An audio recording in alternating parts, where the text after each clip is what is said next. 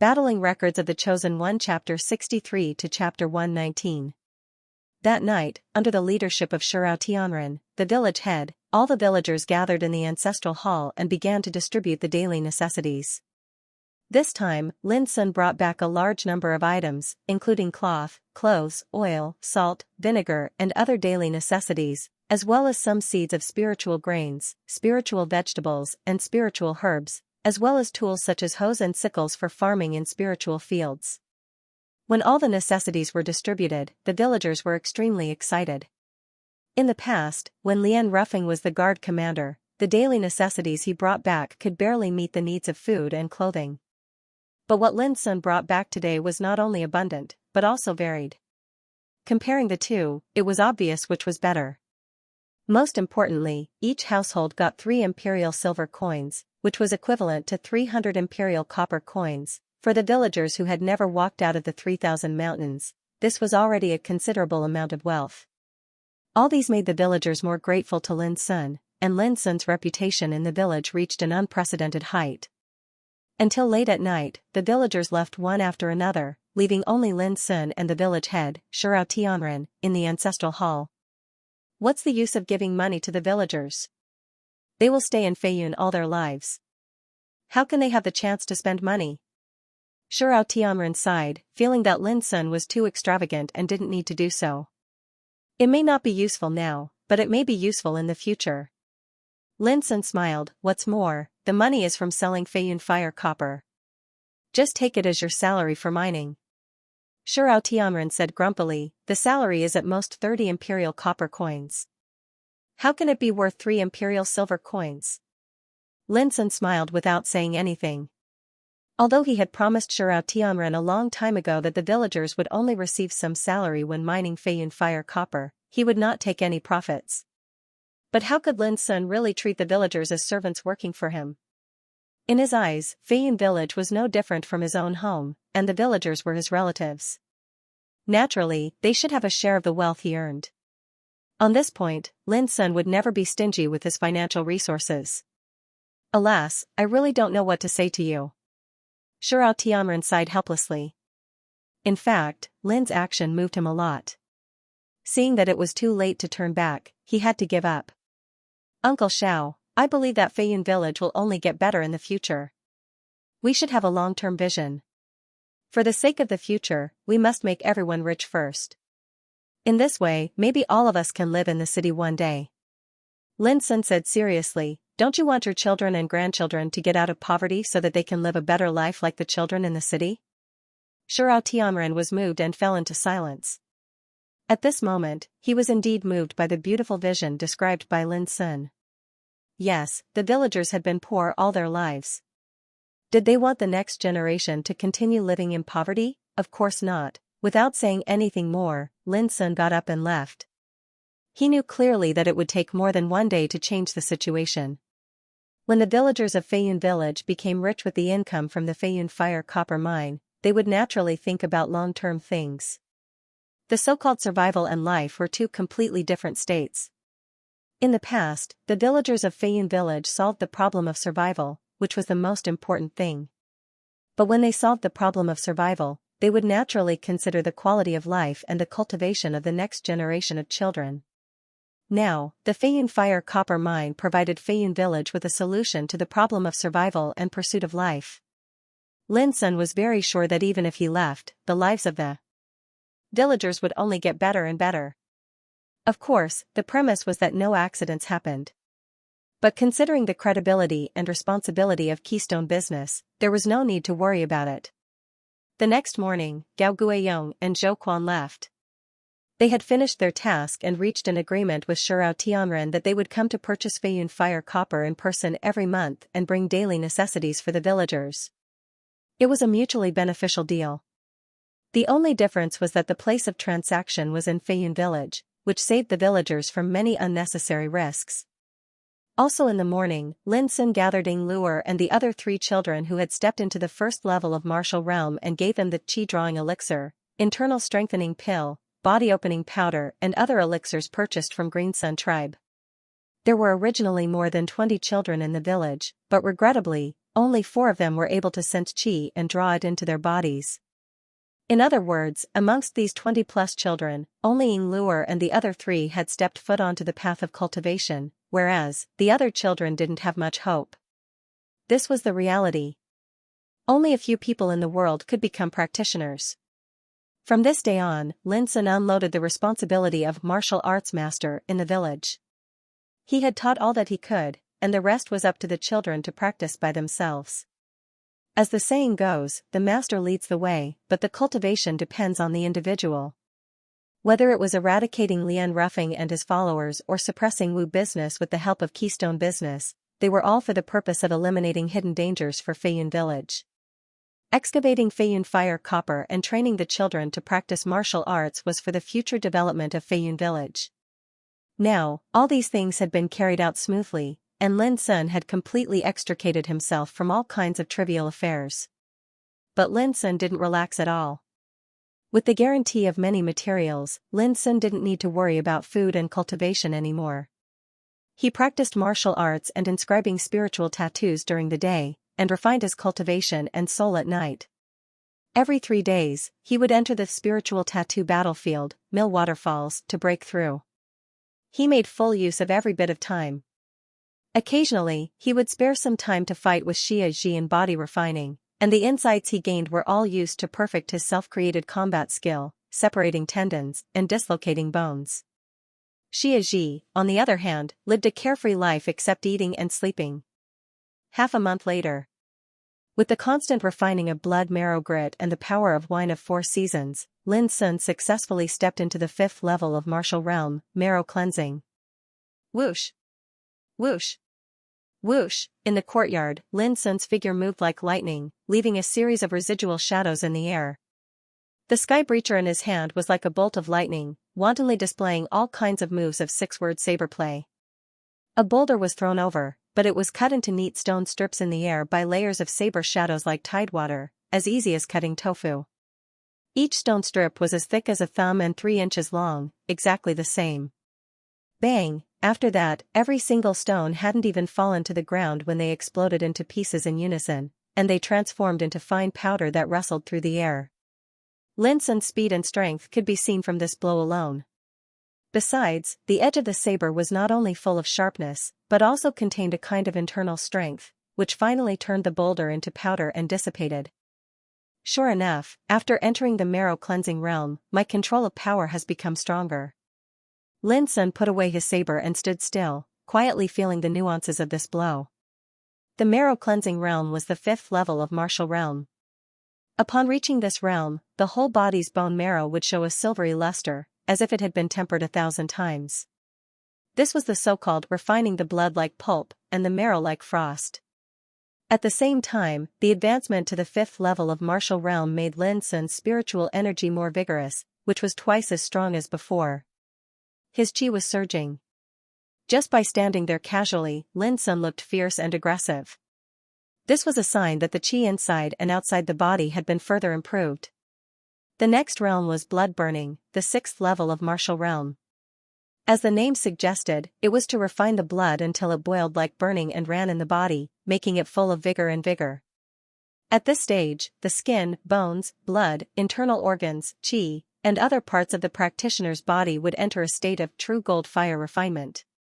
Even if the practitioner's cultivation stagnated in the future, he could easily extend his lifespan to over 100 years old. However, for Lin Sun, who had just entered the 5th level of martial realm, there was still a long way to go before he reached the 6th level of martial realm, blood burning.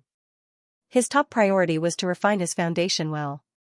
After all, he had just entered a new realm, so he needed a period of consolidation to be familiar with the new power. "Are you going to cultivate like this every day?" Xianxia asked beside him. She was the one who threw the boulder just now. "Of course not." Lin Sun put away the sky breacher and sat at the stone table. He picked up a cup of iced tea and drank it up, feeling refreshed all over. "In about a month, we'll leave here for Donglin town of Xiao Empire. I've thought about it for a long time.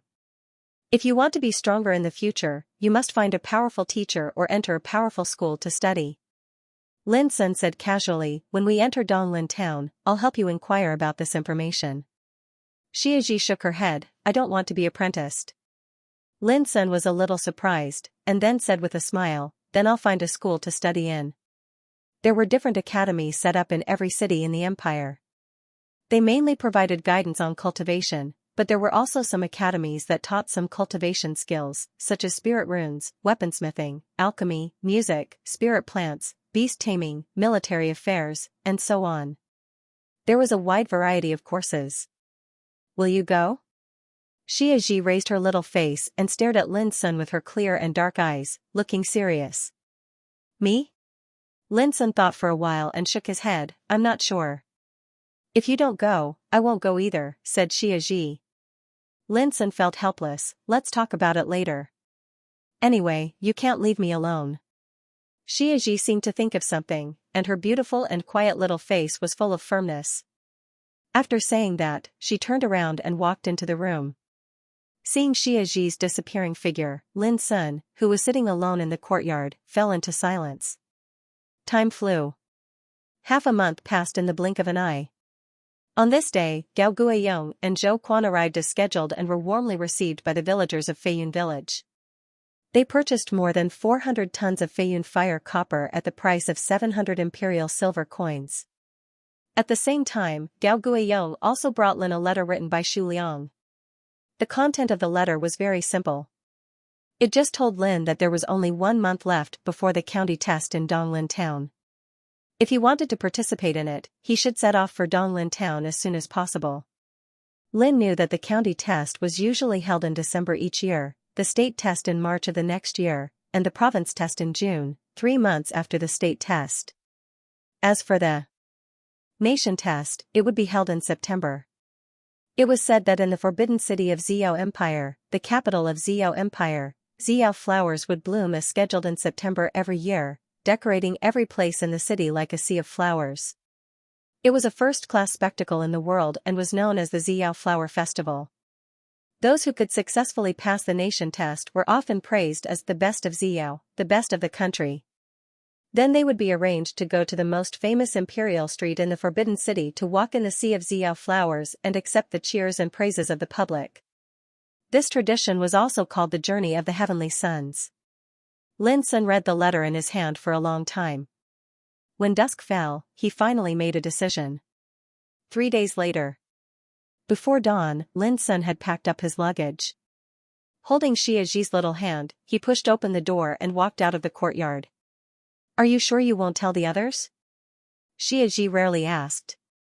No, it's not life and death. It's better not to disturb them. Lin Sun shook his head. In fact, he couldn't bear to see the villagers see them off. However, when they arrived at the entrance of the village, they were stunned. It was still dark, and the mountains in the distance were shrouded in darkness. But the entrance of the village was brightly lit by the raging fire. Shurao Tianren and other villagers, old people and children, were all standing there quietly with torches in their hands. Every face was full of reluctance. Many of them even had tears in their eyes, but they tried hard not to cry out. No one spoke. The atmosphere was silent, and only the sound of the wind could be heard. Lin Sun was completely stunned, unable to calm down for a long time. Let's go. Shurao Tianren took a deep breath and said in a low voice, Don't say anything. We just want to send you off. Lin Sun nodded and mounted the scaly horse with Xiaoji in his arms. The horse's hooves knocked on the ground, making a crisp sound, which was particularly loud in this quiet atmosphere. Many children couldn't help but want to rush forward, but they were firmly stopped by the adults by their side. There were also some women who couldn't help but lower their heads and shed tears, feeling indescribably sad in their hearts. Under the lamplight, Lin Sun looked at each face silently. It suddenly occurred to him that he had been living in Feiyun village for half a year. Not only had Feiyun village changed a lot, but also he himself had changed a lot. Now that he was leaving, when could he return to his hometown and see his old friends again? Lin! Suddenly, a shout rang in Lin's ears, waking him up from his messy thoughts. He turned around and saw Shurao Tianren, the village head, saying in a low voice, Remember, Feiyun village will always be your home. If you're too tired outside, don't force yourself. Feiyun village will always wait for you to come back. Waiting for you. The villagers couldn't hold back their emotions anymore and shouted in unison. Their voices full of expectation echoed in the night. Lin Sun took a few deep breaths, laughed and waved his hand. Then he drove the scaly horse to gallop away. At that time, the first ray of light tore through the darkness at the break of dawn, sprinkling the first ray of light between heaven and earth, illuminating the mountains and rivers and bathing the young man on the horse in a dazzling light. The frozen scene at that moment was destined to be unforgettable for all the villagers in Feiyun village. Even when Lin Sun's figure disappeared in the boundless sky, the villagers still didn't disperse. They couldn't help recalling many past events in their minds. When Lin Sun came to Feiyun village for the first time, who could imagine that it was this young man who helped them resolve one crisis after another? Who could imagine that Feiyun village had undergone earth-shaking changes in just half a year because of his arrival? The villagers were not stupid. Of course they knew that Lin Sun really regarded Feiyun village as his home, and they also regarded Lin Sun as one of their own. The only pity was that they all knew that people like Lin Sun were not destined to stay in Feiyun village for a lifetime. The outside world was his stage. Lin Sun, will we come back in the future? Yes. Those people are very nice. Of course. From now on, it may be difficult for us to meet people who are as nice to us as they are. Yes. Xianxia, the outside world is very big, and there are many unimaginable dangers. I will do my best to protect you. As long as you don't leave me, I won't feel wronged. Haha, how could I leave you? In the boundless mountains, Lin Sun galloped wildly on the horse. The cold morning wind blew on his face, making his handsome and angular face look extraordinarily firm. Xianxia sat in Lin Sun's arms with a faint smile on her beautiful and tranquil face. Her world was so small that it could only contain Lin Sun alone. 3 days later, Lin Sun came to Green Sun tribe and met Shueliang. He left Green Sun tribe in the afternoon with a map to Donglin town given by Shueliang and headed north. At the same time, Yan Zhen, the shopkeeper of Keystone Business in Green Sun tribe, sent a letter to Donglin town thousands of miles away. The letter was addressed to Mu Wansu, the person in charge of Keystone Business in Donglin town. The content was very simple. It only said, Lin Sun has gone to Donglin town and is expected to arrive in 2 days. The letter was carried by a green feather falcon and fell into Mu Wansu's hands in only 6 hours. At that time, Mu Wansu was taking a bath. Seeing the letter, she tore it up and said leisurely, come on. Anyway, I have the final say in Keystone Business in Donglin town. As long as you little bastard are in Donglin town, don't expect to have anything to do with Keystone Business. As she said, she got up from the bathtub. Her graceful and proud white body was covered with water droplets, as if it was shining with an attractive luster. Mu Wansu put on a loose bathrobe and stood in front of a huge bronze mirror, wiping her wet hair with a clean towel. There was a kind of indescribable beauty in her languid manner. Immediately, she seemed to think of something. A pair of black eyebrows raised sharply like a blade. No, Keystone Business can't even buy and sell goods with this little bastard in the future. We must cut off any contact with him. Didn't the eldest child say that this little bastard will become a great person in the future? I'd like to see whether he can keep a foothold in Donglin town without the help of Keystone Business. Thinking of this, Mu Wansu's red and full lips curled up into a smile, and her beautiful eyes became blurred. She murmured, Lin Sun, don't blame me for being ruthless. It's you who made me angry before. You must remember in the future that if a woman misses you, the consequences will be terrible. At the same time, in Wu business of Green Sun tribe. Shopkeeper, we've sent someone to Feiyun village to investigate.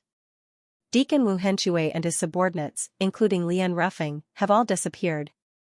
I'm afraid the result is just as you expected. They've all met with an accident. In addition, just this evening, the spy sent back the news that Lin Sun has set off for Donglin town, accompanied by only a little girl. A subordinate came to report. Wu Deong listened quietly, and his face changed for a long time. Finally, he gritted his teeth and said, of all the places to go, he chose to go to Donglin town. Isn't he throwing himself into a trap? That's the base camp of Wu family. Although Keystone Business also has industries in Donglin town, as long as we seize the opportunity, we may be able to take advantage of the situation to get rid of this boy. For a whole month, whenever Wu Deong thought of Wu Henshui who disappeared and Mad Dog Wu Jia and others who were killed, he felt like needles in his heart. Especially since the matter was stopped by Keystone Business that day, the reputation of Wu business in the Green Sun tribe had plummeted to the bottom, becoming a laughingstock. This made Wu Deong more resentful. Now, hearing that Lin Sun was going to Donglin town to make a living, Wu Deong immediately smelled the smell of opportunity.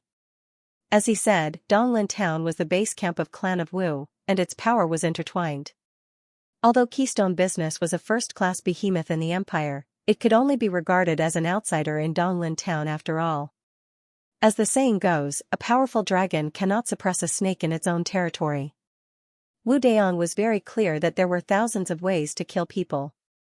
It was not necessary to deal with Lin Sun openly. As long as he arranged some means and was careful, it was enough to eradicate Lin Sun silently. At that time, even if this matter was known by Keystone Business, Clan of Wu would never admit that it was done by themselves, and the consequences would naturally not be so serious. Having figured this out, Wu Deong could no longer hold back. That night, he hurriedly left Green Sun tribe with several guards and rushed to Donglin town. Shopkeeper, bad news. Wu Deong has taken people to Donglin town at night. I'm afraid that he has heard the news about Lin Sun and intends to harm him.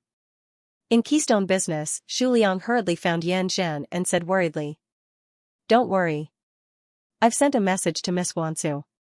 Yan Zhen said indifferently, with Miss Wansu's help, no matter how rampant Clan of Wu is, how dare they offend Keystone Business because of Lin Sun? Hearing this, Shu Liang was relieved. But neither Yan Zhen nor Shu Liang knew that Mu Wansu had made a plan to draw a clear line with Lin Sun. Similarly, Lin Sun probably didn't know that so many things had happened secretly because of his trip to Donglin town. Li Ji's bookstore in Dongxin City. This was an unremarkable small bookstore, located in the deep corner of a bustling street. It was quite remote, so business was naturally poor. The owner, surnamed Li, was an old man in his twilight years. At this time, he was drowsily supporting his forehead with his hand behind the counter. In the bookstore, there was only a teenager selecting books in front of the bookshelf. The atmosphere was quiet. The teenager was about 13 or 14 years old, but he was thin and slender, with a delicate and warm face. He was dressed in coarse gray clothes, but looked fresh and clean. It was Lin Sun. Before long, Lin Sun selected 4 more books and came to the counter. He said softly, "Uncle." The old man suddenly woke up and said with a smile, "Well, let me have a look." Imperial Mountains and Rivers, Imperial History, Basic Handbook of Cultivation, Spiritual Tattoo Collection. The old man raised his head and said in surprise, "Nowadays, young people are rarely interested in these kinds of knowledge. It's rare to see someone who likes reading as much as you do." Lin Sun smiled slightly, "Uncle, how much are these 4 books?" The old man said casually, 20 copper coins if you want." After paying, Lin Sun picked up the books and hurried out of the bookstore. The night outside was as dark as ink, but the rows of buildings in the distance were brightly lit, as beautiful as stars falling to the earth. Lin Sun hurried along the street in the night breeze. Before long, he turned into a shop called Tiger Fruit Juice. He took out 5 copper coins and bought a large cup of sweet and sour cloud fruit juice. This was the signature drink of Tiger Berry Shop. It was blended with several spiritual materials such as poria leaf, purple floating vine, cloud fragrant fruit, and some spiritual vegetables. Not only did it taste sweet, the key was that it didn't have many impurities. It was extremely suitable for cultivators to drink. Holding the books and fruit juice, Lin Sun shuttled through the crisscrossing streets without a moment's rest. Before long, he came to an extremely prosperous and spacious street. The streets were filled with people and endless streams of horses and carriages. Multicolored lights adorned the buildings on both sides of the street. It was gorgeous and bright. Many passers-by wore gorgeous clothes. Treasure carriages shuttled back and forth. From time to time, practitioners riding scaly horses, antlers, and other mounts galloped past. Some peddlers set up their stalls and frequently called out. The bustling noise continued to ferment in the air above this bustling street. This was the most famous street in Donglin town. It was 8,000 feet long, so it was also called 800 Street. In the center of this street, there were all kinds of top businesses, restaurants, inns, elixir stores, and spiritual material stores in Donglin town. Everything that one could ever want could be found here. Each shop was a well-known money-squandering den in Donglin town, backed by various influential cities. Therefore, almost all the customers were practitioners with high social status, which ordinary people could not afford. At the east end of 800 Street, there was a school named Donglin School, which was sponsored by the imperial government. Every year, it would recruit students and impart knowledge to them. It was very famous. As long as one passed the examination, he could practice in it after paying the tuition fee. Among all the cultivators in Donglin town who were interested in cultivation, it was a great honor to be able to study in Donglin School. Lin Sun happened to pass by Donglin School on his way. He couldn't help but take a few more glances at it.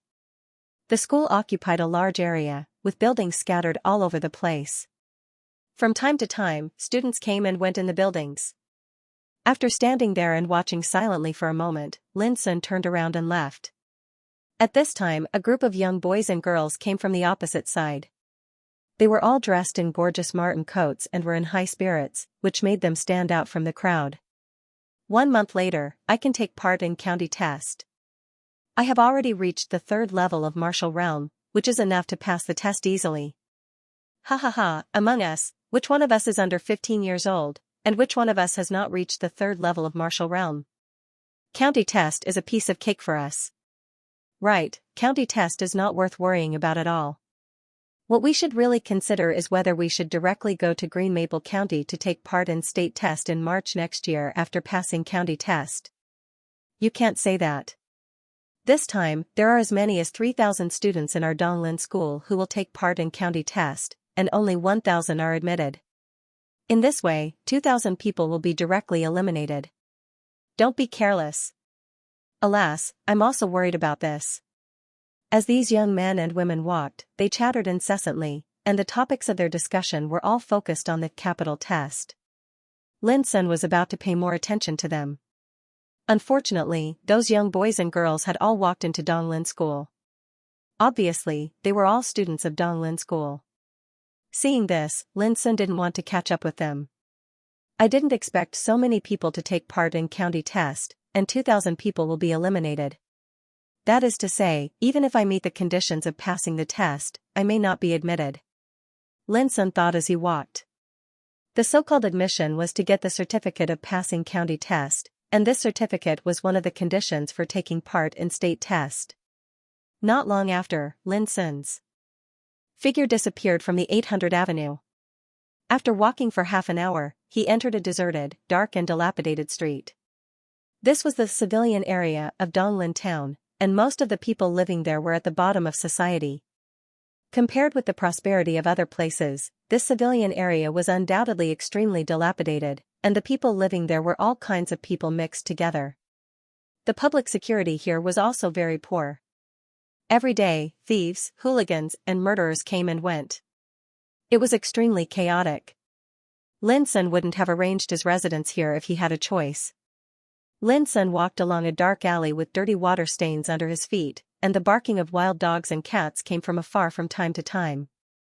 At the corner of the alley, a man with a protruding mouth and monkey cheeks suddenly rushed out and greeted Lin Sun with a smile. "Hi, buddy, are you alone?"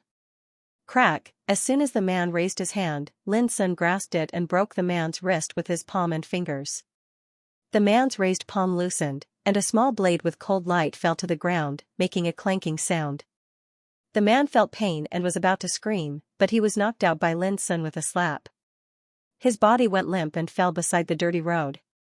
From the beginning to the end, all the actions happened in a flash, neat and tidy, and came to an end in an instant. Lin Sun seemed to be used to this kind of thing. With a natural and calm look, he walked forward. Not long after Lin Sun left, 2 sneaky figures appeared at the corner of the alley again. When they saw the man who fainted on the ground, one of the fat men couldn't help but gloat. "How many has it been?" The other man counted with his fingers. "The young master moved in 7 days ago. This is the 19th person who has been killed by him. Haha, Rottenhead Zhang used to be a clever man, but he is so stupid today that he wants to kill this young master. Doesn't he know how Snake Boss died? he has eyes but fails to see. Now in this area, who doesn't know that there is a ruthless young master who kills people without blinking in courtyard 49 deep in the alley? Well, it's time for us to take action. As they said, the two men leaned over and groped the man called Rotten Head Zhang. After getting more than 10 copper coins, they left happily. In courtyard 49 deep in the alley, Lin Sun pushed the door open and entered. Boom, a gust of wind from a fist tore through the air, and it was filled with a terrifying aura. It smashed into the air, causing the air to explode and scatter, emitting a dull explosion. Lin Sun didn't move and said helplessly, "It's me." Suddenly, the fist wind disappeared and everything returned to calm. The young and delicate figure of Xianxia appeared in front of him. "I know it's you." If it were someone else, he would have died. Xianxia stepped forward, took a cup of cloudy fruit juice from Lin Sun naturally, and turned away. Lin Sun shrugged his shoulders with a smile and followed her in. The courtyard was not large. In the center of the courtyard, there was a big locust tree with an umbrella-like crown and shade. On the other side, there were 2 houses and a kitchen. After thorough cleaning, it was quite quiet and tidy. In the room, a southern spirit incense candle was lit. The candlelight was bright and emitted a trace of calming fragrance. Lin Sun sat at the desk, reading the books he had bought. Xianxia sat quietly on a stool on one side, sipping the cloudy fruit juice in the cup. 7 days ago, they came to Donglin town. However, when they were looking for a place to live, they found that it was impossible for Lin Sun to rent a good place in the town with only 300 silver coins. Living in an inn was not only expensive but also unsuitable for long-term living with too many people. Lin Sun had no choice but to rent this courtyard in this civilian area. The rent was surprisingly cheap, only 30 silver coins a year. But after 7 days of living, Lin Sun finally understood why the rent was so cheap. It was because this place was too chaotic, with crooks mixed in with honest people and all kinds of scums. On the first day, a man nicknamed Snakehead led a group of local ruffians to collect protection fees. On the second day, Lin Sun went out to buy daily necessities. When he returned home, he saw 3 dead bodies lying in the courtyard. After asking Xianxia, he found that they were 3 thieves. On the third day, Lin Sun was stopped in the street by a group of people who had been lying in ambush and wanted to rob him. On the fourth day, Lin Sun met a group of villains who tried to rob a woman. He immediately went to her rescue, but it turned out that the woman was in cahoots with those villains. On the 5th day, in a word, in the 7 days since Lin Sun moved here, all kinds of thieves, hooligans, scoundrels, and villains came and went like wild dogs smelling blood. Of course, those people had a miserable end, and many of them had even disappeared from the world. But Lin Sun was very clear that if he dealt with these thieves every day, it was hard to guarantee that nothing would go wrong. Most importantly, he had Xianxia by his side. He didn't want the little girl to grow up in such a dirty and dangerous environment. As for the reason, it was very simple. Lin Sun grew up in the dark environment of the mine prison. Since he was a child, he had seen many cruel, cunning, bloody, and vicious tricks, as well as many villains whose hands were stained with blood. Compared to these villains, the local ruffians who occupied this civilian area were as pure as white lotuses. They were as obedient as inexperienced chicks, and they were not intimidating at all.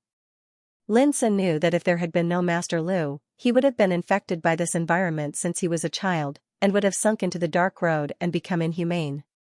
In view of this, Lin Sun naturally wouldn't let Xianxia live in such a dirty and dark environment. But if he wanted to move, he would need a huge sum of money, which Lin Sun couldn't do for the time being. So now, what Lin Sun was most concerned about was not how to pass the county test, but how to make money. Without money, one couldn't do anything. After entering Donglin town, Lin Sun deeply understood the meaning of this sentence. Clothing, food, shelter, and transportation all needed money, and as a practitioner, his expenses were far beyond the imagination of ordinary people. For example, ordinary people only needed food, but practitioners were different.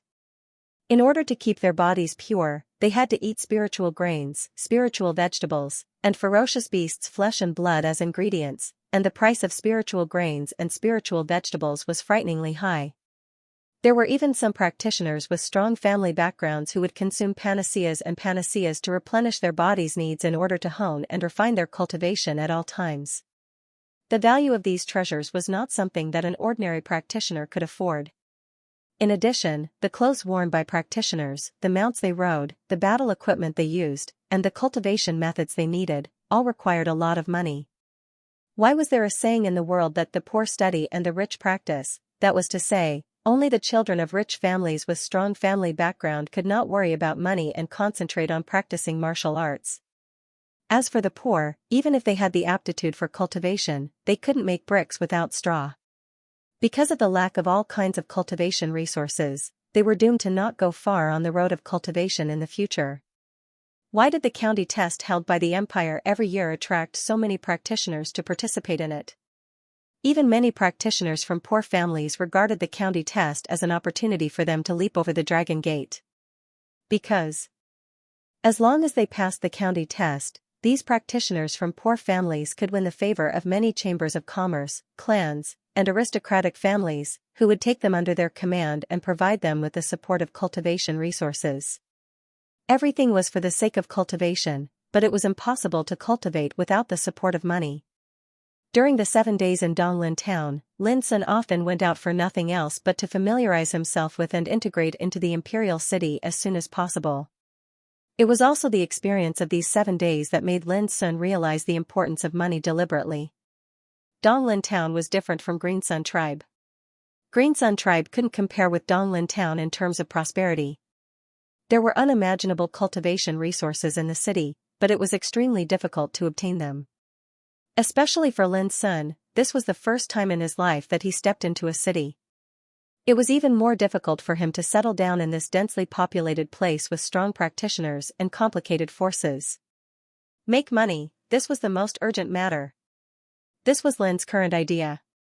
Only by making enough money could he and Xianxia move to a new living environment, obtain more cultivation resources, and live a better life in Xiao Empire. At the desk, Lin Sun suddenly sighed softly. Summer Solstice looked up and asked, "What's wrong?" Lin Sun closed the book in his hand and shook his head, "Nothing." The name of the book was Imperial Mountains and Rivers, which he had just bought from Li Ji's bookstore tonight.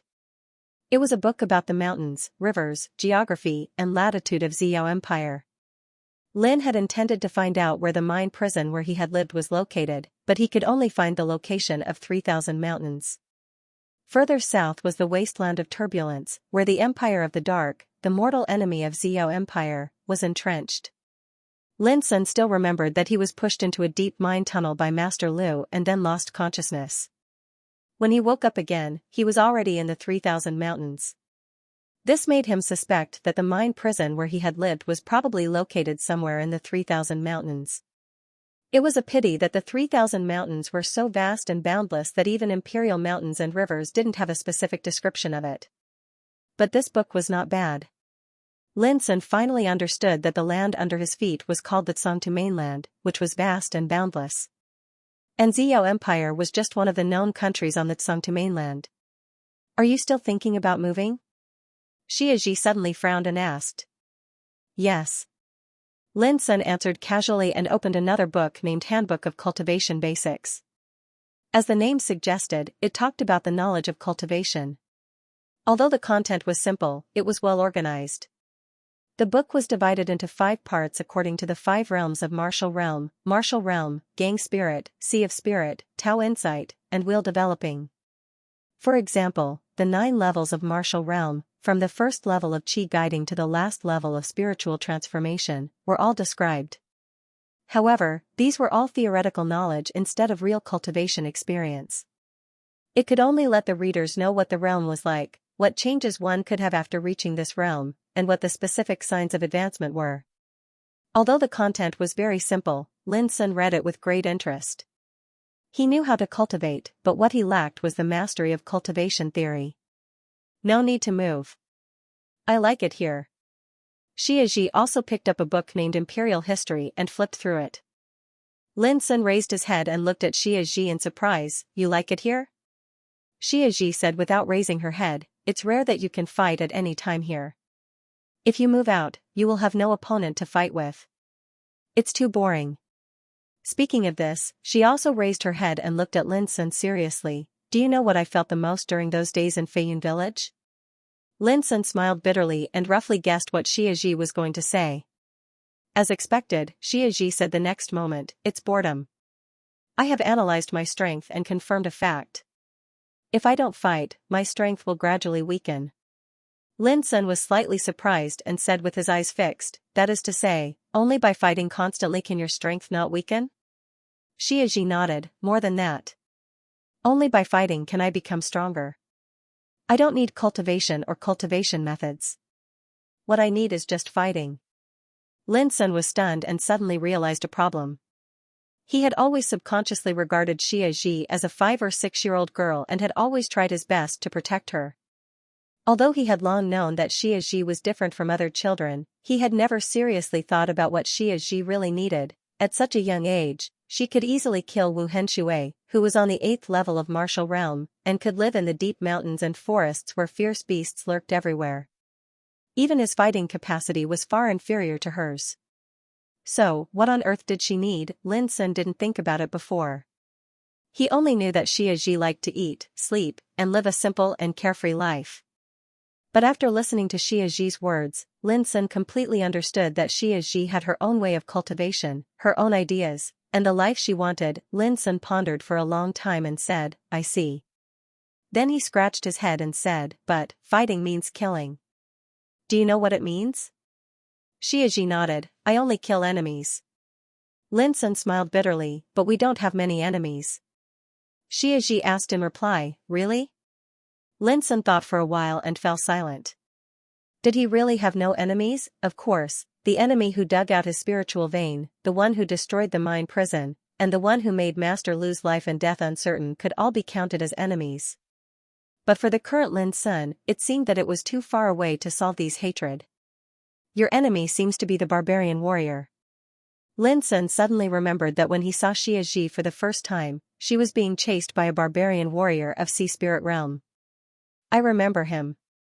When I become stronger, I will kill him myself.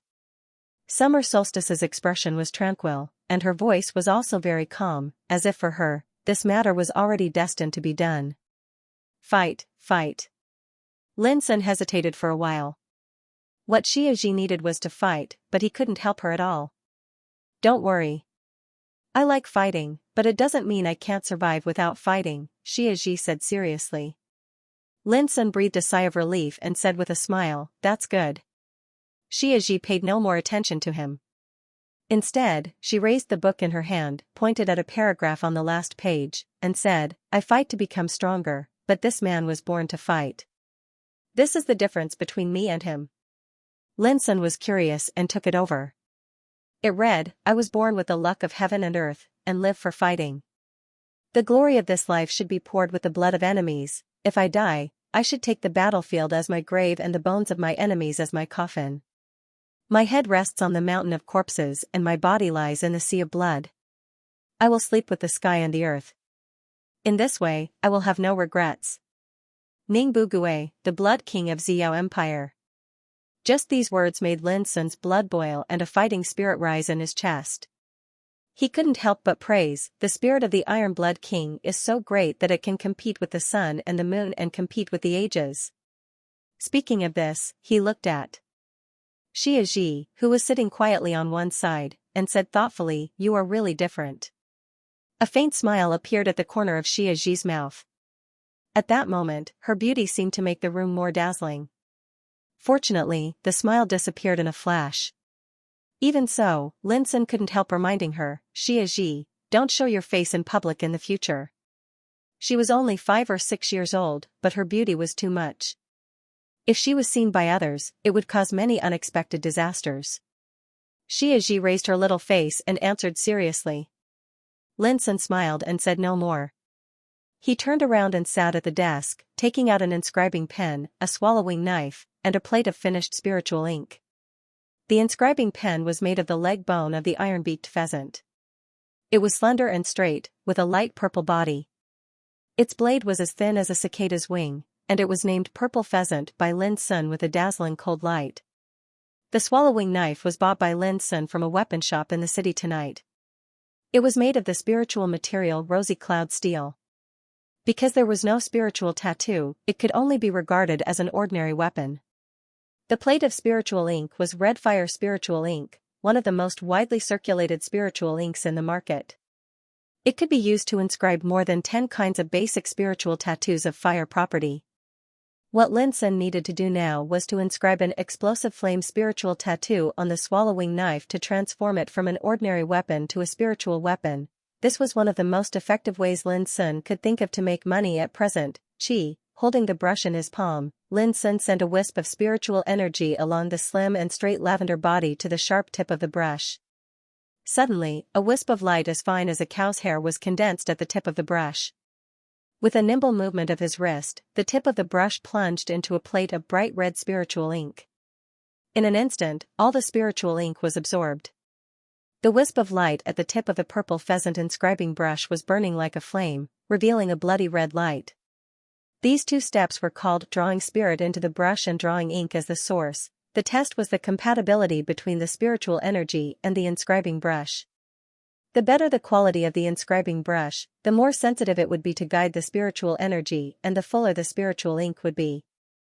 At this moment, Lin Sun sat in front of the desk with a solemn look on his face. His back was as straight as a spear, and he gazed at the swallowing saber on the desk with his deep black eyes. Without hesitation, he lifted the brush and dropped the ink.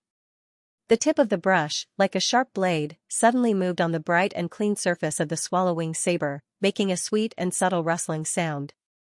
Strands of crimson veins that were as fine as hair flowed out from the tip of the brush, like ink blooming in a clear river. It was light and graceful, with a kind of mysterious beauty. Lin Sun's wrist was like a nimble snake, controlling the tip of the brush in his palm to draw with precise, clean and smooth movements.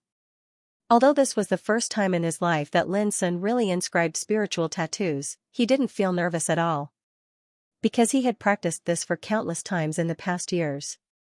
He had already memorized the details of each spiritual tattoo and the key to each stroke of the brush. These were all learned from Master Lu since he was a child. At that time, he dealt with all kinds of basic spiritual tattoos every day. The secrets hidden deep under the complicated patterns had been discovered and mastered by Lin Sun a long time ago. The explosive flame spiritual tattoo inscribed in front of him was one of the basic spiritual tattoos. When he killed Lian Ruffing and others at the entrance of Feiyun village, the arrows were inscribed with explosive flame spiritual tattoo. But this time, the explosive flame spiritual tattoo was different, because this time he was going to refine a real spiritual weapon. What was a spiritual weapon? It was a treasure that could completely match the Ling power of the Xianxia and unleash great power. The only difference between spiritual weapons and ordinary weapons was that spiritual weapons had spiritual tattoo patterns, which gave them incredible power. The explosive flame spirit pattern that was engraved on the arrow last time was only a semi-finished product. The quality of the spirit ink used could only be considered normal. This kind of arrow would be completely useless after one use, so it could only be considered a semi-spirit weapon. This time, Lin specially bought a swallowing saber and a plate of high-quality red fire spiritual ink. The explosive flame spiritual tattoo to be inscribed must be complete, rigorous, and completely integrated with the material of the swallowing saber. Only in this way could it be called a true totem, and only in this way could it be used by cultivators to display great power. Although Lin Sun had already memorized all the mysteries of the explosive flame spiritual tattoo and practiced it countless times in order to inscribe this spiritual tattoo, he still dared not be careless at this moment. The reason was very simple. The process of refining a spiritual weapon seemed simple. All it needed was a carrier, namely a weapon, and then inscribe the spiritual tattoo pattern on it. But when it came to refining, there were extremely harsh requirements. It was universally acknowledged that to refine a spiritual weapon, a spiritual tattooist must have the cultivation of Gang spirit realm in order to support the inscribing of a complete spiritual tattoo pattern. Otherwise, the inscribing of the spiritual tattoo would be stopped halfway due to the lack of spiritual energy. Naturally, it was impossible to refine a real spiritual weapon. Lin Sun now only had the cultivation of marrow cleansing, the 5th level of martial realm, which was far from the Gang spirit realm. Fortunately, inscribing spiritual tattoo was not a test of cultivation, but the amount of spiritual energy in the body, which made Lin Sun, who had a strong foundation of spiritual energy, make up for this shortcoming. Speaking of which, the spiritual energy in Lin Sun's body was indeed huge, strong and pure without any impurities, all thanks to the 4 spiritual vortexes on the heart vessel and 4 acupoints. After being refined by the spiritual vortexes for 4 times, it could be said that Lin Sun's cultivation was no different from that of other practitioners on the 5th level of martial realm, but the purity and strength of the spiritual energy in his body was far beyond that of others. This was also the reason why Lin Sun dared to refine a spiritual weapon even though he was only on the 5th level of martial realm. Chi-Chi swallowing and spitting flames, the tip of the brush kept inscribing, leaving fine and dense red lines on the surface of the swallowing saber. As time went by, Lin Sun's soul perception and spiritual energy were perfectly integrated on the purple pheasant inscribing brush in his palm. While the spiritual energy in his body was constantly being consumed as time went by, it was far from the point where he could not make ends meet. Lin Sun, who was concentrating on inscribing spiritual tattoo patterns, didn't notice that the surface of the gate to heaven floating quietly in his sea of consciousness suddenly flashed with a light, and then it instantly became calm again. At the same time, Lin Sun just finished the last line of the explosive flame spiritual tattoo. When the tip of the brush fell, a wisp of imperceptible breath quietly condensed in the tip of the brush. At this moment, Lin Sun felt as if his wrist was grasped by an invisible hand. Without any hesitation, he subconsciously turned the tip of the brush, and the last line came out of his hand so naturally and without any sluggishness. But when he raised his wrist and looked at the completed explosive flame spiritual tattoo, Lin Sun couldn't help but be stunned. It looked exactly the same as the one he was familiar with, but he always felt that there was a trace of unspeakable strangeness in this explosive flame spiritual tattoo. Was there something wrong with his mind? Before Lin Sun could perceive it carefully, he heard a buzzing sound.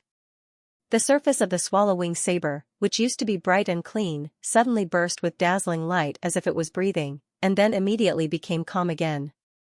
Looking at the surface of the swallowing saber, there was a touch of flame-like red light. Compared with the past, it had more compelling spirituality and dazzling sharpness. Seeing this scene, Lin Sun was immediately overwhelmed with endless joy. Without thinking about anything else, he raised his hand and picked up the saber. Boom! When the spiritual energy poured in, the swallowing saber suddenly burst into a dazzling light, illuminating the whole room. With a slight wave of the saber, Lin Sun could even hear bursts of explosions, like the eruption of magma and the explosion of flames. It was really a success. Lin Sun's eyes brightened, and he couldn't help but be in a trance. He was sure that the swallowing saber had transformed from an ordinary weapon into a real spiritual weapon.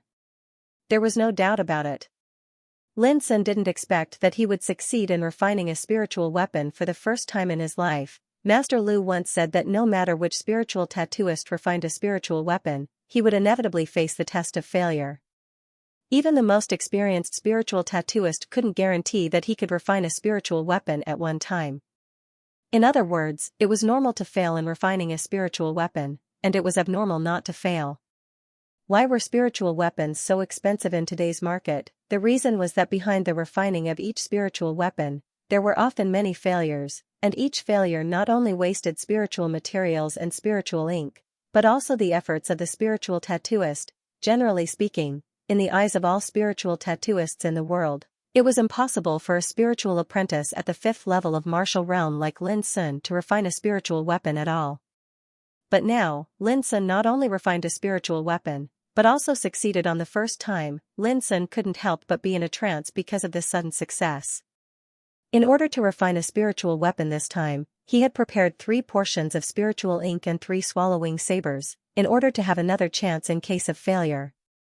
Who would have thought that all these preparations were in vain? It was so unexpected. Lin Sun stared at the swallowing saber. No, it should be called explosive flame saber now, in a daze.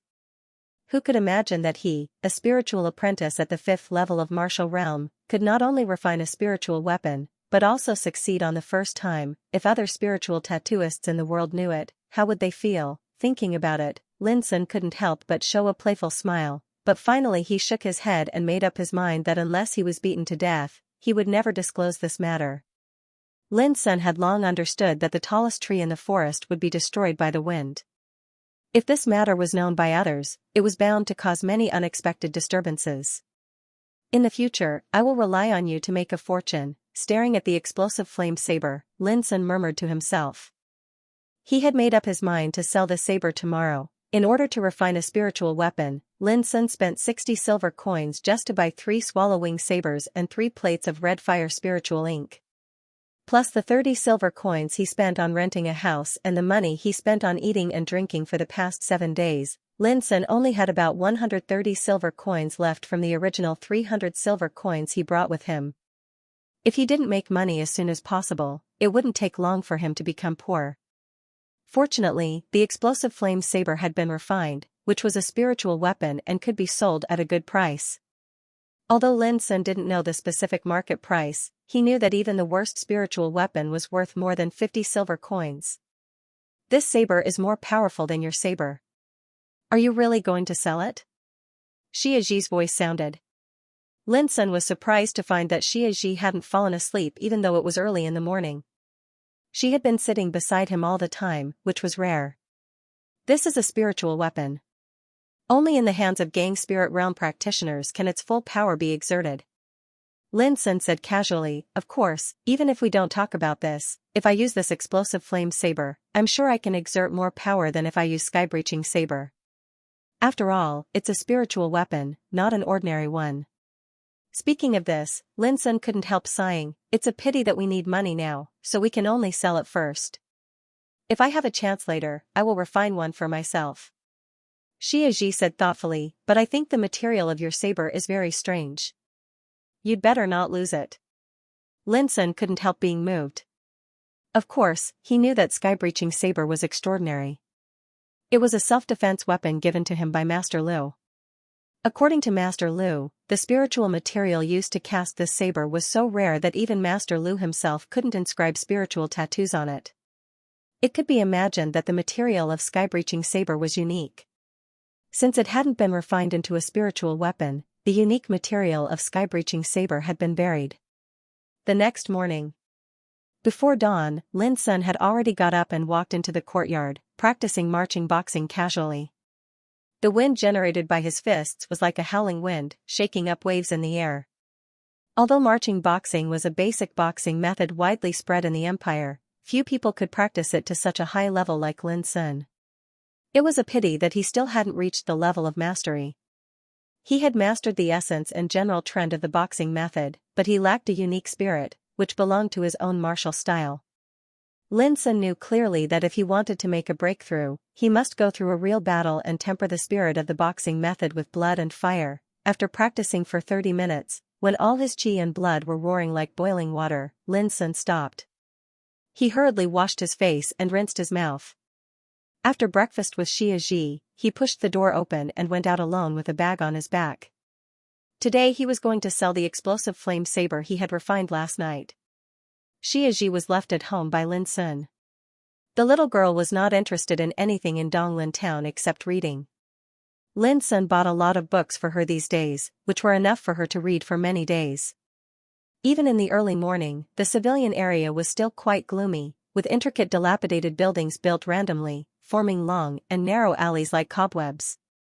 Walking in it was like walking in a maze. Fortunately, Lin Sun had a good memory, so he didn't get lost. But after walking for a short time, he seemed to notice something and stopped at once, saying, "My 2 friends, if you don't come out, don't blame me for being rude." Before his voice died away, 2 figures hurriedly walked out from the corner of the alley on one side. They were 2 men, one fat and one thin. As soon as they came out, the fat one shouted, "Young Master, please calm down. We've been waiting here because we have something to discuss with you." Lin Sun raised his eyebrows, "What's the matter?" The fat one hesitated and glanced at the thin one beside him. The skinny man rolled his eyes and said with a flattering smile, "Young master, to tell you the truth, ever since you killed Snake Boss a few days ago, some people have started to break the rules. All kinds of dirty things have happened, causing many brothers and sisters who live nearby to be angry but dare not say anything." Lin Sun didn't know whether to laugh or cry. It was ridiculous that these 2 guys dared to complain that others did dirty things at first sight. The 2 of us were thinking that we couldn't afford to lose a leader in this area. So, we wanted to invite you, young master, to come out and hold the fort. The skinny man said quickly, "Of course, I won't let you work for nothing." According to the usual practice, as long as you are a beggar in this area, you will be given a sum of money every month. What do you think? Lin Sun finally understood that these two guys wanted him to play the role of boss in a sense. But he was not interested in it, and he was even more disinclined to associate himself with the likes of ruffians, hooligans, thieves, and murderers. Sorry, I'm not interested, Lin Sun said and walked away. Young master, young master. The fat one was so anxious that he wanted to stop Lin Sun.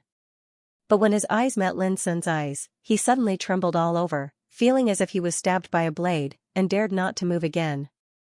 You two go.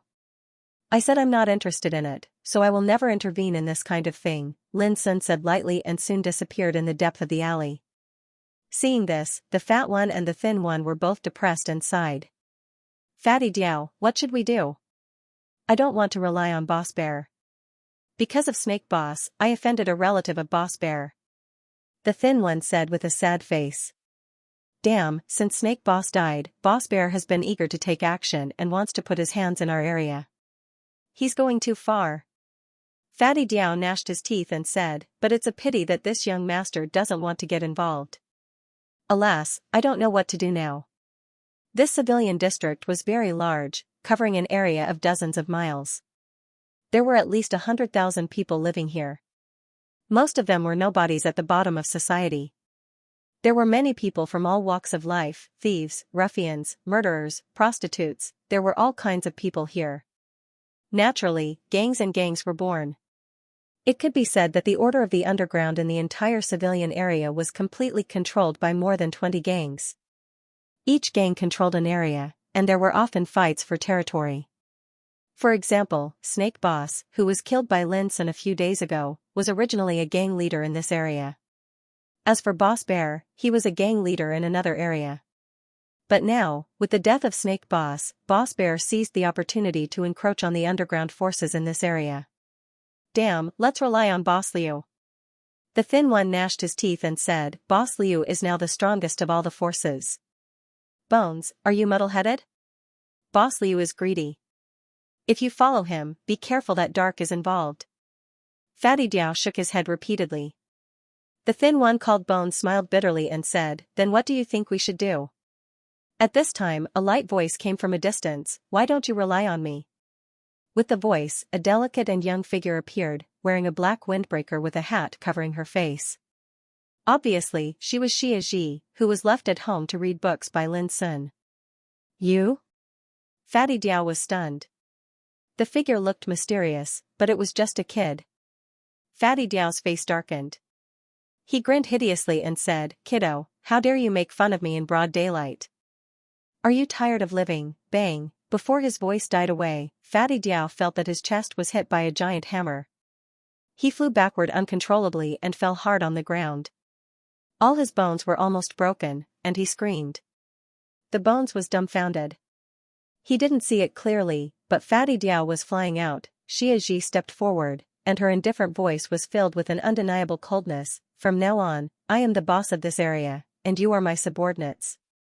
Do you have any objection? The Bones trembled all over. Although he might be facing a child, he couldn't help but feel a touch of fear in his heart. He shook his head repeatedly and said, No, no. What about you?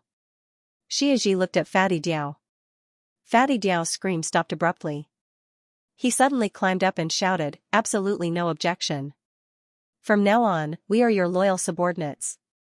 We will go through fire and water for you without hesitation. Bang! Xianxia raised her palm and slapped Fatty Diao's face across the air. He screamed and fell down like a gourd. Then, Xianxia said, I don't like to listen to nonsense. You only need to follow me and obey my orders. Meritorious deeds will be rewarded, and mistakes will be punished. Do you understand? Yes. The fat man and the thin man were completely awed and nodded repeatedly. Well, you go now and tell all your companions in this area that I am your boss from now on. Xianxia nodded and turned to leave. Seeing this, Fatty Diao breathed out a long turbid breath with a look of lingering fear. Then he seemed to think of something and shouted, Boss. Xianxia stopped, anything else? Fatty Diao trembled all over and said repeatedly, I just want to know, what should I call you? Xiaxia suddenly fell into silence and said after a long time, Shuang Mu. Shuang Mu? Fatty Diao and the Bones looked at each other and made a mental note of it. Until Xiaxia's figure disappeared, the Bones whispered, "Are we really going to serve this boss Shuang Mu?" Fatty Diao touched his red and swollen cheek and gasped, "Idiot, didn't you see the slap I just got just now? He hit me across the air. Damn it, only practitioners in the gang spirit realm can do that. Now in this civilian area, there are only 5 or 6 people who can do that, right?" The Bones immediately reacted and said happily, "Now we are saved. Boss Xiong is only at the 8th level of martial realm. How can he compare with our boss Shuang Mu?" Fatty Diao also became complacent. "Although our boss Shuang Mu looks like a child, he is actually a master. If we follow him in the future, maybe we can really make a name for ourselves." The Bones also said excitedly, "Then what are we waiting for? Tell others about it and say that we have a new boss." Fatty Diao nodded repeatedly. If Lin Sun saw this scene, it was unknown what he would think. In the center of the 800 Avenue. This was the most prosperous core area of Donglin town, with tall buildings rising from the ground. The buildings were antique, with green bricks and yellow tiles and carved beams and painted pillars, which were very magnificent. The bustling crowd shuttled back and forth here, each of them dressed in gorgeous clothes, full of style. When Lin Sun arrived here, wearing coarse linen clothes and carrying a bag on his shoulder, he seemed a little conspicuous. From time to time, he could get some disgusted and disdainful eyes. Many young and beautiful women directly avoided him as soon as they saw him. This was not an exaggeration. The 800 Street was the most prosperous money-squandering establishment in the city. The shops, restaurants, and inns that were set up there were not places that ordinary people could spend their money on. Therefore, the people who could come and go in this area were mostly people from well-to-do families. Lin Sun's simple and clean dress became a symbol of poverty in the eyes of others. Lin Sun himself seemed to be unaware of this. He raised his head and looked into the distance, where there was a towering building of dozens of meters high. Keystone business, Lin Sun thought for a while and finally walked in. In the Green Sun tribe, although Mu Wansu's attitude towards Lin Sun was a little bad, she still helped Lin Sun a lot. At this time, if he wanted to sell a spiritual weapon, it was reasonable for him to choose Keystone business first. Besides, Lin Sun would not only sell the spiritual weapon, but also refine and sell more spiritual weapons in the future. He believed that Keystone business would be very interested in it, and maybe they would start a long-term cooperation with him. After all, which merchant would refuse such benefits that were delivered to their doorstep? In any case, Lin Sun could give such benefits to Keystone business at the first time out of the thought of repaying the kindness, rather than coveting more profits. Compared with Keystone business in Donglin town, Keystone business in Green Sun tribe was inconspicuous. As soon as Lin Sun entered it, he felt like he had entered a magnificent palace. It was not only spacious, but also decorated with antique and exquisite antique decorations. Beautiful waitresses, like butterflies flying through flowers, walked beside every guest with a warm smile on their faces, neither humble nor arrogant. Even when they entertained Lin Sun, who was dressed plainly and simply, they were polite and impeccable in etiquette. The waitress took Lin Sun to the exchange area. Before long, an appraiser who called himself Wang came over and talked with Lin Sun for a while. Then he took the explosive flame saber and looked it up and down carefully. After a long time, Wang Lin raised his head and praised, "This explosive flame saber is of good quality. It can be regarded as the best among the low-grade spiritual weapons of human rank. Child, are you really going to sell this treasure?" Lin Sun nodded with a smile. Wang Lin thought for a moment and said, "This treasure is worth 40 imperial silver coins. Are you satisfied with the price?" Lin Sun had just checked at the counter of Keystone business. The price of a low-grade spiritual weapon of human rank was roughly between 30 imperial silver coins to 80 imperial silver coins. From this point of view, the price offered by Wang Lin was not very high, but not low either. Lin Sun didn't care about this. He was here to reach a long-term cooperation with Keystone business, which could be regarded as a repayment. However, at this time a maid hurriedly came over. She invited Wang Lin to the side and whispered something to him. Very quickly, Wang Lin returned and said apologetically, "Young master, please wait a moment. There is an urgent matter that I need to deal with." Lin Sun nodded. Wang Lin left in a hurry. He didn't let Lin wait for long before he returned. However, he seemed to have something on his mind and was a little absent-minded. Lin Sun thought for a moment and took the initiative to say, "Brother Wang, this spiritual weapon." Before Lin Sun finished, Wang Lin waved his hand and said, "Sorry, Keystone Business won't do this business anymore. Please forgive us, child." "Won't do it anymore?" Lin Sun raised his eyebrows and felt a little surprised. Why did this guy's attitude change so much after he left? "Sorry, please forgive us, child." Wang Lin's expression also became indifferent, which made Lin's heart sink. He vaguely guessed something. Suppressing his displeasure, he stood up and said, "If so, I won't bother you anymore. Take care, young master. I won't see you out." Wang Lin's voice was cold and distant. Lin suddenly asked, "Did Mu Wansu ask you to do this?" Wang Lin was stunned. His face slightly changed as he asked, "Young master, what do you mean?" Lin Sun saw his expression and knew the answer in his heart. He couldn't help shaking his head. "Forget it." Without any hesitation, Xianxia left with large strides. Wang Lin sat in a daze for a long time. Finally, he let out a long sigh and stood up to leave. On the bustling street, Lin Sun turned his head and glanced at the magnificent and towering building of Keystone Business, with a smile on his lips. Lin knew that Mu Wansu had always disliked him. Especially after he suppressed Wu Business with the help of Yan Zhen last time, Mu Wansu disliked him more and more. But no matter what, he owed Keystone Business a favor, which could be regarded as Shuan's or Mu Wansu's. Therefore, Lin Sun wouldn't resent Mu Wansu for being rejected today. It was just a business. Since Mu Wansu didn't want it, he would sell it to others. Mu Wansu is really vengeful. Isn't she worried that I would be shameless enough to harass her again and again with Shuan's token? What could she do to me at that time? It's a pity that I'm not thick-skinned enough. Lin Sun shook his head with some self-mockery. Well, judging from her attitude, I'm afraid she intends to draw a line with me. In that case, I'll stay away from Keystone Business in the future. Lin Sun stopped thinking about it and began to walk along the 800 Avenue, observing the various shops on both sides of the street. But soon, someone took the initiative to find Lin Sun. It was a plain-looking man, but his behavior was quite capable and calm. "Child, if I'm not mistaken, you just went to Keystone Business to sell the treasures, right?" The man cupped his hands with a smile, and his voice was gentle and clear, giving people a comfortable feeling like a spring breeze.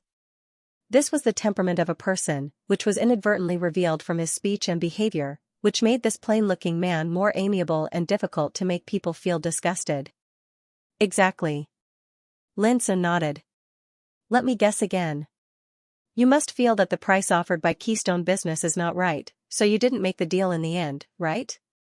The man continued, with a clear voice and a warm smile. "Yes." Lin Sun nodded again. He just entered Keystone Business with a bag and came out with a bag. Anyone could see this if they paid attention to it. The man smiled and introduced himself. "I'm Gu Yanping. Now I have opened a shop called Golden Hall. If you don't mind, would you like to have a chat in my shop?" Lin Sun also smiled. "Shopkeeper Gu, how dare I refuse your kind invitation?" Both of them smiled brightly. Golden Hall was located at the west end of the 800 Avenue. Compared with the prosperity of the central area, this area was relatively deserted. The shop of Golden Hall was not big. It was just a two-story building with green tiles. But when you walked in, you found that although this shop could not be compared with Keystone Business, it was neat and elegant, and ingenuity could be seen everywhere. But the only embarrassing thing was that when Lin Sun walked in, he found that there was no customer in the whole Golden Hall except himself. Gu Yanping looked calm and said with a smile, "My shop has been open for only dozens of days, so there are few customers. Sorry to make you laugh at me." From Lin Sun's point of view, the goods sold in the shops could only be described as scarce and scarce. Some of the counters were even empty, with only the names of the items they were selling marked on them. If an ordinary person entered this shop, they would have some doubts. Could it be that this shop was an empty shell? From this point, Lin Sun roughly judged that Golden Fish Pond could not compare with other businesses in terms of financial resources and background. The only advantage it had was that this shop was located on the 800 Avenue. However, what Gu Yanping said next greatly surprised Lin Sun. Gu Yanping looked calm and said frankly, "Child, I know you have a lot of doubts in your mind. To tell you the truth, even this shop is rented by me. And with my financial resources, I can only pay for half a year's rent." Lin Sun was stunned and said after a while, "Shopkeeper Gu, why do you tell me this?" Gu Yanping said seriously, "Integrity is the most important thing in business, and the biggest advantage I have now is integrity. If I want to develop Golden Hall in the future, it is also inseparable from integrity, so I dare not hide it from you, young master." Lin Sun nodded. He suddenly found that Gu Yanping was a wonderful person. From the very beginning, Gu Yanping had shown extraordinary observation skills. His way of receiving guests was also quite good. He was sincere but particular, which made people unable to dislike him at all. "In that case, please have a look at this saber, Shopkeeper Gu." Lin Sun took out the explosive flame saber and handed it over. Gu Yanping gladly accepted the order.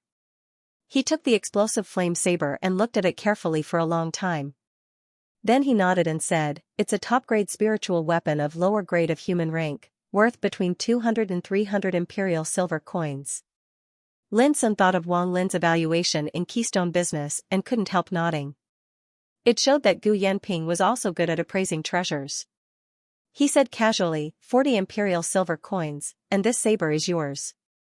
Gu Yanping didn't expect Lin Sun to be so straightforward. After thinking for a while, he said decisively, "Thank you, child. But business is business. My offer is 50 imperial silver coins." As he said, he took out a money bag and took out 50 imperial silver coins, handing them to Lin Sun. "Please accept it, child." Lin Sun put them away silently and said, "Shopkeeper Gu, now I believe that you are sincere in doing business with me. If I sell any spiritual weapons in the future, Golden Hall will be my first choice." Gu Yanping smiled and cupped his hands. "Thank you for taking care of my shop, child." Lin Sun nodded and then left. "Father, we don't have much money in our account." As soon as Lin Sun left, a teenager came out and said helplessly, "Why do you still spend so much money? I think it won't take long for our shop to close down." The young man's name was Gu Liang, and he was the only son of Gu Yanping. When he heard this, he said disapprovingly, "Liang, remember, in the path of doing business, not only does it require boldness and long-term vision, it also requires the courage to cut off all means of retreat." After a pause, Gu Yanping looked resolute and said, "With the resources we have now, if we maintain the business by normal means, there is no way to survive at all. Therefore, we must boldly fight for it. If we succeed, Golden Hall can completely establish a foothold in the 800th Street." Gu Liang couldn't help asking, "What if we fail?" Gu Yanping was silent for a long time, and then he said indifferently, "Then I'll pack up and leave. Since I was expelled from my family by those old guys in Sursa City, I thoroughly understand one thing. If I want to do something, I must rely on myself." As he said this, he picked up the explosive flame saber and walked into the inner chamber. At the mention of being expelled from his family, Gu Liang's eyes suddenly flashed with a fiery anger, which immediately turned into calmness. In the inner chamber, Gu Yanping's expression was focused and composed. He stood there casually with his left hand holding up the saber, and he seemed to have become a different person. His eyes were filled with absolute confidence as if everything was within his grasp, and this caused his mediocre appearance to carry a wisp of strange charm. All of a sudden, the 5 fingers of Gu Yanping's right hand, like a blooming lotus, interlocked layer by layer, instantly pinched a strange handprint, and gently printed it on the surface of the explosive flame saber. Clang, with a clear sound, the surface of the saber was suddenly covered with a flame boiling like lava, burning fiercely, dispelling the darkness in the inner chamber and making Gu Yanping's face red. "Good saber." Although it was a compliment, his expression was calm and indifferent, without any ripples, as if he had been used to this kind of scene. At the same time, the 5 fingers of his right hand changed again, and his fingertips hit the surface of the explosive flame saber in a unique rhythm like playing a zither.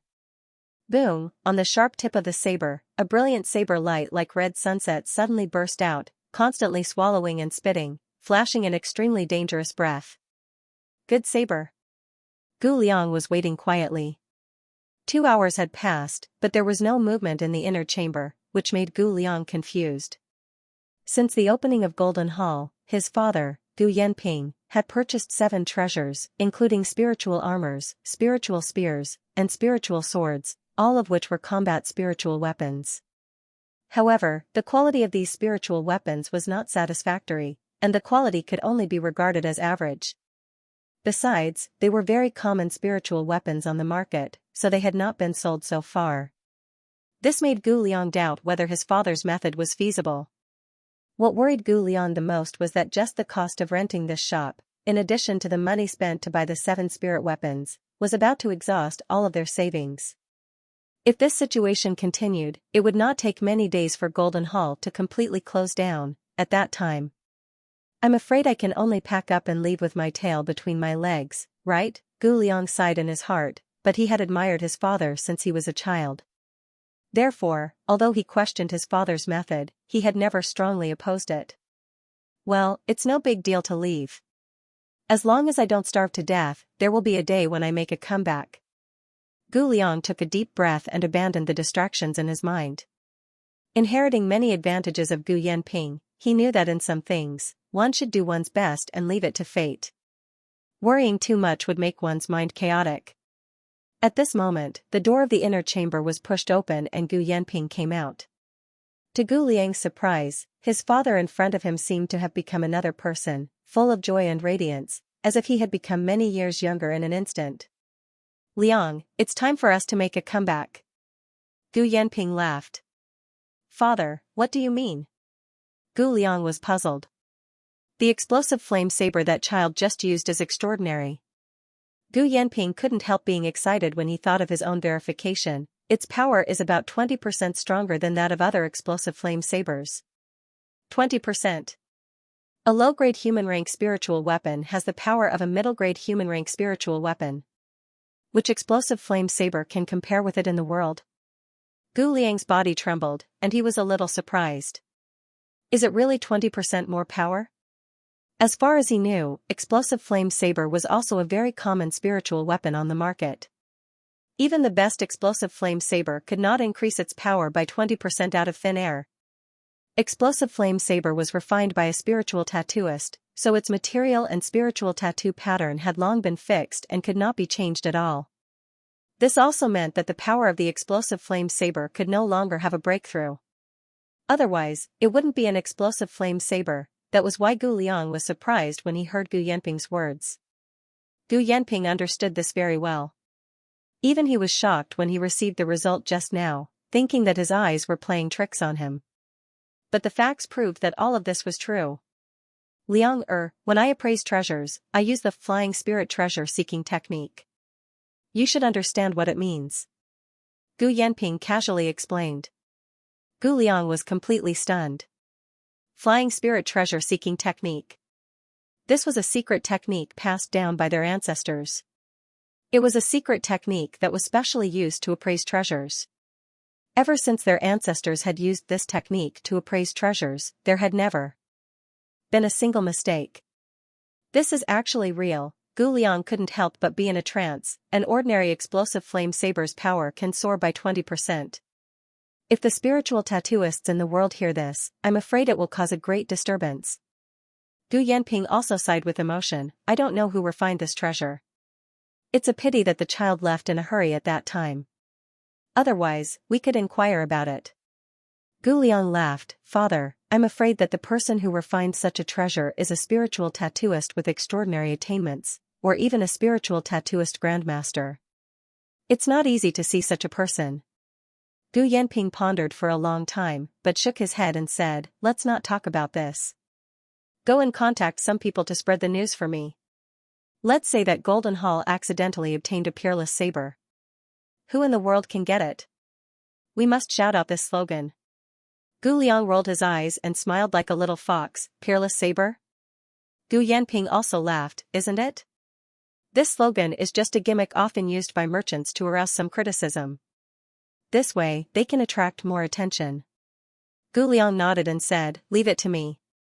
Gu Yanping's eyes were full of confidence and heroism. Whether Golden Hall can gain a firm foothold in Donglin town depends on whether this shot can make a big impact. Keystone business. After Lin Sun left, Wang Lin hurriedly walked into the depths of the hall and walked into a quiet and secluded courtyard after a few turns. In the courtyard, there were waterside pavilions, small bridges, and flowing water. Mu Wansu, in a black dress, sat lazily in a pavilion and was looking through an account book. Her black hair was coiled into a bun, revealing a snow-white goose neck. Her side face was as white as mutton fat jade, outlining a stunning arc in the warm sunshine. It had to be said that Mu Wansu was indeed a rare beauty. But when Wang Lin walked into the courtyard, he dared not look up at Mu Wansu. He bowed his head and said respectfully, "Miss Wansu, Lin Sun has retreated in the face of difficulties." I thought he had understood the meaning of keystone business. Mu Wansu closed the account book in her hand, and a smile appeared on her full and ruddy red lips. She said slowly, "I thought he could stay in Donglin town for a few days. I didn't expect that in less than 10 days, he had to come to sell his spiritual weapon. It seems that he has understood that it is not so easy to gain a foothold in Donglin town." Speaking of this, Mu Wansu suddenly asked, "Didn't he react at all?" In Mu Wansu's view, Lin Sun was a cunning and shameless little bastard. How could he leave obediently after being refused at the door? Wang Lin was stunned and said, "He seemed to know that all this was arranged by you, miss, so he didn't show any emotion when he left." Hearing this, Mu Wansu inexplicably felt something wrong in her heart. But she immediately shook her head disapprovingly, thinking that she had worried too much. Since the first day Lin Sun entered Donglin town, she had seen all his actions. She knew that Lin Sun had to live in the dirty and chaotic place known as the slum because he was short of money. She also knew that he seemed to be thinking about how to gain a foothold in Donglin town. Originally, Mu Wansu thought that although this cunning and shameless young man was not a good person, his means were quite good. Maybe he could really survive in Donglin town by his own means. But today, when she learned that Lin Sun came to Keystone business with a spiritual weapon to sell, Mu Wansu immediately realized that this boy might be desperate and couldn't hold on any longer.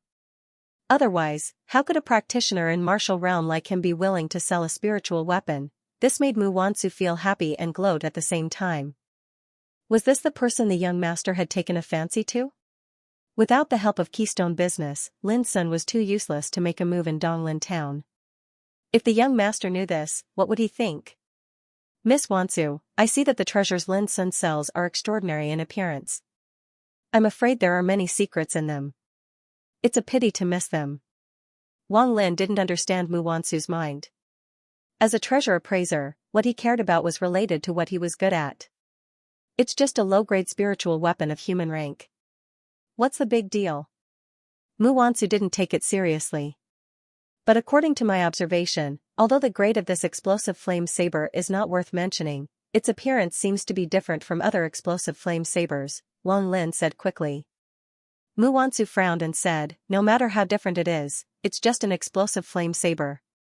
Why are you so persistent? You can leave now." Wang Lin sighed in his heart, shook his head and turned away. "Little bastard, after you sell the spiritual weapon, let's see what else you can sell.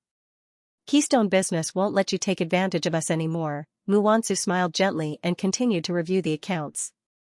For her, what happened just now was just a trifle, not worthy of too much attention. What she really wanted to know was how many days Lin Sun could stay in Donglin town. Lin Sun didn't know what happened in Keystone business after he left, nor did he know that Gu Yanping and his son were now full of ambition and eager to show off their skills. After selling the explosive flame saber and getting 50 imperial silver coins, Lin Sun began to browse in the 800 street with a happy mood. A swallow-wing saber and a plate of red fire spiritual ink were worth 20 imperial silver coins, but the explosive flame saber refined by Lin Sun was sold for 50 imperial silver coins, more than double the original price. Most importantly, he would be able to continuously refine more spiritual weapons in the future. This was the fundamental reason why Lin Sun was in a good mood, as if he had seen a glittering road to wealth under his feet. "When I have enough money, maybe I should buy some blood refining pills to prepare for breaking through to the 6th level of martial realm." Lin Sun calculated quickly. He had seen the blood refining elixir in Keystone business of Green Sun tribe. It was an extremely precious elixir. It was said that it was refined from hundreds of spiritual herbs, and one elixir was worth 10 silver coins. It was extremely expensive. But it was normal. With the improvement of cultivation, the quality of the spiritual medicine needed by practitioners also increased, and the corresponding spiritual medicine was more expensive. For example, in the first level of martial realm, one only needed to eat some spiritual grains and spiritual vegetables, but when one wanted to advance to a higher level, the effect of spiritual grains and spiritual vegetables was far from enough. Moreover, Ling medicine was not only used to replenish Ling power. When a cultivator cultivated to different realms, the effects of the Ling medicine they needed were also different. What? A strange feeling suddenly arose in Lin Sun's heart, and he immediately woke up from his chaotic thoughts. He couldn't help turning his head to take a look, only to find that the nearby streets were bustling with pedestrians like water, and he didn't find anything unusual. Immediately, Lin Sun shook his head, turned around, and walked into the depths of an alley on one side of the street. Not long after Lin Sun's figure disappeared, two men with ordinary appearance and clothes suddenly walked out of the nearby crowd. They were no different from the passers-by on the street, but at this time, their eyes were fixed on the alley where Lin Sun left. "Old Dao, the target seems to have noticed us.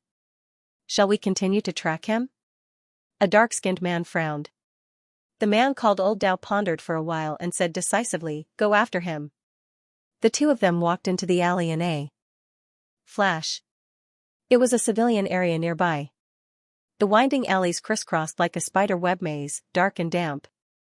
Old Dao didn't go far when they suddenly found that the figure of the target had disappeared. "Old dog, can you still smell that boy?" Old Dao frowned and asked. "It's not far ahead," the old dog answered quickly.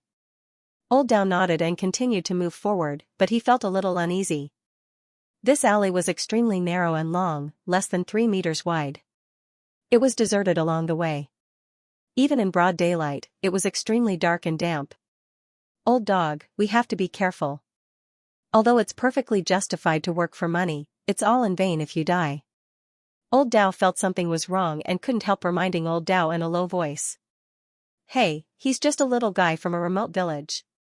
What's more, we're just following the target, not fighting him." Old Dog didn't take it seriously. "Anyway, it's better to be careful," Old Dao frowned. "Of course." Old Dog didn't take it seriously, and then he exclaimed, "How could this be? The target's breath disappeared here." Old Dao was stunned, and then his heart suddenly thumped. He knew something was wrong. Bang! At this moment, a black shadow suddenly fell from the sky, as fast as a ghost. Old Dao felt dizzy, and then he saw Old Dog's body shake violently, as if he was struck by lightning, and then he knelt on the ground. "You're courting death." Old Dao reacted very quickly. With a roar, he pulled out his saber and chopped at the figure. The black shadow was Lin Sun. Before Old Saber attacked, he had already jumped into Old Saber's arms like a cannonball. At the same time, he stretched out his palms and fingers, grasped Old Saber's wrist joint like lightning, and shook it hard. Bang! The horrible power hit Old Dao's body like a tide, shaking his limbs and bones as if they were broken. All his strength collapsed, and blood spurted from his mouth and nose. Then, he fell to the ground with a bang. Dizzy and in pain, he could no longer stand up. This collision occurred abruptly, and then it ended in an instant. It was inconceivably swift, decisive, ruthless, and swift. It was also at this moment that Dagger finally saw the appearance of the attacker. It was their target. But Dagger had never imagined that a 13 or 14-year-old boy could be so ruthless and decisive, which was not something a teenager should have. Lin Sun stepped forward and said with a smile, "Tell me what I want to know. If you don't, I will ask him. If you cooperate well, I can let you die a quick death." He pointed at the unconscious old dog in the distance. His words made Dagger realize that the young man in front of him was not a fledgling at all, but Dagger refused to admit defeat. He gritted his teeth and said, "Do you know who we are?" Crack! Lin Sun smiled without saying a word, but crushed one of Dagger's palms with the tip of his foot. The flesh was badly mutilated, and the bones were all broken. Dagger was about to scream in pain when a stone was stuffed into his mouth. Looking at Dagger's ferocious and painful face, Lin Sun still looked warm and calm, and said softly, "Believe me, I have learned many ways to torture people since I was a child. There are more than 1,000 of them. If you want to have a try, you don't have to speak." Dagger's expression changed, and his body trembled because of the severe pain. His eyes were about to burst and bleed. He stared at the young man in front of him, and his heart was shaken. Crack, Lin Sun was still smiling, but under the tip of his foot, Dagger's other hand was completely destroyed. The pain made Dagger whimper, and his face twisted and hideous. This youth looked delicate, handsome, and warm, and had a harmless appearance.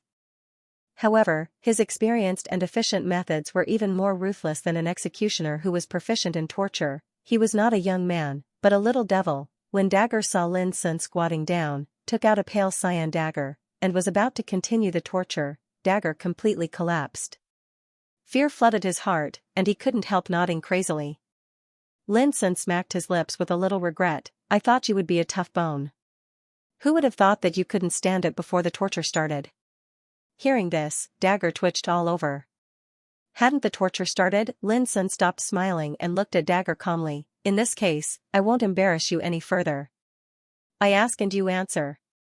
I hope you don't lie to me. I will ask your companion to answer these questions again. If you two give different answers, you should know what the consequences will be. Dagger completely gave up and lost the ability to resist. He nodded. When Lin Sun came out from the other end of the alley, there were 2 dead bodies in the dark behind him. Maybe it wouldn't be long before they were devoured by passing wild dogs. Lin Sun didn't care about this at all. Carrying the candied fruits, spiritual fruits, roasted meat and various snacks he bought on the street, he walked leisurely towards his home. The warm sunset forced a ray of light through the high part of the alley, dispelling the darkness and plated the thin figure of the young man with a warm luster. Anyone who saw this handsome and warm young man on the outside would never think that he would use such a cruel and bloody method to end the lives of 2 people. This was Lin Sun. Growing up in a dark environment, he was destined to be different from his peers. Lian Fei. Clan of Wu. Lin Sun sorted out his thoughts along the way. Dagger and Old Dog had told him everything, which made Lin Sun realize that he had been targeted by Clan of Wu since the first day he entered Donglin town. This surprised Lin Sun. Clan of Wu was Wu Henshui's family, and also the force behind Green Sun Tribe's Wu business. Lin Sun had thought that with Keystone Business's help, Clan of Wu would not dare to make trouble for him no matter how much they hated him. But now it seemed that they obviously didn't give up. According to Dagger, on the first day Lin Sun entered Donglin town, Clan of Wu found Lian Fei and carried out a secret plot. The content of the plot was very simple: to kill Lin Sun. However, Clan of Wu would not do it in person, but let Lian Fei take full responsibility for it. Clan of Wu would stand behind Lian Fei and provide him with all financial and resource support. This was what surprised Lin Sun. Lian Fei was the son of Lian Rufeng. But what Lin Sun didn't expect was that Clan of Wu would find Lian Fei and ask him to deal with him. But after thinking for a while, Lin Sun understood why Lian Fei agreed to do this. Lian Rufeng, his father, was killed by Lin Sun. As a son, how could Lian Fei not take revenge for his father's death? Driving the wolf to devour the tiger? Clan of Wu really has a good plan. Lin Sun sneered in his heart. It was obvious that Clan of Wu was still afraid of Keystone Business, so they didn't dare to deal with him openly and could only act through Lian Fei. For example, Dagger and Old Dog, who followed Lin Sun this time, were spies hired by Lian Fei. Their purpose was to collect all traces of Lin Sun so as to provide intelligence support for Lian Fei's next action.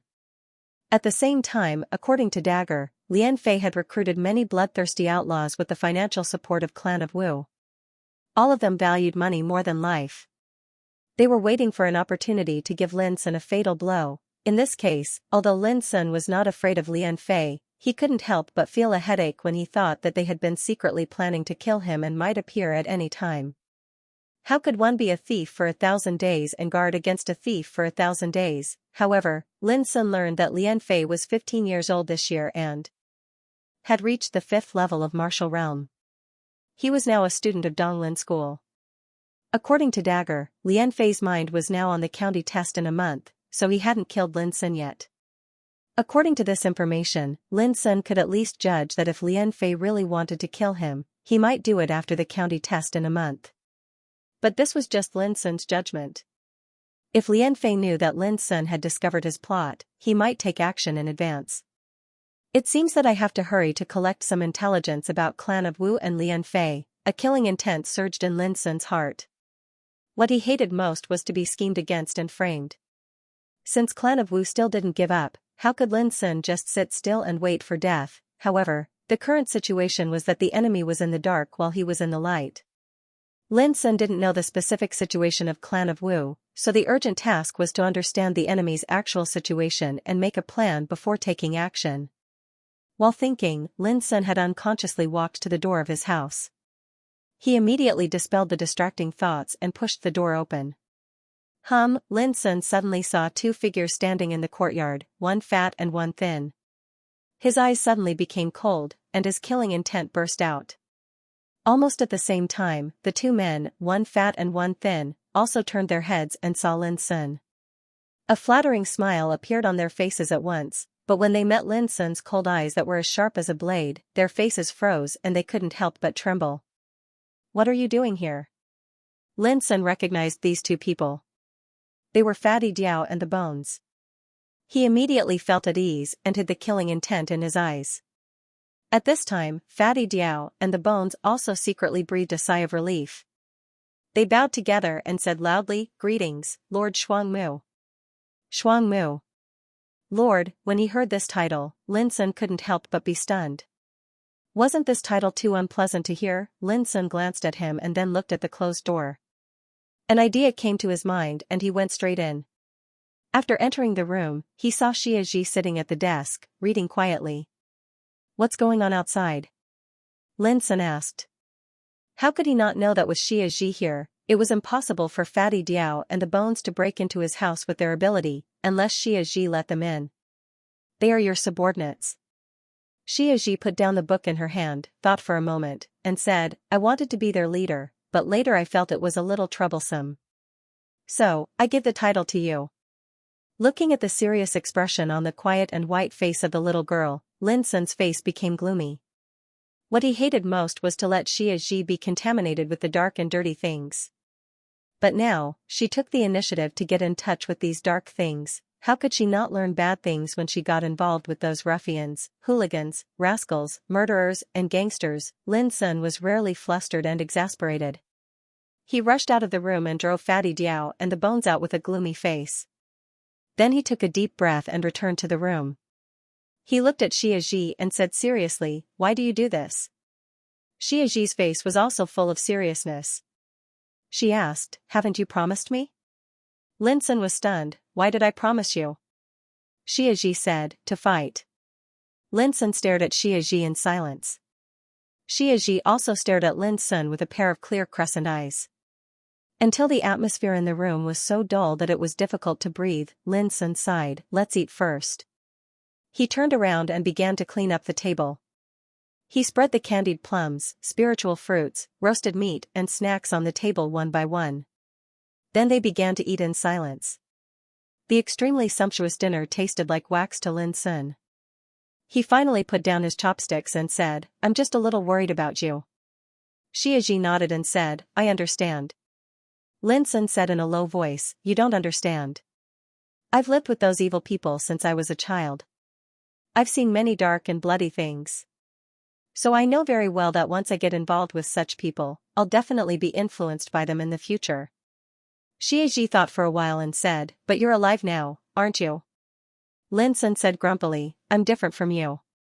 Xianxia said seriously, "I'm different from you."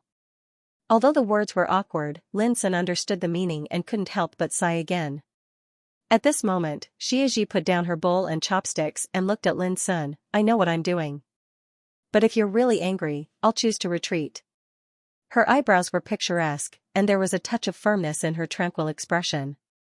Lin Sun was silent for a long time. Suddenly, he smiled and shook his head. "No, I just want to confirm your attitude. Now I've seen it, so I won't oppose it anymore." Xianxia nodded. Lin Sun filled another bowl of rice for Xianxia and said, "Be careful these days. The clan of Wu may not let us go." Xianxia raised her head and asked, "What are you going to do?" Lin Sun shrugged and said, "Let's find out their actual situation first, and then take action. This time we have to solve this problem by ourselves." A trace of coldness flashed in the depths of Summer Solstice's clear eyes, but it disappeared in a flash. After dinner, Summer Solstice got up and said that she was going out. Lin Sun wanted to say something but stopped on second thought. In the end, he didn't ask what Xianxia was going to do, but he still guessed something and could only sigh in his heart. However, Lin Sun was not worried about Xianxia's safety. Her fighting strength was not ordinary, and even Lin Sun was not her opponent. He believed that as long as Xianxia was careful, there should not be any danger when dealing with the monsters in the civilian area. Abandoning the distractions in his mind, Lin sat at the desk, took out a swallowing saber and a plate of red fire spiritual ink, and devoted himself to refining explosive flame saber. Today's harvest in Golden Hall enabled Lin Sun to find a way to make money. In order to cultivate better in the future, making money was the most important part of his current life. 6 hours later. The swallowing saber on the desk suddenly lit up. Strands of glaring flames surged up and rumbled like molten lava. Once again, he succeeded. Looking at the explosive flame saber in his hand, Lin Sun couldn't help but nod with satisfaction. If Mr. Liu knew that I could refine a low-grade human-rank spiritual weapon with only the cultivation of the 5th level of martial realm and did it in one try without any failure, he would be very happy, wouldn't he? Inexplicably, Lin Sun thought of Master Liu and the huge hand that destroyed the mine prison. A moment later, Lin Sun suddenly picked up the purple pheasant inscribing pen and inscribed a spiritual tattoo mark on the hilt of the explosive flame saber, which looked like an ancient character Sun. Lin Sun still remembered that every time Master Liu inscribed a spiritual tattoo, he would leave a similar mark. According to Master Liu, this mark represented himself, and it was a unique mark belonging to a spiritual tattooist. As long as you saw this mark, you would know who the owner of the spiritual tattoo was. The Sun inscribed by Lin Sun was not only his name, but also a kind of will in a sense. He was going to find the enemy who dug out the spiritual vein in his body. It was late at night, but Xianxia hadn't come back yet. Lin Sun sat cross-legged on the bed and regulated his spiritual energy, but he was a little worried. Fortunately, when Lin Sun finished his practice, Xianxia also came back. She was still wearing a black windbreaker, and her beautiful face was covered under the hat. She was no different from before. Lin Sun looked at her carefully for a long time and finally made sure that she was not injured. He said, "Come back earlier in the future." Xianxia answered, washed up a little, and lay quietly on the bed. Lin Sun blew out the candle, and the room suddenly fell into darkness. Only some faint starlight seeped in through the window lattice, sprinkling blurred light spots. Dogs barked occasionally in the distant alley, which made the atmosphere in the room quieter. "Lin Sun, I killed a gang boss in another area. I don't remember his name, but I've gathered all his subordinates." In the darkness, Xianxia opened her crescent-shaped eyes and said softly, "About tomorrow, there will be a sum of spoils. I asked them to exchange all of them for money. You are short of money, right? When they send the money tomorrow, you can use it." Lin Sun was practicing meditating magic and visualizing his spirit, so he didn't hear what Xianxia said. Xianxia didn't seem to care whether Lin Sun could hear her or not. She continued, "I also sent people to investigate the news about the clan of Wu. You don't know that although those local ruffians are bad people, they can get in touch with a lot of things that we can't. Fatty Diao has promised that he will find out all the news tomorrow." Her eyes were as clear as a pair of black gems that had just been washed with water, and her voice was clear and ethereal, which sounded very pleasant in the quiet night in the dark room. "Anyway, you don't have to worry about anything as long as I'm here. Do you think I don't see Mu Wansu's bad attitude towards you? That woman is narrow-minded. Sooner or later, I will teach her a lesson. But at that time, don't be as angry as you are today." Speaking of this, Xianxia's voice was a little low, and she seemed to be a little depressed. After a long silence, a low, almost inaudible voice sounded in the darkness, "My name is Xianxia. Ever since I was a child, my world has been filled with darkness. But you, let me see a ray of light." Lin Sun's sea of consciousness was also dark, except for a bright star hanging in the sky. That was the first star lit up in his sea of consciousness when he practiced meditating magic. It poured out clear silver starlight to nourish his spirit. This star was also called the soul star. The more soul stars lit up, the better it was for the cultivation of the soul.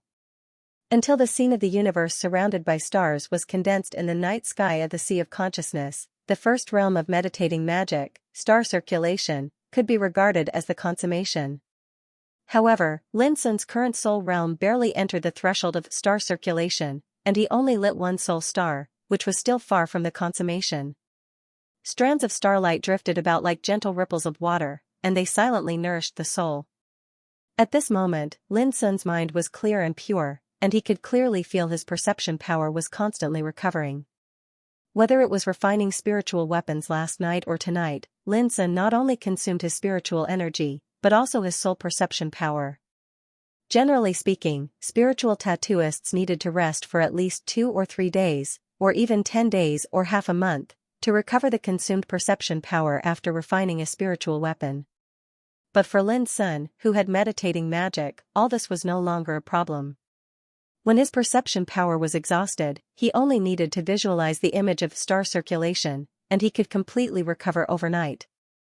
In addition, Lin Sun found that the constant consumption and recovery of his soul perception was also a kind of refining of his soul power. Especially when his perception was greatly consumed, the effect of practicing meditating magic was much better than before. It was like expelling the old and taking in the new, so that the soul could be constantly refined and improved in the consumption and recovery. Just like at this moment, Lin Sun clearly noticed that when his perception power recovered, he felt full and ready to move. He didn't stop this impulse. Almost naturally, his perception power suddenly erupted and soared infinitely. In a trance, he seemed to fly to the distant starry sky again. When Lin Sun woke up, he immediately noticed that a dim star in the night sky of his Sea of Consciousness suddenly became bright and clear, echoing the first bright star in the distance. After more than 2 months, Lin Sun lit up another soul star, hum at the same time. His soul produced a tingling tremble, as if a new window had been opened. Lin Sun only felt that his soul power suddenly rose. In the past, he could only perceive the scene within a radius of 30 meters. But now, he could see everything within 60 meters in his mind. At the same time, Lin Sun's 6 senses, eyes, ears, nose, tongue, body, and mind, became more sensitive and transparent. He could clearly perceive the subtle changes in the surrounding air and the floating dust in the air. It seemed that the whole world had changed all of a sudden, and there was a magnificent and layered picture, which made Lin Sun feel a little intoxicated. This was the scene, the whole picture of soul power. The reason why practitioners were so powerful was that they could see what ordinary people couldn't see, perceive the mysteries of heaven and earth that ordinary people couldn't perceive, and master the power that ordinary people couldn't master. When Lin Sun woke up from his cultivation, the sky outside was already bright, and a new day had come. And on this new day, the news that Golden Hall wanted to sell a peerless saber spread rapidly in the streets and alleys of Donglin town like a storm, causing a lot of noise. The next morning, Wang Lin hurried out of Keystone Business and walked to the west of the 800 Avenue. He was a little absent-minded, thinking about the origin of Golden Hall. How dare they say they want to sell a peerless saber? Why had he never heard of a shop named Golden Hall on the 800 Avenue before? Just yesterday, Wang Lin also heard the news that caused a sensation. At first, he thought it was just a gimmick made by some unscrupulous profiteer to please the public. But after thinking about it carefully, Wang Lin faintly felt that Golden Hall had some unusual means. An unknown shop was actually able to cause the entire city to know about a single news in a short day, causing a huge commotion. This in itself was not normal. In Wang Lin's view, even if the so-called peerless saber was just a gimmick, this kind of hype could not be done by ordinary businessmen at all. Therefore, Wang Lin couldn't help but come to find out. At noon today, Golden Hall would reveal the true face of the peerless saber. Wang Lin would like to see who the owner of Golden Hall was and whether the peerless saber was really as amazing as the rumors said. A magnificent chariot pulled by 4 golden mane white deer drove through the street and suddenly stopped beside Wang Lin. The curtain of the chariot was pulled up, revealing a kindly middle-aged face. He said with a smile, "Isn't this brother Wang Lin of Keystone Business?" Wang Lin cupped his hands and said indifferently, "Shopkeeper Xiao of Treasure Loft." The kindly middle-aged man was Xiao Yuanzhong. He was the boss of Treasure Loft, a first-class business in Donglin town. He was shrewd and experienced. However, Treasure Loft and Keystone Business were competitors, so Wang Lin didn't like Xiao Yuanzhong very much. Haha, brother Wang Lin, are you also going to Golden Hall to have a look? Xiao Yuanzhong said with a smile. Yes. Wang Lin nodded calmly. Golden Hall made such a big noise yesterday. Even I can't help but be curious. Xiao Yuanzhong agreed and said, that's right. I heard that Golden Hall just popped up a few months ago. I thought it was just a small shop. Who would have thought that the boss of Golden Hall is not simple? Speaking of this, Xiao Yuanzhong said meaningfully, now all the peers in Donglin town have been alarmed. Brother Wang Lin should be clear that one more strong competitor is equal to one more hungry wolf. In this case, I wonder what Miss Wansu thinks about it. Wang Lin shook his head and said, I can't guess Miss Wansu's thoughts. Oh, Xiao Yuanzhong said and nodded. He didn't say anything else and left with a smile. It seems that the noise made by Golden Hall has aroused the vigilance of other businesses. It will not be easy for Golden Hall to gain a foothold in the future. Wang Lin pondered. Today, the 800th Avenue was particularly lively. Not only ordinary people, but also a large number of practitioners were rushing to the place where Golden Hall was located. What Wang Lin heard along the way was all about the peerless saber of Golden Hall. Not all of them believed the rumor was true, and there were some voices of doubt. But the more they did so, the more curious he became. Along the way, in addition to Xiao Yuanzhong of Treasure Loft, Wang Lin also met many big shots of other businesses, all of whom were well-known and powerful figures in Donglin town. Wu Yongtai of Wu Business and Shi Wenfeng, the owner of Gold Collector, seemed to be the bosses of businesses, but they were supported by powerful clans. In addition to these people, Wang Lin also saw many figures of Gang Spirit Realm practitioners, some of whom were even ranked in Donglin town, such as Lei Qidong, the senior instructor of Donglin Academy, and Sun Zhan, the chief instructor of Purple Gold Martial Club. All these made Wang Lin sigh inwardly that the boss of Golden Hall was really great. A piece of news with a lot of gimmicks could attract so much attention. It could be seen that the boss must be an expert in commercial hype. However, Wang Lin also knew that if the so-called peerless saber of Golden Hall didn't live up to its name, the consequences would not be good. Business was based on credibility. Under the watchful eyes of so many people, if Golden Hall dared to deceive the public, it would never have a foothold on the 800th Street. Before long, Wang Lin came to the front of Golden Hall. This place had long been blocked. 3 floors inside and 3 floors outside were full of figures, and all kinds of noises came one after another. Peerless saber? What level of spiritual weapon is it? Is it human level, earth level, or heaven level? It can't be a pure yang spiritual weapon. It's a supreme treasure that can only be used by strong practitioners of reincarnation developing realm. I don't think this peerless saber is divided according to its level. The reason why it's called peerless saber may be that it has a very unique function and power. Humph, don't talk too early. Golden Hall is not a big shop, but it talks big. I think this peerless saber is a fraud. How is it possible? No business dares to joke about this kind of thing. If it's fake, it will offend everyone here, and Golden Hall can't bear the consequences. Standing at the periphery of the crowd and listening to these discussions, Wang Lin became more and more curious.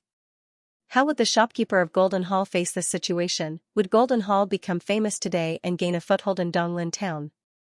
Or would it leave in a mess after a farce? At the same time, Lin Sun also left home. Passing through winding and dark alleys, he walked out of the chaotic and turbulent civilian area. Today, he was going to buy some ordinary weapons and spiritual ink to pave the way for the next refining.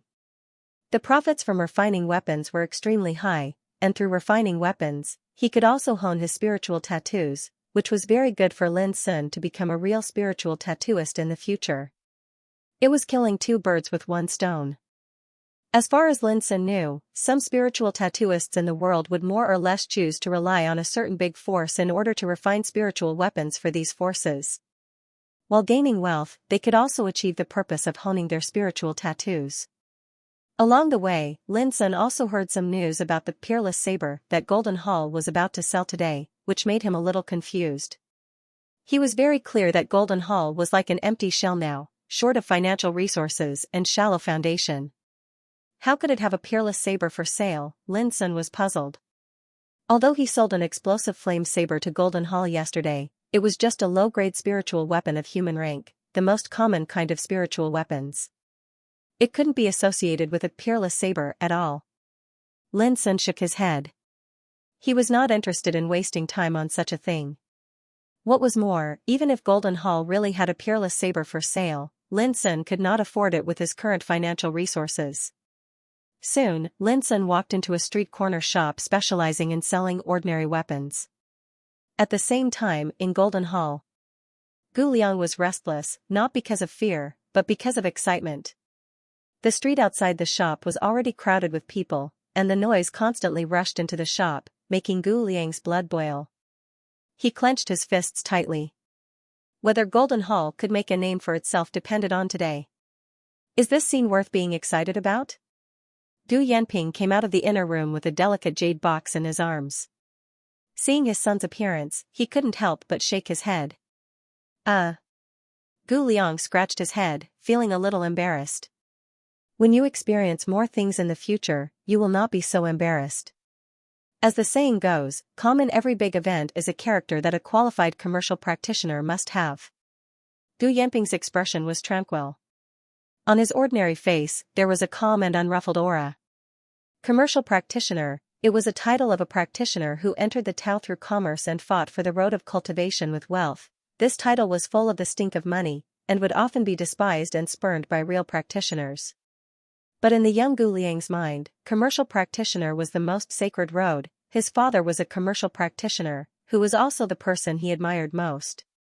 Even in Gu Liang's mind, there was only one person in the whole empire who could be compared with his father, and that person was the most famous owner of Keystone business in the whole world, Fortune Godsure.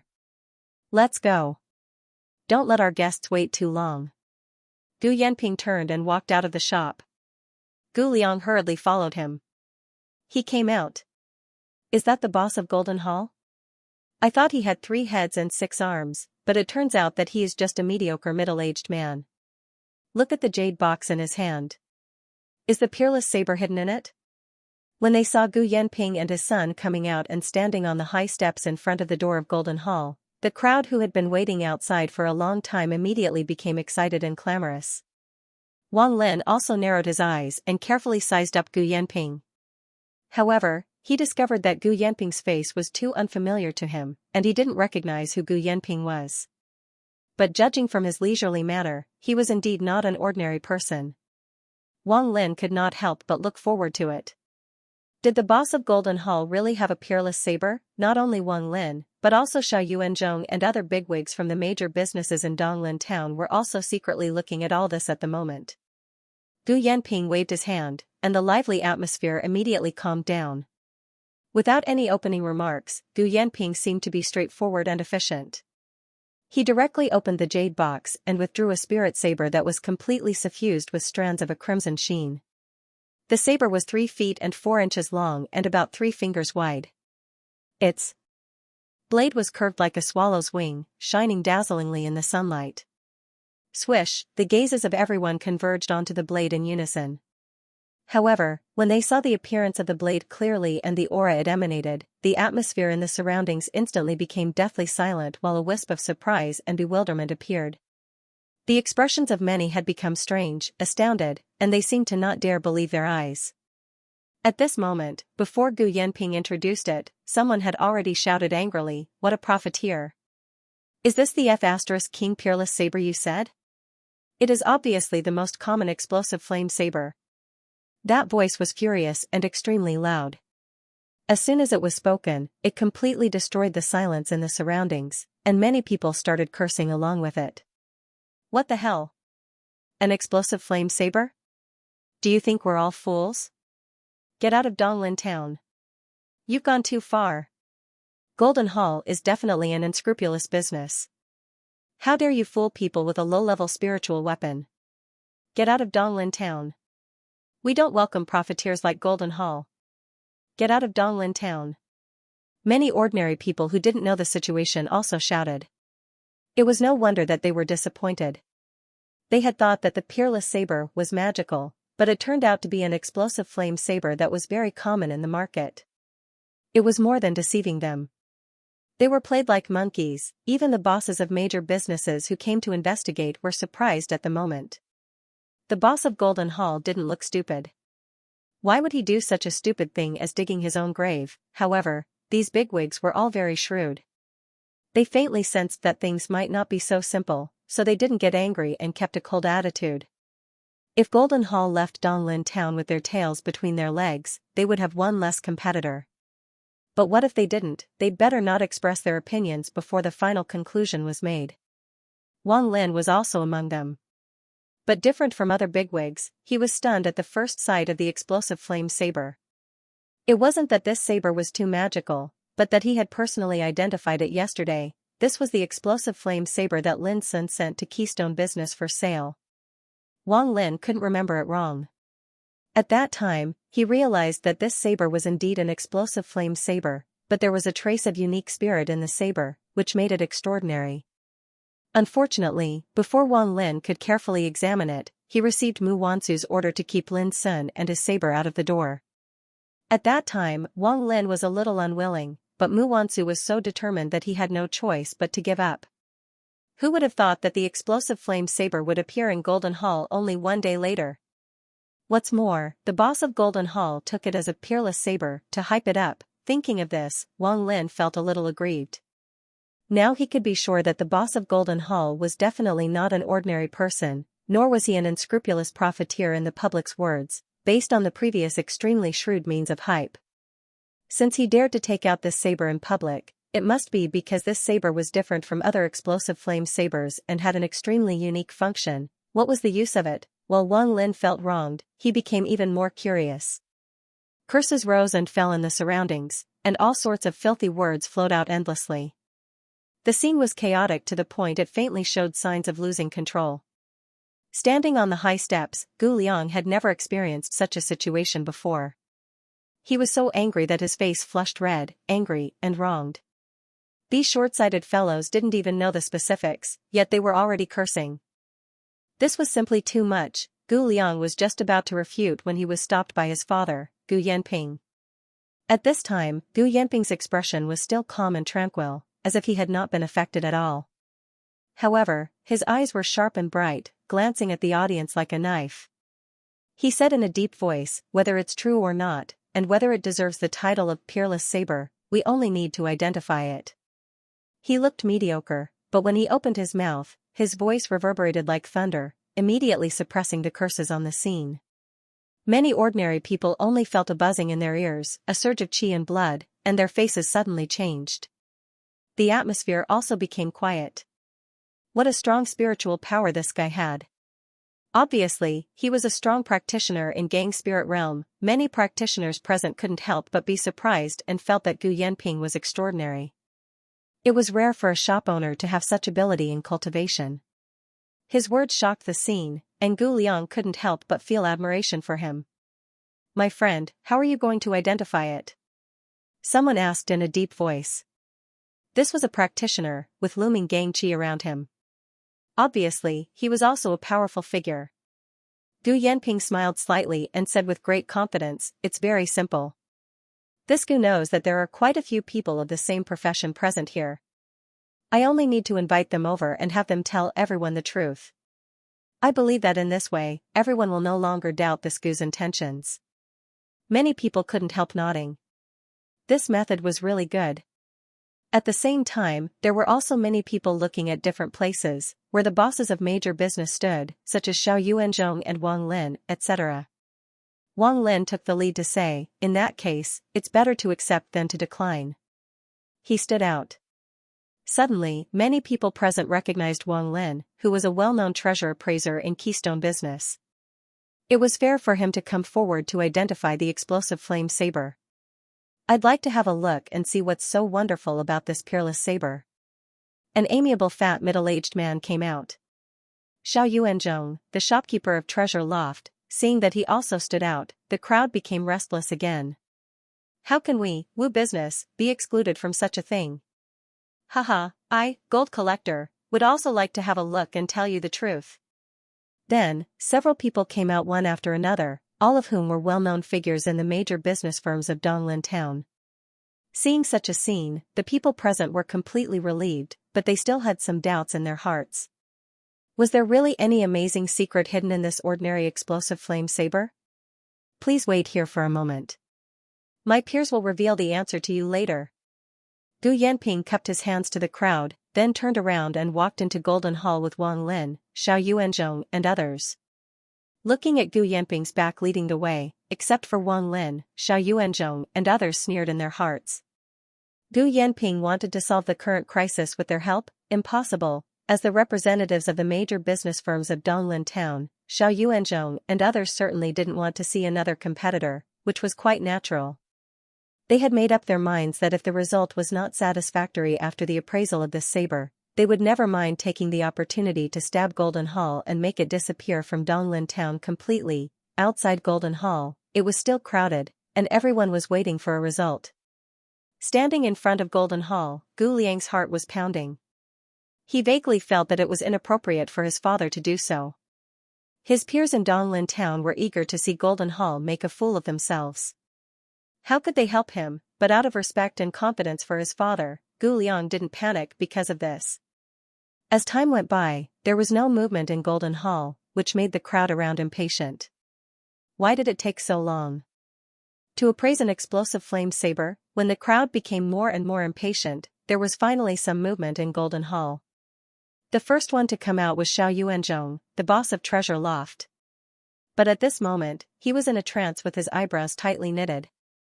His usually kind face was faintly covered with a touch of surprise and solemnity. After coming out, Xiao Yuanzhong squeezed through the crowd with his guards and hurried away in his chariot without saying a word. This scene shocked everyone present. What on earth happened in Golden Hall just now? Not long after, 5 or 6 people, including the shopkeeper of Gold Collector and the shopkeeper of Wu Business, also came out one after another. Each of them looked gloomy, doubtful, or thoughtful. Like Xiao Yuanzhong, they turned around and left without saying a word as soon as they walked out of Golden Hall. Seeing this, many clever people in the field had vaguely guessed something, but they couldn't be sure. Most people became a little confused. What was the result of the appraisal? At this time, they saw Gu Yanping and Wang Lin walking out side by side. The former looked relaxed and talked cheerfully, while the latter shook his head and sighed from time to time. I didn't expect that it was shopkeeper Gu who had sharp eyes and got a great treasure in the end. Wang Lin said with a little regret. Thank you for your praise. I don't deserve it. Gu Yanping smiled and cupped his hands. Alas. Wang Lin sighed again. When he was about to turn around and leave, he heard a voice in the crowd, Taoism Pure Wang Lin, what's the result of the appraisal? As soon as the words came out, many people looked in the direction of the voice. Seeing this, Wang Lin was silent for a long time and then said, it deserves the word peerless. Then he turned around and left. As soon as this comment came out, all the people present were shocked and burst into an uproar. That ordinary explosive flame saber could really be called peerless? Looking at the shock and confusion on the people's faces, Gu Liang couldn't help laughing. The anger and grievances in his heart were swept away, and he was very happy. Gu Yanping's expression was still as calm and indifferent as before. This kind of calmness was also rare. Clang, a sound of saber rang through the whole field. Gu Yanping took out the explosive flame saber, and the blade surged with the flame like the tide, gorgeous and dazzling. All of a sudden, all the people present were attracted to it.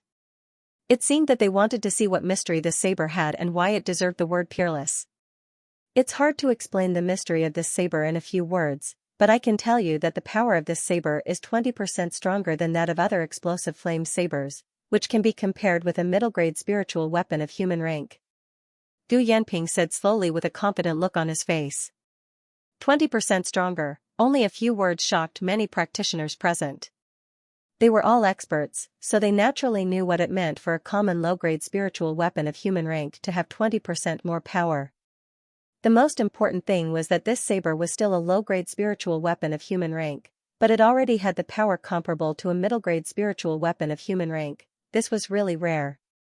Especially this explosive flame saber was an extremely common spiritual weapon, but it could produce such a unique power, which could indeed be called peerless.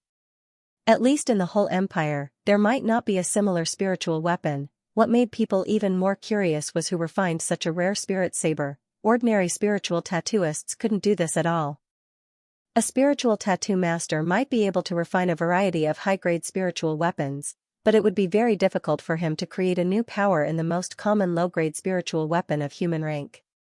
Could it be that this spiritual saber was made by a spiritual tattoo master? Perhaps only such a transcendent being could create a completely different kind of explosive flame saber in an ingenious way. Many people thought to themselves.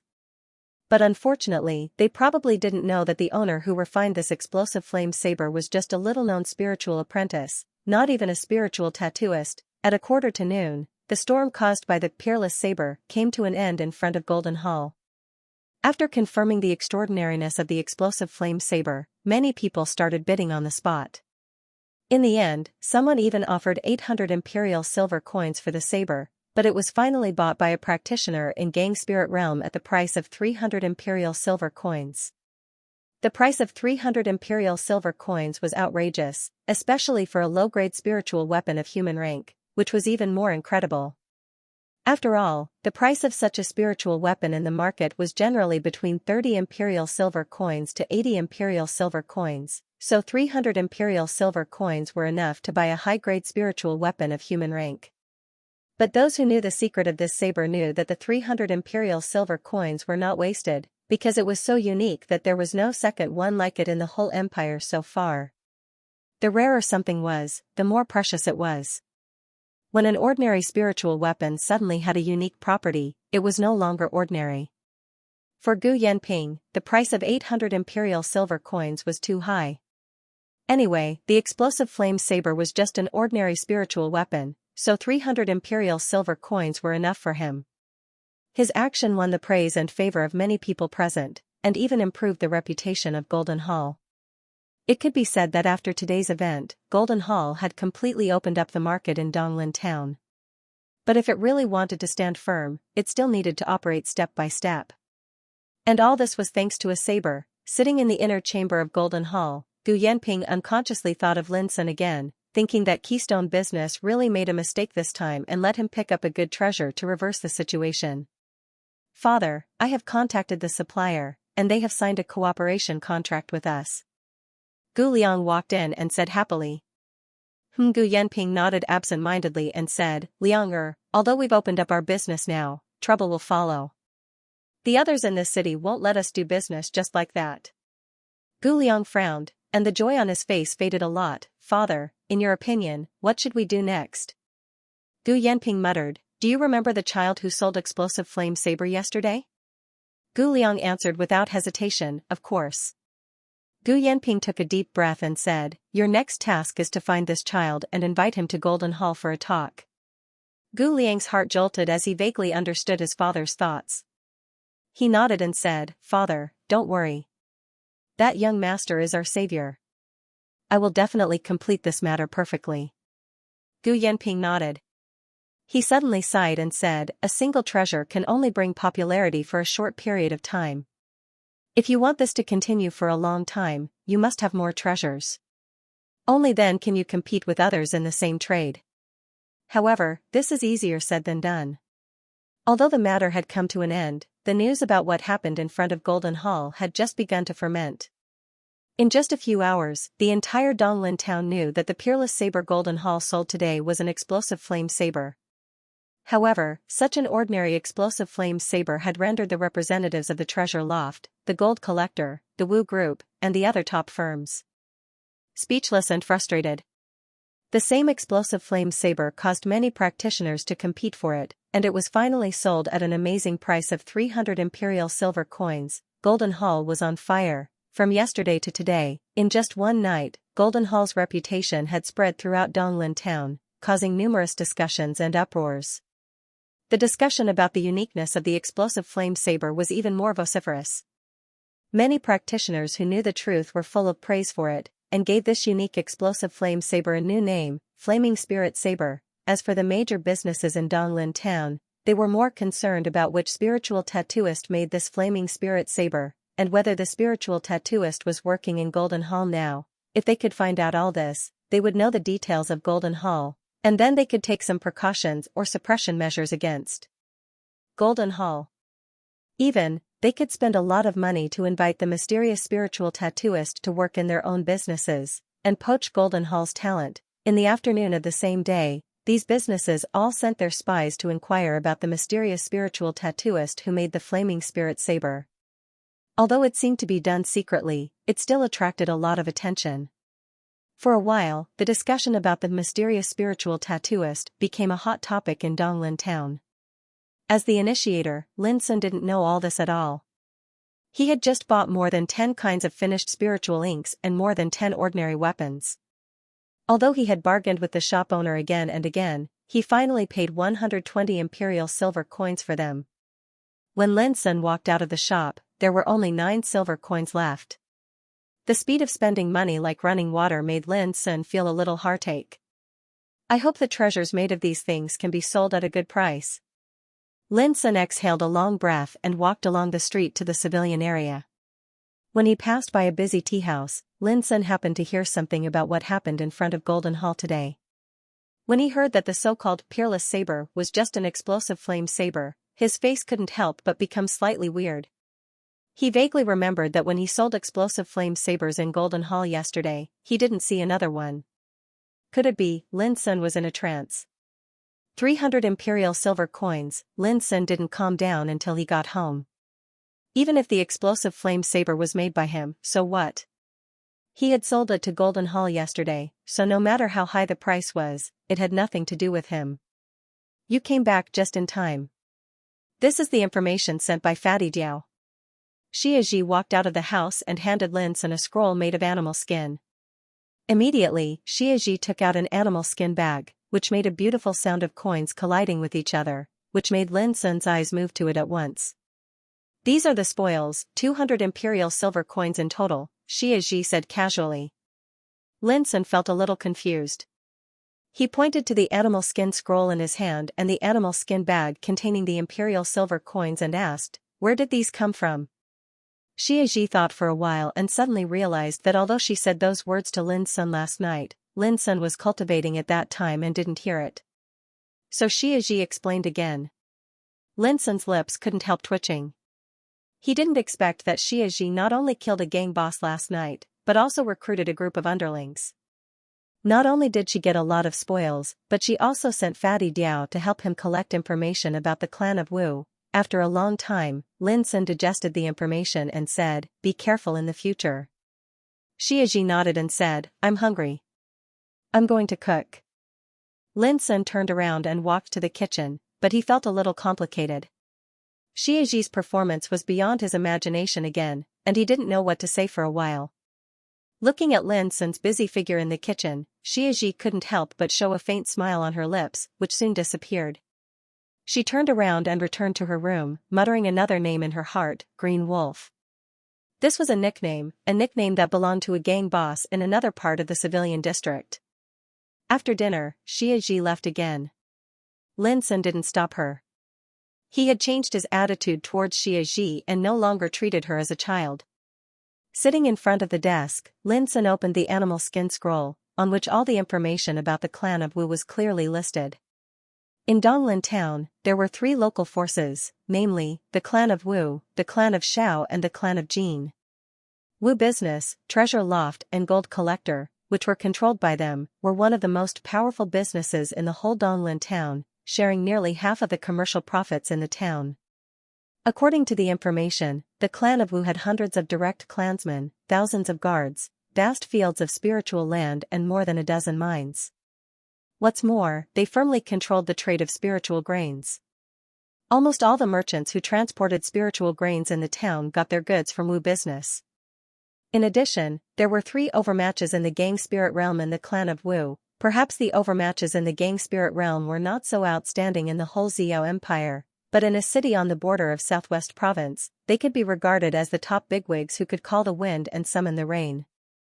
The current patriarch of the clan of Wu was Wu Chaochuan, an overmatch in the 9th level of martial realm, who was shrewd and astute. He was a very powerful figure. The first elder of the clan of Wu was Wu Yunshan, an overmatch in the middle stage of gang spirit realm. The second elder was Wu Yushan, an overmatch in the early stage of gang spirit realm. The third elder was Wu Lanshan, an overmatch in the early stage of gang spirit realm. Soon, Lin Sun had a basic grasp of the forces and resources of the clan of Wu, which made him a little surprised. He didn't expect that the clan of Wu had such a large force. It was indeed an overlord in Donglin town. In addition to these, there was some information about Lian Fei in the animal skin scroll, but most of it was useless to Lin Sun. The clan of Wu. Lian Fei, Lin Sun was lost in thought. After thinking for a long time, the only thing Lin Sun could judge was that his existence was far from threatening the clan of Wu. In addition, the clan of Wu was afraid of the power of Keystone Business, so they could only deal with him in the dark when dealing with him, and the power they could use was limited. This judgment was very important, so that Lin Sun wouldn't be confused, and he would have enough time and opportunity to prepare countermeasures. But Lin Sun also knew that he would be in danger when the clan of Wu knew that Mu Wansu had completely separated herself from him. It seems that I have to hurry up. Lin Sun took a deep breath. The bright candlelight shone on his handsome and angular face, outlining a touch of firmness. At the same night, in Keystone Business, Mu Wansu had just returned from a banquet jointly organized by the bosses of major business firms. Only the heads of the top business forces in Donglin town could participate in it. Mu Wansu had thought that something big had happened. Unexpectedly, the most discussed topic in the whole banquet was Golden Hall. In the past 2 days, this previously unknown trading firm had become the talk of the town. Especially today, because of the explosive flame saber, the heads of the trading firms could not keep calm and gathered together to discuss countermeasures. Donglin town was not large, and its territory had been divided up. Now Golden Hall wanted to snatch food from the tiger's mouth, which was intolerable to other business firms. Regrettably, no unified strategy was formed at this banquet. Thinking about it, these trading companies all had their own plans. Without enough benefits, how could they stand on the same front? Most importantly, the emergence of Golden Hall was too abrupt. In just 2 days, it made such a big movement that other businesses had no time to prepare for it. It was obviously too late to stop its rise. Mu Wansu was not interested in suppressing Golden Hall.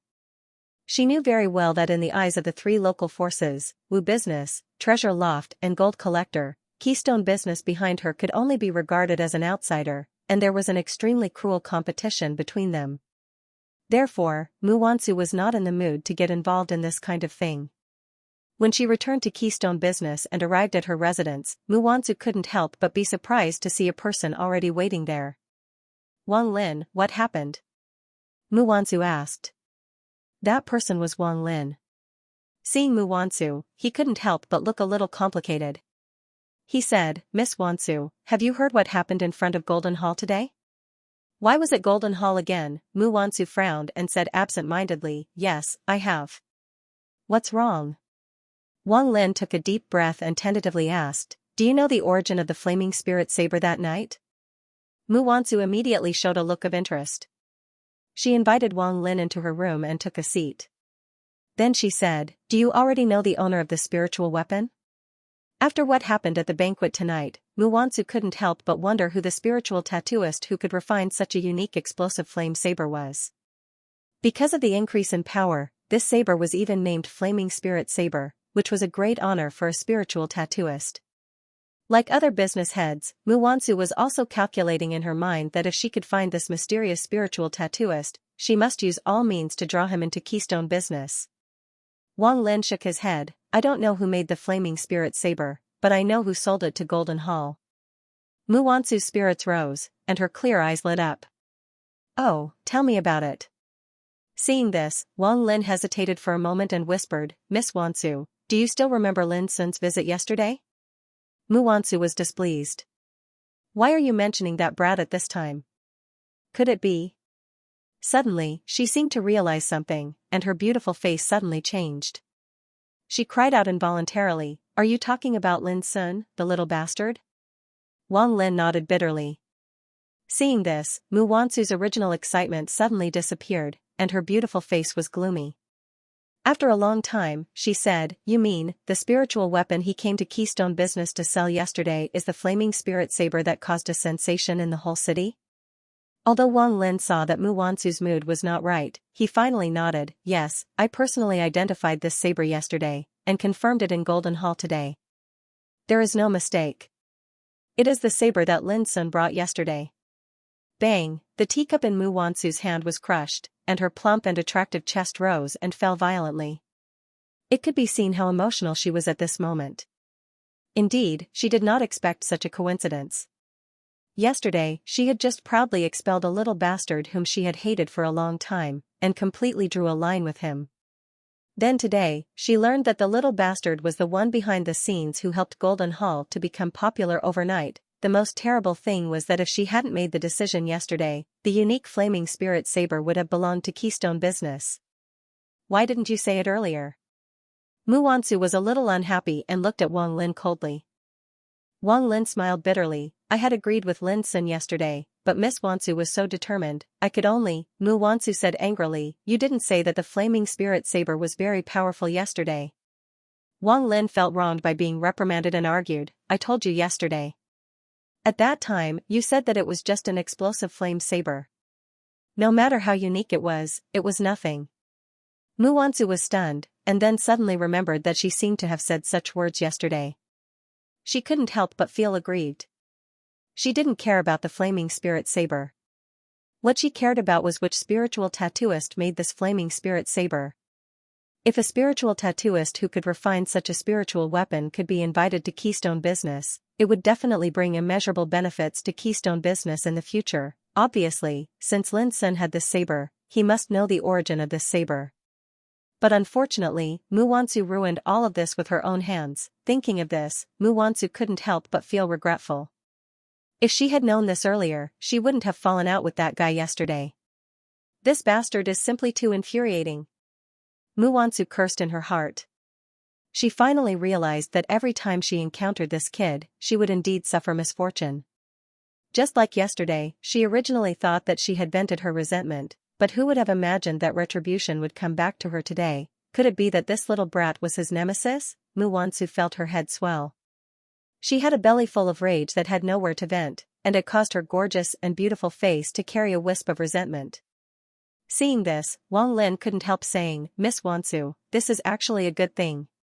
In Donglin Town, perhaps only Golden Hall, and we know that the flaming spirit saber is from Lin Sun. This is our advantage. As long as we find Child Lin, we can definitely find out the mysterious spiritual tattooist who made the flaming spirit saber. If we can invite this spiritual tattooist to Keystone Business as soon as possible, it will be a great blessing. Mu Wansu hesitated, you mean you want me to bury the hatchet with that guy? Wang Lin was stunned and said, Miss Wansu, do you have any deep hatred with Child Lin Sun? No. Mu Wansu shook her head. Indeed, there was no deep hatred. It was just personal grievances. Wang Lin smiled, in this case, I will meet Child Lin Sun on your behalf tomorrow. I believe that as long as we show enough sincerity, he should not care about this matter anymore. Thinking that she had to lower her head to Lin Sun, Mu Wansu's anger rose. She raised her eyebrows and waved her hand resolutely, no need. Wang Lin was stunned. Mu Wansu said coldly, Lin Sun is only at the 5th level of martial realm, and he has just come out from the remote Feiyun village. How can he make friends with the mysterious spiritual tattooist with his identity? In my opinion, the flaming spirit saber may just be obtained by chance. It is not worth the effort to get him. Wang Lin couldn't help saying, but what if, Mu Wansu said, even if this guy really has something to do with the mysterious spiritual tattooist, it is not too late to deal with this matter later. Our top priority is to wait and see what role Lin Sun plays in this matter. Speaking of this, Mu Wansu had regained her confidence. Do you want me to lower my head? Impossible, Wang Lin sighed in his heart, feeling a little dispirited. He said no more and got up to leave. Send someone to keep an eye on Lin Sun's movements from tomorrow. Find out who he contacts every day.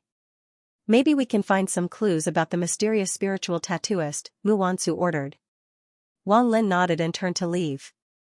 Everything they talked about was about the mysterious spiritual tattooist, but they would never think that the mysterious spiritual tattooist was Lin Sun. In fact, it was reasonable. Lin Sun was only at the 5th level of martial realm. How could he refine a spiritual weapon, in the history of Xiao? Empire, there were indeed spiritual tattooists in martial realm who could refine spiritual weapons. But those people were so rare that one might not appear in hundreds of years. Was it possible that Lin Sun was such a rare spiritual tattooist? Neither Mu Wansu nor Wang Lin would believe it. What was more, the flaming spirit saber was so unique that it could increase the power of an ordinary low-grade spiritual weapon of human rank by 20%. How could a teenager in martial realm do it? Even ordinary spiritual tattooists couldn't do it, so subconsciously, not only Mu Wansu and Wang Lin, but also Gu Yanping of Golden Hall regarded the mysterious spiritual tattooist and Lin Sun as two different people. Wang Lin left, but Mu Wansu felt inexplicably agitated. Lin Sun's figure flashed in her mind from time to time like a haunting ghost. Mu Wansu bit her plump and moist red lips. Her beautiful face kept changing in the light. Sometimes she gnashed her teeth, sometimes she frowned and worried, and sometimes she was in a trance. This little bastard must be sent by God to torture me. Finally, Mu Wansu let out a faint sigh. In the night, Lin Sun refined a flaming spirit saber again and succeeded in one try. But compared with the previous 2 times, he was not so surprised. The only thing that satisfied him was that after lighting up the second spiritual star in his sea of consciousness last night, his perceptive power had obviously improved to a higher level. It was sharp and tough, and it became more and more convenient for him to inscribe spiritual tattoos. Before long, Xianxia also came back from the night. Seeing Lin Sun sitting on the bed and meditating, she didn't disturb him. She boiled some hot water, washed up, and lay on the bed. Looking at Lin Sun's angular profile, she was lost in thought. Xianxia also read the information about Clan of Wu sent by Fatty Diao. She knew it was a little tricky for Lin Sun, so she decided to do something. But at this moment, Lin Sun suddenly opened his eyes and said, "I don't object to you fighting in this area, but I have a plan about Clan of Wu, so I can't allow you to take risks." His expression was extremely serious, even a little grim. Xianxia opened her dark crescent eyes wide and stared at Lin Sun for a long time. Then she gently nodded and closed her eyes. But she felt a little strange in her heart. He actually knows what I'm thinking? In the early morning, heavy snow suddenly fell from the sky, and a string of arm-thick icicles hung under the eaves, making people feel cold. Swish, swish. Swish, saber light flew in the courtyard, rolling up thousands of snow waves. Lin Sun's upper body was naked, and his figure was dreamy and illusory. He waved the sky breacher so hard that not even a drop of water could enter. His figure became thin and slender, and the muscles on his naked upper body were like well-tempered lead blocks. He didn't look strong, but had a sense of well-proportioned and harmonious beauty. It had been more than half a year since he left the mine prison. Lin Sun had changed from a thin and pale boy to a dignified and calm man. His originally delicate and chiseled face had an additional radiance to it. Whoosh, suddenly, a white bone spear sprang out and rushed into the saber shadows. Simple, direct, and neat, it hit the flaws of the saber shadows. With a bang, Lin Sun staggered and stepped back a few steps, and the sky breacher in his hand buzzed. This saber play is very powerful, but you haven't learned it well, so you can't exert its essence. Xianxia stood on the snow in the distance, wearing a black windbreaker and holding a bone spear about 3 meters long. Her white face was peaceful. "I know." Lin Sun put away the saber, exhaled lightly, and began to wash. What he had just practiced was the 6-word saber play, but he had only reached the imperceptible level. Although he had begun to grasp the essence of the saber play, it was difficult for him to give full play to the power of the essence. Lin Sun knew that his saber play still lacked practice. It was not enough to practice it behind closed doors. He had to experience real bloody battles and fights. "You won't go out today?" Xianxia put away the bone spear and asked. "Not for the time being." Lin Sun put on his clothes, covered his naked upper body, and began to prepare breakfast. He had refined 2 flaming spirit sabers in succession in the past 2 days, but the disturbance caused by the sale of sabers in Golden Hall made him realize that now many people in the city were looking for him, the mysterious spiritual tattooist, so it was not suitable to go to Golden Hall to sell these 2 spiritual weapons. However, Lin Sun believed that since Golden Hall could sell a flaming spirit saber for 300 imperial silver coins, they would not give up. Sooner or later, Gu Yanping would come to him. Because of the information collected by Fatty Diao yesterday, Lin Sun thoroughly realized that his situation was not very optimistic. Whether it was to deal with the threat posed by the clan of Wu or to guard against the possible revenge from Lian Fei, Lin Sun had to do something. Last night, Lin Sun thought for a long time and finally decided to seize all available resources to enhance his strength. During breakfast, Lin Sun told his thoughts to Xianxia, "We can't sit still and wait for death. We must make some preparations and take action in advance." Summer Solstice listened quietly. Lin Sun pondered and said, "This time, the clan of Wu wants to use Lian Fei to deal with me, because they are afraid that it will lead to the suppression of Keystone business.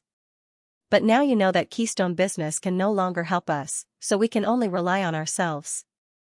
Xianxia raised her head and corrected him seriously, "You've already said this a few days ago. Just tell me what to do." Lin Sun was stunned and embarrassed. "Did I really say that?" Xianxia nodded. Lin Sun said, "Well, my plan is that we should take the initiative to go out and find a chance to eradicate Lian Fei and his men." Xianxia asked, "And then?" Lin Sun's black eyes were surging with contemplation. "The death of Lian Fei shows the attitude of the clan of Wu towards this matter. If they don't hesitate to tear off all pretenses to deal with us, we can only hide first." Xianxia frowned. "Hide?" Lin Sun nodded and said, "Yes, I'm afraid that they have already known that we live here. It's too dangerous." After a pause, he continued, "The clan of Wu is a big family with over 1,000 guards. They are the local bullies in Donglin town. If we want to be enemies with them, we can only adopt roundabout tactics such as assassination and sneak attack. At that time, the enemy will be in the light while we are in the dark. As long as we are not caught by them, we can absolutely make them exhausted." After thinking for a while, Lin Sun added, "But this kind of tactic is very dangerous. Once we are surrounded or exposed, we can only fight desperately." Xianxia thought for a while and said, "If it's a sneak attack, I can kill a practitioner in the early stage of Gang Spirit Realm at most." Lin Sun was shocked. This was the first time that Xianxia revealed her real fighting capacity. What surprised Lin more was that Xianxia had the power to kill a practitioner in the early stage of Gang Spirit Realm. Gang Spirit Realm, that was the real extraordinary existence in the eyes of the world. At that step, one could refine spirit into Gang and absorb the spiritual energy of heaven and earth at all times. In addition, one could open up a mysterious pond of spiritual power in the ocean of Qi inside his body. His fighting capacity was so strong that practitioners in the martial realm couldn't compete with him at all. There was a saying in the world that only when one reached the Gang Spirit Realm could he be regarded as truly stepping on the road of cultivation. Not only would his strength go beyond the limits of the human body, but his life, soul, and even his whole body would undergo a new transformation. In the eyes of real practitioners, the 9th level of the martial realm was just the foundation laid for them to embark on the road of cultivation. Xianxia said that she had the confidence to kill a practitioner in the early stage of Gang Spirit Realm. Although she had to rely on sneak attack, it was enough to shock the world. Who could believe that a 5 or 6-year-old girl had such a strong fighting capacity? After a long time, Lin Sun calmed down and said, "That's even better." Xianxia frowned and said, "Is that good? Give me 3 months to practice, and I can kill a practitioner in the early stage of Gang Spirit Realm face to face." Lin Sun, he had thought that he had made continuous breakthroughs in the past half a year, from the 2nd level of martial realm at the beginning to the 5th level of martial realm, which could be regarded as an amazing speed. Who would have thought that Xianxia was even more vigorous than him? This girl, he really didn't know what to say about her. Lin Sun rubbed his eyebrows and said, "We don't have so much time. The worst plan I have now is that if we are really forced to the point of no return, we can leave Donglin town first and come back later." Xianxia raised her head and said seriously, "But I don't like forbearance and escape." Lin Sun shrugged, "This is the worst plan, and the chance of it happening is very small." As he spoke, a unique rhythmic knock sounded on the door. Xianxia seemed to know who it was and continued to eat. Soon, the door of the courtyard was pushed open, and Fatty Diao and the Bones came in, each carrying a huge box in their hands. "Greetings, Leader Shuangmu."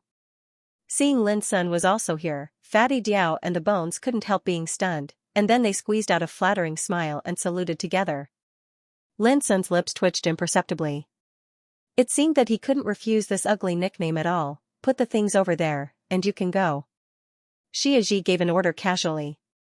Fatty Diao and the bones nodded quickly, put the 2 boxes in the corner, and left respectfully.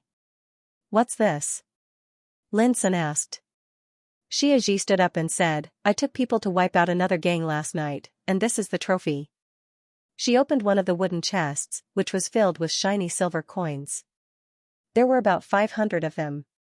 Xiaxi just glanced at it and opened the other box, which contained some bottles and jars, all of which were obviously valuable. Lin Sun went forward and saw the box full of silver coins and a box full of spiritual medicine. He couldn't help saying, isn't the trophy too rich? Xiaxi said lightly, those gangs have been operating in this civilian area for many years, often robbing, extorting, and stealing other people's property. Do you think they are short of money? These trophies are only a part of them, and most of the trophies have already been distributed to other members of Shuangmu Gang. Shuangmu Gang, hearing this, Lin Sun couldn't help but feel helpless, so, no. Shuangmu Gang has also become a gang? Xiaxi nodded, and then added, this civilian area is a foul atmosphere, and there are all kinds of people, so the underground forces can't be eradicated at all. But under my control, Shuangmu Gang will no longer do those sneaky, murderous, and robberies. Lin Sun said in surprise, this is equal to destroying the means they rely on for survival. Will they agree? Xiaxi said, they have agreed, because I took them to annex the territories of other gangs and gave them unimaginable benefits. Lin Sun was speechless and finally stopped asking. These spiritual medicines are specially selected by my subordinates, which are of great benefit to the cultivation of the 5th level of martial realm. Xiaxi said, and the 500 silver coins in this box can meet our daily needs. You don't have to work hard to refine spiritual weapons to make money in the future. After saying this, she turned around and went back to the room. She was going to sleep again. Lin Sun had mixed feelings. War and plunder were really one of the most effective ways to get wealth. In just 2 days, Xiaxi wiped out the 2 gangs in the civilian area and got 700 silver coins and a pile of spiritual medicines.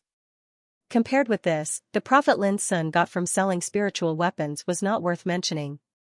But Lin Sun would not give up refining spiritual weapons. After all, plunder and annexation were temporary and too dangerous, and the trophies he got were stained with blood. But it was different to refine spiritual weapons. It could not only bring him wealth continuously, but more importantly, he could hone his spiritual tattoos. From this day on, Lin Sun no longer went out and made full use of the daytime time to inscribe spiritual tattoos, refine spiritual weapons, refine his cultivation, sharpen his spirit, practice martial arts. At the same time, every 3 days, he would enter the battlefield of spiritual tattoos, mill waterfalls to challenge. Although he still failed every time, Lin Sun could clearly feel the progress of his physical strength.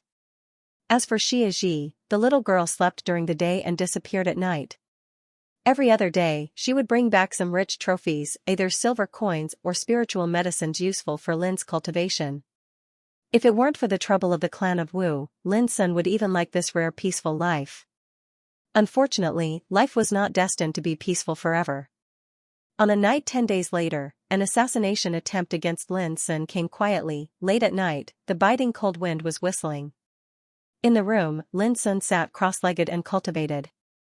After 10 days of hard work and the help of various elixirs, Lin Sun's cultivation had reached the mastery of the 5th level of martial realm. The spiritual energy in his body was as pure as transparent liquid, containing terrifying power. Although the 4 spiritual power vortexes in the 4 acupoints of the heart vessel could continuously refine the quality of spiritual power, there was also a problem. After the continuous refinement, the quantity of spiritual power in the body would become relatively sparse. Therefore, if Lin Sun wanted to reach the mastery of martial realm, he needed more spiritual energy and effort than his peers. Fortunately, there were a lot of spiritual herbs that could help to refine cultivation among the spoils sent every other day, so Lin Sun didn't have to worry about this problem. I'm about to break through. Lin Sun stopped practicing and felt the change of his qi, knowing that he was only a step away from the 6th level of martial realm. In addition to diligent practice, there was another more important reason: Lin Sun's increasingly strong physique and cultivation. The so-called 9th level of martial realm was originally a process of refining the practitioner's body and nurturing spiritual energy. The refining and improvement of the body was not independent, but would feed back the cultivation inside the body. Similarly, the improvement of the internal cultivation could also feed back to the physical cultivation. For example, the fifth level of martial realm, marrow cleansing, could also refine the muscles and bones, dredge the tendons and marrows through the improvement of the physical strength, so that the internal cultivation could be improved more smoothly. Similarly, the improvement of the internal cultivation would improve and develop more potential of the body, so as to remove the bottleneck of improving the strength of the body refining cultivation. All in all, the body refining was external, and the spiritual energy was internal. They were in the same body and complemented each other. Neither could be dispensed with. Some descendants of some big clans would also practice a body refining cultivation method when they cultivated their spiritual energy, so as to refine the Taoist root and help the cultivation. It was killing two birds with one stone. Although Lin Sun didn't have a body refining cultivation method, entering the spiritual tattoo battlefield, mill waterfalls every 3 days had immeasurable benefits to the refining of his body. Naturally, all of this had a great effect on his spiritual power cultivation. Suddenly, Lin Sun was awakened. Xianxia, who was sleeping on the bed, opened her eyes and whispered, "Someone is lurking in our courtyard." Lin Sun felt a chill in his heart. He quickly got up and hid. It was already late at night, and the area around courtyard 49 was quiet. Only the sounds of stray dogs and cats could be heard. "How many?" Lin Sun asked in a low voice.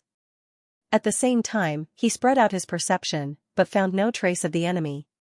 Obviously, the enemy was either proficient in hiding or had not approached. 3. Xianxia got up and methodically put on her clothes.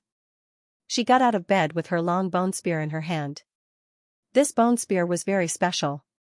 It was suffused with strands of faint chilly starlight in the darkness, and it seemed mysterious and murderous. Lin Sun had examined it carefully and was sure that it was a spiritual weapon, but he couldn't see the spiritual tattoo patterns on it. According to Xianxia, this spear had been with her as long as she could remember. She didn't know its origin. When not in use, the spear would disappear in a flash according to Xianxia's will. This made it even more mysterious. Even Lin Sun couldn't imagine that there was no spiritual weapon in the world that could have such a magical effect. It could be said to be unprecedented. They are approaching. I'll go out and have a look. Before Lin Sun could stop her, Xianxia had pushed the door open and quietly disappeared in the darkness. Her breath completely disappeared. Lin Sun frowned and took a deep breath. Like a sensitive leopard cat, he also rushed out of the room and hid in the darkness of the courtyard. Outside the courtyard. "Hey, you two, you don't need to be so careful when dealing with a kid on the 5th level of martial realm, right?" A sloppy man with long and narrow cheeks said with a frivolous smile. "Du Shirao, why don't you act alone?"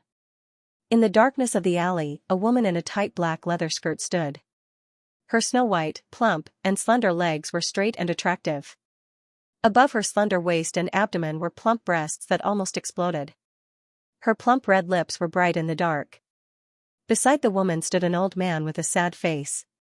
He looked at the sky from time to time with his hands clasped behind his back. He didn't look amazing. The man called Du Shirao grinned and said, "I'm not interested in kids. I only like coquettish women like you." He licked his lips with a touch of hot greed in his eyes. "Really? Do you want to play with me now?"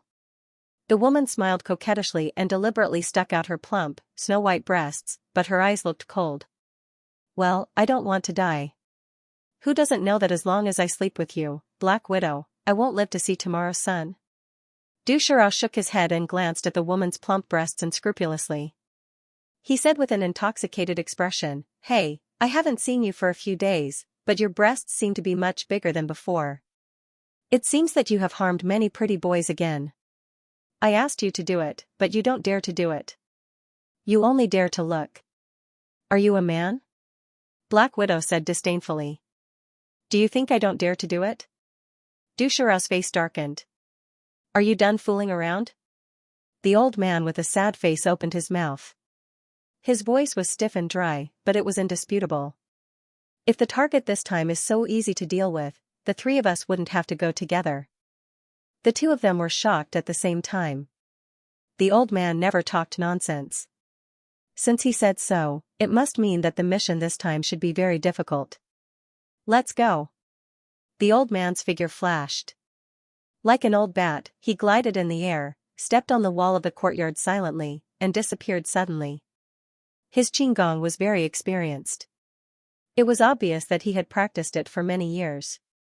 Black Widow waved her hand, and a soft whip broke through the air and wrapped around the corner of the eaves. She suddenly bounced up and flew into the courtyard.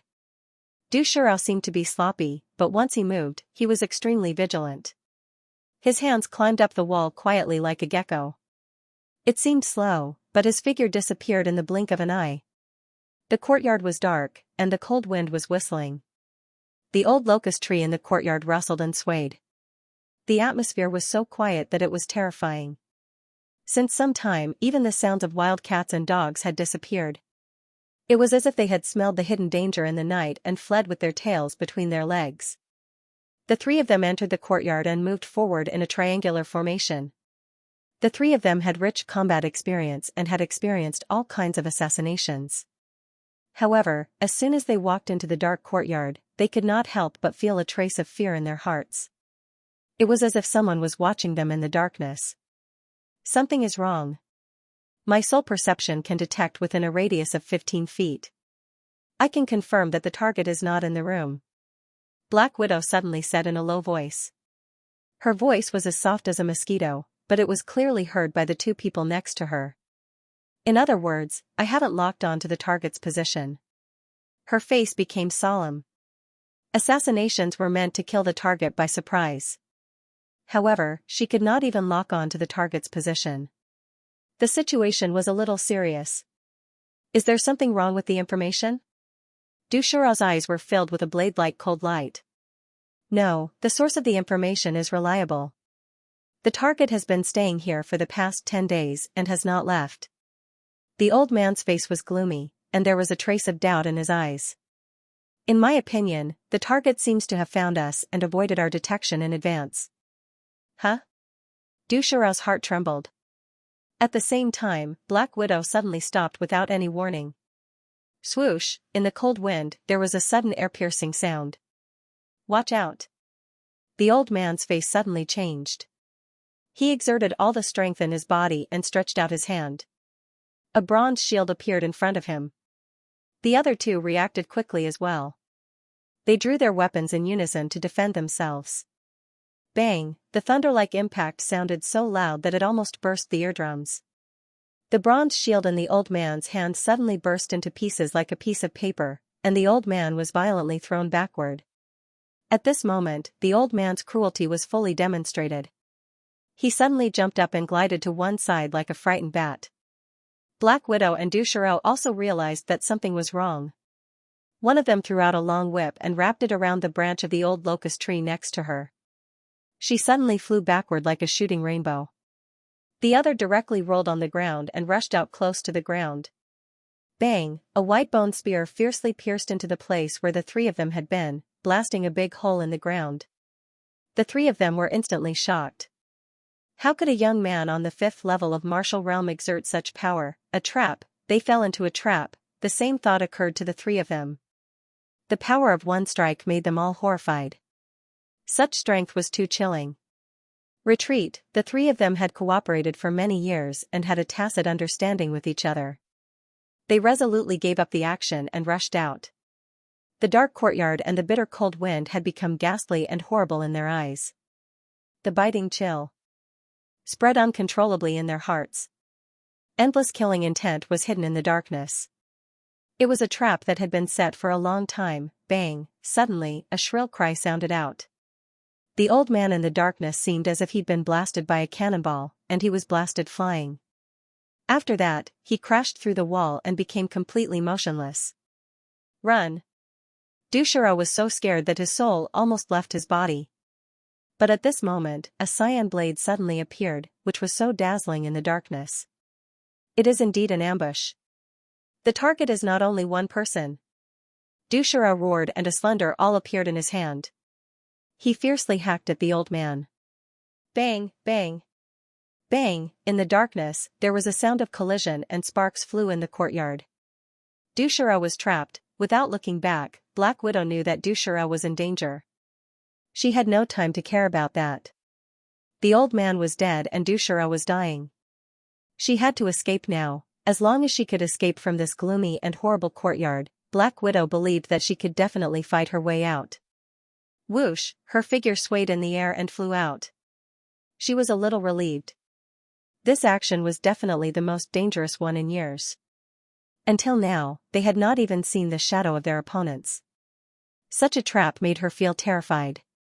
Your companions are all staying here. How can you just leave like this? Suddenly, a quiet voice sounded, which sounded ethereal in the dark night. Black Widow's heart sank to the bottom. P.S. Thank you, Brother Black Eye and Cold Heart, for your gift. At 12 o'clock, brothers and sisters, today is the last day of the month and the 10th watch begins. I only ask for monthly votes. Please fight with me to the end. A delicate and young figure walked out of the darkness. It was obviously a little girl. Her white chin was glistening in the dim starlight. Was her opponent such a little girl? Black Widow couldn't believe it. Whoosh, suddenly, Black Widow felt a sharp pain on the back of her neck as if being clamped by an iron clamp. She lost all her strength and was lifted up. From the beginning to the end, she had no time to react at all. Black Widow's heart was filled with great horror. She had the cultivation of the 7th level of martial realm and was a famous professional killer in Donglin town.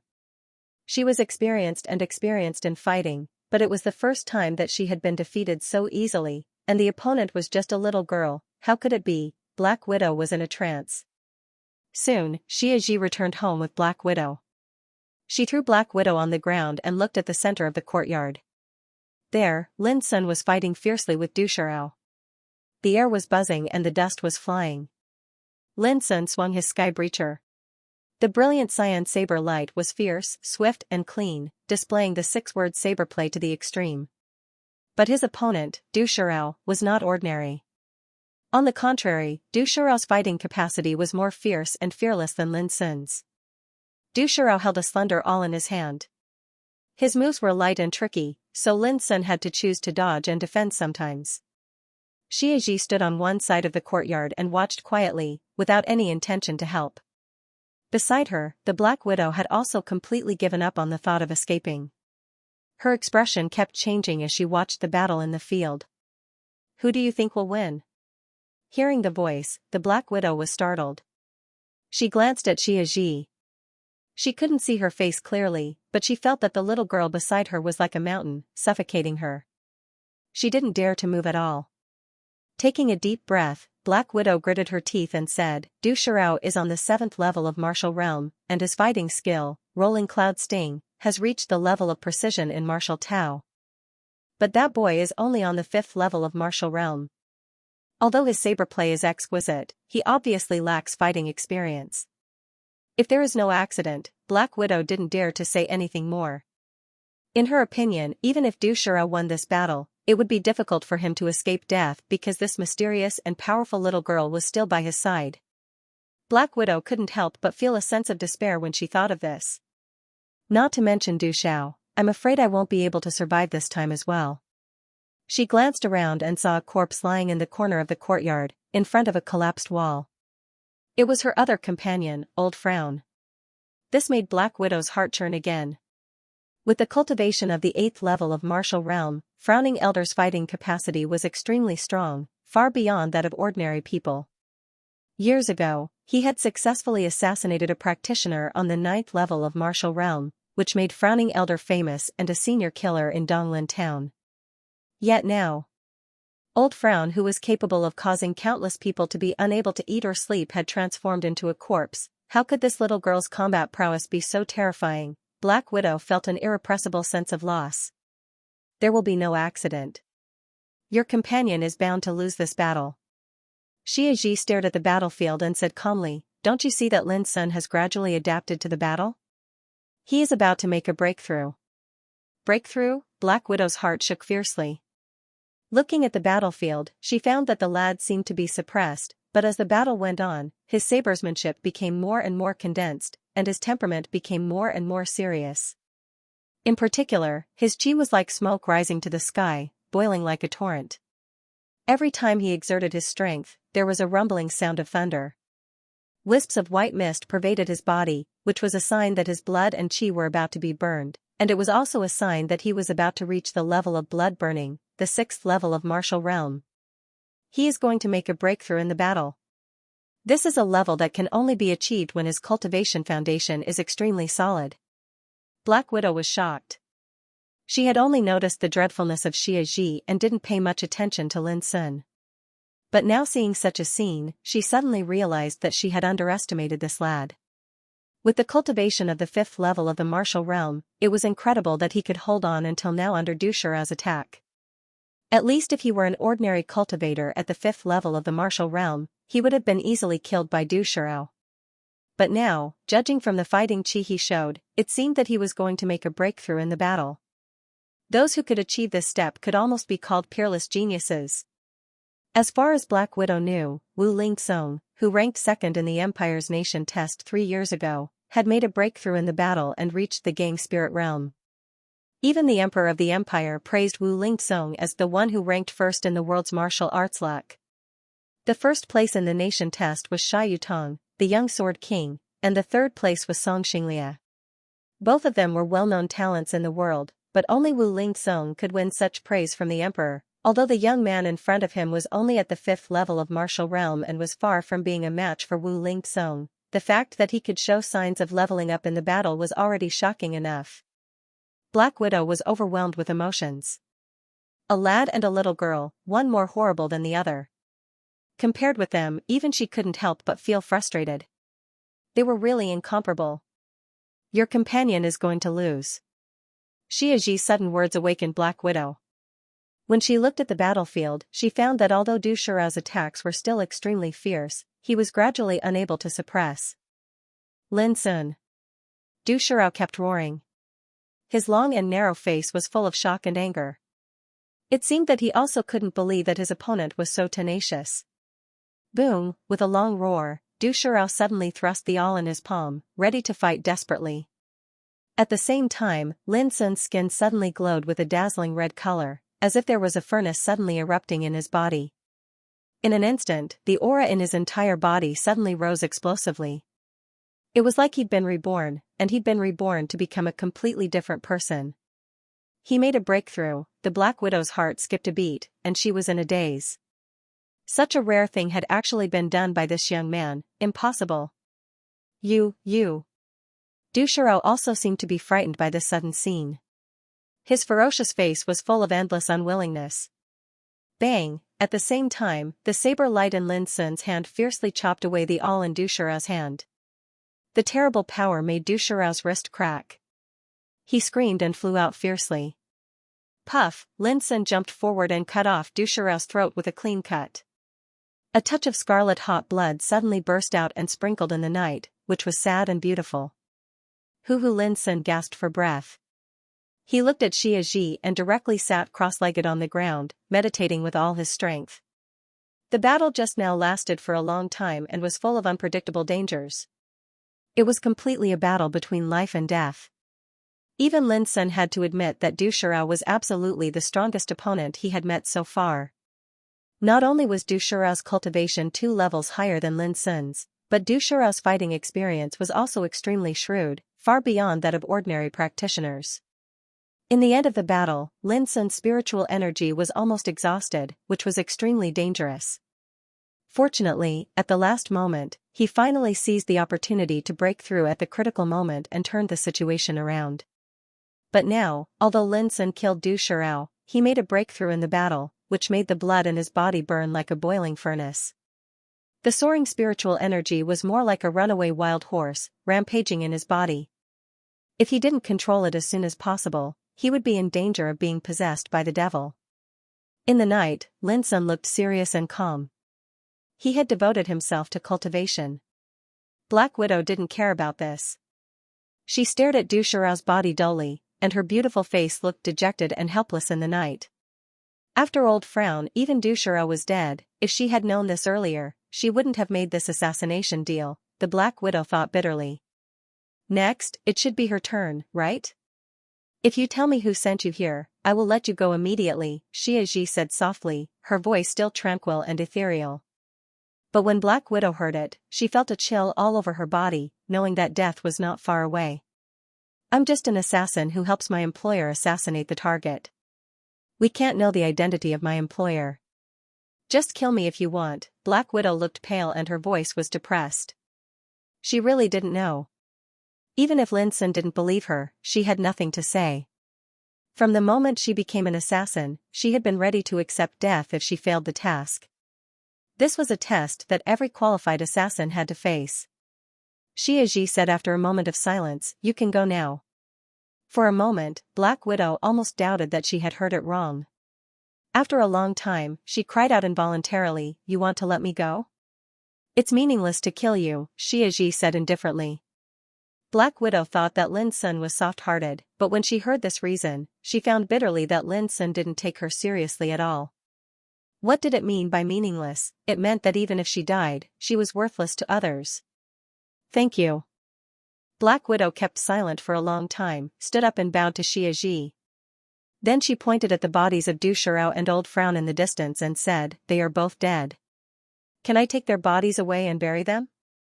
Xianxia glanced at her with a little surprise and nodded, "That would be great." The Black Widow bowed deeply again and quickly disappeared into the boundless night with the two corpses. Clan of Wu? Or Lian Fei? Xianxia quietly guarded Lin Sun, standing in the deep night without saying a word. Her dark pupils were full of indifference and coldness. In the past 10 days, she and Lin Sun were also waiting for the news and a chance to kill Lian Fei. Unfortunately, according to the information brought back by the spies sent by Fatty Diao, Lian Fei had been hiding in Donglin School and never went out. But she didn't expect that before she and Lin Sun took action, the other side couldn't help sending out killers. Whoever he is, he must pay the price of death. The little girl raised her head. A few strands of black hair peeking out from under the brim of the hat were flying in the cold wind. A hint of killing intent flashed across her quiet and beautiful white face in the darkness. Donglin School. In the early morning, the sun was shining brightly in the school, and the plants were luxuriant. Students in navy blue uniforms rushed to the canteen in groups of 2 or 3. When Lian Fei walked out of the dormitory, his eyes were bloodshot and his eyebrows were tightly knitted. He stayed up all night, waiting for a message. But until now, he still didn't receive any news. Did an accident happen last night? This doubt hit his mind from time to time like a tide, torturing Lian Fei for a whole night. "Lian Fei, how's the preparation?" A charming young girl walked over from afar. She was wearing a fitted school uniform, and she seemed to be in high spirits as she walked. Preparation for what? Lian Fei was stunned. The girl was Zhao Susu, his classmate, who had always admired him. "Do you forget that the county test is in 10 days? Yao Susu rebuked. "Oh," Lian Fei patted his forehead and said with a smile, "Do I need to prepare for it? It's just a test of age and cultivation. I'm sure I can pass it smoothly." Yao Susu walked side by side with Lian Fei and said, "Don't be careless. You are 15 years old this year, which is not an advantage in terms of age. I heard that there are 3,000 people in our Donglin school who want to take part in the county test, but only 1,000 are admitted. If we add other applicants in Donglin town, the elimination rate will be even higher." Lian Fei said absent-mindedly, "My age is indeed a disadvantage, but I have reached the 5th level of martial realm, which is undoubtedly an advantage over others. I think I won't be eliminated in the county test." Yao Susu giggled. She liked Lian Fei's confident look. As they talked, they had arrived at the canteen. The large canteen was already full of students. The breakfast was rich, consisting of special 8 treasure spiritual porridge and several kinds of green spiritual vegetables, which tasted good. The students of Donglin School were very young. The youngest was only 5 or 6 years old, and the oldest was only 15 years old. Donglin School was an official school, not a local force. It was set up to select talents for the county test of the empire. Students over 15 years old could not participate in the county test, and naturally would not be enrolled by Donglin School. At this time, many students in the canteen were talking while eating, which was very lively. The topics of discussion were almost all related to the county test that would begin in 10 days. Lian Fei was not interested in these, and he lowered his head to eat silently. Yao Susu found something wrong with Lian Fei. She couldn't help saying, "You seem to have something on your mind." Lian Fei nodded and then explained patiently, "Don't worry, it's just a small matter." Yao Su's background was not simple. It was said that her family had a great influence in Green Maple County. Green Maple County governed 12 prefectures and Donglin Town was one of them. In other words, Donglin Town was also under the jurisdiction of Green Maple County. Lian Fei was going to participate in the state examinations in Green Maple County in the future. Moreover, Yao Susu was very fond of him. Under such circumstances, he naturally did not dare to slight her. Yao Susu said with concern, "Lian Fei, if you have any trouble, you can tell me. Although my family is not in Donglin Town, I still have a lot of connections." Lian Fei smiled and said, "Don't worry. Don't tell me you don't believe in the man you like?" Yao Susu's face turned red, and she said softly, "Glib tongue." With this interruption, Yao Susu forgot to continue asking. After the meal, when they walked out of the cafeteria, a middle-aged man came in a hurry with a hint of anxiety on his face. When he saw Lian Fei, he was about to say something, but was stopped by Lian Fei's eyes. Then Lian Fei said to Yao Susu with a smile, "A friend is looking for me. Would you like to wait for me in the school?" Yao Susu nodded, then turned around and left. Watching the girl's back disappear, Lian Fei's smile suddenly disappeared. He said to the middle-aged man, "Why did you come so late?" As he said, he had led the middle-aged man to a remote corner. The middle-aged man was called Shui Yong, an informant sent by the clan of Wu to contact Lian Fei. "I just got the news." Shui Yong sighed. "This morning, Black Widow returned the double deposit and admitted that the task was a failure." His words made Lian Fei stiff all over, and his face kept changing. The worst result had come. How could it be possible? Lian Fei tried hard to restrain his anxiety. "That guy is just at the 5th level of martial realm. We've spent a lot of money to invite Black Widow, Du Shirao, and Old Frown. Not to mention dealing with that guy, it's enough for us to kill an expert at the 9th level of martial realm. How could we fail?" Shui Yong said with a gloomy face, "It's absolutely true. I heard that. Du Shirao and Old Frown have completely failed and will never appear again." Lian Fei gasped and felt cold all over. After a long time, he suddenly had an idea and said, "Is there a master helping that boy?" Shui Yong said, "Although Black Widow didn't say it directly, I guess so." Lian Fei asked anxiously, "Could it be Keystone Business?" What he was most worried about was Keystone Business, which was one of the top forces in the empire. Even in Donglin Town, no one dared to provoke it. As far as he knew, Keystone Business had even fallen out with the clan of Wu in order to protect Lin's son, which made the clan of Wu dare not act rashly. If not, Lian Fei would not have been pushed out by the clan of Wu to take the lead to deal with Lin's son. Lian Fei knew that the clan of Wu was making use of him, but he had to accept it in order to avenge his father's death. Besides, he really needed the help of the clan of Wu. Otherwise, he, a student of Donglin School, could not shake the mountain of Keystone Business alone. Hearing the words, Keystone Business, Shui Yong narrowed his eyes and said, "It's not certain yet. It's up to you to make a decision." Lian Fei was stunned and then sneered in his heart. He knew that this was the clan of Wu's way of shirking responsibility. If Keystone Business really blamed him, he could only bear the consequences. This was the agreement reached between Lian Fei and the clan of Wu. However, Lian Fei wasn't willing to be used like this. He took a few deep breaths, gritted his teeth, and said, "Since it has already happened, the other party must have been alerted. If it's according to my decision, we should immediately send more forces to end this once and for all." Hearing this, the gloomy look on Shui Yong's face suddenly disappeared, and he laughed. "I heard that shopkeeper Wu Deong of the clan of Wu also thinks so. Great minds think alike." Lian Fei sneered again in his heart, "Great minds think alike? Obviously, they have already figured out a countermeasure, but they need me to show up." Lian Fei said bluntly, "In this case, what else did shopkeeper Wu Deong say?" Shui Yong said, "Assassins can no longer be hired. Now with the death of Du Shirao and Old Scowling, it has caused a lot of waves. I'm afraid that the assassins in the underworld will not dare to get involved again. After a pause, he changed the topic and said, however, we can hire some ruthless gangsters instead of assassins. Lian Fei asked thoughtfully, what do you mean?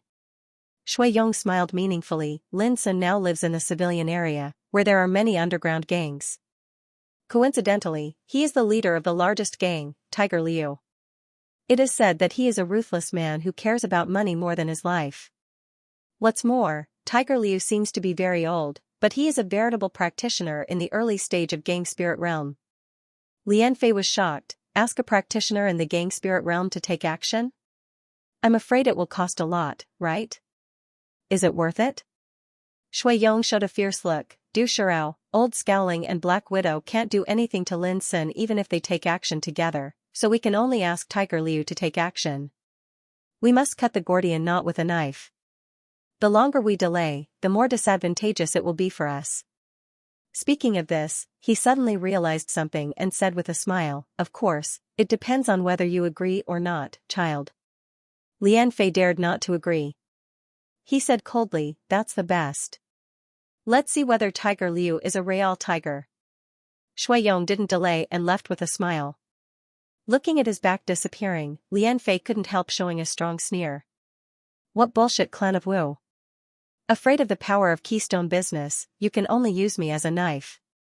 When I become successful in the future, your clan of Wu will be the first one to be attacked.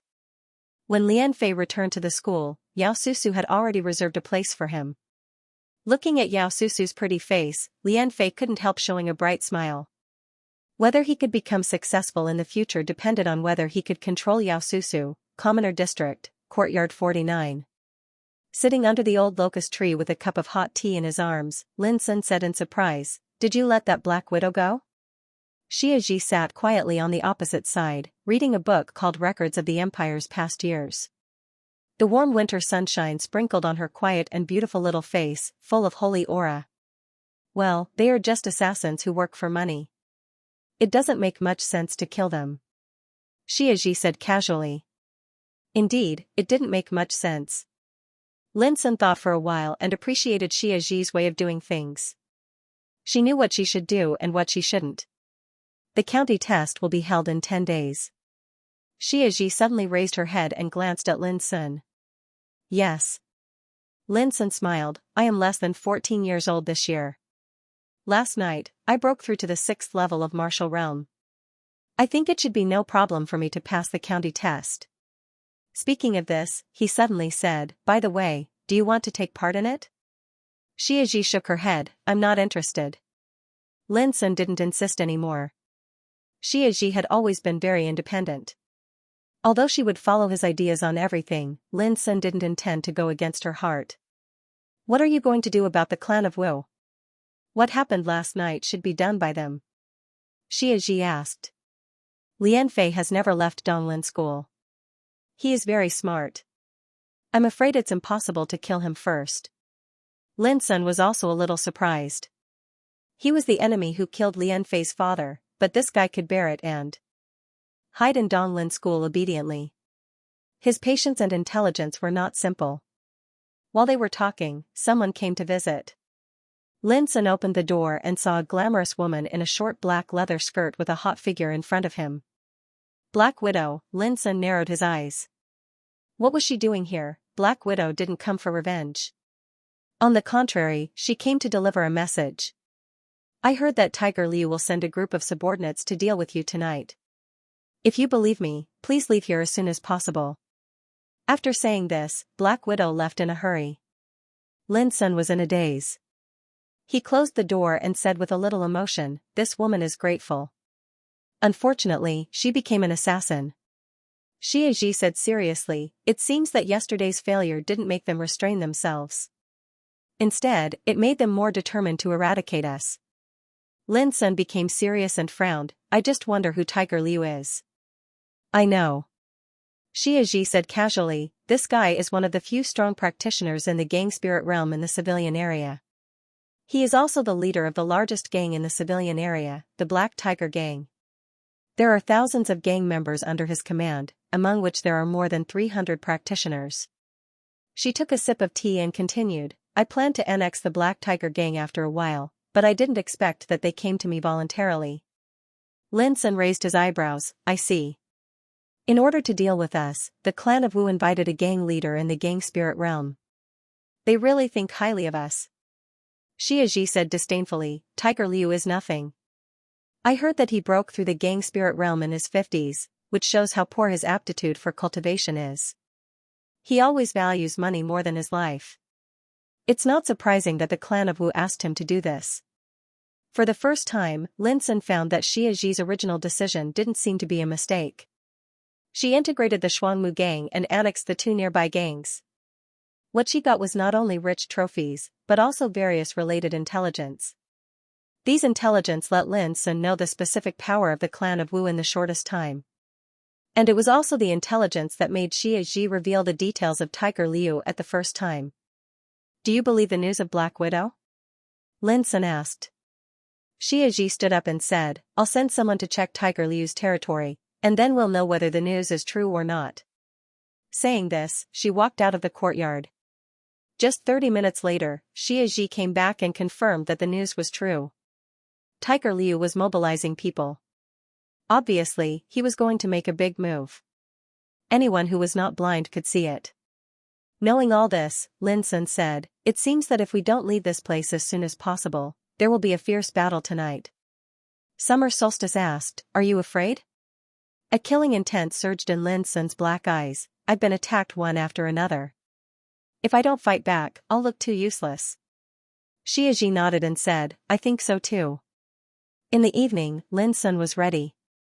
He was still dressed in a coarse hemp robe, but there was more to it than meets the eye. Firstly, he wore a pair of dark gray-colored pauldrons on his shoulders, and it was called Cloud Mountain. The fifth Earth Spirit marking pattern was inscribed on it, and it possessed an extremely excellent defensive ability.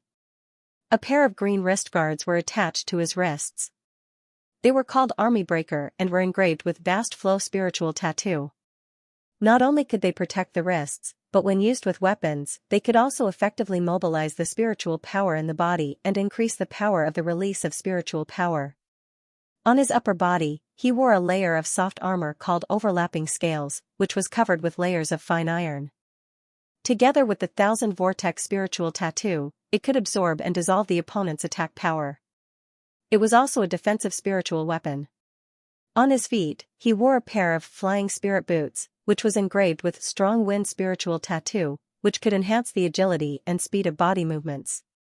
In addition, Lin Sun also carried a big bow, which was black and rough. The bow body was smelted from more than 10 kinds of metals, and the bowstring was tanned from the spine tendons of the spike-tailed mammoth.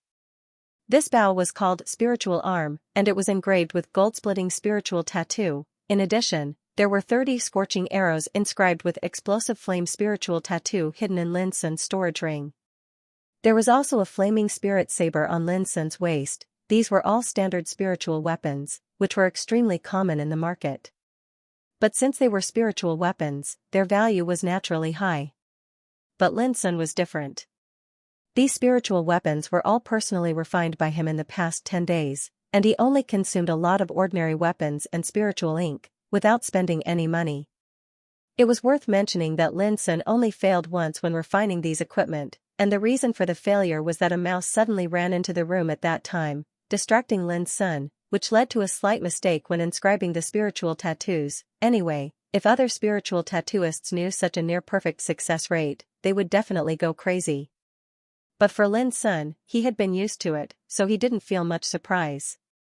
Under the setting sun, Lin Sun was ready to go and armed himself to the extreme. Xiaxi, on the other hand, was much simpler.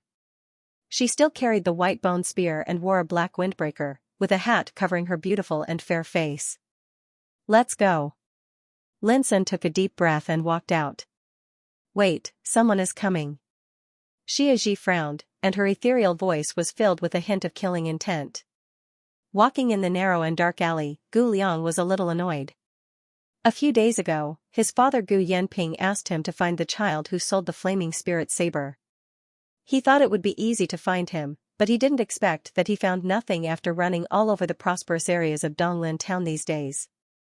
It was normal that Gu Liang didn't dare to ask for help, because he knew that all the major businesses in Donglin town had been keeping an eye on the movements of Golden Hall. Even Xiao Yuanzhong, the shopkeeper of Treasure House, directly spread the news that he wanted to dig out the mysterious spiritual tattooist at a high price. Under such circumstances, Gu Liang was sure that the eyes of many spies in the town were focused on Golden Hall, because only Golden Hall knew who made the flaming spirit saber. Therefore, Gu Liang was extremely careful every time he went out to avoid being followed. But unfortunately, it was not until today that he finally realized that his way of finding the person was wrong. Thanks to his father's reminder, Lin Sun was only wearing the most common coarse linen clothes at that time, which showed that he was obviously not from a rich family. Moreover, as a practitioner, Lin Sun didn't hesitate to sell a flaming spirit saber in exchange for money, which showed that his life must be a little poor. Inferring from these details, Lin Sun should live in the civilian area instead of the prosperous area of the town. Sure enough, Gu Liang soon inquired about Courtyard 49 in the depths of an alley in the civilian area according to his father's inference. A new tenant, a teenager, had moved in. This confirmed Gu Liang's thoughts one by one. Similarly, this was also the reason why Gu Liang was annoyed. If he paid more attention to some details, how could these days' efforts be in vain? Soon, Gu Liang dispelled his annoyance. Seeing Courtyard 49, he immediately went forward and knocked on the door. The door was opened, revealing a familiar face, which made Gu Liang excited. Sure enough, he came to the right place. I'm Gu Liang, and the shopkeeper of Golden Hall is my father. Nice to meet you, child. Gu Liang saluted. Lin Sun was stunned. He didn't expect that the son of the shopkeeper of Golden Hall would come to him at this time. Immediately, he understood Gu Liang's intention and said, Your Excellency, are you here to buy a spiritual weapon? Gu Liang was also stunned for a moment. He didn't expect Lin Sun to be so direct. Then he smiled calmly and said, Child, you have a sharp eye. I'm here for this purpose at the request of my father. Lin Sun thought for a moment and said, Not now. I have something urgent to deal with today. How about I go to Golden Hall in person another day? Gu Liang finally found Lin Sun. How could he be willing to leave? He said, Well, how about I stay here and wait for you to come back? Lin Sun frowned and said, I advise you to leave as soon as possible. It won't be long before there are many changes here, and I'm afraid you'll be killed. Gu Liang was shocked. Seeing that Lin Sun didn't seem to be joking, he thought for a long time and finally nodded, In that case, I'll come again tomorrow. After that, he turned around and left. Almost at the same time as he left, Lin Sun closed the gate and jumped out of the wall behind the yard with Xia Ji. They walked quickly along an alley and soon disappeared. It was 10 o'clock in the evening. The setting sun was like fire and blood. A flock of crows were cawing in the air, which was harsh and horrifying. When the night was about to fall, the vicinity of Courtyard 49 was deserted. Even the barking of stray cats and dogs had disappeared. Only the cold wind as sharp as a knife made a whining sound in the air, as if weeping and complaining. It wasn't long before this deathly silent and oppressive atmosphere was broken by a wave of footsteps. If one were to look down from the sky, one would be able to see a dense expanse of figures surging over from all directions like tidewater and converging towards Courtyard 49. There were many of them, and every one of them was dressed in martial attire.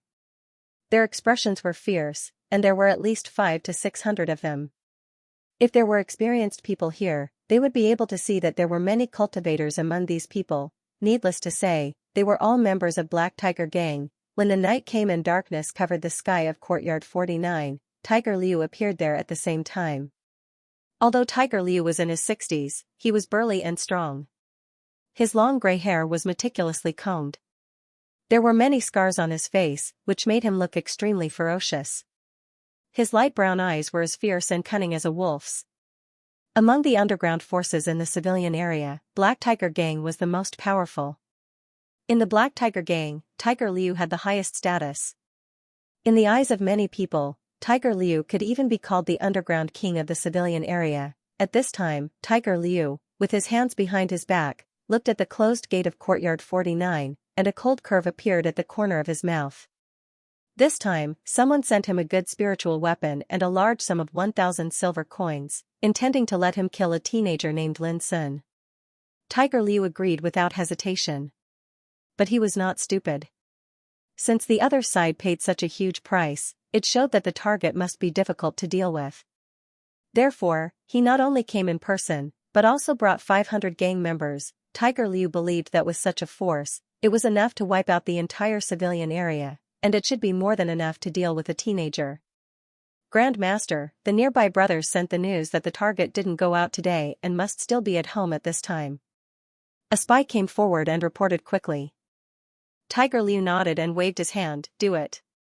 The cold and austere voice was like a signal, opening the curtains of the battle in this dark night.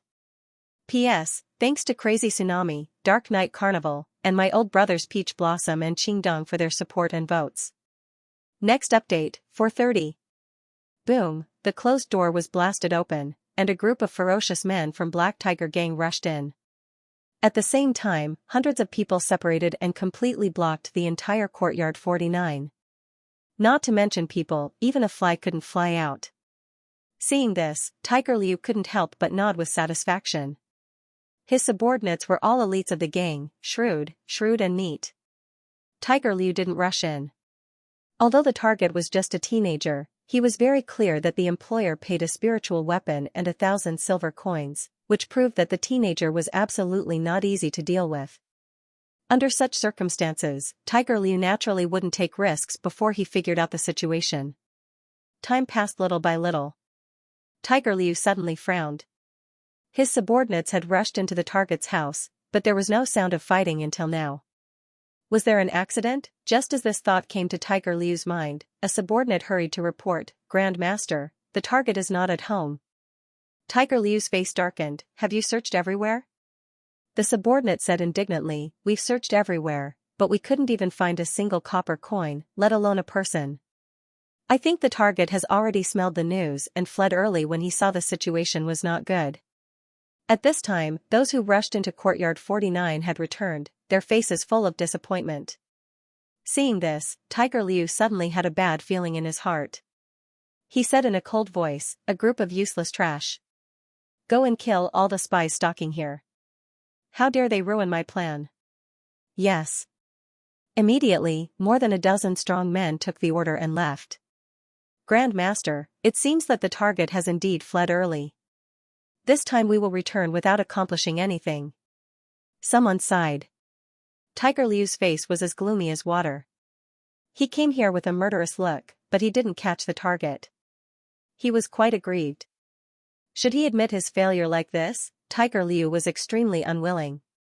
Grand Master, bad news. Bad news. Suddenly, a panicked voice sounded from a distance. A spy almost stumbled over, causing a lot of people present to be agitated. The target had already fled. Could there be worse news? Tiger Liu was inexplicably angry. He kicked the spy and scolded, don't be so flustered.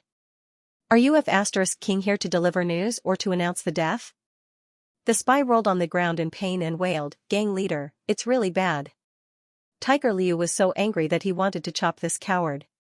He gritted his teeth and said, tell me what's wrong with you. Do you really want me to kill you? The scout had a long face and said with a trembling voice, our base has been attacked. What? As if struck by lightning, Tiger Liu's face changed dramatically.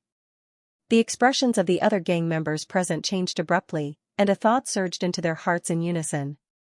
Someone actually dared to take advantage of the situation, in this civilian district, who had eaten the heart of a bear and the heart of a leopard, and dared to move against the Black Tiger Gang? Damn it, looks like someone is tired of living. They want to take advantage of us while we are out of our nest. Could it be Humanzi from the Azure Bamboo Gang? This guy has always been against our Black Tiger Gang. Maybe it's really him this time. Damn it, this Humanzi is courting death. A wave of angry curses rang out, and the place was in a mess.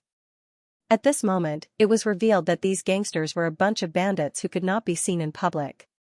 They were far from being comparable to the strict military discipline of the army. They could only be described as a motley crew. Shut up, all of you. Suddenly, a thunderous roar sounded, shocking all the people present. Tiger Liu's face was ferocious and full of killing intent. He gritted his teeth and said, what the fuck is the situation now? Why don't you hurry back with me to kill the enemy? Do you have to wait until the base is completely destroyed? Everyone suddenly woke up as if waking up from a dream. Back to the time when Tiger Liu led his subordinates to Courtyard 49, in a spacious area in the southwest of the civilian district. There was a magnificent building here, like a castle rising from the ground. Compared with the narrow and dilapidated houses nearby, it was like a crane in a flock of chickens. This was the base of the Black Tiger Gang. In the past, ordinary people did not dare to come here. It was late, but the Black Tiger Gang was brightly lit as if it were daytime.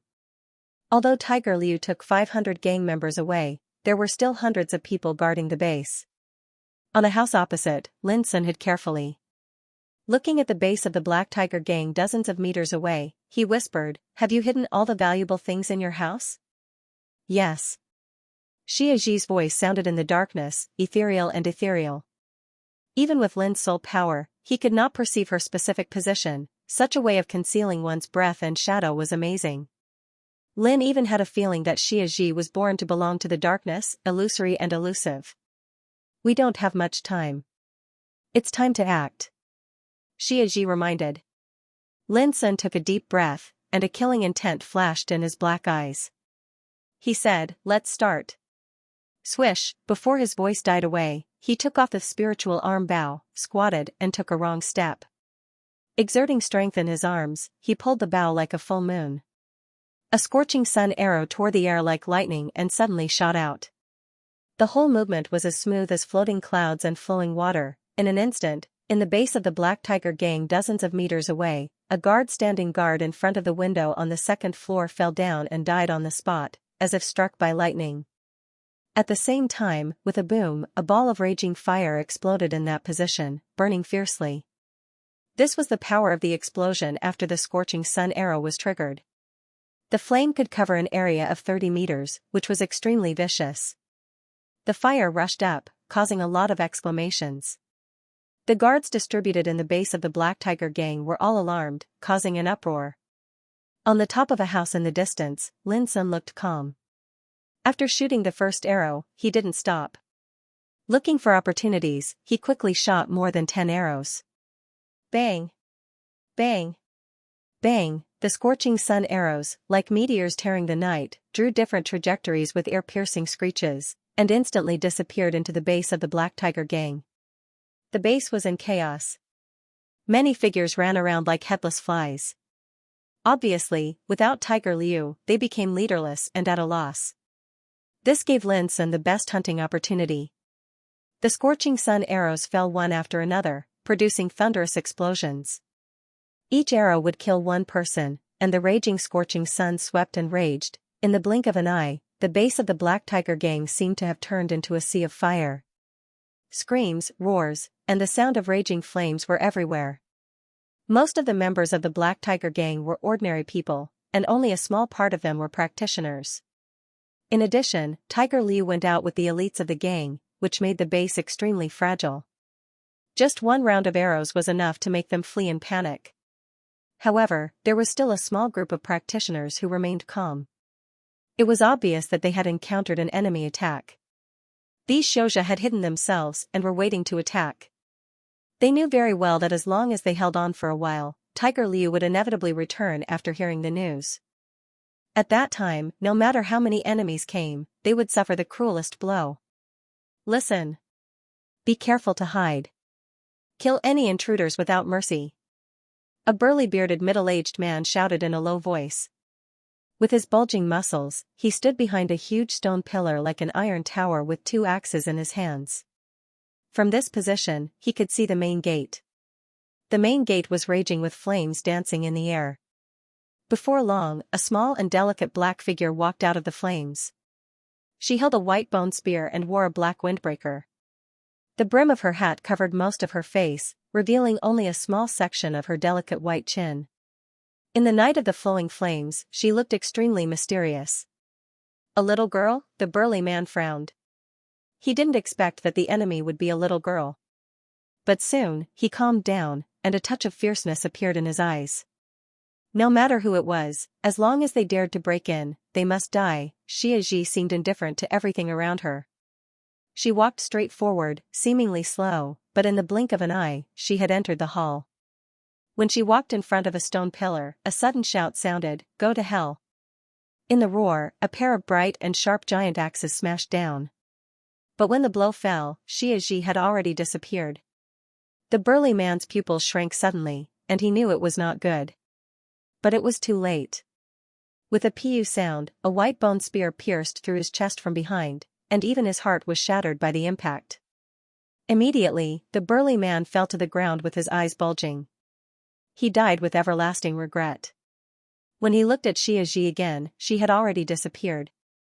Hall leader Lu is dead. Who is that little girl? Why is she so terrible? Where is she? Why is she gone? At this time, when the practitioners hiding in different places in this hall saw that the burly man was killed in one blow, they were all shocked and horrified. It was terrible. If they hadn't seen it with their own eyes, they would almost think it was an illusion. They didn't dare to move, and they all raised their vigilance. They only hoped that the Grand Master would come back quickly, otherwise, they might not be able to hold on. Suddenly, a scream sounded, and a practitioner hiding on the beam fell to the ground with a puff. There was a bloody hole in his throat, and blood was bursting out. This scene shocked the other cultivators to the point that their bodies trembled. Before they could even see clearly, another of their companions had been killed. Was that little girl a ghost or immortal? Boom! Soon, the wall on one side of the hall collapsed, and smoke and dust splashed. A practitioner's body lay in it. His bones were broken, and his flesh was badly mutilated. He died miserably. Seeing this, the practitioners hiding in other places could no longer bear this kind of horror. They jumped out with a roar, and no longer dared to hide separately. Instead, they began to gather together. It was too terrible. They couldn't see or feel the enemy. The enemy seemed to be invisible, but as time went by, their companions died on the spot one by one. Who would be able to endure this? These practitioners gathered together, about a dozen of them, all with fear on their faces. They were vigilant and uneasy. The fire in the distance kept changing on their ferocious faces. Where was the enemy? Where was he hiding? The raging flames were burning in all areas of the Black Tiger Gang's lair, and the fire had spread out of control. Some people held on, hoping that Tiger Liu could return in time. But more people chose to escape. It was a mess. For these villains living at the bottom of the society, they didn't know what loyalty was for the sake of survival. When Lin Sun walked into the Black Tiger Gang's lair, he saw a lot of people running around in panic. He didn't chase them, but went straight to the hall. Soon, Lin Sun saw dozens of practitioners waiting in the hall, which was beyond his expectation. Didn't these guys know how to hide? I'll leave these people to you. I have something else to do. At this moment, Xiaxi's voice sounded and then disappeared. Lin Sun narrowed his eyes and immediately smiled. He drew out the flaming spirit saber and rushed to the dozens of practitioners instead of retreating. One person and one saber were going to deal with dozens of practitioners. When the practitioners of Black Tiger Gang gathered in the hall saw this, they couldn't help but feel a little absurd. The most important thing was that they were dealing with a teenager, but when they thought of the little girl's horrible means, the absurdity in their hearts suddenly dissipated and they became alert. Maybe this teenager was more powerful than the little girl. Boom! Seeing Lin Sun rushing to him, someone couldn't hold back anymore. He raised a long spear and fiercely stabbed at Lin Sun. The shadow of the spear was as sharp as lightning and contained frightening spiritual energy. This was an overmatch at the 5th level of martial realm. A thought flashed in Lin Sun's mind, but he didn't slow down at all. The blade hummed and shook violently against the opponent's spear. Bang! The horrible power was like a mountain. The opponent was shaken away with his spear and smashed on a stone pillar. Blood spurted from his mouth and nose and he fainted on the spot. At the same time, a saber, a sword, and a hammer came to Lin Sun from different directions. The moves were tricky and ruthless, and the timing was extremely precise. Lin Sun jumped, and the blade suddenly rolled back, turning into a storm vortex with raging flames and a roar. With a bang, the opponent's long saber was cut in two, and his right arm was cut off. He screamed and retreated. The other sword and the hammer were severely knocked away, which made the two practitioners immediately reveal their flaws. Taking advantage of this opportunity, Lin Sun changed his Tao and chopped down heavily. With a pop, the head of the Xianxia holding the hammer was smashed and he fell down. The sword-wielding Xianxia dodged in time and luckily escaped, but he was so scared his face was pale and his soul was about to leave his body. In the blink of an eye, 3 people were killed on the spot. Lin Sun only used the 3 movements of 6-word saberplay, namely shock, spin and chop. Although his current saberplay could not defeat Xia Ji, it was relatively speaking. It was more than enough to deal with these practitioners present. What's more, he was now wearing all kinds of spiritual equipment and holding a flaming spirit saber. He was armed to the teeth, and his combat effectiveness was at least 30% stronger than before. On the contrary, few of his opponents were at the 8th level of martial realm. Most of them were at the 5th level of martial realm, which was hardly a threat to Lin. When Lin Sun was at the 5th level of martial realm, he could fight evenly with Du Shirao, who was at the 7th level of martial realm. Now that he had reached the 6th level of martial realm, his combat effectiveness was naturally much stronger than before. Seeing several companions were killed in a flash, the other practitioners of Black Tiger Gang in the hall were shocked and their faces changed suddenly. "Hurry up! Let's kill this boy together!" With a roar, those practitioners moved together. No one dared to hold back anymore. They besieged Lin Sun with ferocious faces. For a time, the hall was full of fighting sounds, which was like a purgatory battlefield. The walls collapsed, the ground cracked, and all kinds of items in the hall had already been turned into powder. "Kill!" Lin Sun fought with his saber. His figure was as vigorous as a flying eagle. The flaming spirit saber splashed in all directions, and the crimson saber light shot out like a fiery rainbow with terrible destructive power. Although it was the first time for one person to fight against dozens of practitioners, Lin Sun was not flustered at all. His dark eyes were deep in calm, and his delicate and warm face was even calmer. Beneath his calm exterior, however, was a burning desire to fight and kill. Fight, the smell of blood and fire seemed to have magic power, which opened the desire that Lin Sun had never had in his heart. Kill! Kill! Kill! The boy from the mine prison had long hair flying in the air, and the saber in his hand was like a dragon, which rolled up a bloody storm. The screams of the enemies when they fell were like passionate music, which made Lin Sun more and more arrogant and powerful. The blood of the enemies was like the strongest wine in the world, which made Lin Sun feel a kind of pleasure that he had never had before. At this moment, Lin Sun completely forgot himself and immersed himself in the battle. He forgot the world and all the people in the world. In his eyes, there were only enemies. Bang! A practitioner didn't dodge in time and his head was cut off. Clatter! On the other side, a practitioner's legs were cut off, and he fell in a pool of blood in the sea of fire. Boom! A bronze mace suddenly attacked from behind and hit Lin Sun's shoulder, but it was blocked by the Yunshan shoulder armor engraved with Fifth Earth spiritual tattoo. Most of the power was dissolved, but the shoulder bone was still broken. But Lin Sun didn't seem to feel it. He retreated quickly and cut open the belly of the attacker from behind with the saber in his hand. This was a close combat, fierce and tragic. There was no room for hesitation. Life and death could be decided in an instant. At this moment, Lin Sun was not only ruthless to the enemies, but also to himself. He would rather be injured to seize every fleeting opportunity to kill the enemies.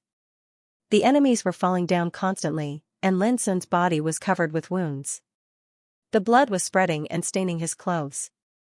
But his expression never wavered. The flaming spirit saber in his hand was more precise, fierce, and stable. Like a god of war who would never fall, he wielded his saber in the blood and fire, deducing the changes of life and death. It seemed that a long time had passed, but it also seemed that it was only a moment. Lin Sun suddenly felt light. When he looked around, there were only 7 or 8 enemies left. Beneath his feet were numerous broken corpses that lay in pools of blood and were being burned by the raging flames, causing the pungent smell of burnt flesh and blood to fill every inch of the ground. More than half of the dozens of enemies had been slaughtered. Lin Sun, who woke up from the battle, realized that he had become so powerful. Yes, perhaps Lin Sun was still in the martial realm, and there was still a long way to go before he reached the gang spirit realm. But compared with the weak one when he stepped into Feiyun village for the first time, Lin Sun had been reborn. The 7 or 8 practitioners on the opposite side seemed to be shocked. and their faces were full of unconcealable panic. They looked at the teenager in front of them as if they were looking at a demon bathed in blood, trembling all over uncontrollably. Yes, they were petrified. Besieged by dozens of people, they couldn't do anything to a teenager on the 6th level of martial realm. What's more, they were all killed by him. What chilled them most was that Lin Sun's killing method was extremely straightforward. He didn't say a word from the beginning to the end. That kind of silence almost suffocated them. What kind of teenager was he on Earth? Lin Sun moved again. He took a step forward, and his footsteps made a dull sound in the pool of blood. In the past, no one would pay attention to this sound at all. But in this silent and oppressive hall, it was like a note that hastened death. The 7 or 8 practitioners were stiff all over, and then they roared in horror and fled out of the hall. They were terrified, and their fighting spirit had collapsed. In the case of death, they dared not struggle at all. Run, they had to run. This teenager was a demon who killed people without blinking an eye. It was so terrible. Lin Sun was in a daze, and then he shook his head. He didn't bother to chase after them. Glancing around, he walked to the depths of the hall. The sharp pain all over his body hit Lin Sun's mind like a tide. After the battle, he found that even though he wore all kinds of spiritual weapons, he still suffered many injuries, such as knife wounds, sword wounds, and internal injuries. These were not important to Lin Sun. As a murderer in the mine prison said, scars were the most glorious feats of a man. What made Lin Sun frown was that after a round of fierce fighting, he had consumed a lot of spiritual energy in his body and couldn't hold on for too long. The most urgent thing was to find Xianxia as soon as possible. Soon, Lin Sun disappeared into the depths of the hall. Behind him, the walls of the hall collapsed, the stone pillars were destroyed, and the sea of consciousness was burning in a pool of blood. The scene was like purgatory. Outside the hall, the towering fire illuminated the night. Everything indicated that the lair of the Black Tiger gang had completely fallen. When Tiger Liu returned with a group of subordinates, he saw a towering fire. The lair he had painstakingly managed for many years was completely covered in a sea of fire.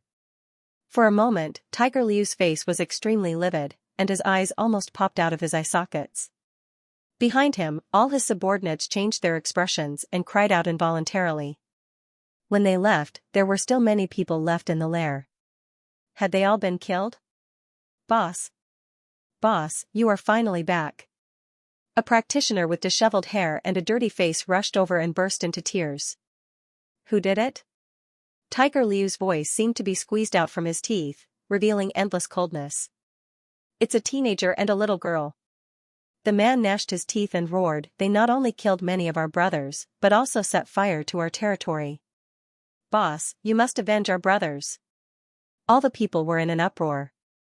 The murderers were not from other gangs, but just a teenager and a little girl. How could they destroy their lair with only 2 people? How could it be possible? Where are they? Tiger Liu's face became more livid, and his eyes became bloodshot. It suddenly occurred to him that the target they were supposed to kill was a teenager named Lin Sun. Did Lin Sun not escape, but take the opportunity to harm the Black Tiger gang? At the thought of this, Tiger Liu's heart sank again. They were tricked. It's inside. The practitioner pointed to the lair of Black Tiger gang and said. Tiger Liu's beard and hair stood on end. He couldn't hold back his anger anymore and shouted, rush in with me and find these 2 little things. I want to see them alive or dead. Mutilated corpses were everywhere, and pools of blood were everywhere. The castle-like lair was burned to the point where only an empty frame was left. It was a scene of devastation. Tiger Liu strode forward. Looking at these shocking scenes, he felt a sharp pain in his heart, as if being cut by a knife. These were his subordinates, his painstaking efforts. Now, they were destroyed overnight. How could Tiger Liu not be angry? His face was livid, his eyes were bloodshot, and his whole body emitted a horrible aura, as if he wanted to devour people. Soon, he entered the hall. All the subordinates had begun to search for the traces of the enemy, but Tiger Liu was more concerned about another thing. Before long, he came to the end of the hall. It was originally a stone wall, but now a huge hole was broken.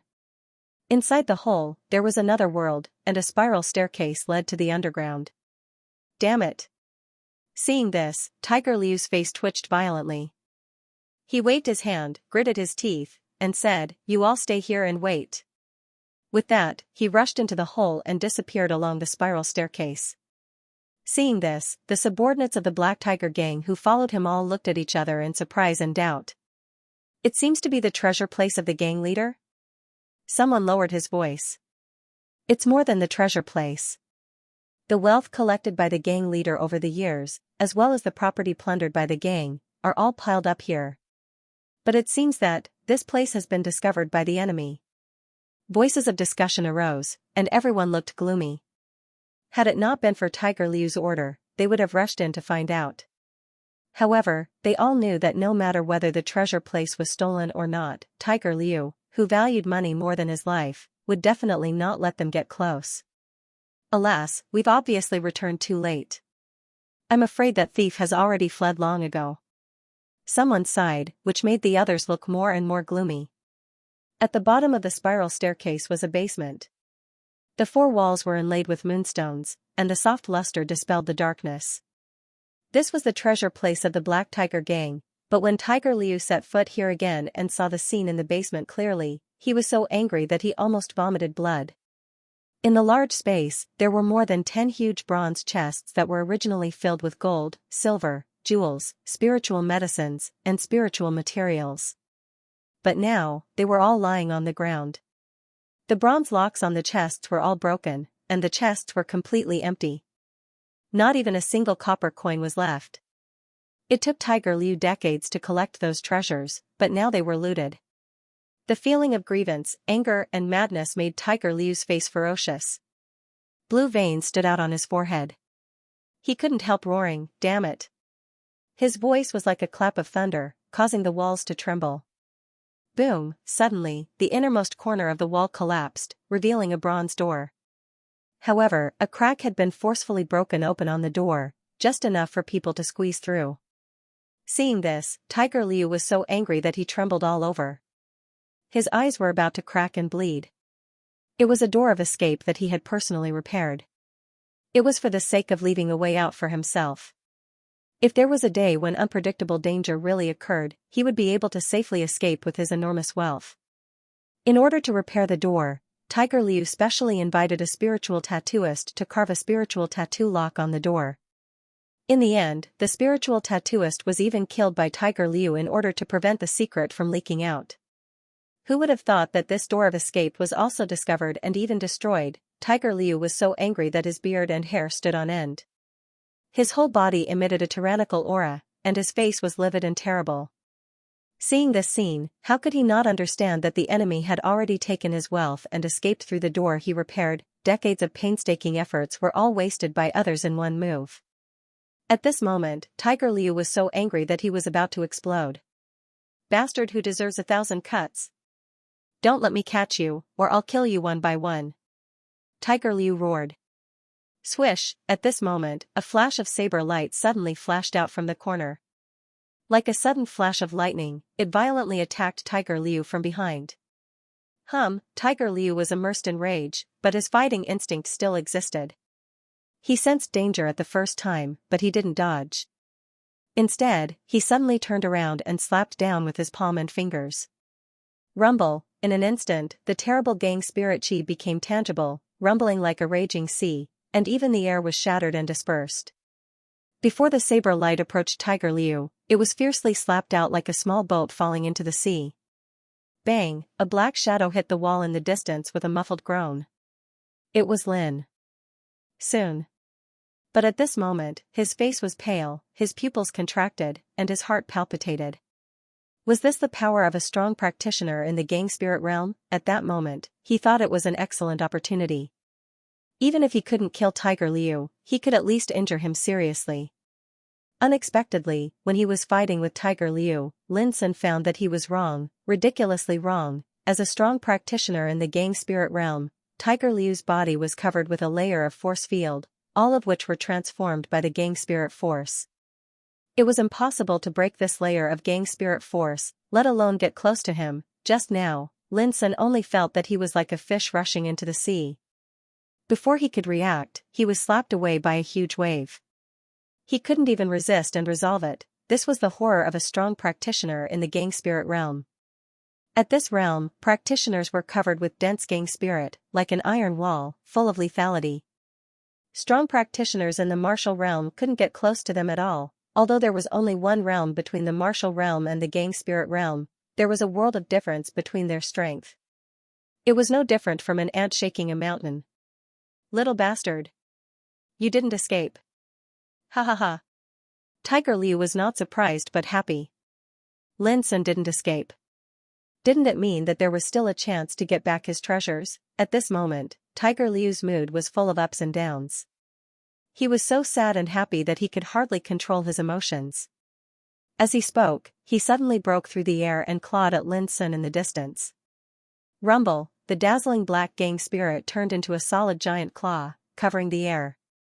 This was the means of a strong practitioner in the gang spirit realm. He could release the gang spirit outside his body and kill people in the air. Strong practitioners in the martial realm couldn't do this at all. However, Tiger Liu was still in the air. He seemed to notice something and his face suddenly changed. With his rich experience of many years of battles, he almost subconsciously twisted his waist in a weird way. Like a flying snake rising from the land, he gave up on Lin Sun and fiercely punched to one side. At the same time, a white bone spear suddenly appeared. The body of the spear was as smooth as jade, filled with silver starlight, illusory and ethereal. It seemed to be slow, but when Tiger Liu noticed it, the tip of the spear had already reached his eyebrows. Boom, with a loud bang, the terrible spiritual power spread like a storm. More than 10 bronze chests on the ground were swept away in an instant and smashed on the walls, making a dull collision sound. Lin Sun's face suddenly changed, because in his sight, Tiger Liu grabbed the white bone spear and lifted Xianxia, who was holding the spear, in the air. Sure enough, there is someone else. I knew it.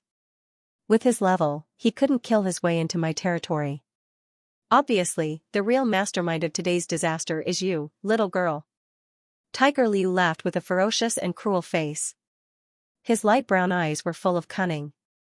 He had dominated the civilian area for decades and still stood strong. How could ordinary people compare with him? Those opponents who once looked down on him were now corpses on the ground. Lin Sun's vulnerable performance made Tiger Liu instantly guess that the boy must have other helpers. Sure enough, he was exposed in just one move. At this moment, Tiger Liu's heart was filled with the pleasure of revenge. Lin Sun's heart was filled with uncontrollable coldness.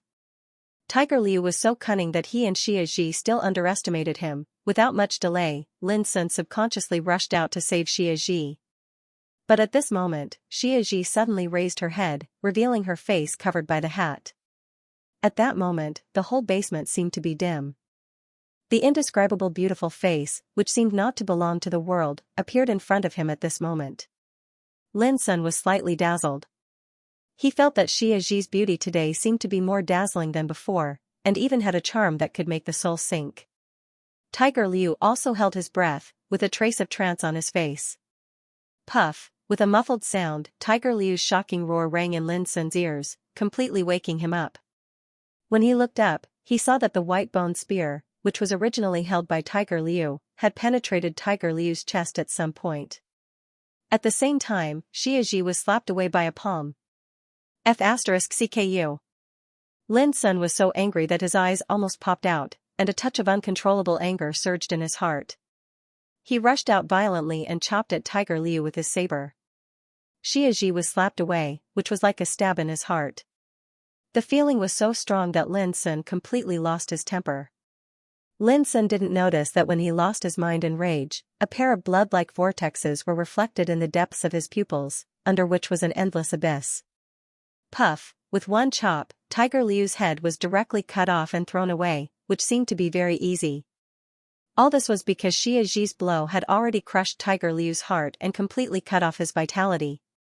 Lin Sun added this chop just to end Tiger Liu's death in an instant. But Lin Sun was like a mad devil at this moment, ignoring everything. After cutting off Tiger Liu's head, he didn't stop. He chopped Tiger Liu's body dozens of times in a row as if he was venting his anger. Tiger Liu's body was mutilated. Lin Sun, it's time for us to go. Xianxia's voice sounded. Although it was a little weak, it suddenly awakened Lin Sun in rage. He gasped a few times and came to Xianxia. The little girl curled up on the ground, with a rare pale and weak look on her little face, and a pair of black jewel-like crescent eyes also became dim and lifeless. This made Lin Sun's heart ache again. Without thinking about anything else, he picked up Xianxia, pulled out the white bone spear from Tiger Liu's body, and rushed out to the broken bronze door. Late at night, in the dark and winding alley like a spider web, the lad ran all the way with the little girl in his arms. The whistling cold wind was like a knife, stinging his numb wounds. But compared with the worry in his heart, it was nothing. For the first time, Lin Sun found that Xianxia had occupied an inseparable position in his heart. At the moment when she was hit flying, Lin Sun felt that the world collapsed. All his thoughts and ambitions disappeared, leaving only uncontrollable anger and madness.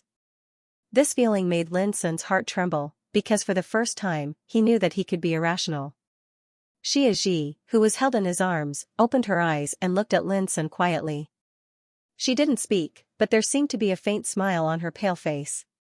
Seeing that courtyard 49 was not far away, Lin Sun suddenly saw a figure in front of his house before he could breathe a sigh of relief. At the same time, the figure turned around and saw Lin Sun. It was Gu Yanping, the shopkeeper of Golden Hall. He seemed to understand something just by glancing at Lin Sun. He said seriously, "If you trust me, let me guard here." Lin Sun said in a hoarse voice, "Thank you." As he said, he rushed into the house with Xianxia in his arms. He had no time to think about why Gu Yanping appeared here late at night. Gu Yanping watched Lin Sun's back disappear, and then he turned his mind and stood silently in front of the door like a door god. His appearance was ordinary, but as he stood there, he exuded an awe-inspiring aura that made him seem unmovable. "Father, I found out that the nest of Black Tiger gang suddenly caught fire. It is said that a strong enemy killed their way in, but the specific situation is still unclear." Not long after, a teenager hurried in the distant alley. It was Gu Liang, the son of Gu Yanping. Gu Yanping nodded and said, "Lin Sun has come back. Be prepared. It may not be peaceful tonight." A touch of killing intent flashed across his face. "Father, I heard that the helper of Black Tiger gang is a strong practitioner in gang spirit realm. Before Gu Liang finished, he was interrupted by Gu Yanping. "No matter who it is, no one can step into this door tonight." His voice was firm. Gu Liang was stunned and nodded silently. "Liang, remember, a real commercial cultivator is not a cunning and slick person, nor is he a scoundrel who sails according to the wind." After a moment of silence, Gu Yanping suddenly said calmly, "Lin Sun has done us a favor, and we should repay him with kindness. It has nothing to do with whether he will cooperate with us in the future." Gu Liang's heart shook, and he nodded solemnly. "I understand." Gu Yanping nodded. His eyes looked into the distant deep night sky. This night would likely be very long. In the room, Lin carefully put Xianxia on the bed and was anxious about what kind of medicine he should take to heal her. Xianxia suddenly said, "I only need to practice for a while to recover. You don't have to worry about me anymore." Lin Sun breathed a sigh of relief and said, "You really don't need to take some spiritual medicine?" Summer Solstice shook her head and said, "If we kill Tiger Liu, it will inevitably cause chaos in the Black Tiger gang, and all this will inevitably attract the attention of other gangs. Our Shuangmu gang will inevitably be affected. You have to be careful." Lin Sun immediately understood the meaning of her words. As soon as Tiger Liu died, the Black Tiger gang would be leaderless and in chaos. This was a good time to annex it, and other gangs in the civilian area would certainly not miss such an opportunity. This was nothing for Lin Sun, but he had to be vigilant about whether other gangs would take the opportunity to deal with him and Xianxia. Because now the civilian area knew that Lin Sun was the leader of Shuangmu gang, and its power was constantly expanding, which had seriously threatened the survival of other gangs. Under such circumstances, if those gangs knew that he and Xianxia were both seriously injured, they would be happy to take advantage of the situation and kill him and Xianxia in one fell swoop. As the saying goes, when the sandpiper and the clam fight, the fisherman benefits. In the situation tonight, as long as other gangs saw the situation clearly, they would not be indifferent. On the bed, Xianxia had already begun to cultivate. Her cultivation method was very unique. She sat in a lotus position with her back straight and shoulders stretched out.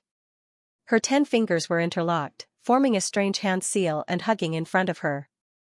At the same time, she was permeated with an invisible force, and her whole body floated in the air. No one knew when the white bone spear also appeared and lay across Xiaxi's knees.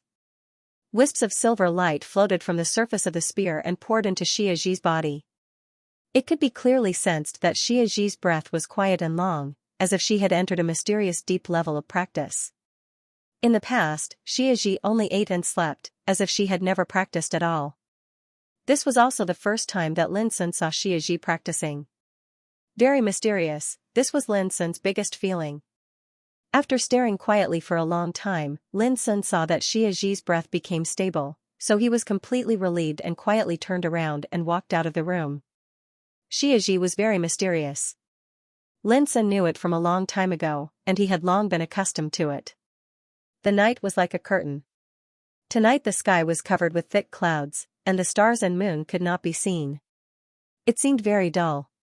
Walking into the courtyard, Lin Sun began to deal with the wounds on his body silently. He took off his shoulder pads, wrist guards and inner armor, and soon his body was exposed to the air.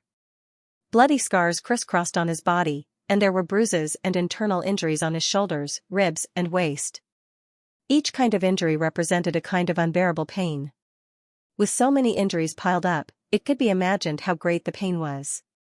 But Lin Sun seemed not to feel it, and he didn't even frown. He had to hurry up to repair his injuries, because tonight was doomed to be difficult. "Child, if you don't mind, let me help you." Gu Yanping walked into the courtyard and was surprised to see the wounds all over Lin Sun's body. "No need. I can do it myself." Lin Sun smiled and began to carefully clean each wound with water. Gu Yanping said with a little emotion, "If my son hadn't come back to tell me, you might have been in trouble. I'm afraid I wouldn't have known that you were so seriously injured." Lin Sun remembered that Gu Liang did come here in the evening. Obviously, what he told Gu Liang attracted Gu Yanping's attention, so he appeared in front of Lin Sun's house in the middle of the night. "It's nothing. The Black Tiger gang wanted to kill me, so I had to take the initiative to kill them first." Lin Sun cleaned the wounds all over his body, took out the prepared medicine, and began to apply it carefully. Speaking of this, he suddenly smiled. "Fortunately, Tiger Liu has been killed by me, which makes me a lot more relaxed." Tiger Liu was dead. Gu Yanping was taken aback and looked at Lin Sun in a different way. He could be sure that Lin Sun did not lie. And this also meant that Tiger Liu, a strong practitioner in gang spirit realm, might not exist in the world. Thinking that Lin Sun killed a strong practitioner in gang spirit realm, Gu Yanping couldn't calm down. This young man was really incredible, but Gu Yanping didn't ask too much. When he calmed down, he quickly thought of another thing and said, "Once Tiger Liu is dead, his subordinates will inevitably fall apart. Once such a situation occurs, it will inevitably arouse the covetous eyes of other forces." Lin Sun interrupted, "Shopkeeper Gu, you don't know, but I'm afraid that other forces will come to make life difficult for me tonight." As he said, he frankly told the ins and outs of the matter, and didn't conceal anything about Shuangmu gang. Hearing Lin's words, Gu Yanping seemed to have seen through Lin's intention. He nodded seriously and said, "The flaming spirit saber you sold last time helped Golden Hall a lot. Let me guard the door for you tonight." Lin Sun got up and solemnly saluted, "Thank you, Shopkeeper Gu." Then he said, "Shopkeeper Gu, you can call me Lin Sun in the future." Gu Yanping laughed, "Okay, but you can't call me Shopkeeper Gu, it sounds too distant." Lin Sun also laughed, "Then I'll be so bold to call you Uncle Gu." Gu Yanping laughed again, seeming to be quite happy, and said, "Take care of yourself. I'll go outside and see how many demons and monsters will come to die tonight." He turned around and left. Lin Sun looked at his back disappearing outside the door and couldn't help sighing with emotion in his heart. This Uncle Gu was not simple. Gu Yanping was indeed not simple.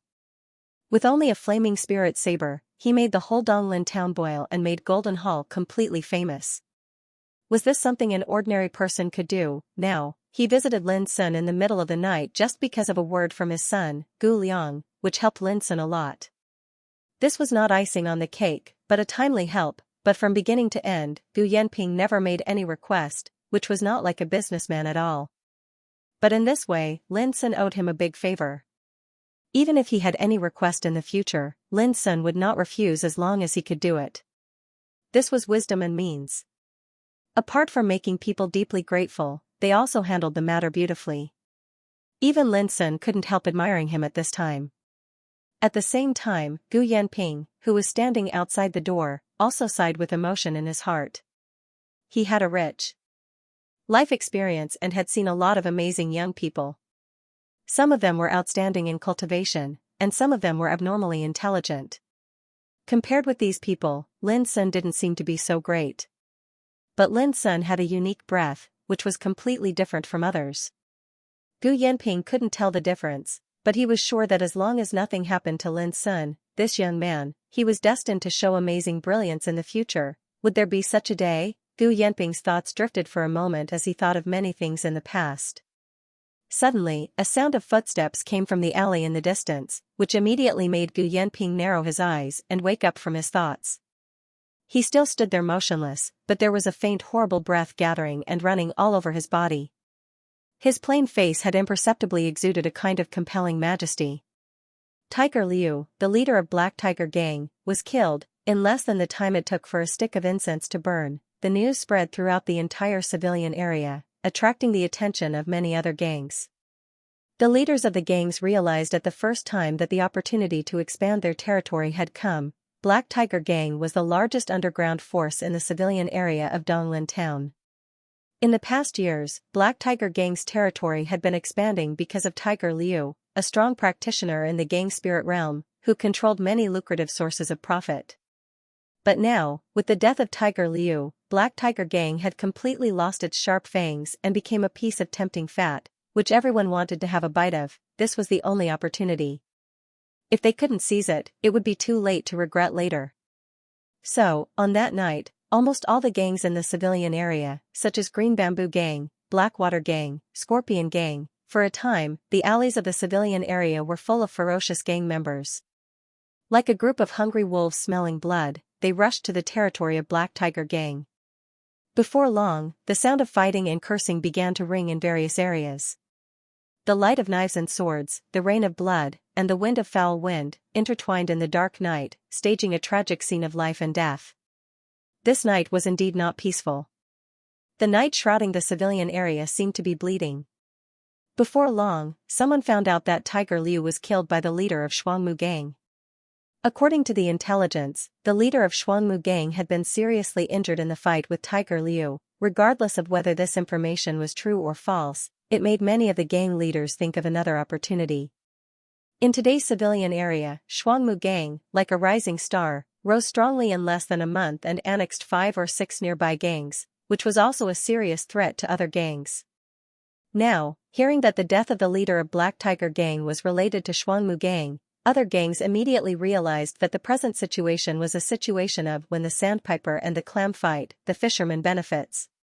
Perhaps they could take this opportunity to annex the territory of Shuangmu Gang in one fell swoop. Before long, a group of people rushed to the front of Courtyard 49. This group of people came from the Scorpion Gang, headed by Chai Xiao, the second in the gang, nicknamed Poisonous Sparrow Hawk. Chai Xiao was a strong practitioner on the 8th level of martial realm, famous for his ruthlessness and viciousness. Countless people had died in his hands over the years, so he was notorious. Behind Chai Xiao was a group of gang members, about a dozen of them, all practitioners. According to the arrangement of the leader of the Scorpion Gang, with such a strong elite force, it was enough to eradicate the seriously injured leader of Shuangmu Gang. Of course, it didn't matter even if the leader escaped. They were Shuangmu Gang members. Shuangmu Gang. Hurry! Don't let other gangs get ahead of us. After we kill Shuangmu Gang's leader, this area will be our Scorpion Gang's territory. Chai Xiao shouted loudly, urging everyone. He was complacent and eager to make a move. When Chai Xiao, Gang Shuangmu Gang members, and Shuangmu Tiger Gang, and Shuangmu Gang, Chai, Chuan, Chao Tiger, Gang and Li Gang, Gang, Sect, Tiger, but when he arrived in front of Courtyard 49, Chai Xiao suddenly froze and saw a man standing in front of the gate. That man looked mediocre, standing there quietly, like an ordinary person. But when Chai Xiao saw this man, he felt an inexplicable fear in his heart. This was definitely not the leader of Shuangmu Gang, but who was this man? Chai Xiao was cunning. With a flash of his eyes, he waved his hand and said, "Let's rush in together." Immediately, a group of practitioners of the Scorpion gang moved out, each with a cruel face. On the contrary, Xiao quietly hid behind and did not go forward. Until now, the fear in his heart had not subsided, which made him smell the breath of danger. He planned to wait and see. Looking at a group of practitioners rushing over, Gu Yanping curled his lips with a touch of disdain. He held his hands casually in a circle and pressed gently in the void.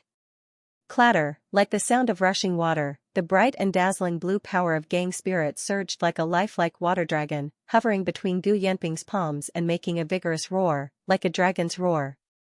Secret combat skill, water dragon roar, boom. Those practitioners who rushed over only felt a blur in front of their eyes. With a bang, all of them seemed to be shaken out and hit the surrounding walls. Their bones and tendons were broken and they all fainted. It was just a casual blow, but it suppressed more than a dozen people in an instant. It was nothing more than that. What kind of power did this strike possess to be able to achieve such a feat? Hiss! In the distance, Xiao gasped as if he was struck by lightning. A strong practitioner of gang spirit realm, releasing spiritual power, killing enemies in the air, and the means of deriving gang spirit into a rushing water dragon were obviously not ordinary combat skills, but how could such a guy be willing to be a gatekeeper in front of the number 49 courtyard tonight? Xiao felt cold all over and subconsciously turned around to escape. Bang! But in merely an instant, a surging water dragon arrived before him, and it instantly drowned Xiao's entire body. He suddenly let out a shrill cry, and then his body fell to the ground with a thump as he perished on the spot. This sudden battle was finished in just a few blinks of an eye. From beginning to end, Gu Yanping only used one move to kill all the people on the scene. Lin Sun, who had been standing in the gate and watching for a long time, couldn't help but feel surprised. Gu Yanping turned out to be a hidden master of gang spirit realm, and Lin Sun had a strong feeling that even if Tiger Liu was still alive, he might not be a match for Gu Yanping. The blow just now was too incredible. Gang spirit turned into a water dragon, roaring and glaring, piercing the night.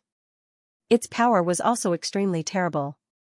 At least Lin Sun was not sure whether he could resist this blow or not. "Father, why did you kill him?" In the distance, Gu Liang came in a hurry and asked in puzzlement. Gu Yanping didn't answer, but looked at Lin Sun inside the gate and said, "Lin Sun, do you know why I let them stay? To make an example for others." Lin Sun smiled and said concisely, "I see." Gu Liang also understood. Tonight, because of the Black Tiger gang, other gangs in the civilian area were like flies smelling blood. It was destined that there would be no peace tonight. Similarly, the situation was extremely unfavorable and dangerous for Lin Sun. This time, it was a group of elites from the Scorpion gang. Maybe some other gang members would come one after another. Later. If he didn't establish his power as soon as possible, even if Gu Yanping was in charge in person, it was bound to be extremely troublesome. "Why didn't your Shuangmu gang members come out tonight?" Gu Yanping suddenly asked. Lin Sun said casually, "I have ordered them to hide today. No matter what they hear, they can't get involved." Gu Yanping understood in an instant and praised generously. What a good strategy of watching the fire from the other side and watching the tigers fight. Gu Liang looked at Lin Sun in surprise and said, "Have you already predicted that so many things would happen tonight?" Lin Sun explained patiently, "I just made some preparations in advance. As soon as Tiger Liu died, the Black Tiger gang would inevitably be occupied by other gangs. Letting a group of hungry wolves grab a piece of meat is bound to cause some fierce battles. If the Shuangmu gang gets involved, obviously it is impossible to avoid confrontation and competition with other gangs. It's better to lie dormant first and watch the tigers fight."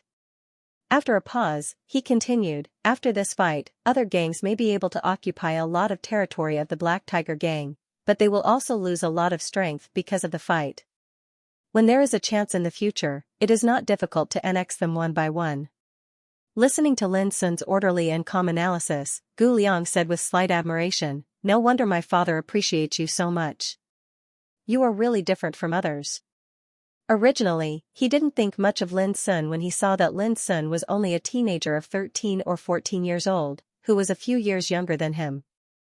But now hearing this, plus Lin Sun's feat of killing Tiger Liu, Gu Liang's impression of him suddenly changed greatly. Lin Sun smiled and said no more. He turned around and walked into the courtyard. That night, the fight between the gangs continued, and the entire civilian area was not peaceful. It was unknown how many residents were disturbed from their dreams. Similarly, after Chai Xiao and others of the Scorpion Gang, many gangs sent people to take the opportunity to encroach on the territory of the Xuanmu Gang. But when they saw Chai Xiao's body lying on the ground and more than a dozen corpses of practitioners belonging to the Scorpion Gang, these gang members all retreated decisively and left in a hurry with all kinds of shocked and complicated thoughts. This night seemed particularly long. Lin Sun, however, looked very calm. He sat alone in the courtyard and meditated to heal his wounds. It seemed that he had completely forgotten that the initial realm was still full of danger. However, his calm and composed state of mind caused Gu Yanping to look at him in an even higher light. In the same night, in a single dormitory in Donglin School, Lian Fei paced back and forth restlessly. His eyes were bloodshot and he was not sleepy at all. Why hadn't there been any news until now? The efficiency of the Black Tiger Gang was too low. Lian Fei was restless. He worried about gains and losses. If he couldn't kill Lin Sun this time, there wouldn't be many chances for revenge in the future. Suddenly, the door was pushed open, and a gust of cold wind poured in. The biting chill made Lian Fei shiver all over. Only then did he see clearly that it was Shui Yong who came in. But Shui Yong's face was extremely bad at the moment. As soon as he entered the room, he gritted his teeth and said, "The operation failed." "What?" Lian Fei cried out with a dull look. "Failed? How could it be possible?" He suddenly became excited again, and his face was gloomy and ruthless. He grabbed Shui Yong's lapel and said sternly, "Tiger Liu is a strong practitioner in the gang spirit realm with thousands of gang members under his command. How could he be defeated?" Shui Yong pushed Lian Fei away and said coldly, "I'm not afraid to tell you that Tiger Liu was not only defeated, but also became a dead body. The murderers were Lin Sun and a little girl. Think about it yourself. I have to go back to the clan to report this matter." After that, Shui Yong flicked his sleeves and left. Whimper the cold wind whistled and slapped against the door, making it creak. Lian Fei seemed to be unaware of it. He looked dull and lost, and just murmured, "A practitioner on the 5th level of martial realm killed a strong practitioner in the gang spirit realm. How could it be possible?" After a long time, Lian Fei calmed down a little, but the haze on his face couldn't be wiped away for a while. He knew that the continuous failures, especially the murder of Tiger Liu, would only make Clan of Wu re-examine the degree of danger Lin Sun posed, and they wouldn't act rashly in a short time. This also meant that Lian Fei had completely lost the power to support his revenge. No matter how unwilling he was, he had to bear it. "Lin Sun, don't be complacent too early. Sooner or later, I will sacrifice your life to my father's soul." Lian Fei's handsome face was grim and ferocious at the moment, as if there was a fierce beast roaring in his heart. It was early in the morning, not far from dawn. Lin Sun devoted himself to cultivation. His injuries were not serious, and they could be completely healed in 3 or 5 days after applying the spiritual medicine. Thanks to his physical strength, which had become much stronger than before, he would be fine as long as the ordinary knife and sword wounds didn't hurt his vital parts. At this time, Lin Sun was deducing the 6-word saberplay in his mind. In the bloody battle he had experienced in the Black Tiger Gang's lair, he had single-handedly killed dozens of true martial realm practitioners. At that moment, he had been completely immersed in the battle and had no chance to carefully experience the details of the battle. Thinking of it now, Lin Sun had a lot of enlightenment. Battles were never armchair strategies, nor could they be done behind closed doors. Although the 6-word saberplay only had 6 movements, chopping, entangling, spinning, shaking, stabbing, and peeling, each movement contained many mysteries, which could be called a unique saberplay with both ruthlessness and difficulty. But in the final analysis, the 6-word saberplay was still a kind of fighting skill, created for fighting. If one wanted to understand and master its mysteries, he absolutely couldn't do it without fighting. In the past, Lin Sun didn't have much fighting experience. He could only achieve the nuance level of the martial Tao with great efforts, and then it was difficult to make further progress. But now, after a bloody battle and the tempering and polishing of life and death, Lin Sun had many more insights. The subtle key points that he couldn't understand in the past all emerged in his mind at this moment, and he was gradually comprehended. As long as I experience some more battles, I should be able to achieve the precision level of the six-word saber play. Lin Sun had a feeling that the bloody battle of this night deepened his understanding of the six-word saber play, and at the same time, his control and cognition of strength had a new improvement. Suddenly, a conversation arose outside the gate of the courtyard, which attracted Lin Sun's attention. He immediately got up and went out. It was already late at night, and dawn was coming.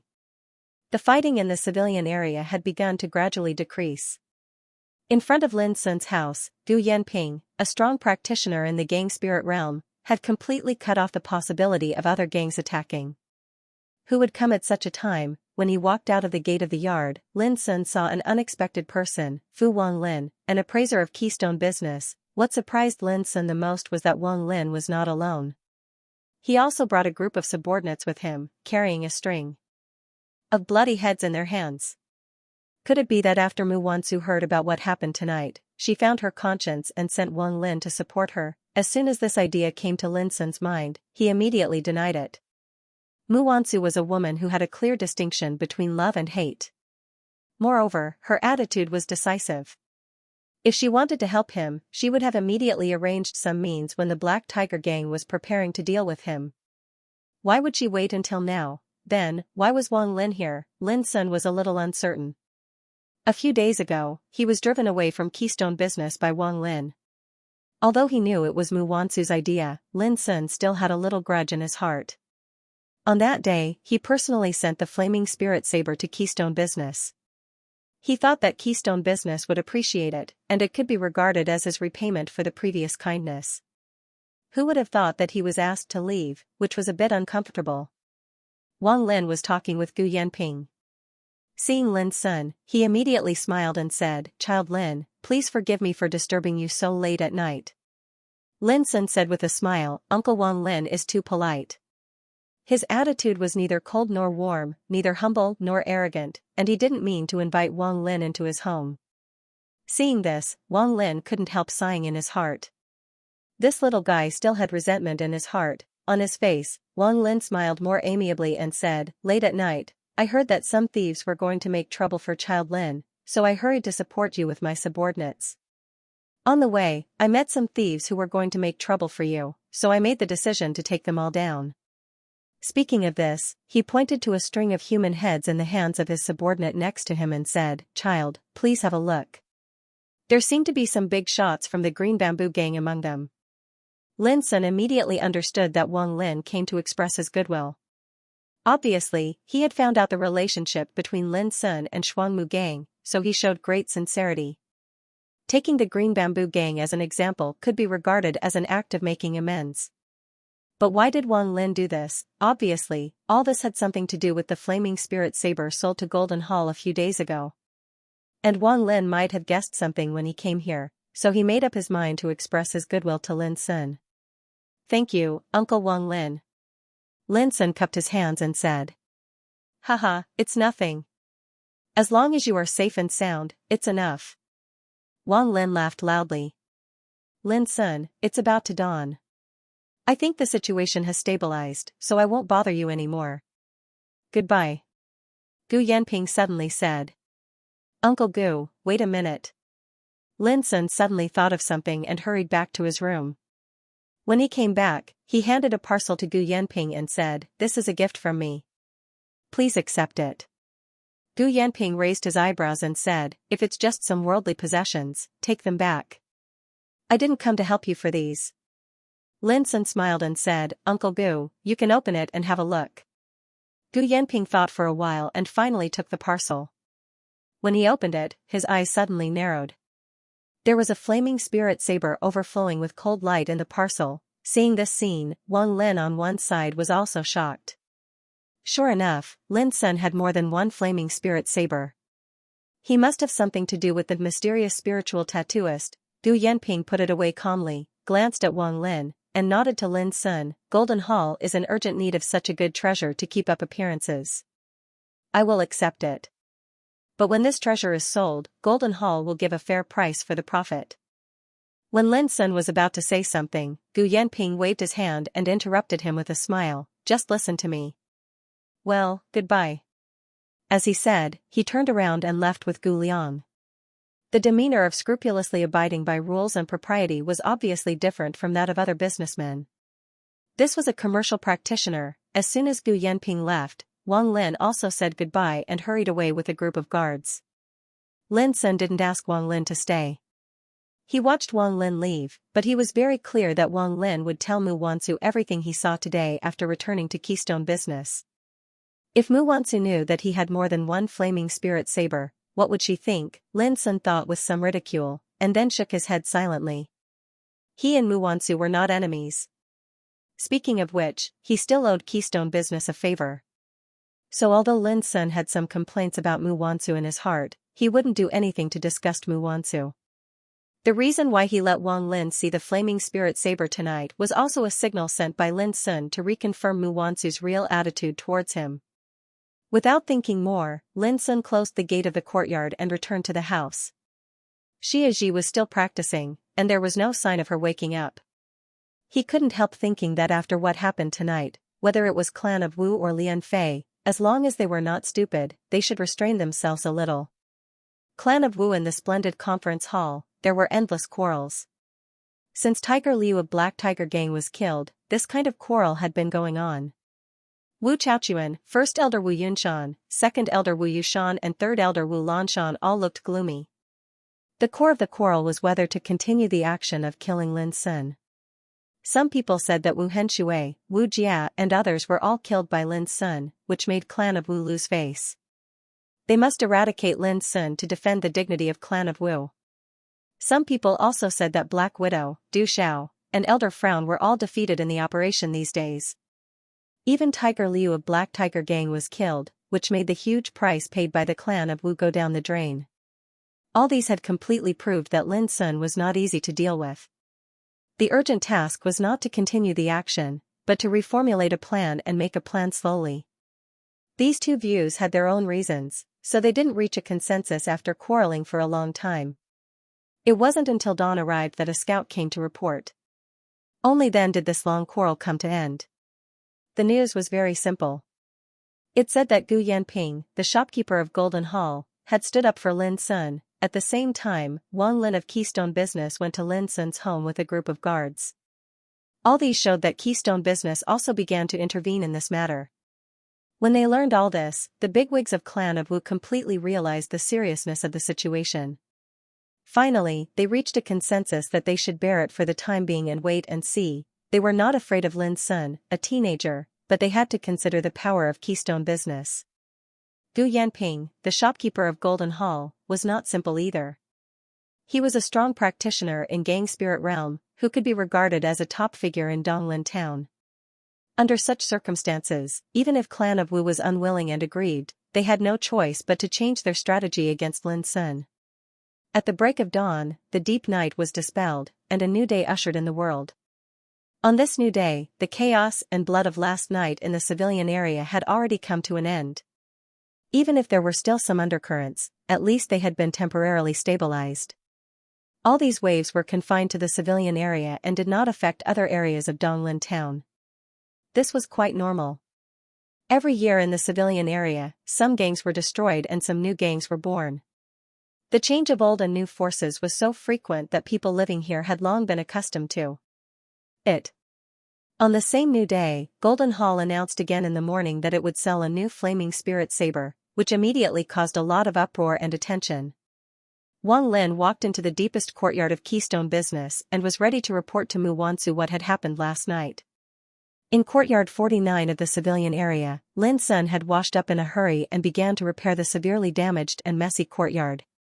In the room, Xianxia was still meditating.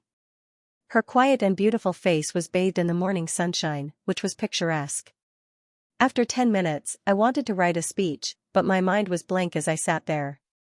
My fingers were sore, and my muscles were stiff. However, my nerves were unexpectedly excited, as if I was possessed.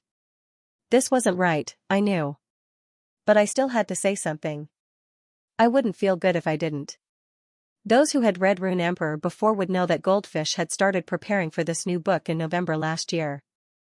By then, she would be gathering materials, organizing documents, tinkering with the outline, refining inspiration.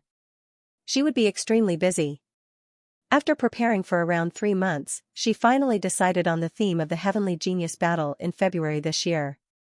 There was no need to tell others about the struggle and pain involved. Then, on February 24th, she officially released the first chapter of the Heavenly Genius battle. It had been updated continuously for 36 days, and she had written 257,000 words. I couldn't tell whether the new book was good or bad, but the numbers had exceeded my original expectations. This made me heave a sigh of relief. Every author was worried that their new book would be a flop. They were worried that the new book wouldn't be good enough and would be abandoned by the readers. Goldfish was no exception. This worry had persisted since the day the new book was released. She couldn't get rid of it or vent it. In her daily life, she didn't have much entertainment to do for the sake of writing a book. It was boring, but she had to endure it. Everything she had done was because she cared too much. A book was like an author's child. This saying wasn't just for show. Luckily, in the past 36 days, many of her old brothers and friends had accompanied her. There were also many new friends who were active in the book review and comment section. This let Goldfish know that at least she wasn't fighting alone. Writing a book was lonely, so she craved for everyone's approval and support. That was the only way for every author to persevere in writing. In the past 36 days, her friends in the V group, the Goldfish Pond normal chat group, the club, and many of her friends on WeChat were following the new book. This was probably the happiest thing that Goldfish felt when she wasn't writing. Especially tonight, with the help of our brothers and sisters, we have taken the 5th place on the monthly votes ranking in the first month of the Prodigy Battle Chronicles. 5th place, for a new book, this was an unimaginable glory. This belongs to me, belongs to the Prodigy Battle, and belongs to everyone here. To be honest, before I tried to break into the monthly votes ranking, I felt like I was overestimating myself, like I was trying to hit a rock with an egg. I didn't have confidence in myself and I didn't dare to believe it. After all, it was only the first month of a new book, and my foundation was shallow. How could I possibly have the chance to rise? But in the end, with everyone's support, it became a reality. When I saw this impressive result, I was really stunned. I couldn't tell what I was feeling. I refreshed the page dozens of times before I finally dared to believe that it was true. Then, I sat there and smoked a cigarette, laughing like an idiot. I'm proud of you. I'm proud of myself. Here, I especially want to thank Xianxia. Really, without her efforts this month, we definitely wouldn't have gotten 5th place. Xianxia was a good girl. She studied hard and was kind. Everyone in the group liked her. It was just like how I used Xianxia to say to the main character Lin Sun in the Tianjia battle, "I'll help you." It was just 3 simple words, but I was so touched that I was stunned for a long time. The feeling was truly wonderful. Also, Tycoon X, this guy looked like he didn't care about anything, but he was actually the most responsible one. Not only did he help me get on the monthly votes ranking, he also helped me manage a few book friend groups. He put in a lot of effort behind the scenes, and I saw it with my own eyes. Between men, I would never show anything, but I was definitely grateful. Also, Brother Jiuyue, Sister Do Dian, Ting Xiao, Qing Tian, Thinking Cat, Little Sue, Taoist, Xiao Xiao, Lemon, Ming, Exclusive, Scum, De Tsong, Little Seven, Silent Voice, Ren Huanyu, Yan Batu, Watch Q, Wolf, Black-Eyed, so many brothers and sisters. If I listed them one by one, it would take me a long time to finish. Why did I say so much? That's because in the years I've been writing, I've always believed in a concept. Book friends and authors aren't enemies, but friends. I won't put on airs, nor will I use my identity as an author to put on airs. Instead, I'm really willing to communicate with everyone and treat everyone as friends. I'm not afraid of being laughed at. In the V group, I've always been a funny character. But I feel quite happy. At least when people communicate with me, they've thrown away a lot of barriers regarding my identity as an author and treated me as a friend. That's what I want. I've said so much because I have feelings, and I won't be happy if I don't say it out. If I want to be grateful, I'll say it all out so that everyone can understand what I'm thinking. That's enough. Finally, it's the first day of April. The monthly votes in everyone's hands have been refreshed. Please vote for Goldfish. A new month has begun, and Goldfish won't slack off. My friends who followed me from Rune Emperor all know that Goldfish has never dropped the ball when it comes to writing books. Now that I'm writing the Xianxia battle, I'll only work harder. In this way, I won't disappoint everyone's support and love. In the early morning, Mu Wansu sat in front of the table and tidied up her makeup meticulously in front of the bronze mirror. A beautiful woman would never show her sloppy side to others. Mu Wansu was undoubtedly extremely beautiful, mature and charming, like a plump honey peach, attracting people's reverie. When Wang Lin came to visit, Mu Wansu had finished her makeup, and her delicate face was even more dazzling. "What's so early in the morning?" she asked with a little surprise. "It's about Lin Sun." Wang Lin didn't conceal anything and told her everything he saw and knew last night. When he was talking, he didn't notice that Mu Wansu's originally bright and beautiful face became gloomy. When Wang Lin said that he helped Lin Sun kill some leaders of the Green Bamboo Gang, Mu Wansu couldn't help interrupting him. "Who asked you to help him?" Her voice was cold and questioning. Wang Lin was silent for a moment and said, "Miss Wansu, you told me to keep an eye on all the movements about Lin Sun a few days ago. Last night, I found out that Gu Yanping of Golden Hall had come forward before me. Do you know what he did?" Mu Wansu frowned and said impatiently, "Just say it." When it came to Lin Sun, her temper inexplicably became extremely bad, and she was not as calm and elegant as before. As a strong practitioner of Gang Spirit Realm, Gu Yanping was willing to be the gatekeeper of Lin Sun at that time, and even his son Gu Liang was called over. Wang Lin sighed with emotion. "I didn't understand it at first, but later I finally realized that the key to all this was Lin Sun." Mu Wansu was confused and frowned more and more. She said, "What on earth do you want to say?" Seeing that Mu Wansu obviously lost her patience, Wang Lin didn't beat around the bush and said bluntly, "To be honest, Lin Sun has more than one flaming spirit saber. He must have a close relationship with the mysterious spiritual tattooist." Mu Wansu suddenly felt a chill in her heart. How do you know?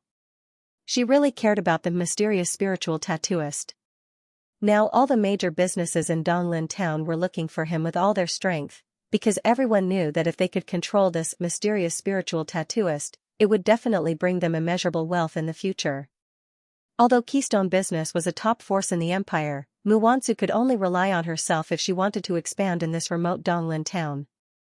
"I saw Lin Sun hand a flaming spirit saber to Gu Yanping last night," Wang Lin said, "and just this morning, Gu Yanping released the news about this saber, which caused a lot of sensation. Miss Wansu, you only need to check it and you will know whether it is true or not." Mu Wansu fell silent. Wang Lin had no reason to lie to her. She just couldn't imagine how Lin Sun, a teenager who had just entered Donglin town from Feiyun village, could establish an unusual relationship with a mysterious spiritual tattooist in less than a month. This was simply too inconceivable. After a long time, Mu Wansu asked, "So, if we want to find the mysterious spiritual tattooist, we have to pass through Lin Sun?" Wang Lin nodded and said, "Exactly." After a pause, he continued, "Miss Wansu, you may not know that last night, the leader of the Black Tiger Gang, the largest gang in the civilian area, was killed by Lin Sun." "You mean Tiger Liu?" Mu Wansu was shocked. "Lin Sun is just a practitioner on the 5th level of martial realm. How could he kill a practitioner in the Gang Spirit realm?" Wang Lin nodded and said, "I also felt it was absurd.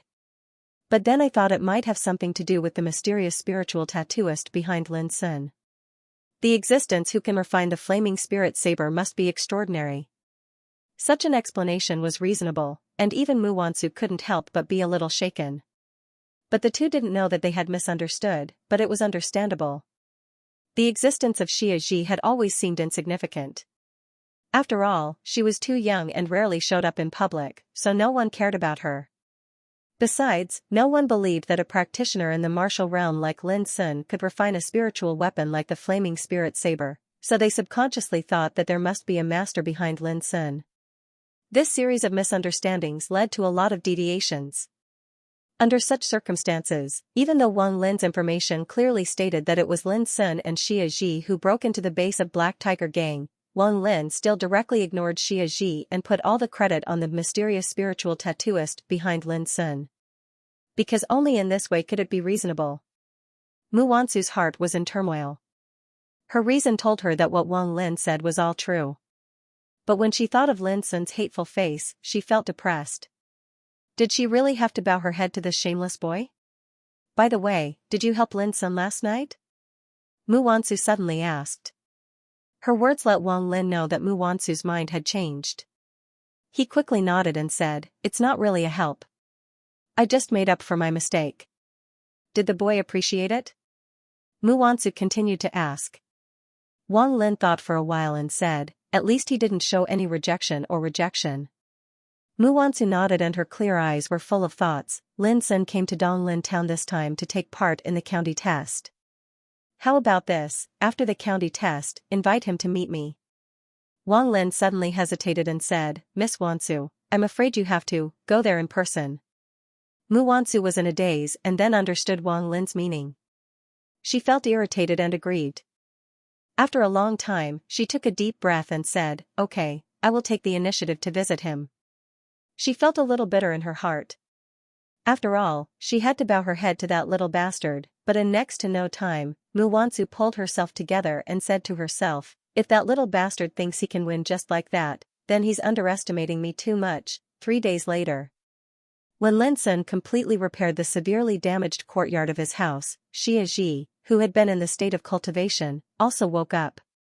The first words she said when she opened her eyes were, "I'm very hungry." Even so, Lin Sun was overjoyed, and the last bit of worry in his heart disappeared completely. He rushed into the kitchen and made delicious dishes for Xianxia with all his skills. While eating, Lin Sun found that Xianxia seemed to have changed slightly after waking up. There was a touch of ethereal transcendent aura all over her body, which was hard to understand. "You've become stronger?" Lin Sun couldn't help asking. "Yes," Xianxia said vaguely while eating, "This battle has helped me a lot in cultivation. If I deal with people like Tiger Liu again, it won't be as troublesome as last time." Lin Sun took a deep breath. The progress was more than just good, it was simply shocking. "What about you?" Xianxia asked casually. Lin Sun immediately shut up and found it hard to speak. A bloody battle only made him have a deeper understanding of the six-word saber play. Compared with Xianxia, it was really embarrassing. Fortunately, Xianxia was more interested in eating than Lin Sun, so she didn't ask again. Lin Sun secretly breathed a sigh of relief and said, "Since you've woken up, I don't need to worry about anything. I may go to Donglin school later. County test will be held in 6 days. The registration has been opened in these 2 days, and the registration place is Donglin school." Xianxia nodded and said, "Remember to bring some books for me. I don't want those lousy novels about gods and monsters. The protagonists in them only know how to fight and kill. It's boring." Lin Sun agreed with a smile. Donglin school. The school, which used to be quiet, became extremely lively in these 2 days. Pedestrians and chariots could be seen bustling everywhere. A few students dressed in navy blue uniforms took on the role of attendants, helping to guide the way around the academy. The registration for county test, an annual event in Donglin town, would be held in these 2 days. As long as you passed county test, you would be recognized by the empire. Not only would you get a lot of money as a reward, but you would also be qualified to take part in state test. Moreover, as long as you passed county test, you would have the opportunity to be favored by other clans and forces. Maybe you could take advantage of this opportunity to soar to the sky and get many cultivation resources. Therefore, although everyone knew the content of county test was very simple, no one dared to underestimate this way of selecting talents by the empire. Just think about it. All the cultivators that were able to pass the test were all young men and young women below the age of 15 and possessed cultivation. They possessed cultivation potential that was difficult for ordinary people to reach, and if nothing unexpected happened in the future, they would surely be able to grow into true experts. Even if they had outstanding aptitude, their future in cultivation would be limitless. It was like a group of potential seedlings in the cultivation world. They seemed inconspicuous now, but they were destined to be extraordinary in the future. Therefore, when the annual county test was about to begin, the whole Donglin town would focus on it to see which lucky guy could pass the test. At the same time, it was also a chance for the major forces in Donglin town to recruit and absorb talents. and no one would miss it. When Lin Sun arrived at Donglin School, he saw such a lively scene. It was bustling with people, just like a market. Some boys and girls, even. Their whole families accompanied them to sign up, which made Lin Sun sigh with emotion. How pitiful parents were. Indeed, in the whole Ziyao Empire, the status and privileges of practitioners were far beyond that of ordinary people. But it was far from enough to be a practitioner. If one could become a practitioner recognized by the empire, he would really bring honor to his ancestors. The strategy of selecting talents through the county test, state test, province test, and nation test was indeed far-sighted and wise. This was because just the yearly assessment and selection alone provided a large number of talents for the empire, replenishing the empire with fresh blood, thus allowing the empire to become stronger day by day. Lin Sun didn't think so far ahead, but he also knew that this system of selecting talents was not simple. He was also looking forward to how far he could go in this kind of test. County test? State test? Province test, or nation test. The registration place for county test was on an open-air square in the center of Donglin School. Because of the large number of applicants, 36 registration offices were set up on the square, and the students in charge of registration were all from Donglin School. However, even with such a thoughtful arrangement, there was a long queue behind each registration office because of the large number of applicants. Seeing this, Lin Sun could only stand behind one of the registration offices and wait quietly. The registration was very simple. You only needed to pay 10 copper coins and you could get a token to participate in county test. Suddenly, a burst of discussion attracted Lin Sun's attention. It's amazing. I heard that the host of this county test is His Excellency Yao Tuahai from Green Maple County. Who is he? Idiot, 30 years ago, His Excellency Yao Tuahai was 15 years old. It was a little late for him to participate in county test at this age. But His Excellency Yao Tuahai passed county test, state test, and province test in 1 year. More than that, when His Excellency Yao Tuahai participated in the nation test, he stood out among countless amazing people with unparalleled power. Although His Excellency Yao failed to enter Green Deer School for cultivation because of the gap of a fine line, His Excellency Yao Tuahai won the favor of the Prime Minister of the Empire because of his outstanding performance. Finally, His Excellency Yao Tuahai was promoted to serve in the center of the empire and became famous all over the world. You know, for so many years, no one has passed the nation test in the southwest province of our empire. His Excellency Yao Tuahai can do this, which shows that he is a great talent. In the entire southwestern province, only Governor Lu Wujuan, who is in charge of the power of southwestern province, can be compared with Milord Yao. My God! Since His Excellency Yao Tuahai is so powerful, why did he choose to come to Donglin town to preside over the county test? A big shot like him is absolutely qualified to preside over the province test. That's right. No one knows why Master Yao wants to come. That's why this year's county test has attracted so many practitioners to participate. I heard that some practitioners from nearby cities have also heard the news and are rushing over. Almost all of them want to participate in this year's county test, hoping to show their faces in front of Master Yao. If they can get Master Yao's appreciation, their future is just around the corner. Damn it. These fellows are dreaming. Alas, no matter what, with so many practitioners participating this year, the competition will be extremely fierce, and the final admission result is only 1,000 people.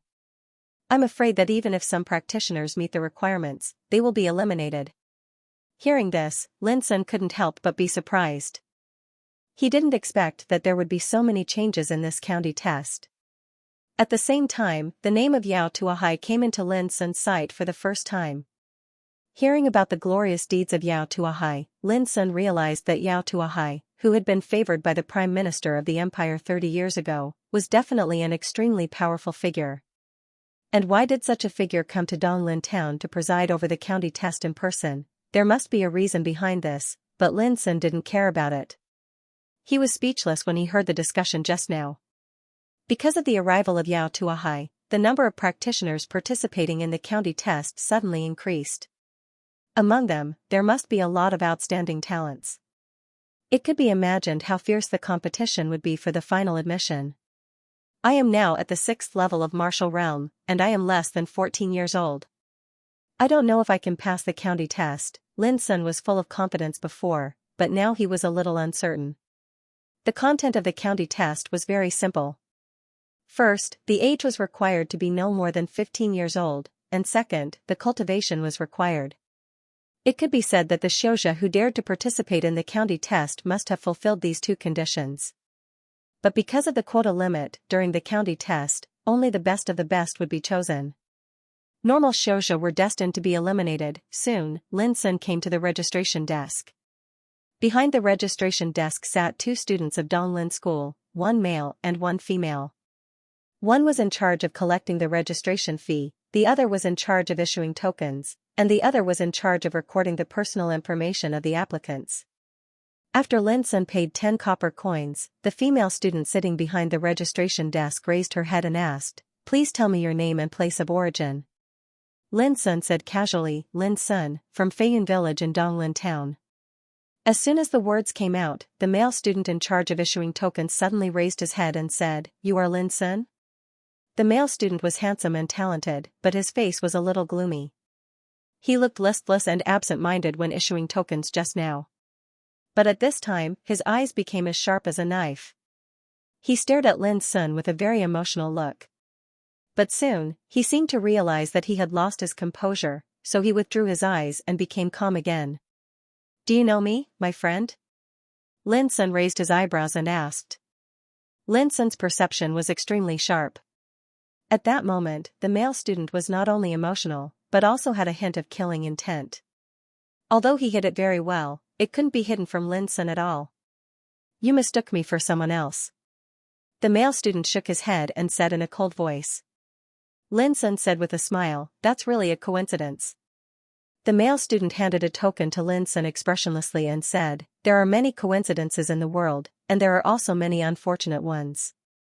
You'd better leave quickly and don't block others from coming to register." Lin's son took the token and rubbed it in his hand for a while. Suddenly, he bent down and looked at the male student sitting behind the registration desk. He said with a smile, "There must be cause and effect between coincidences. My friend, I believe we will have a chance to meet again in the future." His words seemed to have a deep meaning. After saying that, he turned around and left with a smile. Until Lin's son's figure disappeared, the male student's face became uncontrollably gloomy, and his eyes were full of coldness. "Lian Fei, what's wrong with you?" The female student next to him was a little surprised. Lian Fei's face was so ugly and unusual at the moment. "I'm fine." The male student shook his head and took a deep breath. Then he said with a smile, "Susu, don't worry. Let's get on with our business. There are many people signing up today. We have to hurry." "Okay." The female student nodded. She was not stupid. She had already noticed something from the scene just now. She thought to herself, "Is that the enemy Lian Fei has been dealing with these days? It turns out to be just a teenager. I thought he had 3 heads and 6 arms or something." Lian Fei never liked it when I interfered in his affairs, but this time, since I met him, how could I just watch him swallow his anger and humiliation? He is the man I like. Lian Fei, walking out of Donglin School, Lin's son kept recalling the appearance of the male student he saw just now. He had roughly figured out his identity. Lin's son had few enemies in Donglin town, and Lian Fei was the only enemy who cultivated in Donglin School. Lin's son had never seen his appearance before, so he didn't recognize him at a glance. But today he happened to meet his enemy. At that time, Lin's son also wanted to kill him impulsively. But Lin's son restrained himself in the end. Donglin School was heavily guarded, and there were many overmatches in the school. He couldn't act recklessly. However, since Lin's son remembered his appearance, he could always find a chance to kill him in the future. Lin's son was very clear that Lian Fei couldn't wait to kill him, the enemy who killed his father, right now. So Lin's son would never give him a chance to take revenge. On the bustling street, pedestrians were weaving and rubbing shoulders. All kinds of voices rose and fell, making it noisy and lively. Many people were talking about the name Yao Tuahai. It could be said that Yao Tuahai was the most eye-catching person in Donglin town today. The news that he would come to preside over the county test was like a storm, which shocked the whole town. Many people were guessing the real purpose of Yao Tuahai's coming. After all, it was a waste of Yao Tuahai's talent to be the chief examiner of the county test. Lin Sun didn't care too much about these. No matter how famous Yao Tuahai was, it had nothing to do with him. Before long, Lin Sun walked into Li's bookstore. After greeting the shopkeeper Uncle Li, who he was familiar with, Lin Sun began to pick out books, of course, for Xia Ji. When he left Li Ji's bookstore, it was still early. Lin Sun had a rare moment of leisure and relaxation. He wandered on the street and bought some delicious candied fruits, spiritual fruits, and roasted meat. In order to deal with the threats brought by the clan of Wu and Lian Fei, Lin Sun had been tense all the time. He seized all the time to prepare all kinds of means, so he hadn't stepped out of the civilian area for nearly half a month. Now that these threats had almost been temporarily removed, Lin Sun naturally wouldn't push himself too hard.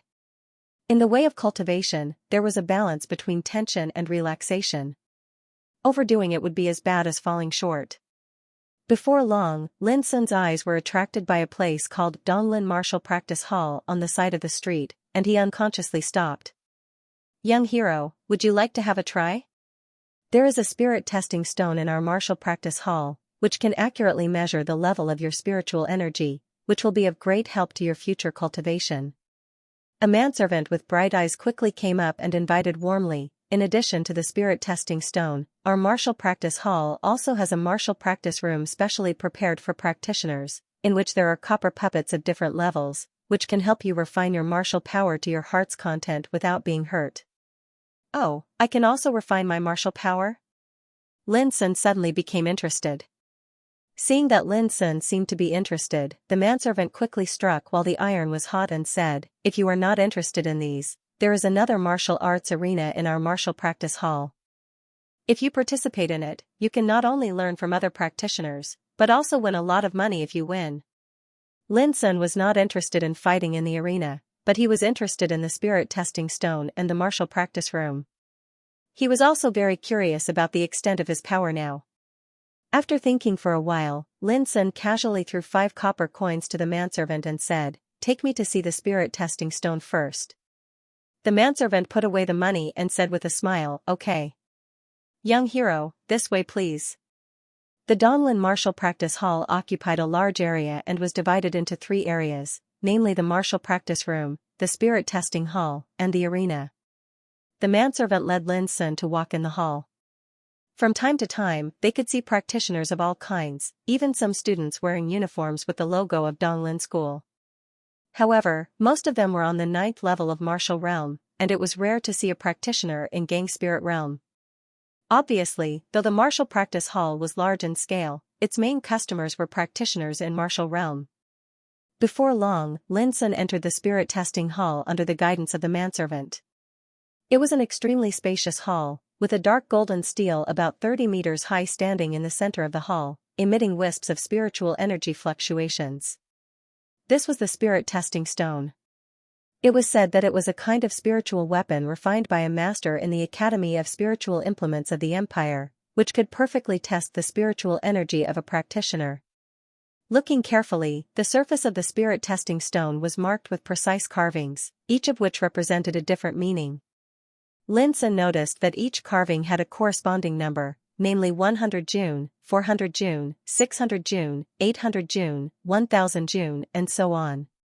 At this time, the manservant explained, "Young master, generally speaking, practitioners on the first level of martial realm have spiritual energy within 100 June, practitioners on the second level of martial realm have spiritual energy within 400 June, and so on. Different practitioners have different levels of spiritual energy." Lin Sun then understood that the so-called June was a measure of spiritual energy. "Young master, if you want to have a test, you only need to pay 10 imperial silver coins," said the manservant. 10 imperial silver coins were 500 imperial copper coins, which was not a small amount. Lin Sun thought for a while and finally took out 10 imperial silver coins. For the sake of future cultivation, he really needed to know what level his spiritual energy had reached. The manservant took the money and left carefully, leaving the large spirit testing hall to Lin Sun alone, which was also to protect the privacy of the guests. After all, cultivation was related to the most fundamental power of a practitioner, and no one wanted to be spied on by others. Lin Sun was quite satisfied with this. He stepped forward and carefully looked at the spirit testing stone for a long time. Finally, he took a deep breath, ran all the spiritual energy in his body, and gently pressed his palm into a groove at the bottom of the spirit testing stone. Buzz, in the twinkling of an eye, a strange wave of power spread out from the spirit testing stone. Lin Sun felt as if his whole body was enveloped by a mass of water. Apart from that, he didn't feel any discomfort. At the same time, a ray of light suddenly lit up on the surface of the spirit testing stone and shot up in a perfectly straight line. In next to no time, it passed the 100 June, 400 June, 600 June, and 800 June inscriptions. Then, he continued to rise from the 800 June position. From 800 June to 1000 June, it meant that the practitioner had the spiritual power of the 5th level of martial realm. As to how strong the spiritual power was, it depended on the position between 800 June and 1000 June that the ray of light would stop at. If it happened to stay at 800 June, it could only be said that the strength of this practitioner on the 5th level of martial realm was too weak and mediocre.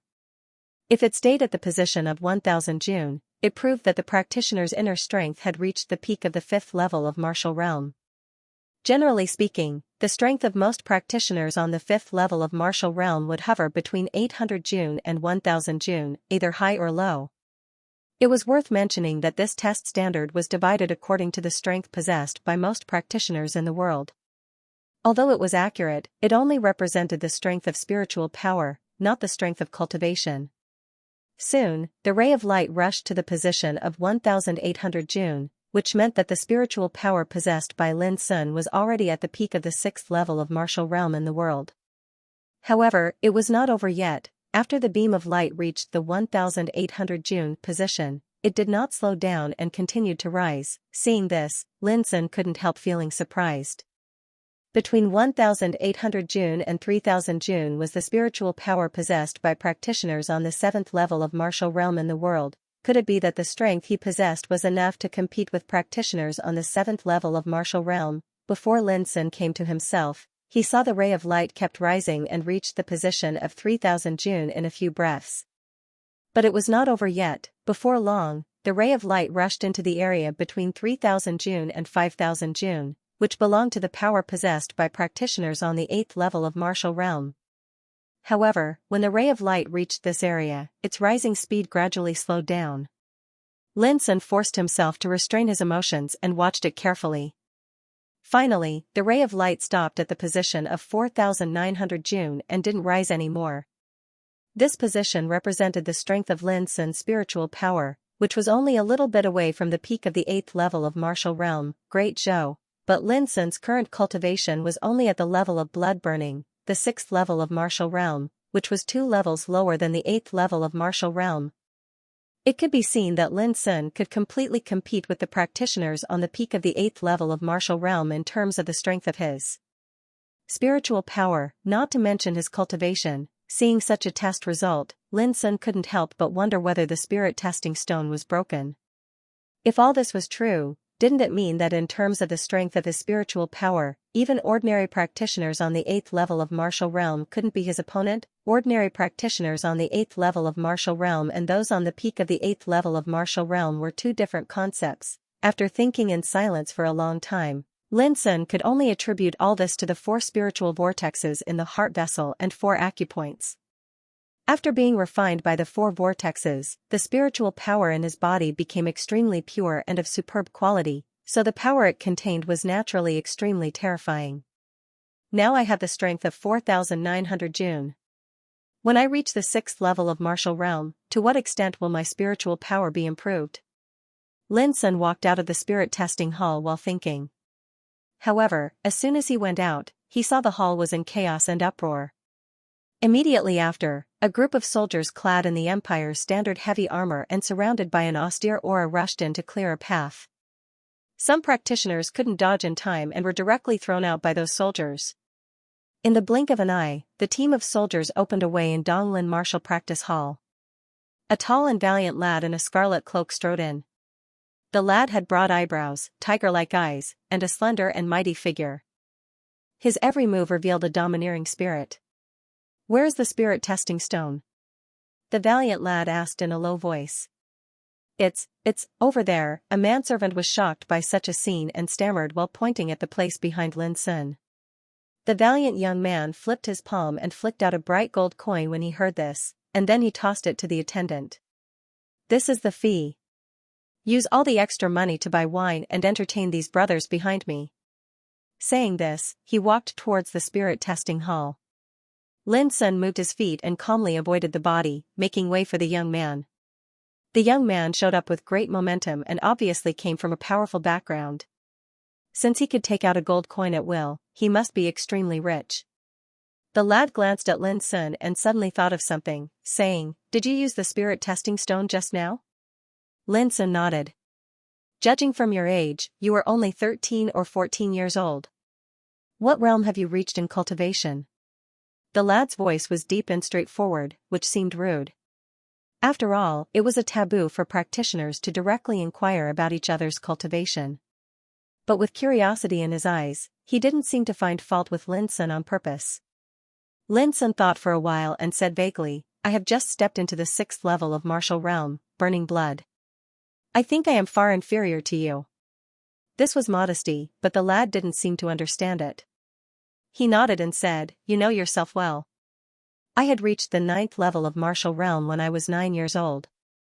But for the sake of my future cultivation, my grandfather suppressed my cultivation for 4 years. Otherwise, I could have stepped into Gang Spirit Realm 4 years ago. In terms of cultivation speed, you really can't compare with me." Lin Sun was in a daze. This guy was so weird. He said this to a stranger when they met for the first time, and he looked serious as if he was praising himself, which was really weird, but through this guy's words, Lin Sun knew that this lad was the same age as him, only 13 years old. But this lad seemed to grow a little older. He didn't look like a 13-year-old at all, but 18 or 19 years old. Just as Lin Sun was thinking, the valiant lad had pushed the door open and walked into the spirit testing hall. On the other hand, the group of heavily armored soldiers stood guard outside, and they terrified everyone in the hall to the point that they didn't dare speak. Many people had left one after another. Lin Sun didn't stay any longer and walked towards the outside. He had planned to go to the martial practice room to have a look and experience the power of the so-called copper-skinned puppets. But he was disturbed by this matter and missed Xianxia at home, so he didn't dare to stay any longer. That team of soldiers is full of murderous aura. Obviously, they have been through hundreds of battles. They are elites who have killed their way out of mountains of corpses and seas of blood. And judging from the symbol on their heavy armor, they seem to be the soldiers of the famous Iron-Blood Army of the Empire. Iron-Blood Army of the Empire?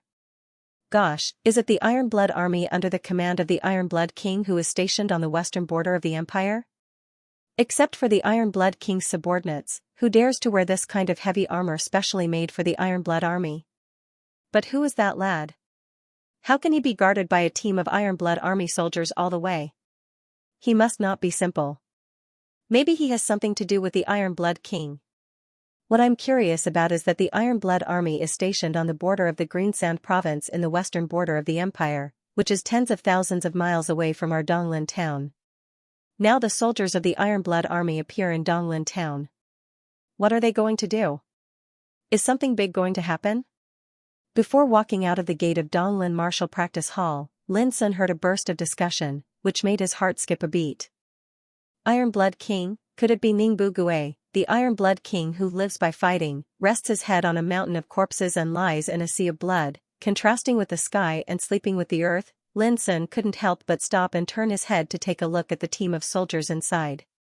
As expected, he found that these soldiers were all vigorous and brave, overflowing with murderous intent, with a kind of iron-blood spirit of conquering the world.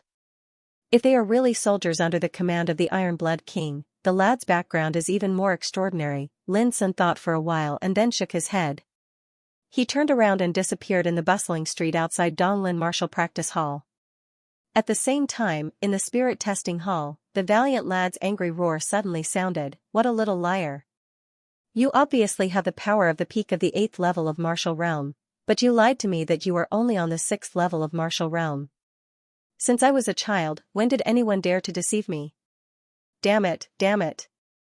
If Lin Sun returned, he would find that when he left the spirit testing hall, he forgot to erase the test record on the spirit testing stone because he had been thinking about the cultivation of spiritual energy. Unfortunately, this record caused the valiant lad who called himself Ning Meng to misunderstand. Before going home, Lin Sun went to Golden Hall again. After selling a flaming spirit saber at a sky-high price, which caused a sensation in the whole city, Golden Hall was no longer deserted as it was at the beginning. It became crowded and extremely lively. Gu Yanping, who was skillful, trustworthy, and committed, soon gained a firm foothold in Donglin town, and his business was booming day by day. When Lin Sun learned all this, he couldn't help sighing with emotion. Gu Yanping was a strong practitioner in Gang Spirit Realm. Who could have thought that he was so good at business? When Lin Sun left Golden Hall, Gu Liang was already by his side. After killing Tiger Liu 3 days ago, Lin Sun completely emptied out all the treasures in Tiger Liu's underground treasure house.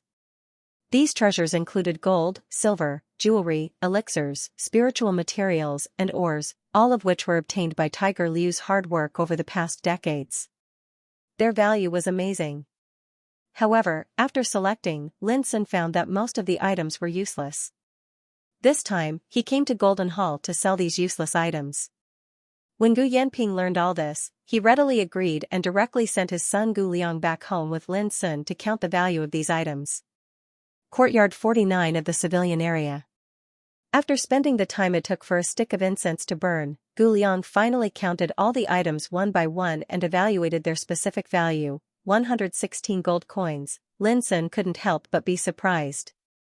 This was equivalent to 11,600 imperial silver coins, which was more than 16 million imperial copper coins. For Lin Sun, this was absolutely an astronomical figure, which could buy 30 or 40 flaming spirit sabers worth 300 imperial silver coins. From this, it could be seen how much wealth the Black Tiger Gang, as the first underground force in the civilian area, had plundered over the years. Most importantly, this was only the total value of some items that Lin Sun didn't need at all.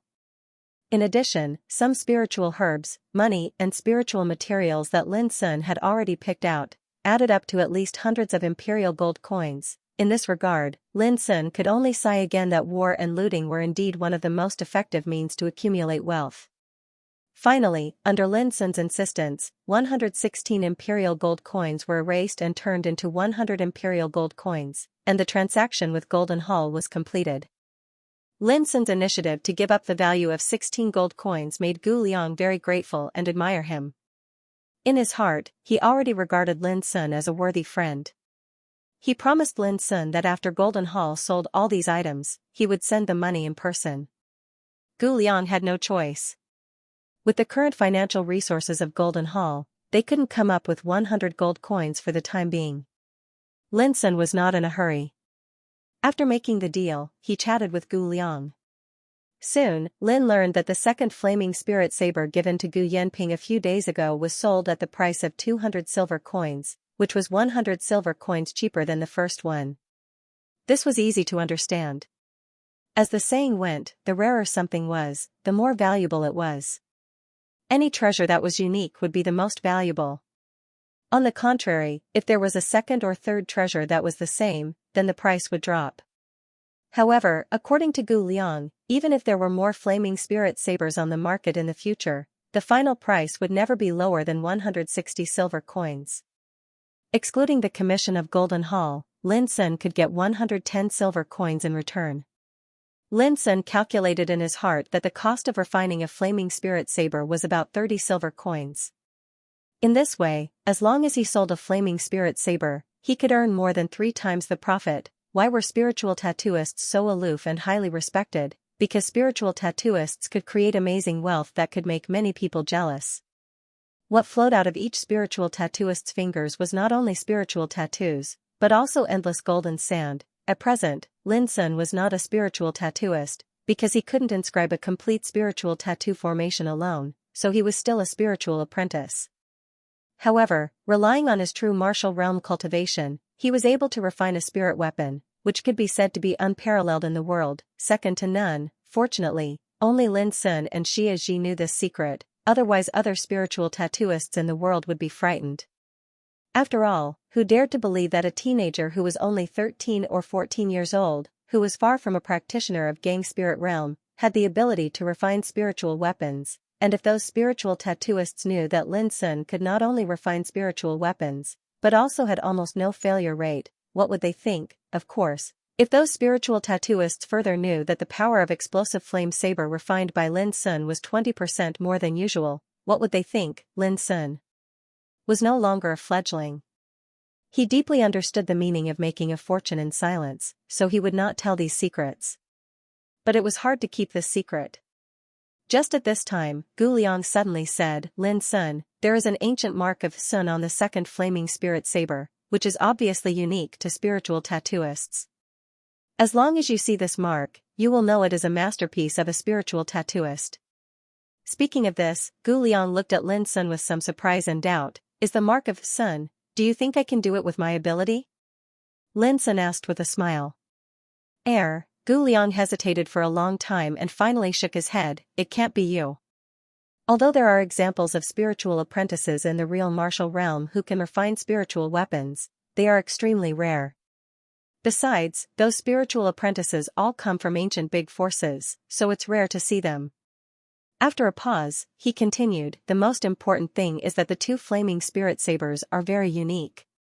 Although they are made of the same materials and spiritual tattoos as the ordinary explosive flame sabers, their power is obviously different. They are a completely new kind of spiritual weapons. Such a treasure can only be refined by those great spiritual tattooists with extraordinary attainments." His words showed that even if Lin Sun admitted that the two treasures were made by him, Gu Liang would never believe it. But this was a good thing for Lin Sun, because he didn't have to spend time to weave a lie to cover it up. Lin Sun said with a smile, "Gu Liang, you don't have to guess anymore. I can't say anything else, but I can guarantee that as long as I am in Donglin town, I will provide some spiritual weapons for Golden Hall." Gu Liang was still hesitating to ask which spiritual tattooist made the two flaming spirit sabers, but after hearing Lin Sun's words, he suddenly understood that this was Lin Sun's secret. Even if he asked, Lin Sun would never reveal it. On the other hand, it could also be judged from this sentence that Lin Sun should have a close relationship with the mysterious spiritual tattooist, otherwise he would never dare to make such a guarantee. At the thought of this, Gu Liang couldn't help but envy Lin Sun's good luck. Who wouldn't envy a mysterious spiritual tattooist? But Gu Liang probably didn't expect that Lin Sun's words would completely lead him astray. After chatting for a while, Gu Liang left. Sitting alone in the courtyard, Lin Sun slightly narrowed his eyes and fell into contemplation. Since he entered Donglin town, too many things had happened in less than a month, and almost all of them were related to Clan of Wu. First, he was assassinated by Black Widow and the other two, and then he was threatened by the Black Tiger gang, which made Lin Sun's life quite uneasy during this period. Fortunately, these things had passed. After suffering two painful lessons in a row, Clan of Wu dared not act recklessly for the time being. But the threat still existed, and Lin Sun would not be careless. He knew very well that as long as he was still alive, he would still suffer the revenge from Clan of Wu sooner or later. Fortunately, now he had established a deep relationship with Golden Hall, and through Wang Lin's mouth a few days ago, he also released some kind of signal to Mu Wansu, so Mu Wansu would definitely take this opportunity to re-examine her attitude towards him. In short, at present, Lin Sun didn't have to worry about anything before the county test began, and he could spare more time for cultivation. Indeed, compared with those trivial things, Lin Sun cared more about his own path of cultivation. As long as he was strong enough, all conspiracies and tricks were just a joke. Now, Lin Sun had just reached the 6th level of martial realm, and it would be difficult for him to make another breakthrough in a short time. At the 6th level of martial realm, the spiritual energy could circulate 108 times in the body, which was called one circulation. The blood all over the body was like a boiling furnace, burning fiercely.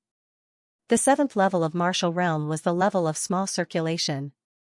At this level, the spiritual energy all over the body could continuously circulate for 9 whole circulations. At that level, the spiritual energy in the body would change by leaps and bounds, and the practitioner would begin to explore the wonderful method of small circulation. At present, Lin Sun was still far away from the small circulation, and it was indeed not possible to make a breakthrough in a short time. As for the cultivation of his spirit, Lin Sun's perception had improved significantly after the refining of meditating magic. It wouldn't be long before he could light up the third spiritual star in his sea of consciousness. In this aspect, Lin Sun didn't need to worry at all.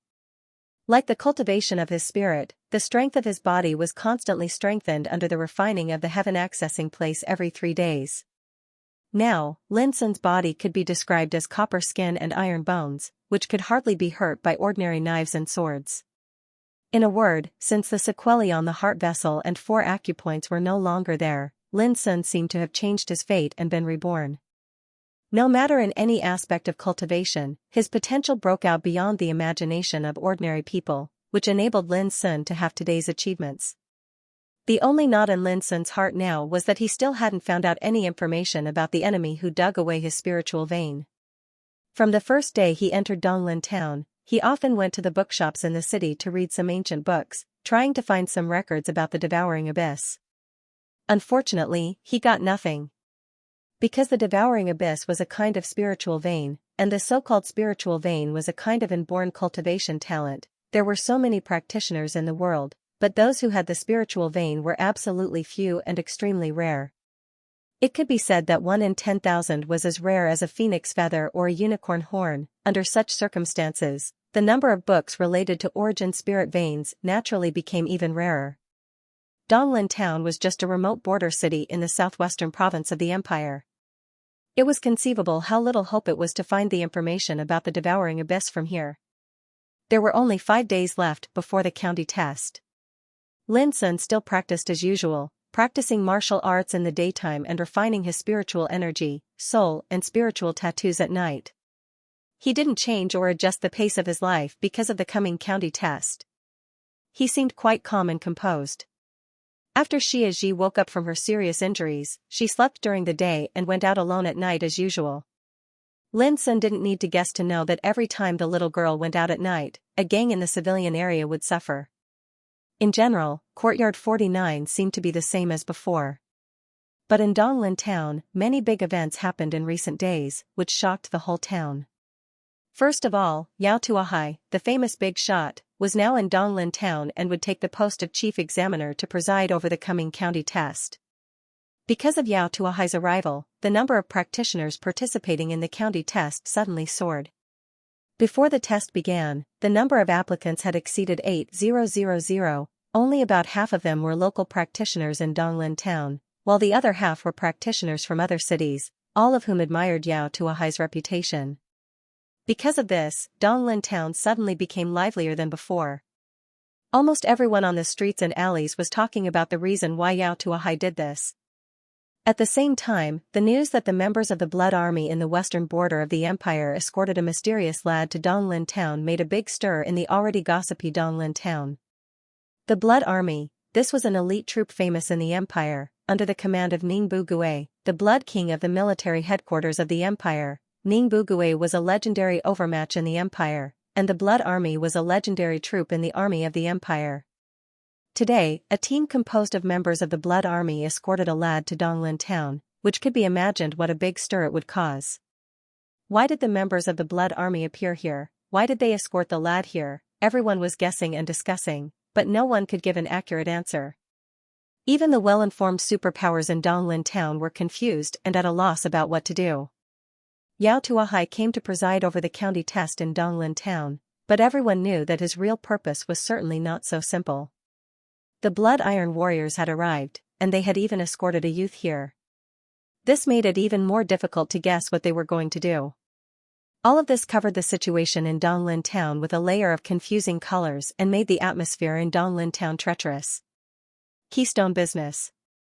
Mu Wansu stared blankly, her pair of beautiful brows had suddenly knit together tightly, and she seemed to be laden with worries. In her hand, there was an urgent intelligence sent a few hours ago. The intelligence came from the headquarters of Keystone Business in the Forbidden City of the capital. But there was only one sentence in the intelligence: a big shot will arrive in Donglin town soon. Remember to be careful. Because of this sentence, Mu Wansu became restless. Who exactly was this great figure? Why did the headquarters of Keystone Business in the Forbidden City of the capital send such an urgent intelligence? In fact, they didn't even dare to mention the name of that big shot in the report. Mu Wansu's intuition told her that this was not a simple matter. She thought of Yao Tuahai, who suddenly appeared in Donglin town and wanted to preside over the county test in person. She also thought of the youth who was escorted to Donglin town by the Blood Iron Warriors. Could it be that they all came for this big shot? Realizing this, Mu Wansu couldn't help but take a deep breath. Yao Tuahai's identity was extremely powerful. In the whole southwest province of the empire, only Governor Lu Wujuan could keep pace with Yao Tuahai. And the identity of the youth who was escorted by the Blood Iron Warriors was even more unusual. The Blood Iron Warriors were the fierce troops under the command of Ningbu Gue. But this youth could be escorted by the Blood Iron Warriors. How could his identity be ordinary? If they all came for the big shot, it could be inferred how horrible the identity of the big shot was. But why did such a big shot come to Donglin town? The more Mu Wansu thought about it, the more restless she became. For the first time, she felt that she couldn't see through the situation in Donglin town. In the early morning 4 days later, after breakfast, Lin Sun didn't practice again. He felt that his physical cultivation had reached a bottleneck again. He planned to go to Donglin Martial Practice Hall to test his physical strength. Leaving the civilian area and walking into the bustling street, Lin Sun clearly felt that Donglin town had become more and more lively than before. Practitioners could be seen everywhere, and people were talking about the county test everywhere. Because tomorrow morning, the county test would begin in Donglin School, Lin Sun didn't worry about anything about the county test. He had made preparations, and the only thing left was to wait for the test to begin. Before long, Lin Sun came to Donglin Martial Practice Hall.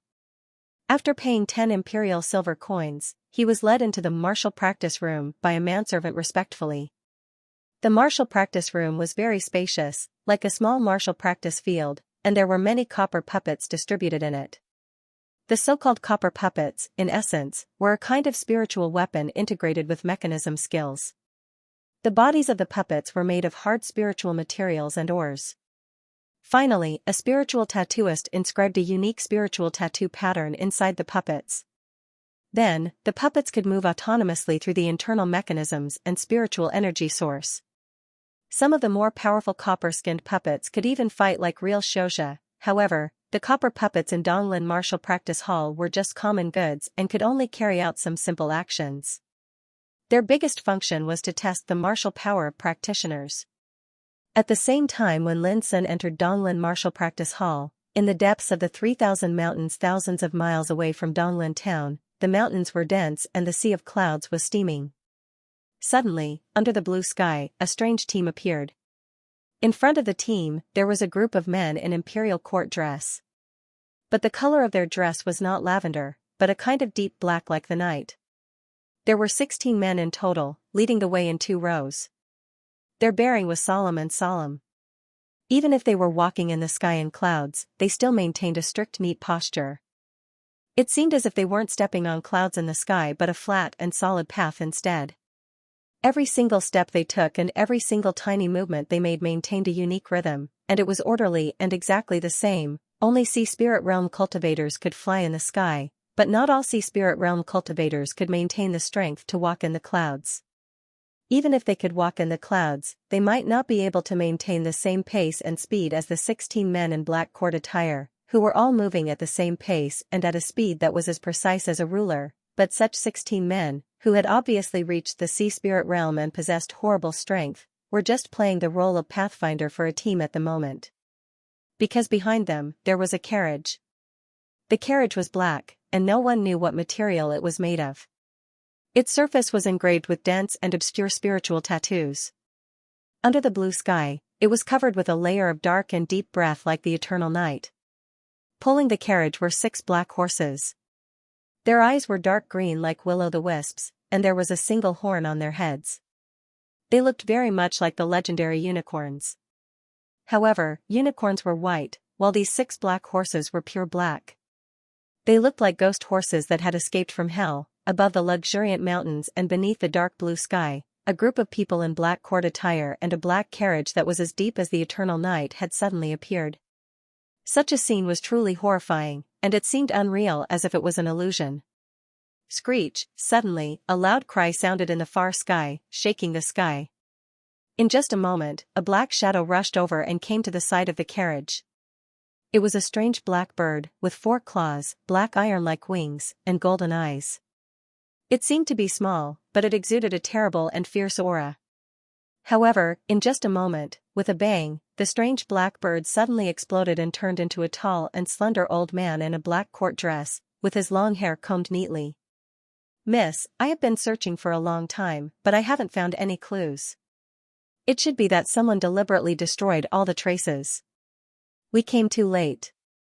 The old man bowed slightly. His voice was mellow, and his manner was polite, perfect, and impeccable. "Well." In the black carriage, a unique, hoarse female voice full of unique magnetism came. "It's already expected. I'm very surprised that they could endure until now for what happened in the past." The old man was silent. After a while, the hoarse magnetic voice in the black carriage sounded again. "The Flamen once said that there is a peerless treasure in the 3,000 mountains. Have you heard it?" The old man bowed and said, "Yes, it's said that young Sword King Shi Yutong has confirmed that it doesn't exist." "Oh, is it the little guy from the Xia family in Wui Alley of the Forbidden City?" "Yes. He is also a person with good luck." Speaking of this, the hoarse magnetic voice suddenly paused. Immediately, the curtain on one side of the black carriage was lifted, and a white and beautiful hand stretched out. This hand was exquisite, slender, and flawless. On the little finger that had impeccable lines, there was a ring inlaid with a strange black gem. It was like an open black vertical eye, and it caused one to shudder with fear. The beautiful hand pointed to the distance. "What's ahead?" The old man said, "Miss, ahead is Donglin Town, one of the destinations of our trip. According to the current speed, we can arrive in 6 hours. Donglin Town. Interesting." The hoarse magnetic voice seemed a little erratic, but also seemed to perceive something, which was hard to understand. There were 9 copper-skinned puppets in the martial practice room, which corresponded to the strength standard of each level of the 9 levels of the martial realm. It was worth mentioning that the copper-skinned puppets were different from the spirit testing stone. The spirit testing stone tested the spiritual energy of the practitioner, while the copper-skinned puppets tested the martial power of the practitioner. This was easy to understand. Having spiritual power cultivation did not necessarily mean that one would be able to display the corresponding battle power. The exertion of the fighting power was often closely related to the martial cultivation method and the realm of the practitioner. After all, a fight was a fight, and the cultivation was only a source of power for the fight. If one wanted to exert the power, he must be assisted by the fighting cultivation method. Lin Sun walked to a copper-skinned puppet marked Blood Burning, the 6th level of the martial realm, and patted its chest where the heart was. With a buzzing sound, the copper-skinned puppet's eyes lit up with a red light, as if waking up from a deep sleep. Every inch of its body was glowing brightly. Lin Sun took a deep breath, and every inch of his muscles suddenly became as condensed as well-tempered steel wire. His physical strength expanded like a horned dragon, roaring up and down his body along his spine. At this moment, even Lin Sun's breath faintly contained the fierce momentum of wind and thunder. Boom! He suddenly stretched out his right arm and grasped the copper-skinned puppet's wrist as fast as lightning. The power that had been accumulated for a long time poured out like a flood, producing a terrible shock force. This was one of the moves of separating tendons and dislocating bones, which could dislocate the opponent's joints in an instant, shatter the opponent's whole strength, and make him lose his fighting power completely. In severe cases, it could even shatter the opponent's internal organs and kill him with one blow. Boom! With a loud bang, the copper-skinned puppet, which could withstand a full blow from a practitioner on the 6th level of the martial realm, suddenly burst into pieces like a piece of paper. The parts scattered all over the ground, and only one arm was grasped by Lin Sun. Seeing this scene, Lin Sun was stunned. Wasn't it too weak to fight? Originally, Lin Sun had a general speculation that he should be able to fight with a practitioner on the 6th level of the martial realm only by virtue of his physical strength. After all, these days, he would enter the heaven accessing place every 3 days. Although he failed every time, it had a great effect on refining and improving his physique.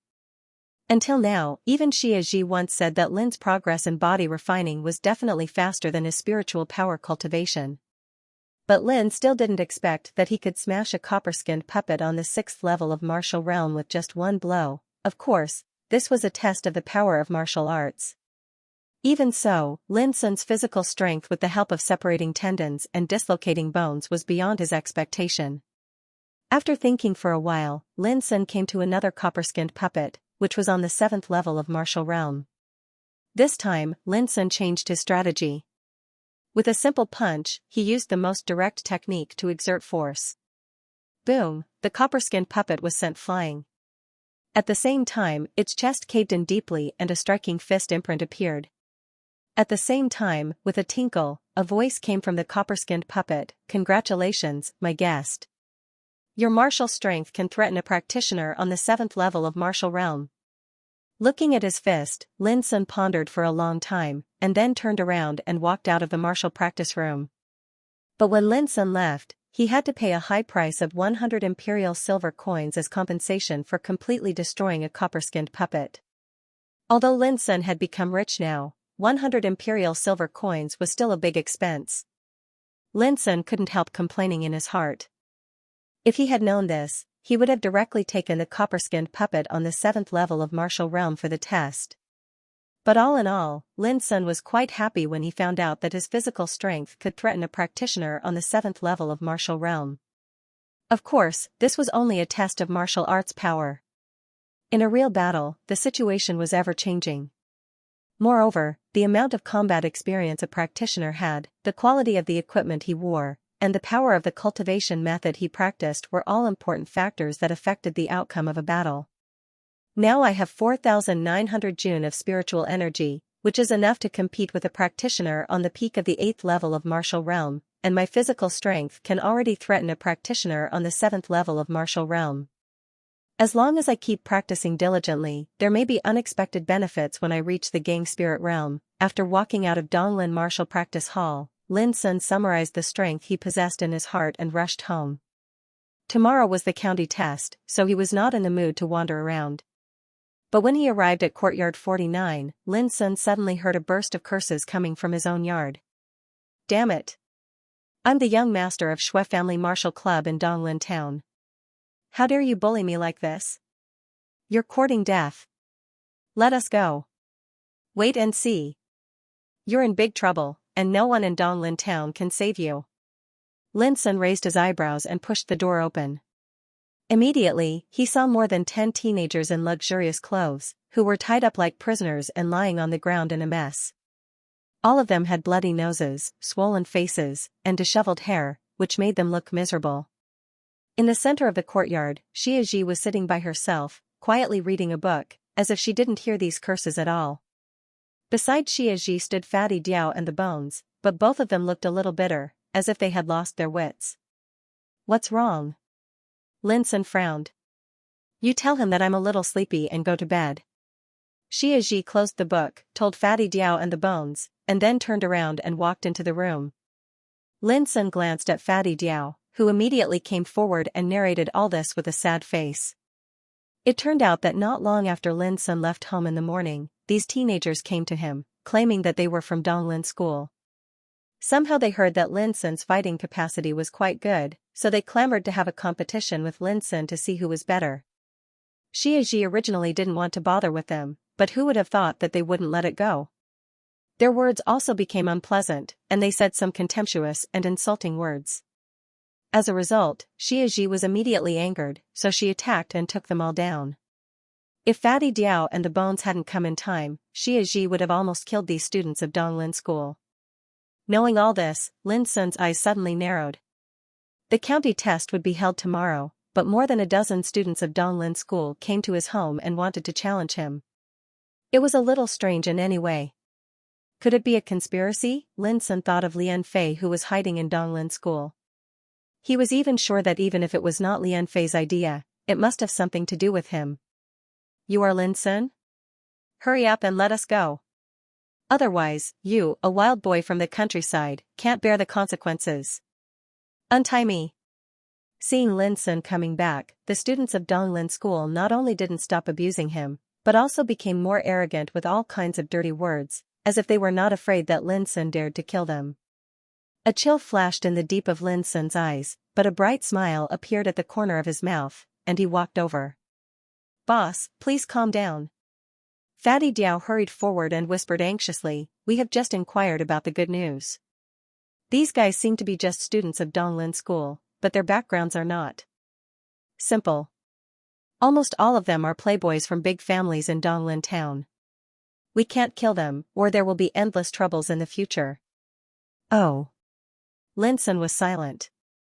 When they saw this, the 10-plus young men in luxuriously dressed clothes that were beaten to the point they had bruises on their faces became even more fearless and complacent. "What? Are you afraid? I don't think you dare to do anything to us." "Humph. What are you waiting for? Hurry up and untie this young master." These teenagers were all very young.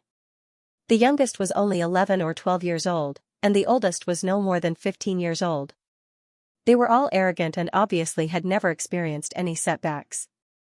They dared to be so arrogant because they were spoiled. Lin Sun no longer remained silent. He went forward and squatted in front of a teenager with a smile, saying, "Who sent you here?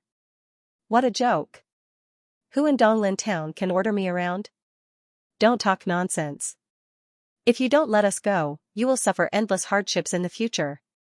The teenager raised his head like a proud rooster, but his cheeks were red and swollen like a pig's head, and his eyes were blue and purple, which looked quite funny. Crack, Lin Sun slapped him directly. The teenager screamed and passed out with his neck crooked.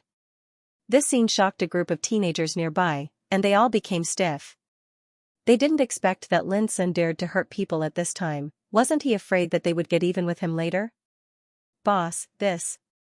Fatty Diao and the Bones were also a little confused when they saw this. "This guy is full of sh*t and dirty words. He is so uncultured." Lin Sun shook his head as if nothing had happened. Then he looked at another teenager with a smile and said, "You, tell me who sent you here." That teenager was obviously frightened by Lin Sun's means and said with a frightened face, We came here of our own initiative. We absolutely didn't lie." Lin Sun frowned and looked at other teenagers. Seeing that they all looked the same, he knew that such playboys who had never experienced setbacks would not lie. It could be seen from their expressions that they didn't even cover up their emotions. It was an exaggeration to say that they were simple-minded. Lin Sun stood up and thought for a while. Then he turned around and called Fatty Diao and the Bones to one side, whispering, "Call some people to tie these guys up and send them to the gate of Donglin School." Fatty Diao gasped and said in shock, "Absolutely not. If this thing gets out of hand, the consequences will be unimaginable." Lin Sun's delicate and warm face was full of smiles, and he said slowly, "It has to get out of hand.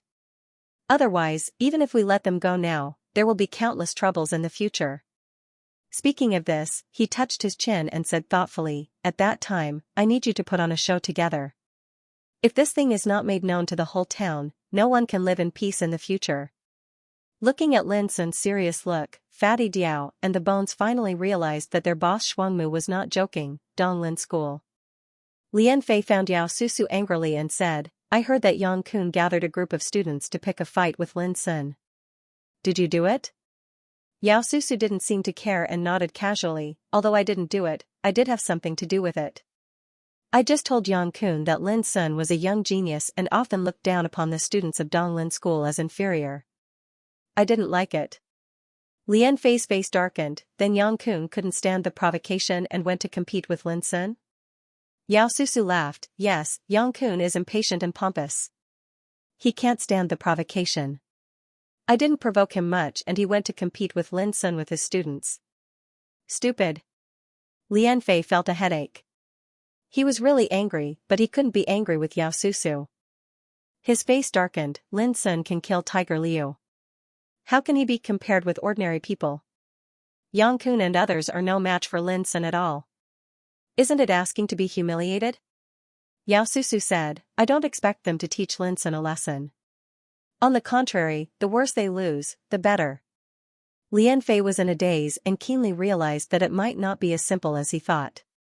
As expected, the next moment Yao Susu said, "Although Yang Kun and others are pompous and domineering, each of them comes from the major forces in Donglin Town. If Lin Sun offends them, he offends these forces. Isn't it better? It's better than being Lin Sun's enemy alone, isn't it? Lian Fei's anger dissipated more than half. He said thoughtfully, are you going to frame Lin Sun? Yao Susu curled her lips and said, if it weren't for you, I wouldn't do such a dirty thing. Lian Fei quickly comforted her and was quite moved. Susu, I'm just a little worried about you. Lin Sun is cruel and ruthless. How can I bear to see you being hated by such a wolf cub? Yao Susu laughed, don't worry about me. I'm not afraid of Lin Sun. If it weren't for you, I wouldn't know such a person exists. Lian Fei suddenly realized a problem. By the way, how did you know about the hatred between me and Lin Sun? Yao Susu smiled proudly and said, as long as I want to know something, no one can hide it from me. Well, don't worry about it. Let's just wait and watch the fun. Tomorrow is the county test. If Yang Kun and others are seriously injured and can't participate in the test, it will inevitably cause the anger of many forces. At that time, Lin Sun won't be able to jump around for a few days. Lian Fei thought for a while and couldn't help sighing inwardly. Yao Susu seemed to be an innocent girl, but who could imagine that she was so scheming? However, Lian Fei couldn't help but be excited when he thought that Lin could fall into a murderous predicament after this. He didn't forget the frustration and grievance he suffered a few days ago. A hubbub suddenly sounded from afar, causing Lian Fei and Yao Susu to look up subconsciously. A group of students hurriedly ran out of the academy, and there were even people shouting on the way. Let's go and take a look. Someone from our academy has been beaten up and is even tied up and escorted to the entrance of the academy. Damn it. How dare he bully our Donglin school? I'd like to see who is the lawless and arrogant guy. The sound of discussion made Lian Fei and Yao Susu stunned at the same time. How could things go to such an extent? How dare Lin Sun be so arrogant? Not only did he bully Yang Kun and others, but he also wanted to make trouble in Donglin school. They looked at each other and rushed to the entrance of the academy to find out the truth. It was noon, but the gate of Donglin school was crowded with people. Many onlookers gathered around and blocked the huge gate of the school. On the open space in front of the academy, there were more than a dozen figures lying on the ground. All of them were tied up, with bruises and swollen faces, disheveled hair and mouths stuffed with smelly rag. They looked extremely miserable. Of course, these were the playboys who went to Courtyard 49 to make trouble today. Beside them, there were dozens of old men and women who were dressed in rags and had grizzled hair. At this moment, they were wailing loudly with tears streaming down their faces. Fatty Diao and the Bones were also among them. At this time, Fatty Diao shouted angrily, "Dear folks, we are forced to a dead end today. We have to come here to seek justice. Even if we are beaten to death by Donglin school, we still have to say something." Fatty Diao shouted angrily. These scum of Donglin school on the ground came to the civilian area to make trouble today. They said that they wanted to hone their martial cultivation and prepare for tomorrow's county test. So they beat everyone they see and hurt many of our friends and relatives. They are cruel, vicious, and scrupulous and lawless. I want to ask, is there any law in the world? Fatty Diao was full of righteous indignation and passionate. His voice was so loud that everyone nearby could hear it clearly, which made the crowd burst into an uproar. They have gone too far. Fatty Diao looked very agitated. With tears in his eyes, he pointed to an old woman whose teeth were all gone and said, "Look, this is the old mother of my neighbor, Go Sheng. She is so old, but she was almost defiled."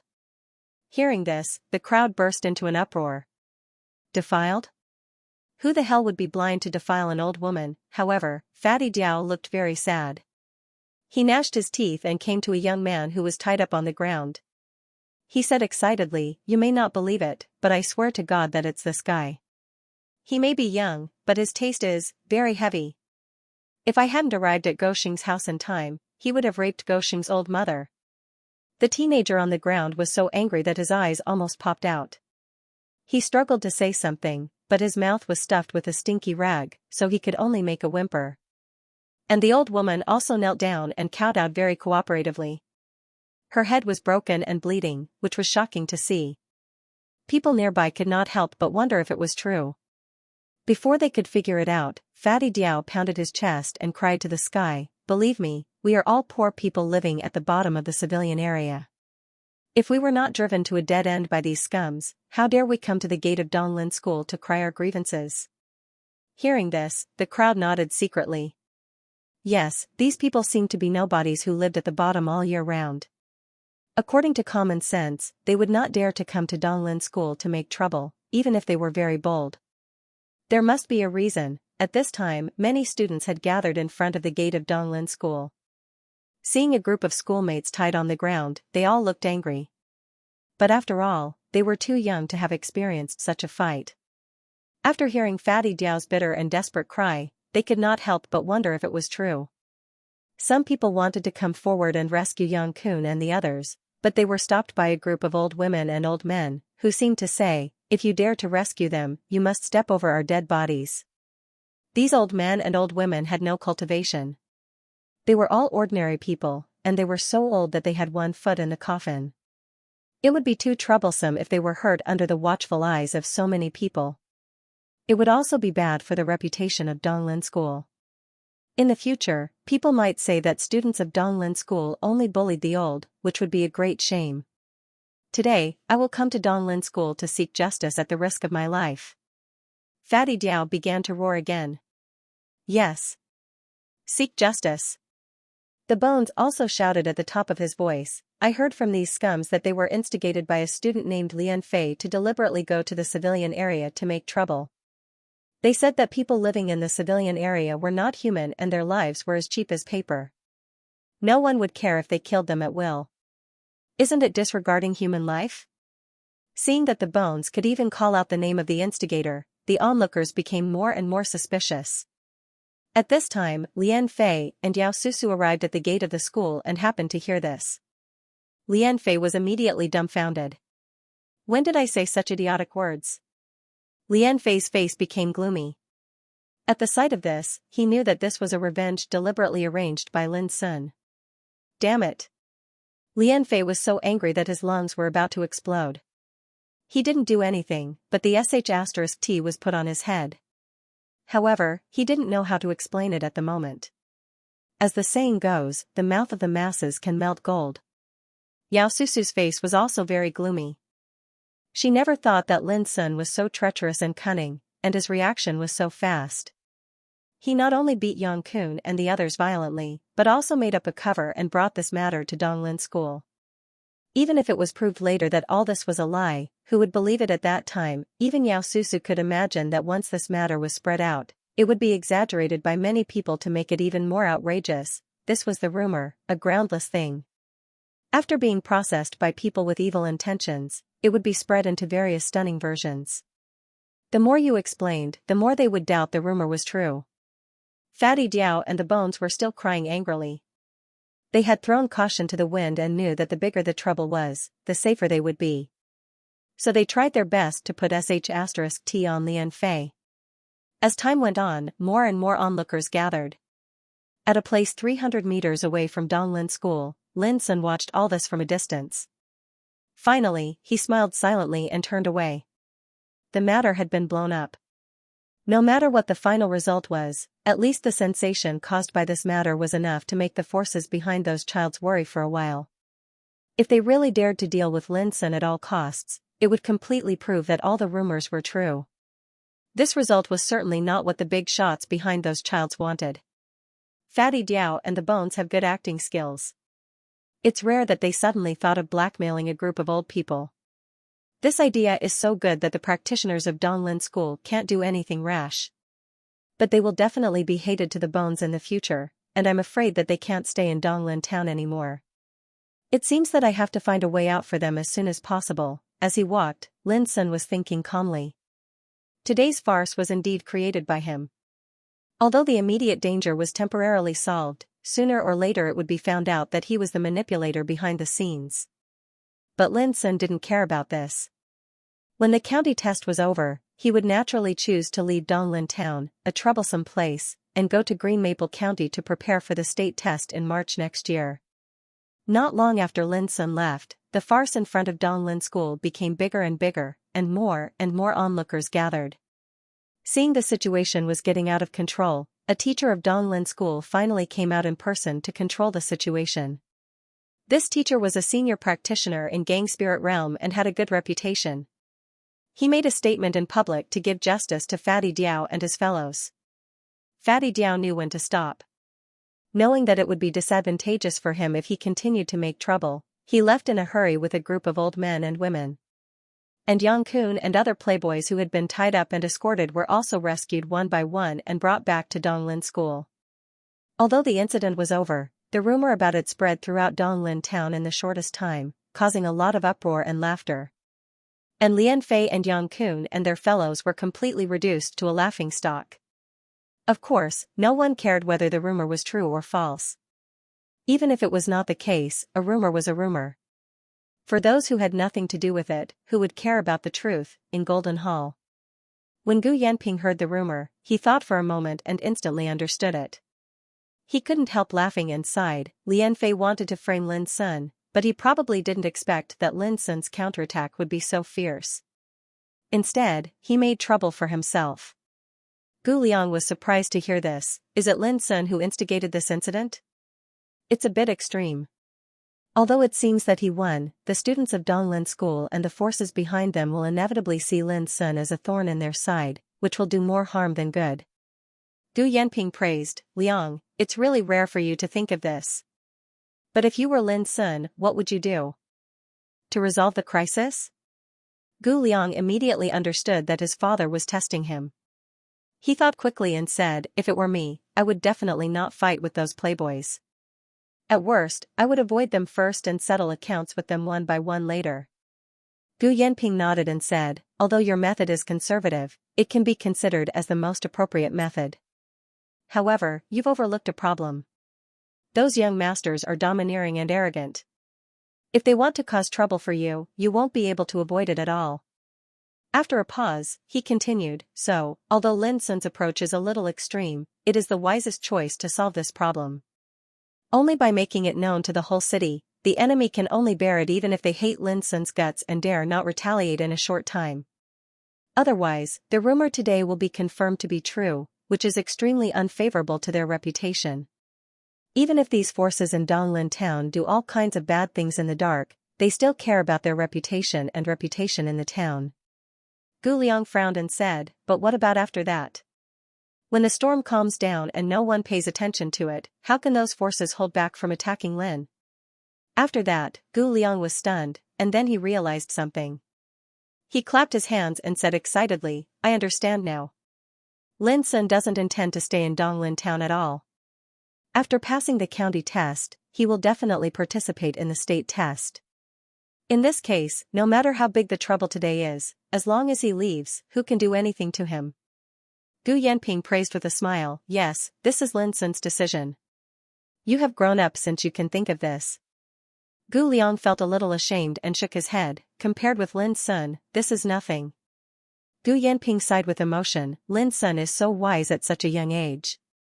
People like him can't be compared at all. Gu Liang suddenly said, Father, if Lin Sun leaves, it will be very difficult for Golden Hall to get some spiritual weapons made by the mysterious spiritual tattooist. Gu Yanping seemed to have thought about this problem and said seriously, Liang a real chamber of commerce will not place all its hopes on others. If you want to become a famous commercial cultivator, you must have the strength and capital to stand on your own in the world. Gu Liang was shocked. He took a deep breath and said, I see. Gu Yanping smiled and said, of course, you and Lin Sun are about the same age, and you have a good relationship now. If he has any difficulties in the future, you might as well help him several times. The so-called friends also need to be managed. Don't accept passively, but learn to take the initiative to give. Gu Liang nodded.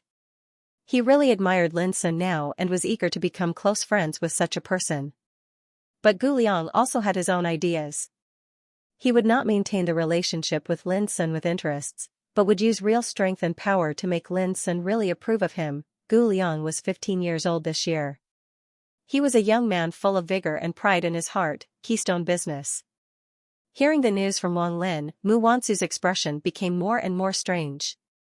Finally, she couldn't help giggling, which added a lot of charm to her delicate and clear face. The more she laughed, the more she couldn't stop. She laughed so hard that her tears almost flowed down. After a long time, she bit her red lips and said, Lin Sun is really bad. He actually slandered a young man and wanted to rape an old woman. How could he think of this?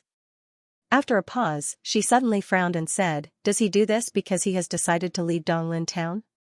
Wang Lin said with some regret, yes, as soon as he leaves, I'm afraid it will be impossible for us to make friends with the mysterious spiritual tattooist in the future. Mu Wansu was in a trance.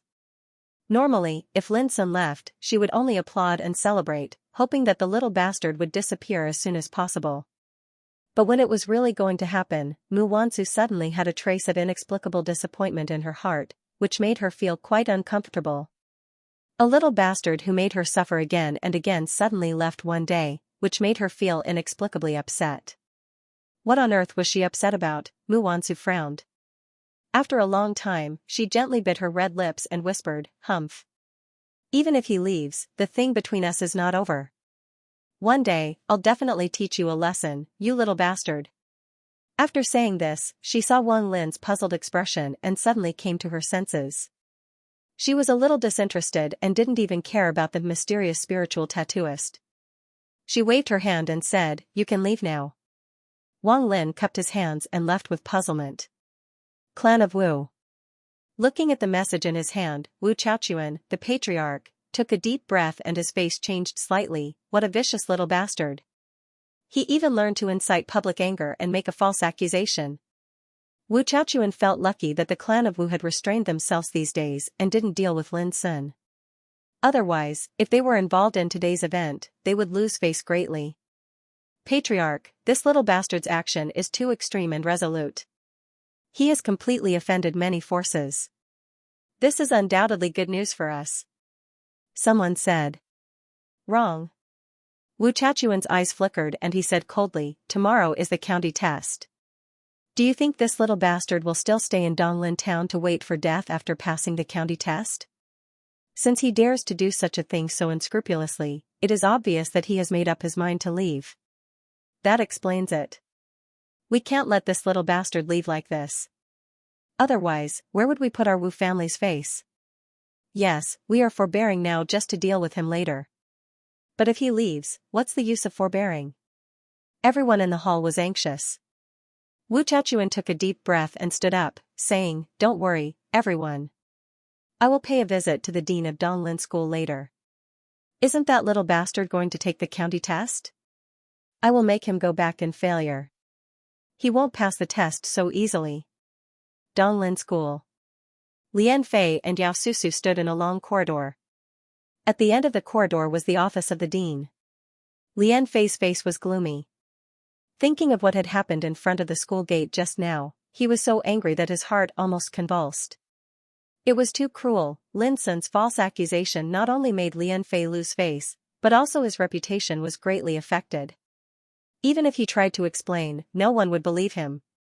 This was the terrible thing about rumors.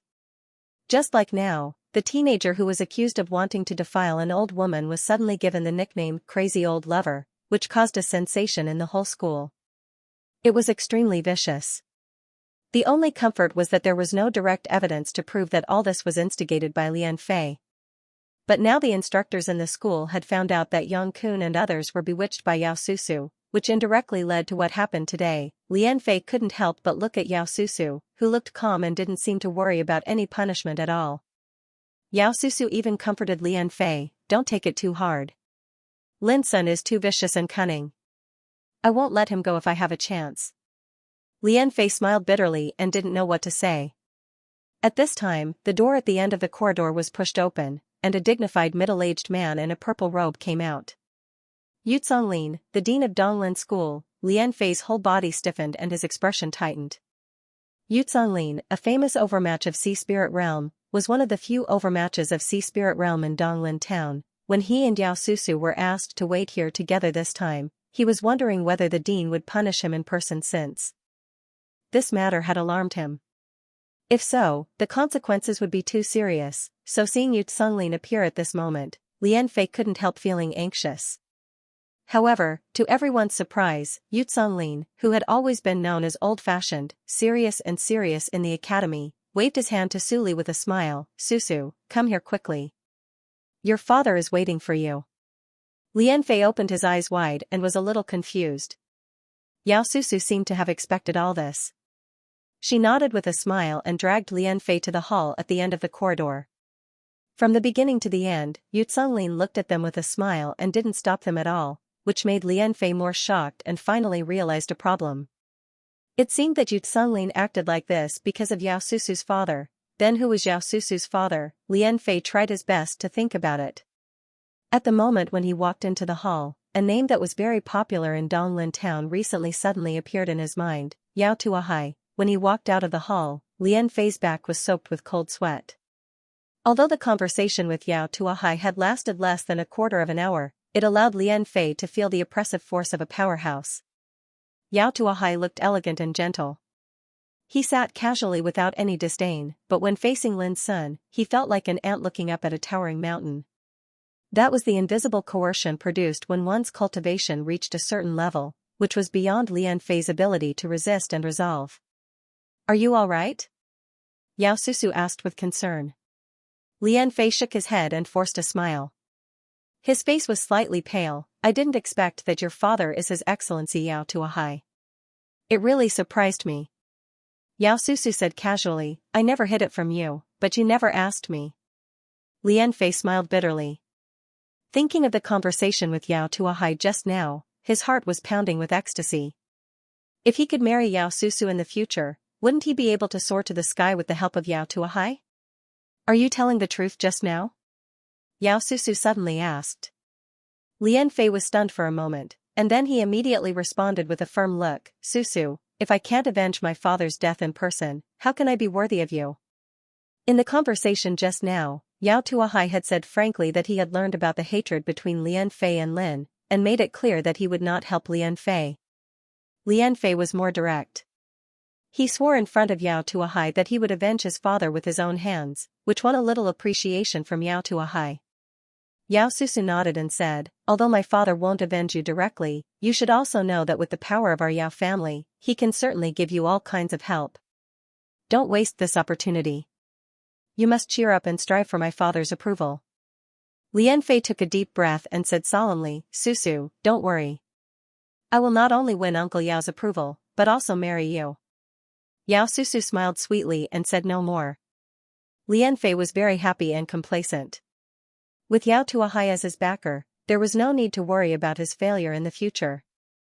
As for Lin Sun, he was just an ant on the road ahead. When he rose, he could easily crush him to death. Look over there, it seems to be the patriarch of Clan of Wu. Yao Susu suddenly stopped and turned to look into the distance.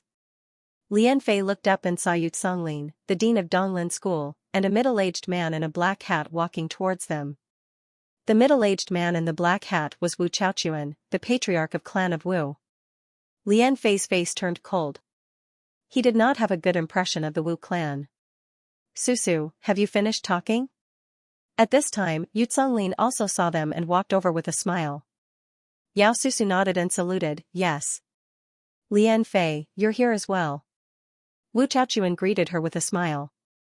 His expression was rather amiable. He had just learned the relationship between Lian Fei and Yao Susu from Yu Tsunglin, and also knew that Yao Susu's father was Yao Tuahai, who was famous in the southwestern province of the empire. Regarding this matter, Wu Chaochuan was also rather surprised. This Lian Fei was simply lucky to actually hug Yao Tuahai's thigh. The affairs of the world were truly unpredictable. Lian Fei's face was a little cold. She just nodded and left with Yao Susu. In an instant, Wu Chaochuan's face became a little gloomy. He secretly gritted his teeth and thought, what an arrogant boy. If I didn't give you support, how could you be what you are today?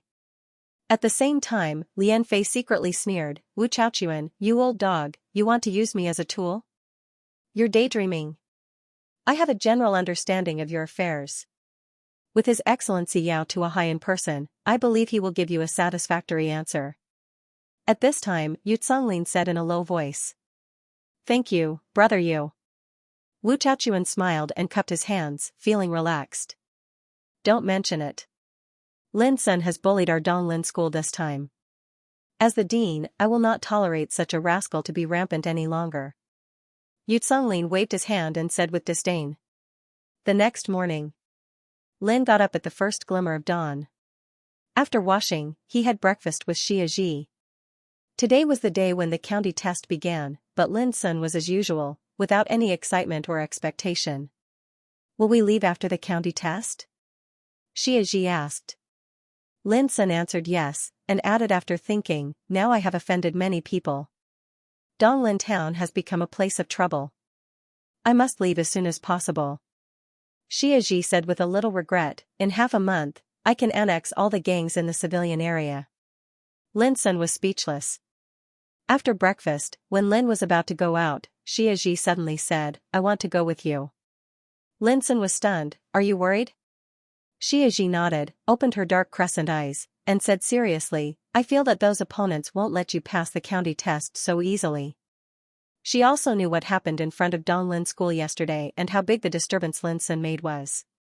Lin's son said with a smile, "This is the county test, a first-class event in the empire. Who dares to make trouble in the county test? What's more, with Yao Tuahai, such a big shot, no one dares to stop me from participating in the county test." Xianxia said, "Then I will go and have a look. I have never left the civilian area since I entered Donglin town." Lin's son's heart softened, and he agreed without hesitation. Indeed, Xianxia seldom showed up in public. Even when she annexed the gangs in the civilian area, she only took action at night. Now that she proposed to accompany him to Donglin school, how could Lin's son refuse? Immediately, Lin's son took Xianxia's little hand and left home. They walked out of the civilian area and headed for Donglin school. The street was very lively. Even in the early morning, many pedestrians had gathered in the same direction. Today was the day of the county test, a first-class event in Donglin town. It attracted the attention of the whole city, so it was naturally very lively. When Lin's son arrived at the gate of Donglin school, it was already crowded with people. Inside and outside the school, the scene was quite spectacular.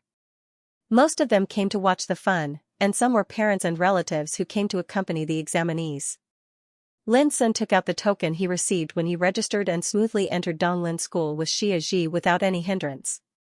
Walking along a spacious bluestone road for a while, Lin's son's field of vision suddenly widened, and a large square that could accommodate 10,000 people appeared. At this time, the square had already been full of figures, almost all of whom were young boys and girls. There were thousands of people, and everyone's face was full of longing and expectation. In front of the square, there was a high platform, which could overlook the whole square. When the county test began, the chief examiner would sit on the high platform in person.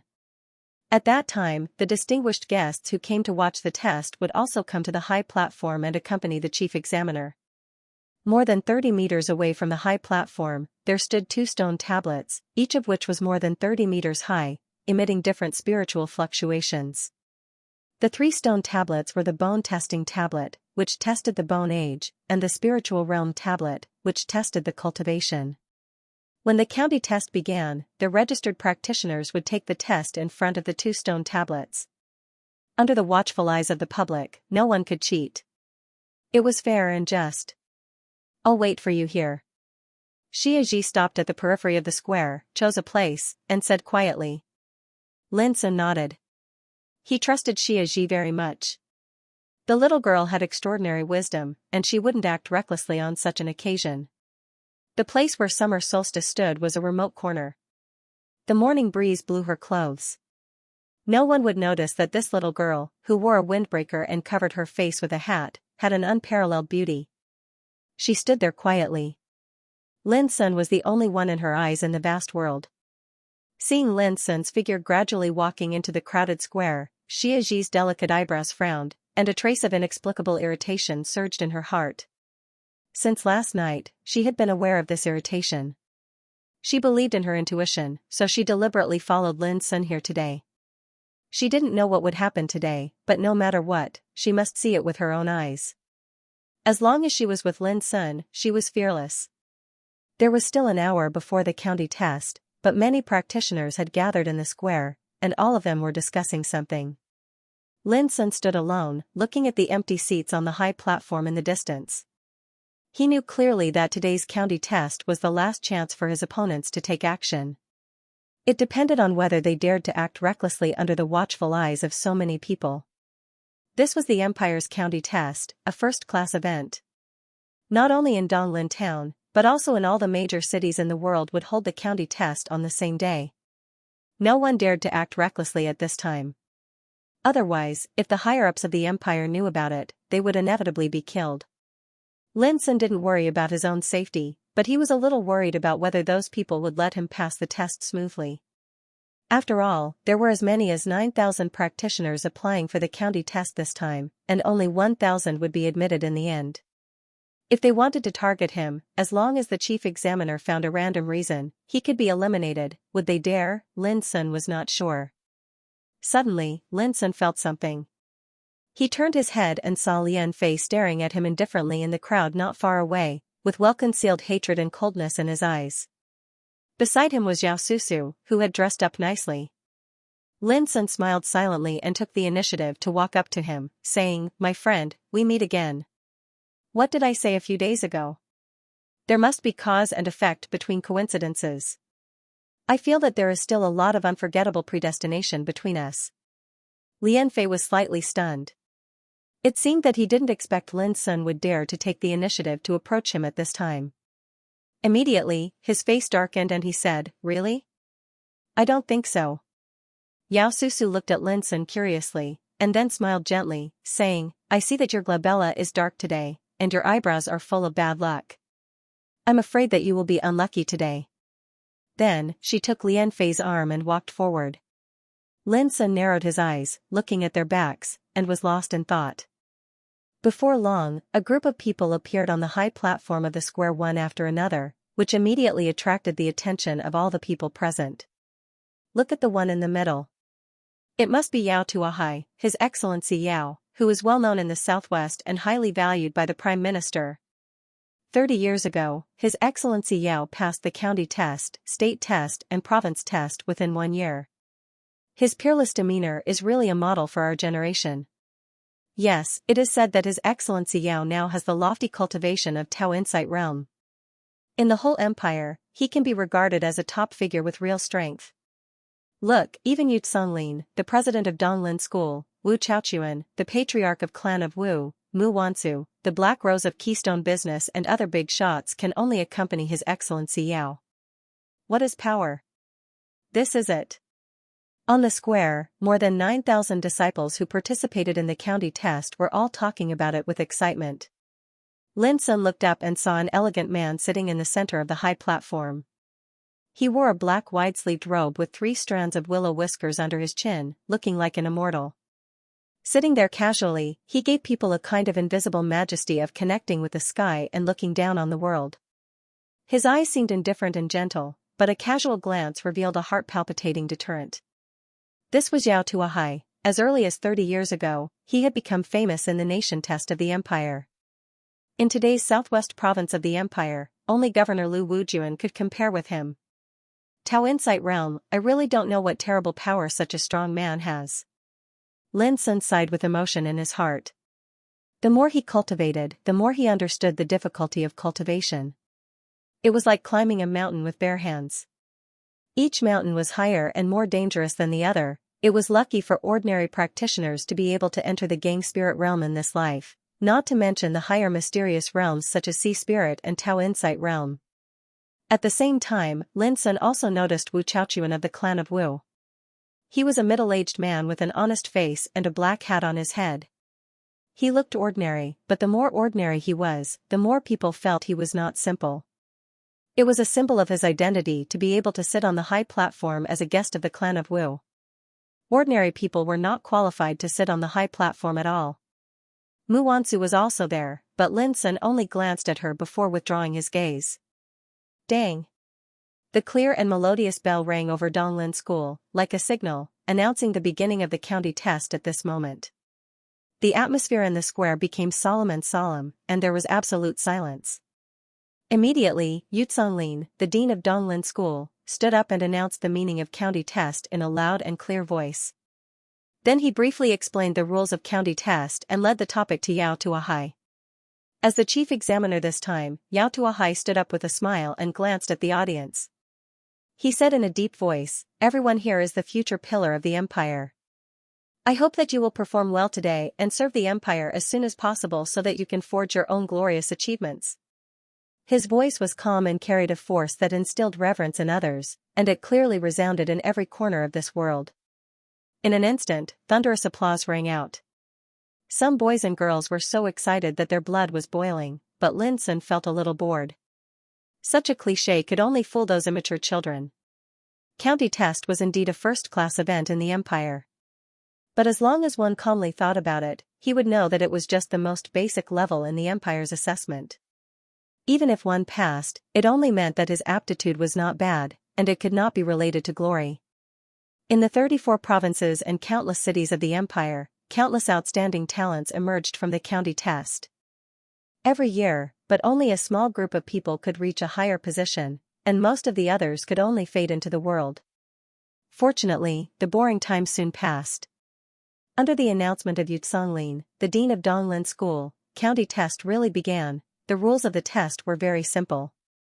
Every practitioner who participated in the test went up one after another to be examined by the bone testing stele and the spiritual realm stele, so that the age and cultivation of each practitioner could be measured. Then, according to these two standards, the best 1,000 people could pass the test smoothly, and the others would be eliminated. It was really simple. There was no fighting in the arena, no life and death test, and no all kinds of strange test methods. It just tested the age and cultivation. Fang Xuanzhong, 14 years old, martial realm level 2. Lu Gangshan, 15 years old, martial realm level 4. Shihong, 11 years old, martial realm level 1. When each practitioner went up to be examined, the result would be announced on the spot. Under the watchful eyes of the public, no one could cheat. The test was very fast. In just a quarter of an hour, more than 300 people had taken the test. The results were also uneven, and there was nothing eye-catching. Lin Sun felt a little bored and calculated in his heart. There were more than 9,300 candidates here. According to the speed of 300 people in a quarter of an hour, it would take 8 hours. At the thought of standing here foolishly for 8 hours, Lin Sun felt helpless. The key was that there were only one bone testing stele and one spiritual realm stele in the whole test site. If there were more, the efficiency would be improved a lot. Unfortunately, Donglin town was just a remote city on the southwest border of the empire, so it was impossible to have more bone testing steles and spiritual realm steles. Wu Feichong, 9 years old, martial realm level 5. Just when Lin Sun was indulging in flights of fancy, a result caught his attention. Not only Lin Sun, but also the whole audience became restless at the moment. 9 years old. A cultivation at the 5th level of martial realm.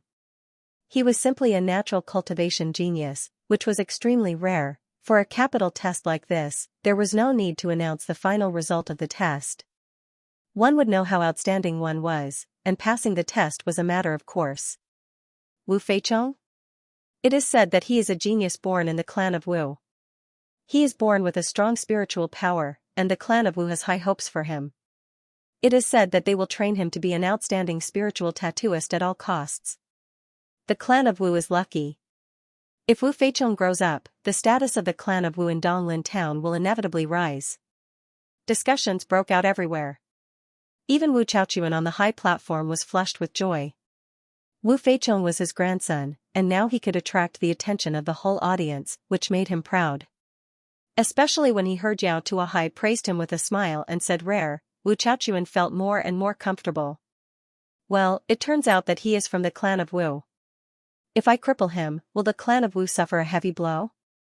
Lin Sun touched his chin thoughtfully. If Wu Chaochuan knew what Lin Sun was thinking, he would immediately kill him. The test went on. Before long, an 11-year-old boy named Xiao Hen and a 10-year-old girl named Yu Miao, respectively at the 7th level of martial realm and the 6th level of martial realm, caused a sensation in the whole audience. Although their aptitude was not as good as Wu Feichong's, they were already top-notch.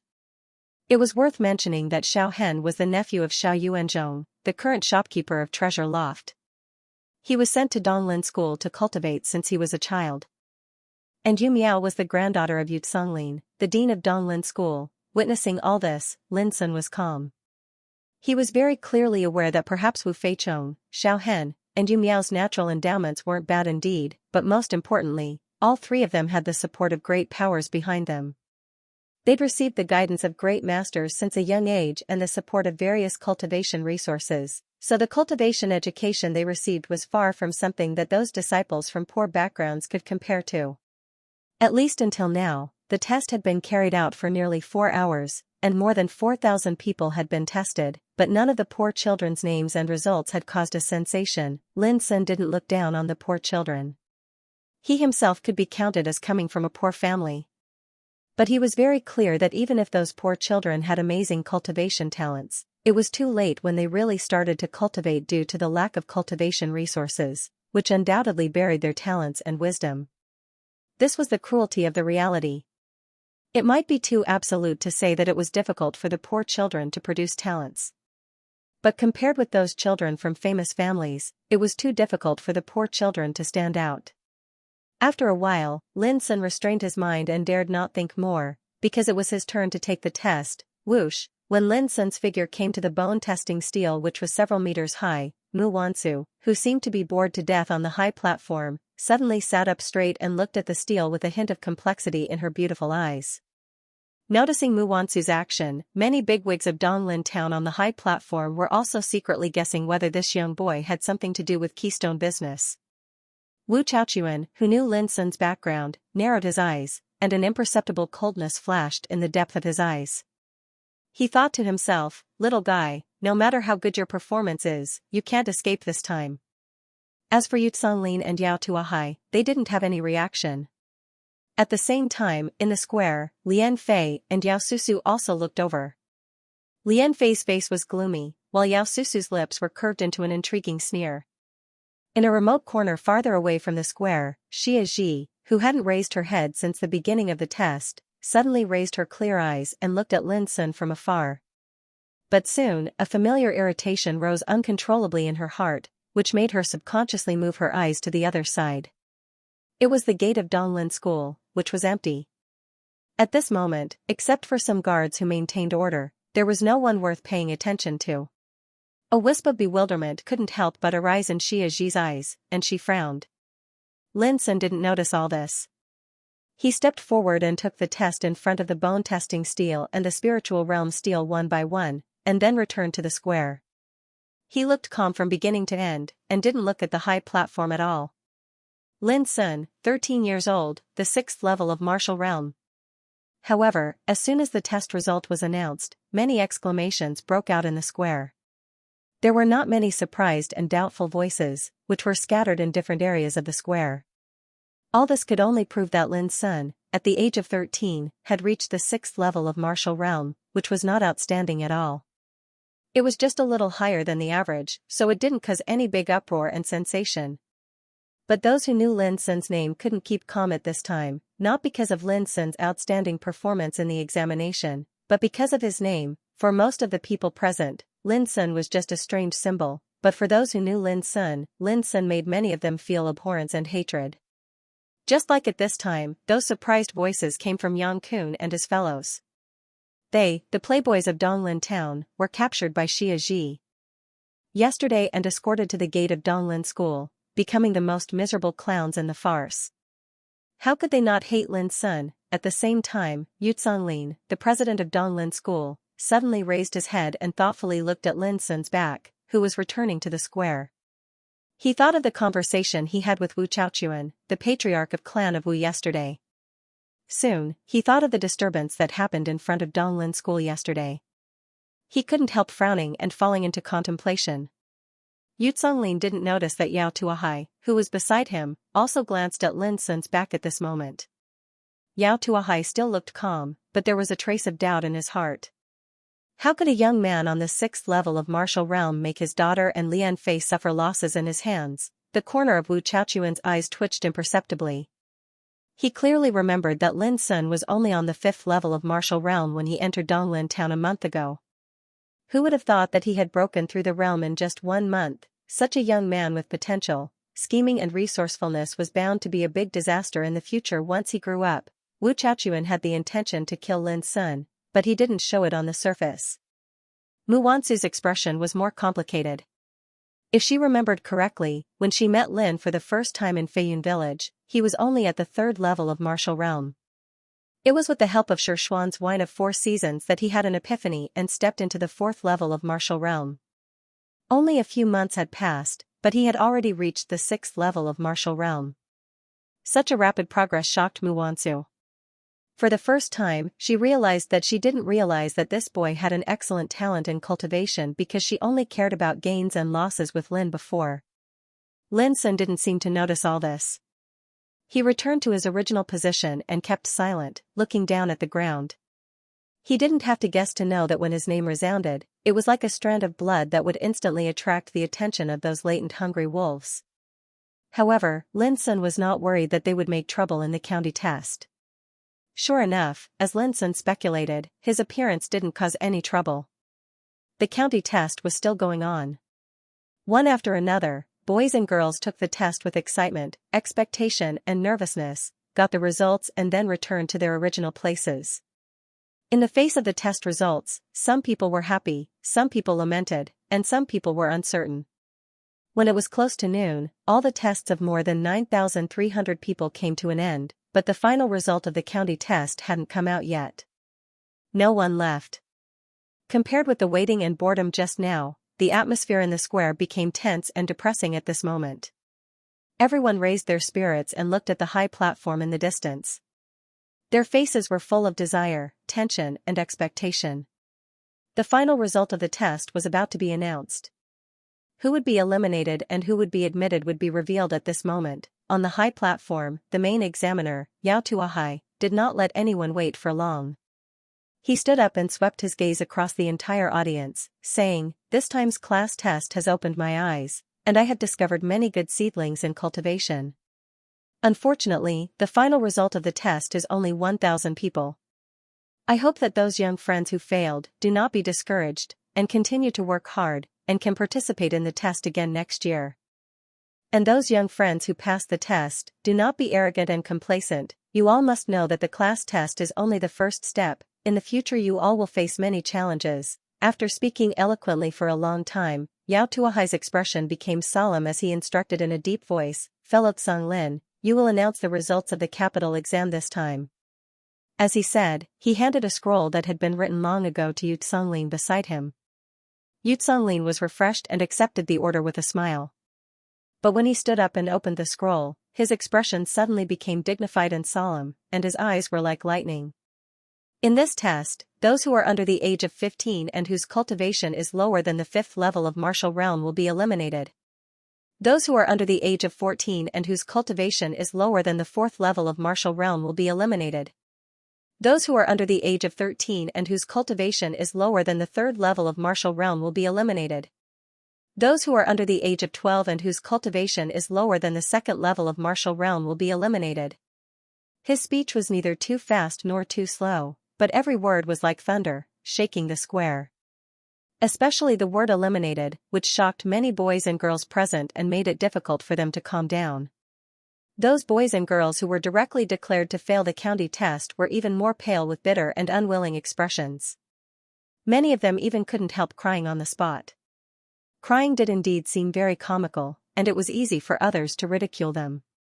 However, it also proved that those young men and young women were really only children that had never experienced the affairs of the world. If it was an experienced adult in their place, then no matter how unwilling they were in their hearts, they would probably not cry in public. "Now, let's ask those who failed the test to leave the square," Yu Tsonglin said in a low voice. At this time, the scene in the square was full of wailing, which was very easy to cause chaos. If those who failed were not allowed to leave, when they heard the list of those who passed the test, they would be unwilling and cause some turmoil. Soon, more than 7,000 people left in disappointment and disappeared from the square. Many people felt pity for them, because among the 7,000 or so cultivators who failed, some people's results could be considered pretty good. If it was in the previous county tests, they could easily pass. Regrettably, this year's class test was different. Because of Yao Tuahai, the number of practitioners participating in the class test had skyrocketed. Many practitioners from other cities had also flooded in, causing the competition to become even crueler and harsher than before. Lin Sun didn't feel much about this, but at this moment, he couldn't help but have some doubts in his heart. The result of the test had been announced. How could those guys not take action? Of course, it would be better if they were willing to see him pass the county test smoothly. But Lin Sun didn't think that would happen. At this time, there were more than 2,000 boys and girls in the square. In other words, more than 1,000 people would be eliminated in the following time. Before long, Yu Songlin said again, now there are more than 2,000 people in the square. Most of you are of the same age and cultivation, so it's really difficult to make a choice. For the sake of fairness, His Excellency Yao Tuahai has decided to have another test. Another test. The whole square was in an uproar. No one had expected that another test would be carried out at the most critical moment, which was so rare. In the previous county tests of the empire, such a situation had occurred, and the final candidates were determined through the additional test. But in Donglin town, it was the first time that the county test was held with an additional test. Lin Sun narrowed his eyes and suddenly had a feeling that this additional test might not be peaceful for him. Of course, before the additional examination, I will announce a list of names. The Xianxia whose names appear on the list are all people with outstanding results. Based on their performance, there is no need for the additional examination and they can directly pass the capital examination. Yu Songlin's words made the whole square burst into an uproar again. But thinking about it, it was fair. Practitioners like Wu Feichong, Yu Miao, and Xiao Hen, who had top test scores and caused a sensation in the whole square, could definitely pass the county test smoothly. It was meaningless to carry out the additional test for them, and it would be a waste of time. After the uproar, all the people on the scene couldn't help holding their breath and looking forward, hoping that their names would appear on the list and they wouldn't have to take the additional test. Soon, Yu Songlin began to announce the list. Wu Feichong, Yu Miao, Xiao Hen. The names were announced one by one. There were more than 600 people, which caused a burst of exclamations and uproars. Some were envious, and some sighed with disappointment. When he was sure that his name didn't appear on the list, Lin Sun couldn't help sneering in his heart. Sure enough, it was aimed at him. During the county test just now, Lin Sun seemed to be absent-minded, but in fact, he had already kept in mind the names, ages, and cultivations of each practitioner, and roughly determined the level of his performance. At this time, in the list announced by Yu Songlin, many people had the same age and cultivation as Lin Sun. It was abnormal that they could pass the county test, but Lin Sun couldn't. After all, only more than 600 people were announced on the list, and 1,000 people would be admitted in the end. The quota was not full at all. Why couldn't his name appear on the list? Lin Sun didn't expose this, because he knew it was useless to do so. No one on the scene would complain for him. Besides, the list announced by Yu Songlin seemed to be biased, but if it was really investigated, it was not against the rules at all. Because this was not the final list of county tests admission, but just a part of it. Yu Songlin had all kinds of reasons to explain all this. In Lin's view, maybe they just wanted to disgust and irritate him so that they would have enough reasons to eliminate and suppress him. Lin Sun wouldn't let them get what they wanted. But to Lin's surprise, although he didn't intend to expose these, someone took the initiative to stand up for him and complain for him. And it was a person who surprised Lin Sun greatly, Mu Wansu. However, when he saw this scene, Lin Sun's heart thumped and he shouted in his heart, "Oh no!" Mu Wansu obviously noticed something wrong in the list. She pointed it out after a little hesitation. "President Yu, Lin Sun seems to meet the requirements." She was polite enough, and she believed that Yu Songlin could understand it. However, after hearing it, Yu Songlin's expression became a little strange. He glanced at Mu Wansu and said in a low voice, "I know." Mu Wansu was stunned. Looking at Yu Songlin's expression, she inexplicably had a bad feeling in her heart. She glanced around with her clear eyes and suddenly found that both Wu Chaochuan and some big shots in Donglin town nearby seemed to have a strange look on their faces. They seemed to be gloating or waiting for this moment for a long time. Mu Wansu's heart sank. She realized that she might not only not help Lin Sun this time, but also cause some trouble for him. Sure enough, the next moment, Yu Songlin became serious and solemn. He said in a low voice, "You must be curious why Lin Sun didn't get into the list of candidates who passed the county test despite his good performance in the assessment. All the big shots on the high platform nodded tacitly. Even Yao Tuahai, sitting in the middle, showed a look of listening attentively. On the square, a group of boys and girls who were waiting for the additional test couldn't help but be stunned and felt a little confused. What was wrong with Lin Sun? They didn't understand the reason. But Lian Fei, Yao Susu, Yang Kun and others all understood it. They became excited at once, glancing at Lin Sun in the crowd with a little complacency, waiting for a good show. Lin Sun sighed in his heart. As he expected, those opponents' revenge had already begun. He didn't blame Mu Wansu, and it was even to the extent that he felt rather pleased when he heard Mu Wansu cry out for him. He knew that even though she didn't like him, it was already very rare for her to still act in such a way when it came to a major matter of right and wrong. At this time, Yu Songlin had already stood on the high platform and said with awe-inspiring righteousness, "To tell you the truth, although Lin Sun has a good aptitude, he has many stains on him. He not only has bad morals, but also has insidious means and evil intentions. Such a person doesn't deserve to participate in the county test at all." His words were blunt and straightforward. Although there was no dirty word, it was said by Yu Songlin, the president of Donglin School, which seemed more and more aggressive. The crowd was in an uproar. There were not only the bigwigs of Donglin town who came to watch the test, but also many teachers of the school and more than 2,000 practitioners who participated in the county test. When they heard Yu Songlin's poor evaluation of a teenager, it could be imagined how shocked they were. It must be true. With Yu Songlin's identity and status, did he need to slander a teenager in person? What a sinister method. What an evil heart. If it were not for the inconvenient occasion, Lian Feiji would like to praise loudly. Yu Songlin's words touched his heart and made him excited all over. Yao Susu also had a sweet smile on her face.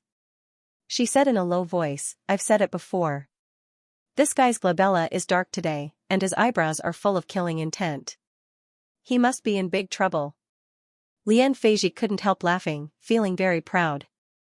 It was the precious words of the president of Donglin School. Lin Sun, a small potato who could only mix in the civilian area, had been sentenced to death on the road of county test. Lin Sun didn't speak, nor did he pay attention to the uproar. He looked at Yu Songlin on the high platform, who abhorred evil as if it were his enemy, and the bigwigs of Donglin town around him with various expressions. Lin Sun couldn't help hating in his heart. These old bastards were really vicious to put a label on him with these non-existent excuses. Once this kind of evaluation was spread out, Lin Sun would definitely be affected by this evaluation even if he had the opportunity to participate in the state test in the future. In other words, if Lin Sun couldn't smash this evaluation, he would be ridiculed and sarcastic by others with this evaluation and bear a groundless bad reputation in the future. "President Yu, what do you mean? To criticize a shoujo participating in the capital test so harshly in front of everyone, this is not proper." Before Lin Sun could respond, Mu Wansu couldn't help but ask. She had just made a mess, so she wouldn't make the second mistake. But Yu Songlin waved his hand and said, "Miss Wansu, calm down." As he said, he glanced over the audience like lightning, and finally fixed his eyes on Lin Sun, saying, "Since I said so, I have enough evidence to prove all this. With my identity, I don't need to frame a young man." The uproar disappeared. Looking at their expressions, they had believed most of it before Yu Songlin took out the evidence. This was the influence. Compared with Lin Sun, who was strange to most people, Yu Songlin was a well-known bigwig in Donglin town.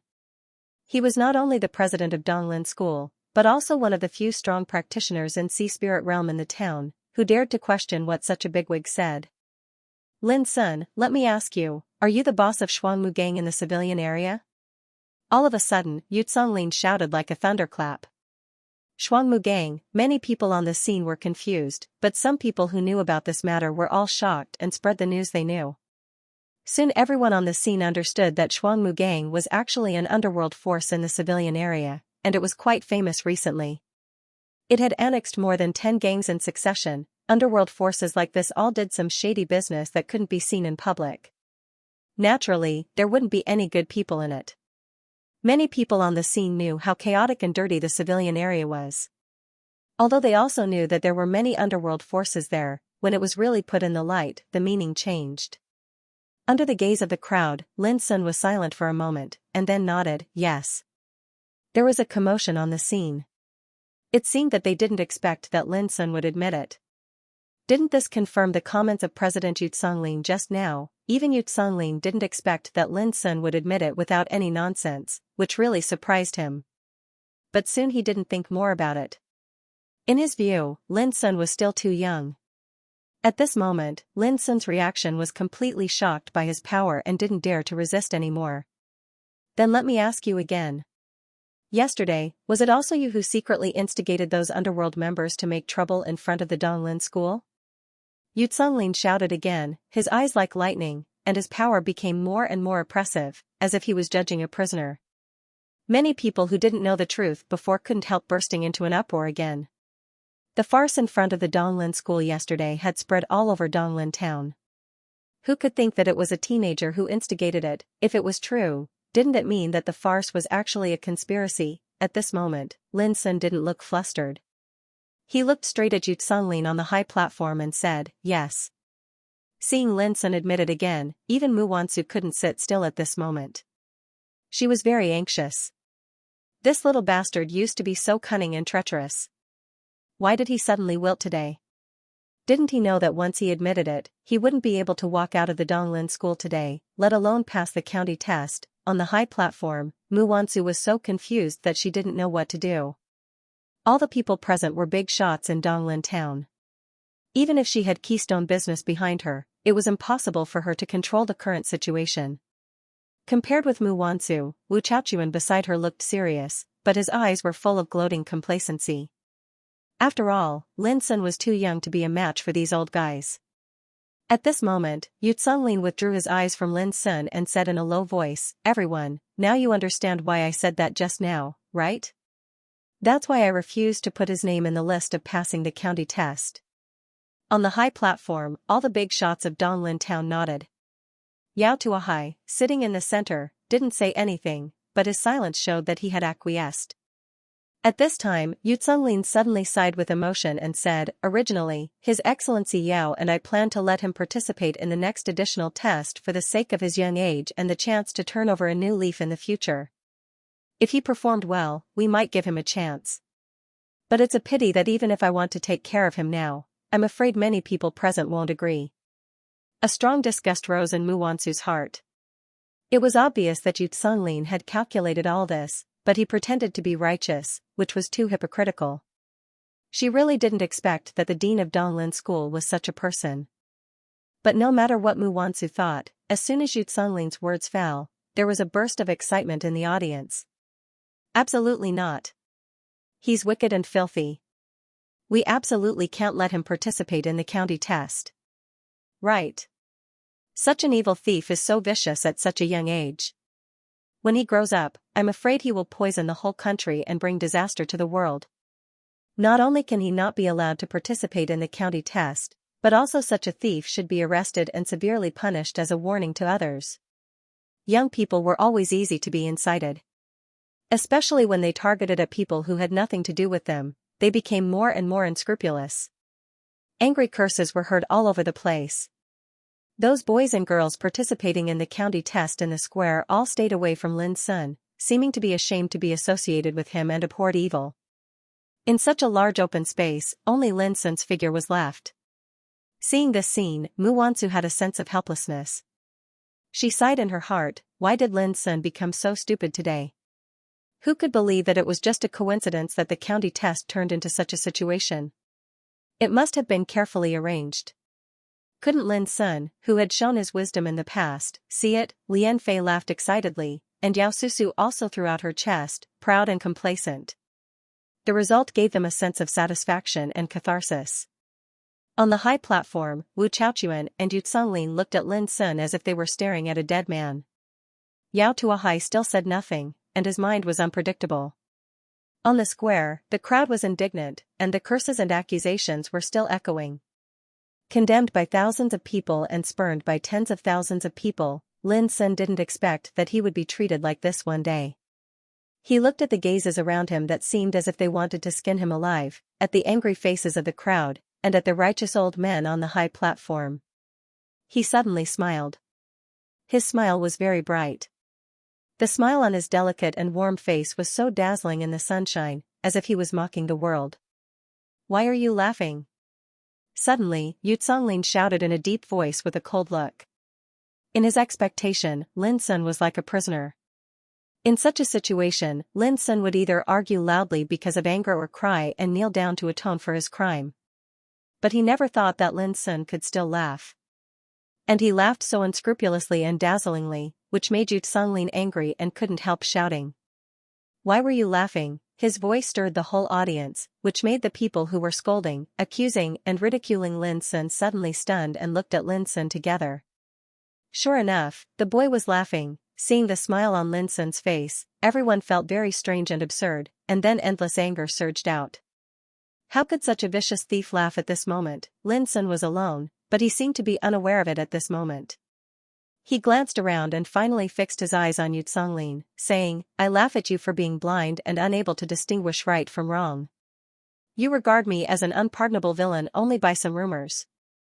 If this matter is spread to the forbidden city of the empire, all of you present will become a laughingstock and a shame in the county test of the empire." His voice was loud and his words were sharp. He directly scolded all the people present. Suddenly, the whole audience burst into an uproar. Lin Sun was about to die, but he still didn't repent. He should be sentenced to death by dismembering his body. All the big shots on the high platform looked gloomy. Being accused by a teenager in public was undoubtedly a challenge to their dignity. Even Yao Tuahai, who had been looking on indifferently, frowned imperceptibly at the moment. Compared with these people, Mu Wansu was shocked by Lin Sun's audacity and couldn't help speculating that the little bastard finally began to fight back. "How dare you?" Yu Songlin's expression was dignified and cold, and his eyes were as cold as lightning, as if he was going to kill someone. If it were any other ordinary teenagers of 13 or 14 years old, they would have been shocked and scared out of their wits, but Lin Sun was not afraid at all. Even his facial expression didn't change at all. Looking straight at Yu Songlin, he didn't give in and said, "How dare you?" "Well said. May I ask Dean Yu Songlin, what crime have I committed?" What crime was that? Everyone present felt that this was absurd. This brat had just admitted it. Could it be that he was going to go back on his word and act shamelessly? Simply abominable to the extreme. Before Yu Songlin opened his mouth, Lin Sun continued, "I admit that I am the leader of Shuangmu gang, but have you ever seen me bully the innocent? Who has ever seen me do evil? No." Lin Sun stepped forward and said in an impassioned voice, "On the contrary, after I established Shuangmu gang, I restrained my subordinates and never did any dirty things again. If you don't believe me, you can go to the civilian area to investigate. I can make an oath that if I say a word of falsehood, I am willing to commit suicide on the spot to apologize to the world." The whole place was silent. Looking at Lin Sun speaking alone and his resolute words, many people's faces changed slightly and they were shocked and doubtful. This oath was extremely cruel. Of course, although the oath was not valid, Lin Sun was too calm and didn't go back on his word or deny his identity as the leader of Shuangmu gang, which made his words more convincing. On the high platform, Yu Songlin's face darkened. He realized that Lin Sun's previous silence was not because he was ready to be arrested, but because he was accumulating strength for this moment to fight back. However, before Yu Songlin opened his mouth, Wu Chaochuan, the patriarch of Wu clan next to him, couldn't help shouting, "Absurd. It's ridiculous that a gang leader dares to whitewash himself." Lin Sun looked at Wu Chaochuan with no fear on his face. Instead, he sneered and said, "You must be the patriarch of Clan of Wu. I'd like to ask you, who contacted Tiger Liu, the leader of Black Tiger gang a few days ago and sent hundreds of people to encircle and suppress me in the dark of night?" The whole place was in an uproar and some people found it hard to believe. Lian Fei's face had become gloomy. He had realized that Lin Sun intended to drag Clan of Wu into the muddy water, and once this happened, Lian Fei was bound to be involved in it. Thinking of this, Lian Fei couldn't help but feel anxious. At this time, those big shots were still playing tricks with this boy. Couldn't they capture this boy directly first? Then everything would be fine. Don't worry. Words are no proof. No matter how eloquent he is doomed to fail today as long as my father is here. Yao Susu seemed to know what Lian Fei was thinking and couldn't help comforting him softly. "What's more, today is county test. The whole empire is paying attention to the situation of county test in every city. President Yu and others dare not completely suppress Lin Sun at the risk of universal condemnation. Otherwise, it will inevitably cause a lot of troubles in the future. Lian Fei said angrily, this bastard Lin Sun must know this, so he dares to be fearless at this moment.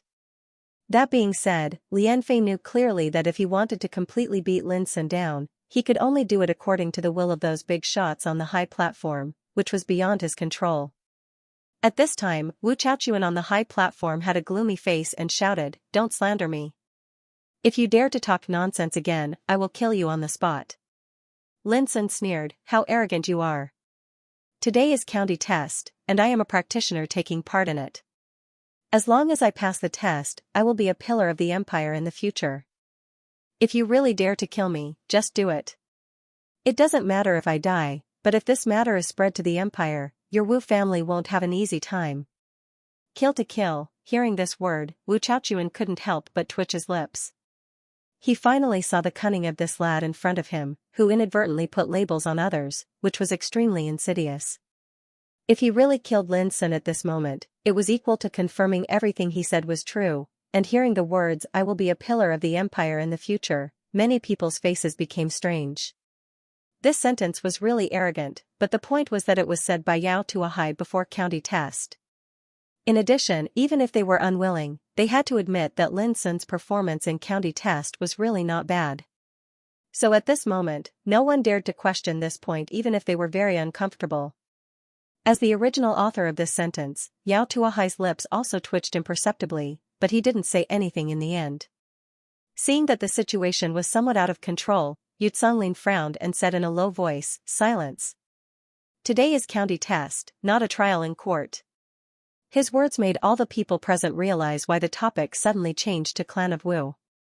Lin Sun was so cunning that he obviously did it on purpose.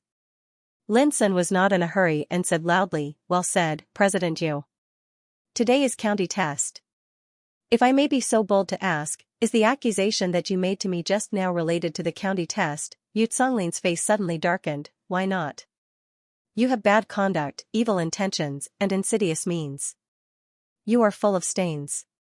If we let you pass county test, it will be irresponsible for county test." Before Lin Sun opened his mouth, Yu Songlin waved his sleeves and said, "Come on, take this lad down first. We will deal with him after county test." Immediately, a teacher in charge of Donglin School stood out. He was a middle-aged man with a grave expression. Looking around, he was full of sharp and stern spirit. Obviously, he was an overmatch in gang spirit realm. Obviously, Yu Songlin didn't intend to give Lin Sun a chance to refute at all. Lian Fei and Yao Susu were relieved at once and laughed again. Many bigwigs on the high platform also looked relaxed, and their eyes were full of coldness. But at this time, Lin Sun suddenly looked up to the sky and laughed. "I have found out that you have colluded with others to suppress and humiliate me on purpose. Well, I will sacrifice myself today to let all the people in the empire see your ugly faces." It seemed that he would die bravely and never bow his head. This was retreating in order to advance. "If you have the guts, you can kill me. As long as the news of today's county test spread out, you can't get away." Lin Sun's behavior, however, made the others present suspicious. Was there really something mysterious behind the storm in front of them? Yu Songlin's heart sank. Lin Sun's words were so vicious that he had a feeling that he couldn't back down. He couldn't help regretting. If he had known this, he should have taken Lin Sun down immediately when he launched the accusation against him, leaving no chance for him to speak at all, but obviously, it was useless to regret now. Wu Chaochuan and other bigwigs in Donglin town also looked a little gloomy. In case the news that they had forced a practitioner to death in county test, which was a big event of the empire, there would be a lot of trouble in the future. Lian Fei immediately gnashed her teeth with hatred. Lin Sun was like a dead pig who was not afraid of boiling water, which was so hateful. At this moment, the atmosphere in the field became rarely silent.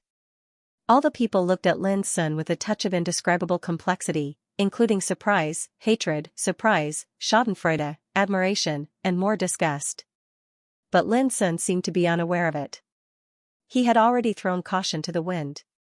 He was very weak and far from being a match for those old guys on the scene. He had to admit the fact that people should first be aware of their own strength to fight against the reality. The current reality was that no one could help him, and the one who could help him would always be himself. If he didn't shed all pretenses of cordiality at this moment, he wouldn't be able to leave safely today. As for whether he could pass the county test or not, he didn't care anymore. This might be the sorrow of a nobody. Although Lin Sun was unwilling, he had to admit that at least for now, he was really a nobody. Compared with those bigwigs on the scene, all the strength he possessed was still too weak.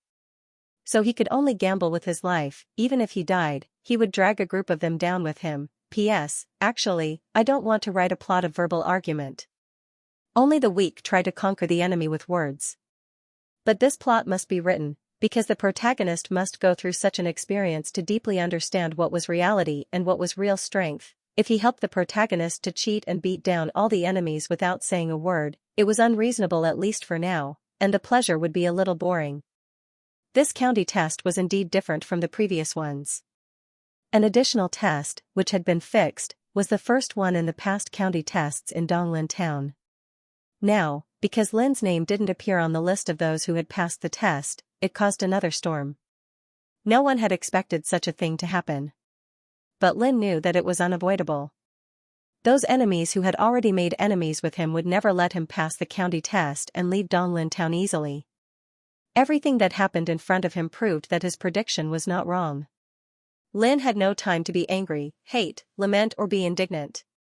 He had to save himself by all means. His reason told him that anger, hatred, lament and indignation were of no avail. Saving himself was the top priority. The current situation was extremely fierce. Although there was no real killing by saber or spear, there were ambushes and killing intent everywhere. One careless move and he was doomed to die. However, although Lin was gambling with everything he had ignored one person, Yao Tuahai. At this moment, Wu Chaochuan and Yu Tsonglin were considering the pros and cons of capturing and killing Lin. Yao Tuahai, who had been looking on indifferently, finally opened his mouth. He sat up straight, his scholarly expression still as gentle as before, but his voice revealed a kind of dignity that went straight to one's heart. This county test has already been delayed for too long. First capture this child and bring him out of the examination area. Later on, I will report this matter to the Empire. Such a light sentence seemed to be extremely direct and simple. No matter who was right or wrong, Yao Tuahai would take Lin away first. Even if there were bad rumors in the future, he would explain it in person, which meant that he would take the responsibility for this matter completely. And this was undoubtedly a death sentence for Lin. This was Yao Tuahai.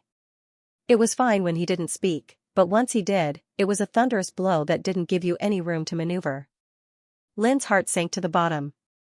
He had been mediating with Yu Tsonglin and Wu Chaochuan, fighting with wits and courage. The only one he couldn't see through was Yao Tuahai, who had never opened his mouth. He had originally thought that Yao Tuahai, as an external chief examiner, would not be willing to get involved in this storm, no matter how illustrious his reputation was. Who would have thought that Yao Tuahai would open his mouth at this moment, and deliver a fatal blow to him as soon as he opened his mouth? This was out of Lin's expectation and caught him unprepared. Hearing Yao Tuahai's final words, Yu Tsonglin, Wu Chaochuan and others immediately breathed a sigh of relief. They looked at Lin Sun with cold and mocking eyes. A little guy thought he had made a lot of trouble, but in the end, he still couldn't resist the suppression of a big shot. Ridiculous. Pathetic. To the rest of the audience, Yao Tuahai's words were like a stabilizing force, deciding the outcome of the battle with a single round. Cheering. Uproar. Complacency. Cheering. The originally silent atmosphere suddenly burst into an uproar. Everyone knew that Lin Sun had reached a dead end and was powerless to turn the situation around. Lian Fei also laughed. At this moment, he was so excited that his face turned red. He wanted to roar to the sky. For him, it was really not easy to kill Lin Sun completely. What did I say just now? As long as my father is here, he can't escape death. Yao Susu said proudly with a smile. Hurry up and catch him. Yu Tsonglin shouted on the high platform. A coach of Donglin School, who had been called out and was waiting on the side, heard the words, and his cold face showed a trace of killing intent. Wait. At this moment, Mu Wansu suddenly stood up, with a trace of panic and determination on her pretty face. She gritted her teeth and said, "Please calm down. My young master has taken a fancy to Lin Sun, and he will never be a heinous person." People on the high platform were slightly stunned, and then understood who the young master Mu Wansu mentioned was. They couldn't help changing their faces. Shi Xuan, the son of fortune godshur of the empire, Shi Xuan had taken a fancy to Lin Sun. Did Mu Wansu dare to lie? She didn't dare to, at least she didn't dare to use Shi Xuan's name to run amok, so what she said was definitely true. But it was for this reason that Yu Songlin, Wu Chaochuan and others felt aggrieved. They were about to catch Lin Sun, but such a sudden change happened. At this time, Yao Tuahai frowned slightly and said unhappily, "No matter who is behind Lin Sun, he must be severely punished.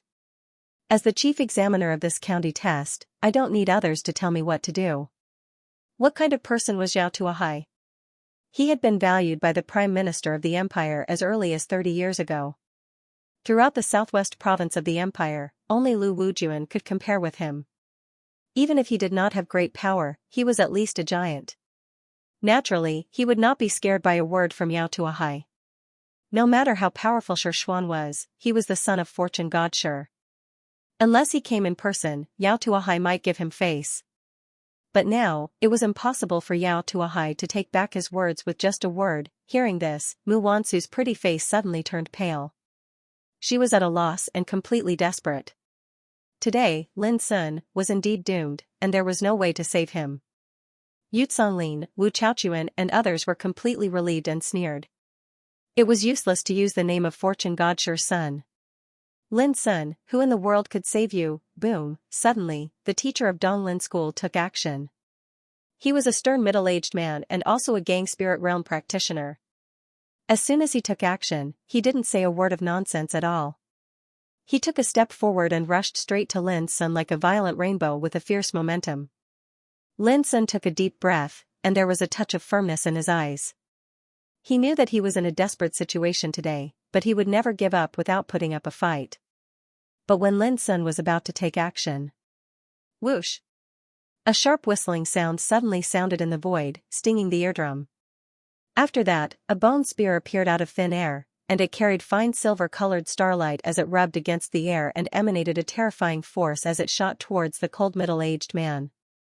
The middle-aged man's face suddenly changed, and he slapped hard. Boom! In an instant, a terrible collision sounded, and layers of airwaves scattered like a hurricane. Some practitioners near here were severely shaken out before they could react, causing a disturbance. The middle-aged man stepped back 5 or 6 steps, and his face turned pale. He was shocked and angry. Someone dared to fight in Donglin School. At this moment, not only the middle-aged man, but also Yao Tuahai, Yu Songlin, Wu Chaochuan and others on the high platform all looked at the field, and finally fell on the side of Lin Sun. There stood a little girl in a black windbreaker. The hood that was originally covering her face had been lifted by a gust of air during the clash just now, revealing a fair little face that was so beautiful that even the heavens and the earth would lose their splendor. Holding a white bone spear, she stood quietly beside Lin Sun. If they hadn't seen it with their own eyes just now, no one could imagine that such a little girl could fight with the middle-aged man in gang spirit realm. But soon, everyone's attention was diverted. When they saw the beautiful face of the little girl clearly, they couldn't help being in a trance. The noisy square suddenly fell into a dead silence, and even Yao Tuahai's expression was a little stagnant. So beautiful, perfect like a masterpiece of God, that kind of beauty didn't belong to the human world. But at this moment, it appeared on a little girl of 5 or 6 years old. That kind of shock was enough to turn all living things upside down. Lin Sun sighed in his heart. He looked at Xianxia and said, "You should go first.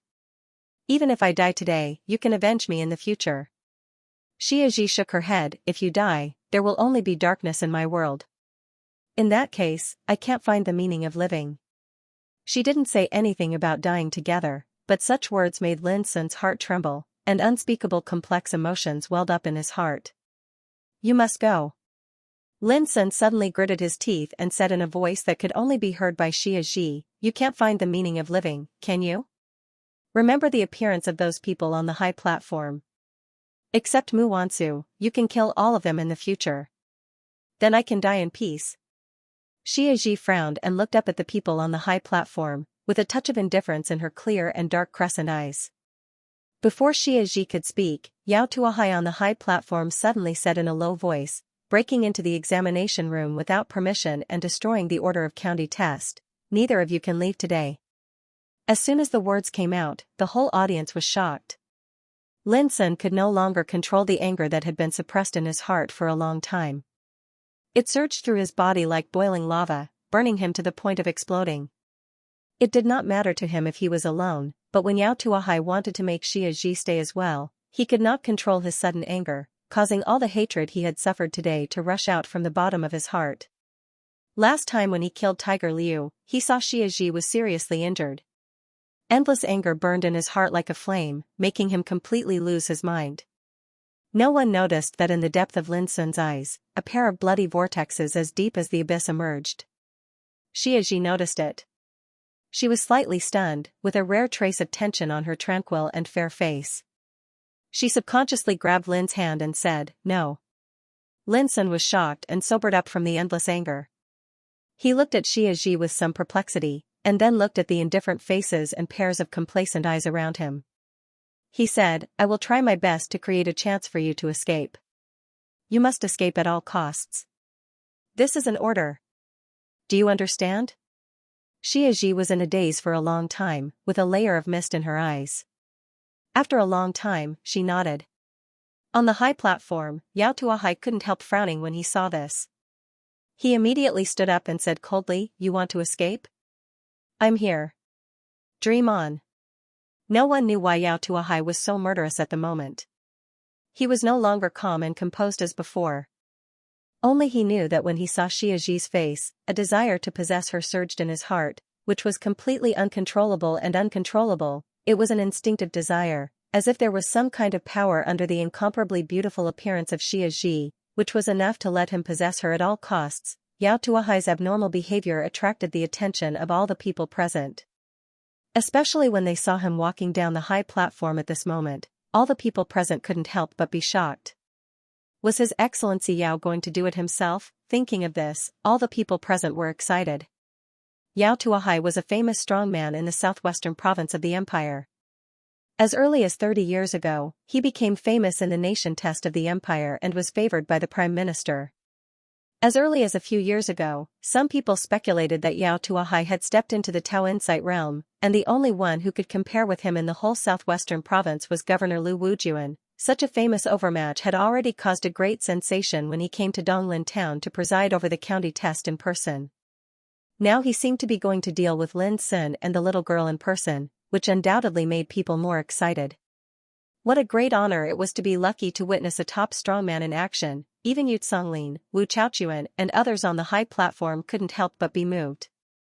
They felt a little surprised and didn't understand why Yao Tuahai would do this. With his status, why did he need to do it himself? But no matter what, no one could stop Yao Tuahai's action.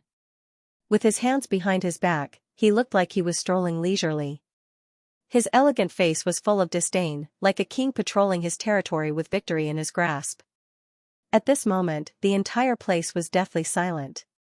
Everyone's gazes converged onto Yao Tuahai, and their expressions were filled with excitement and anticipation.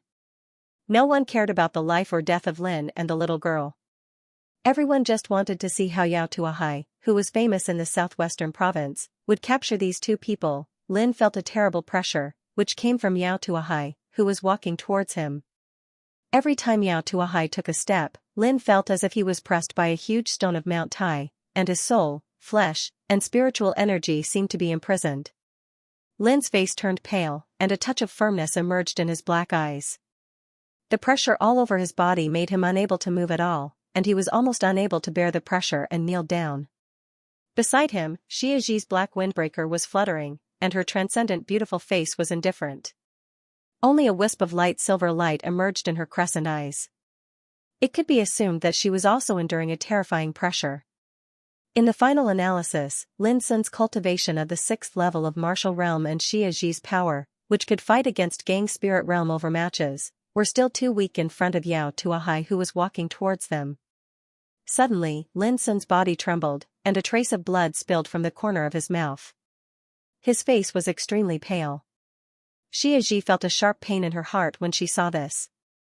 She subconsciously wanted to grab Lin's hand to share the pressure.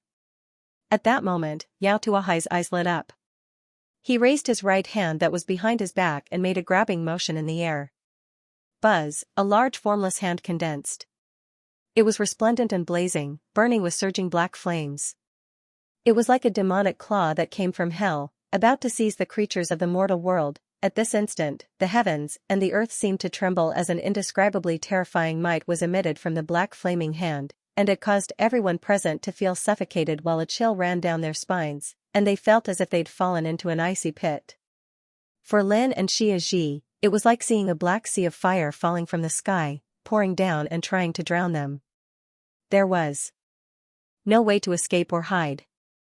It was too horrible. Such a magical and horrible power was beyond imagination, and this was the power possessed by practitioners of Tao Insight Realm, the power of wills. Lin and Xiaxia were doomed, this was everyone's thought. Under such a horrible attack, even the strongmen of Sea Spirit Realm couldn't resist it. Just like at this moment, Lin, one of the few strongmen of Sea Spirit Realm in the field, couldn't help showing a shocked look, and his eyes were full of awe and fear. It was slow to describe, but in fact, all this happened in a flash, so fast that it made people desperate. At this moment, Lin almost subconsciously used all his strength to hold Xiaxia in his arms. Xiaxia wanted to struggle, but when she felt the temperature from Lin, she calmed down in an instant. But there seemed to be a terrible silver light burning in her crescent eyes. Suddenly, the world fell into darkness. It was so sudden and so fast that people seemed to come into the deep and dead night in an instant. Almost at the same time, a drop of crystal water quietly appeared in front of the big hand burning with black flame. The seemingly small drop of water made Yao Tuahai's pupils suddenly shrink, and a strong uneasiness surged in his heart. Bang! The drop of water suddenly broke and condensed into a black flower. The pure black color seemed to be collected from the eternal night, and the cold petals were swallowing and exhaling the cold breath of death in their beauty. When the black flower bloomed, Yao Tuahai could no longer keep calm.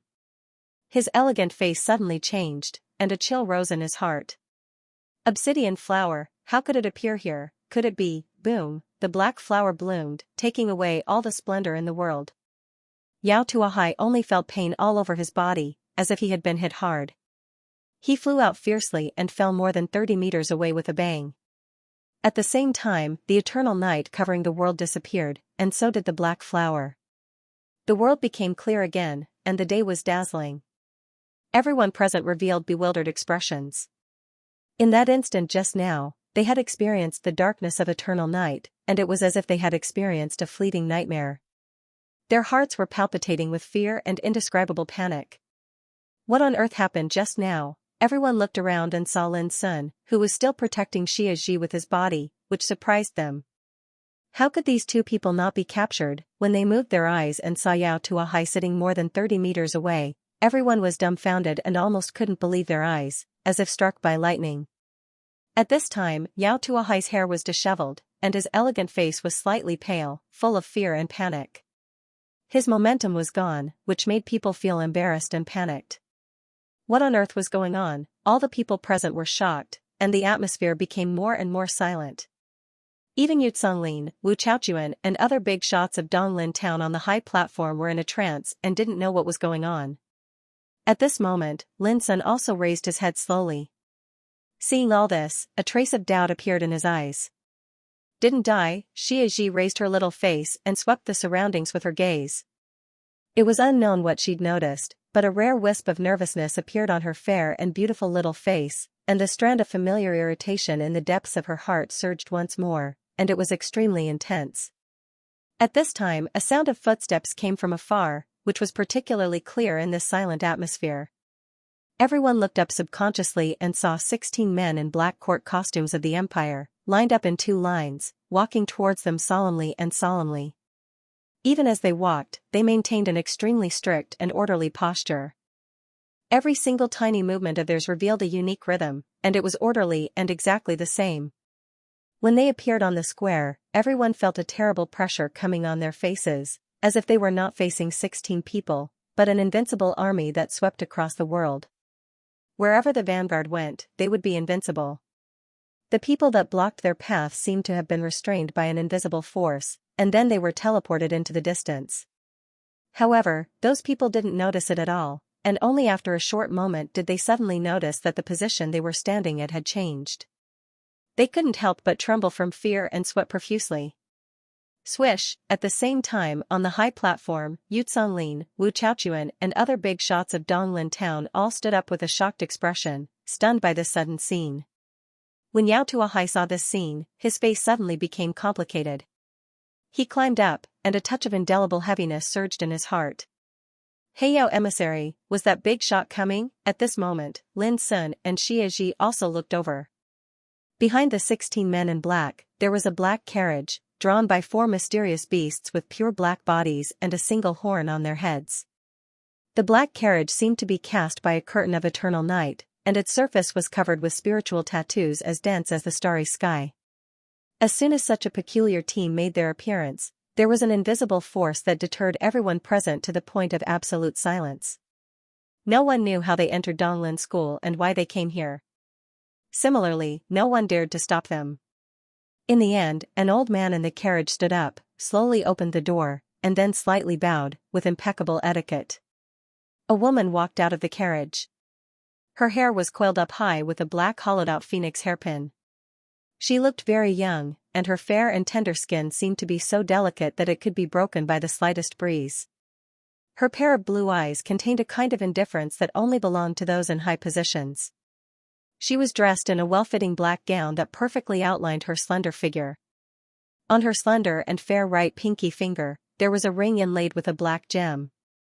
The ring was shaped like an open eye, incomparably frightening.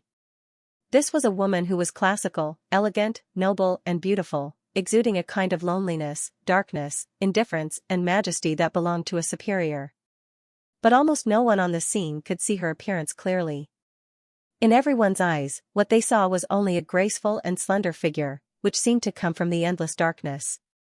Outside the figure, there was nothing but boundless darkness. That kind of darkness seemed to be able to devour souls and make everything in the world sink. At this moment, everyone was filled with fear and kept silent out of fear. The atmosphere became more and more deathly silent. Even those on the high platform felt cold all over, as if they had fallen into an ice cave. But Yao Tuahai's expression was extremely complicated. He came to Donglin School this time to serve as the chief examiner of county test just conveniently. His real purpose was to wait for the arrival of this big shot, but he never expected that just when he was about to capture Lin Sun and Xie Ji, he was stopped by this big shot. Why, Yao Tuahai didn't understand.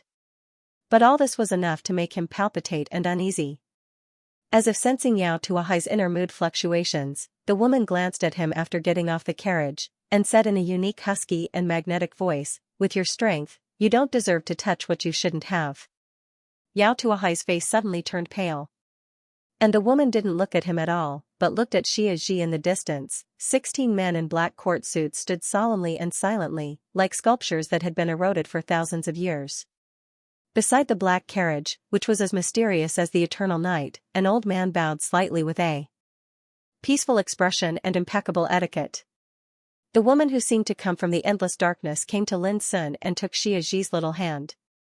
Her slightly blue eyes were like the ocean, staring at the little girl's incomparably beautiful face. After a long time, a trace of satisfaction appeared on her lips. Xie Ji was motionless. She raised her little face and also stared at the face of the woman in front of her. There was undisguised vigilance in her dark crescent eyes. As early as yesterday, she felt a trace of irritation in her heart. Until today, this trace of irritation became more and more intense. When she saw the woman in front of her, she finally understood that the source of irritation was the woman in front of her, and had nothing to do with Lin Sun. "Have you guessed that I would come?" The woman was a little surprised. Xie Ji pursed her lips and kept silent for a moment. Then she said, "Just a little feeling." The woman seemed to be more and more satisfied, and a touch of softness appeared in her usually indifferent eyes. She said, "From today on, you will go with me." Her tone was calm and indifferent, but it was indisputable and inviolable. Lin Sun's heart sank. This was an order, and the meaning of it was extremely clear. There was no room for negotiation at all. This ignited the anger in Lin Sun's heart again and almost burned his reason. Just now, Yao Tuahai wanted to keep Xia Ji, which had already made Lin Sun extremely angry. Now this mysterious woman suddenly appeared and wanted to take Xia Ji away from him. From the beginning to the end, it seemed that everyone ignored his existence. Why? Lin Sun's voice was hoarse, and his body was trembling slightly. He was almost unable to control his inner anger. Similarly, when facing the mysterious woman, he instinctively felt a surge of fear. Under the impact of this anger and fear, Lin Sun at this moment was like a taut bowstring that could break at any time. The woman frowned and moved her eyes to Lin Sun for the first time. Her light blue pupils were already indifferent. In an instant, the horrible oppression came like a landslide and a tsunami. Lin Sun's body trembled more and more violently, and his face became paler and paler. But his delicate eyebrows were full of firmness and determination, and he did not fall down. Xia Ji suddenly said, "I'll go with you." The woman withdrew her gaze. In an instant, Lin Sun seemed to have struggled back from the edge of death, his face pale. "He's a good young man. No wonder you used to follow him." The woman seemed to be deep in thought. "To me, he is irreplaceable. As for you, I will surpass you in the future." Xia Ji looked straight at the woman and said seriously. A thought-provoking arc appeared on the corners of the woman's mouth as she said, "I'll be waiting for that day to come." Summer Solstice said, "Aren't you afraid that I will kill you?" The woman's expression became more and more gentle. She seemed to have a special feeling for Xia Ji. "I can give you 3 chances to kill me." Xia Ji pursed her lips and said firmly, "No, I only need 1 chance." The woman smiled. This was the first time she had smiled since she had appeared here. In that instant, it was as if a magnificent flower had bloomed in the endless darkness, causing the world to pale in comparison. "Remember what you said." After a while, the woman took Xia Ji's hand, turned around and walked towards the black carriage. Xia Ji turned her head and looked at Lin Sun quietly. Suddenly, she said, "Lin Sun, you can't die before I come back, okay?" At this moment, Lin Sun's mind went blank. The surging resentment, fear, unwillingness, and confusion in his heart seemed to have disappeared, leaving only an unprecedented firmness. "I will," he murmured in a hoarse and low voice. He stood still with his head down, letting Xia Ji be taken away by the woman. No one saw 2 lines of tears falling from the corners of his eyes. At this moment, the 13-year-old boy from the mine prison told himself that this was the last time he would shed tears in his life. The woman took Xia Ji to the black carriage. But at the moment when the door was closed, the woman turned her head and glanced at the lonely boy in the distance. No one knew what she was thinking, but she got out of the carriage again. She came to Lin Sun and leaned forward slightly, staring at the handsome face of the boy, saying, "I've tested your aptitude. It's just average. No matter how hard you work in this life, you will only go further and further away from that little girl. She doesn't belong to you." Lin Sun was silent. The woman lifted Lin Sun's chin with her slender white fingers and said, "I can clearly feel that your heart is full of anger and hatred, but it doesn't help. But I can give you a chance. Remember, I'm from Heiyao Shrine. My surname is Lulan, and my name is Jin Yan. You can see me only when you are strong enough." The voice was hoarse with a unique magnetism. Before her voice died away, the woman had turned around and boarded the black carriage. In the carriage, Xia Ji watched quietly. Her expression was peaceful as usual, but her crescent eyes were gradually becoming indifferent and cold. When Lin Sun raised his head, the black carriage had gone far away. "Lulan. Jin Yan. I'll remember it," the boy murmured in his heart. He couldn't help coughing up a mouthful of blood. Then the world shook and he completely lost consciousness. What a poor boy to accept the cruelty of fate at such a young age. After a sigh, Lin Sun's fallen body was held in the arms of an old man. The old man came with the strange team just now, but he didn't go with the team at this moment. He held Lin Sun as easily as holding a mass of air, and still maintained an impeccable standing posture. The old man, dressed in a black court suit, stood straight with kind and gentle eyes. He looked at the high platform and said, "How is the boy's performance in the county test?" A single sentence broke the deathly silence. Everyone in the square had a confused look on their faces because they did not see what had just happened. It was like a dream, and all they saw was darkness. Now they finally woke up from the dream, but the strange team disappeared. There was only an old man and Lin Sun in the old man's arms. No one knew what had happened earlier, but a wisp of terror that couldn't be restrained surged out from the hearts of every single one of them. Exactly what sort of terrifying force would be able to unknowingly conceal and affect the minds and senses of all of us? Yao Tuahai stood there in a daze with a pale face. He didn't know what had happened just now, but he knew that all this was done by a big shot. Senior, at this time, facing the old man's question, Yu Songlin on the high platform didn't have the majesty he had before. He stammered and sweated profusely, unable to say a word. Wu Chaochuan and others also felt like sitting on pins and needles, with their faces changing. They didn't figure out the origin of the strange team until now, let alone the identity of the old man in the distance. But just by the breath of the old man, they felt chilled and knew that the old man must have a great background. Seeing this, the old man bowed slightly and said gently, "Please give this boy a chance not to take the test." Then he turned around and left with Lin Sun in his arms. Without any movement, he disappeared in a twinkling of an eye, as if he had evaporated into thin air. At this point, all the people present couldn't help but breathe a sigh of relief. It seemed that with the departure of the old man, a touch of fear in their hearts also disappeared. But on the high platform, the faces of Yu Songlin, Wu Chaochuan and others became anxious and doubtful. What happened just now? Where did the strange team come from? Why did they save Lin Sun, and that incomparably beautiful little girl? Where did she go? No one knew. They only knew that Yao Tuahai was about to capture Lin Sun and the little girl just now, but no one could tell what happened next. It was too terrible. As for the practitioners on the square, they were all at a loss as if they had just woken up from a dream. Continue the county test. After a long time, Yao Tuahai came to the high platform like a walking corpse and sat down again, but his face had become a little numb. The purpose of his coming here was to get in touch with the big shot, but the result made him palpitate and scared. Yao Tuahai couldn't figure out how such a thing could happen. "Your Excellency Yao, Lin Sun's test result?" Yu Songlin asked hesitantly. Yao Tuahai frowned immediately.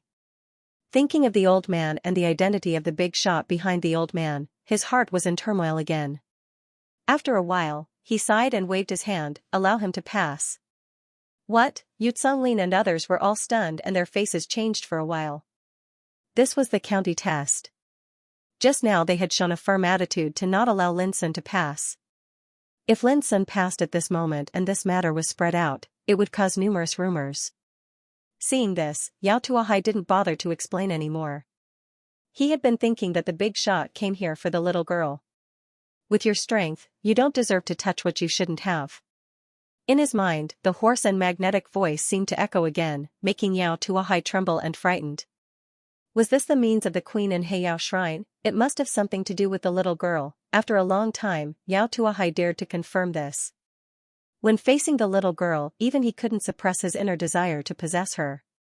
It could be imagined that the power of the little girl was not simple. And the big shot might have taken a fancy to the little girl, so he beat Lin Sun back. Yao Tuahai was thinking about something. Yu Songlin, Wu Chaochuan and others dared not disobey his will. Finally, the result of the county test about Lin Sun was approved. Before long, the county test continued. After what happened just now, all the people present became absent-minded, and the atmosphere seemed strange and dull. When dusk fell, the turbulent county test came to an end. However, the strange thing was that no news of what happened that day had spread. It was as if it had been suppressed by an invisible hand in the dark, giving off a mysterious vibe. Even the practitioners who participated in the county test in person and the teachers and students of Donglin School kept silent about these things. People only knew that the county test was very successful. Under the leadership of the chief examiner, Yao Tuahai, 1,000 excellent practitioners were selected. Ordinary people in Donglin town couldn't know anything else about it. After the end of the county test, Yao Tuahai left Donglin town in a hurry that night. And the big shots in the town didn't hold a feast to celebrate the end of the county test as usual. They all returned home with a heavy heart. In Keystone Business, Mu Wansu sat alone in her room and pondered for a long time. What happened today had a great impact on her.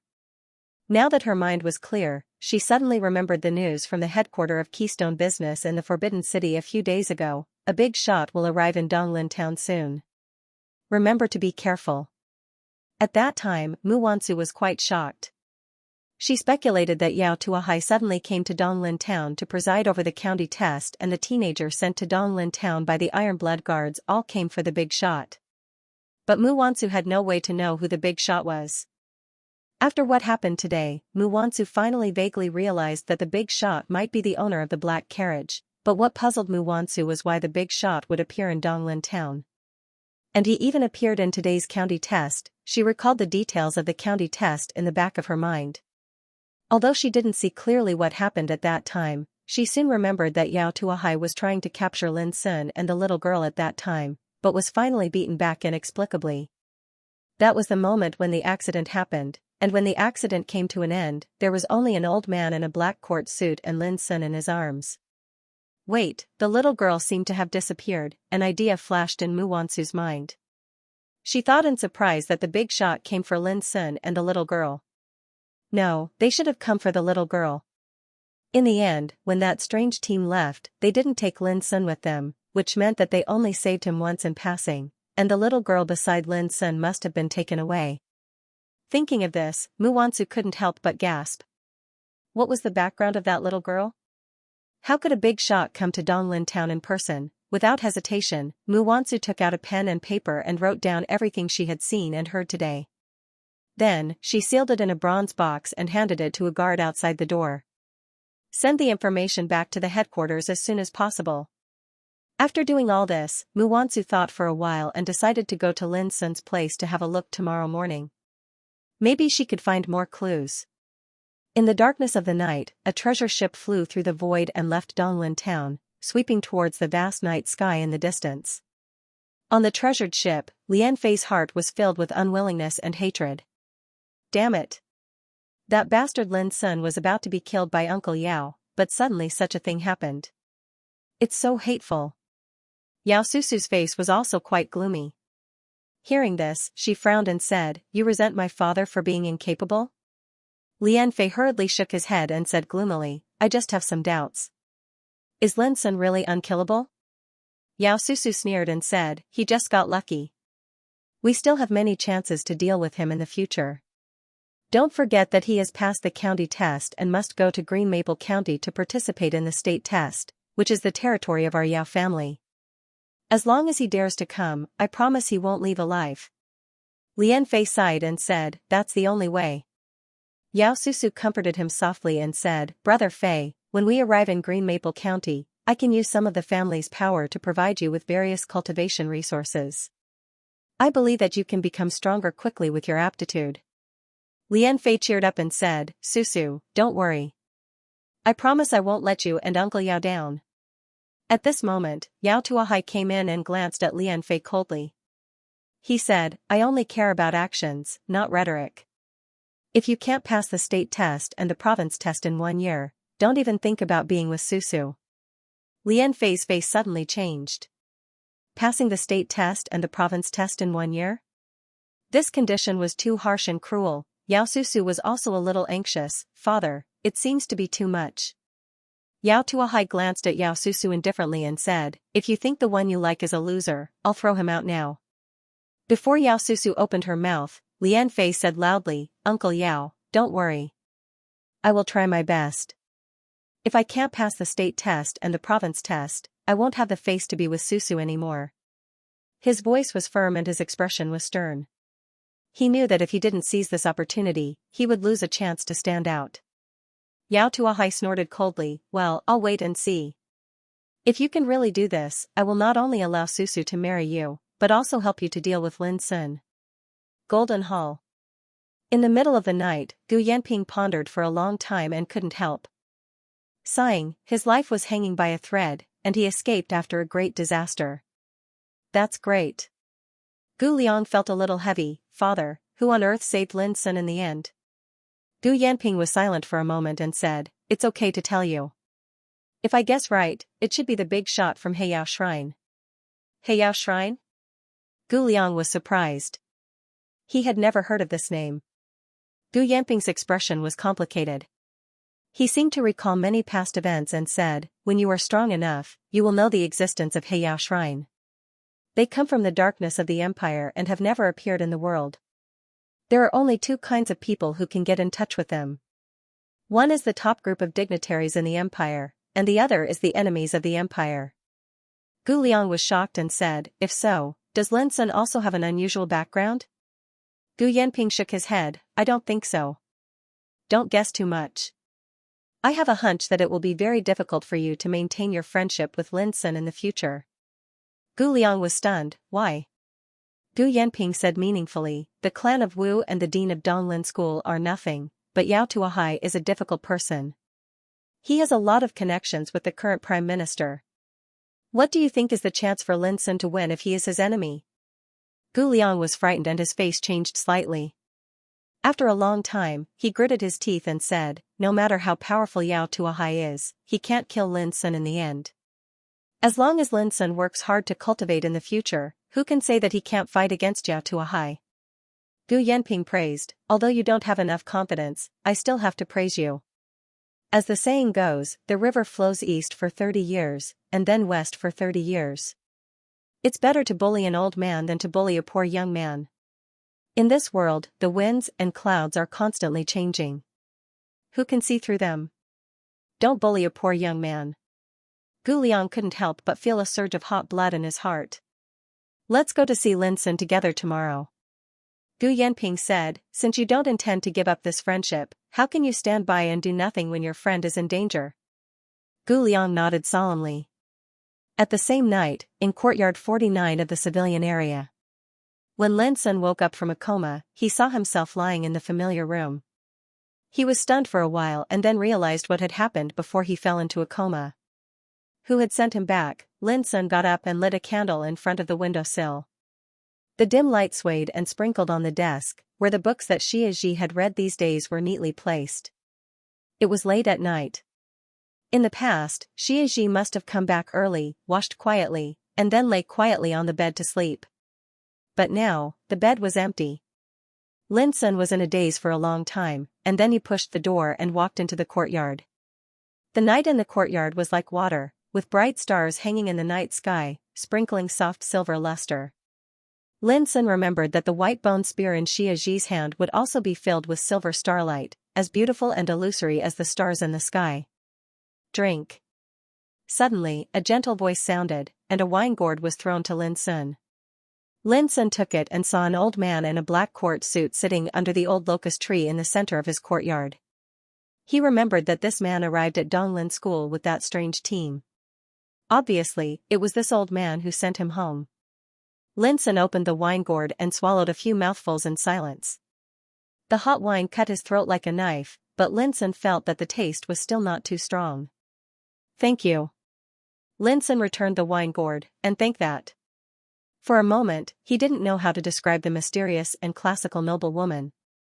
But the old man seemed to know who he was talking about. He felt a little strange and asked, don't you hate my miss? Lin Sun was silent for a moment and said, hate, but not hate. It was very contradictory, but the old man seemed to understand and couldn't help nodding, you are a smart boy. Lin Sun smiled bitterly, what's the use of being smart? I can only accept everything passively in the end. Speaking of this, Lin Sun seemed to be unwilling to mention this matter again and said, how should I call you, senior? The old man waved his hand and said, my name is not worth mentioning.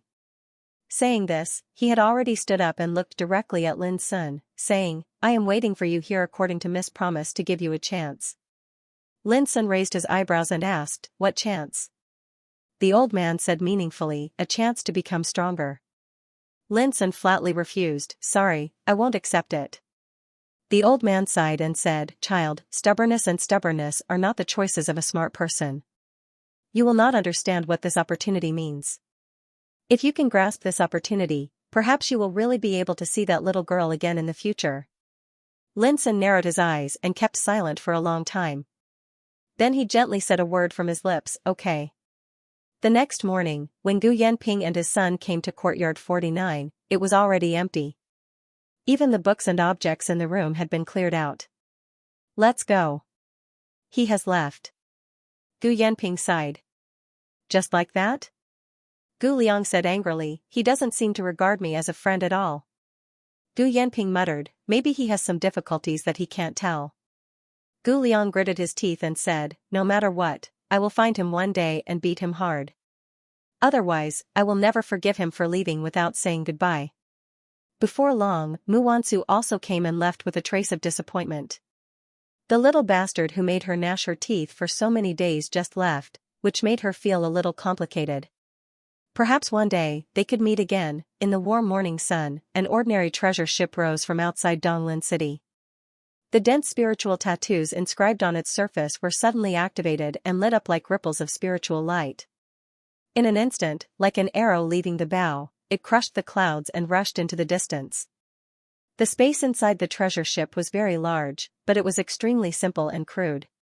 The driver of the treasure ship was a bearded middle-aged man with a bronze-colored chest that was as hard as a rock. He held a jar of wine and kept drinking. He was drunk until his eyes were bleary and his face was red. His lazy body revealed a kind of tough and bold momentum.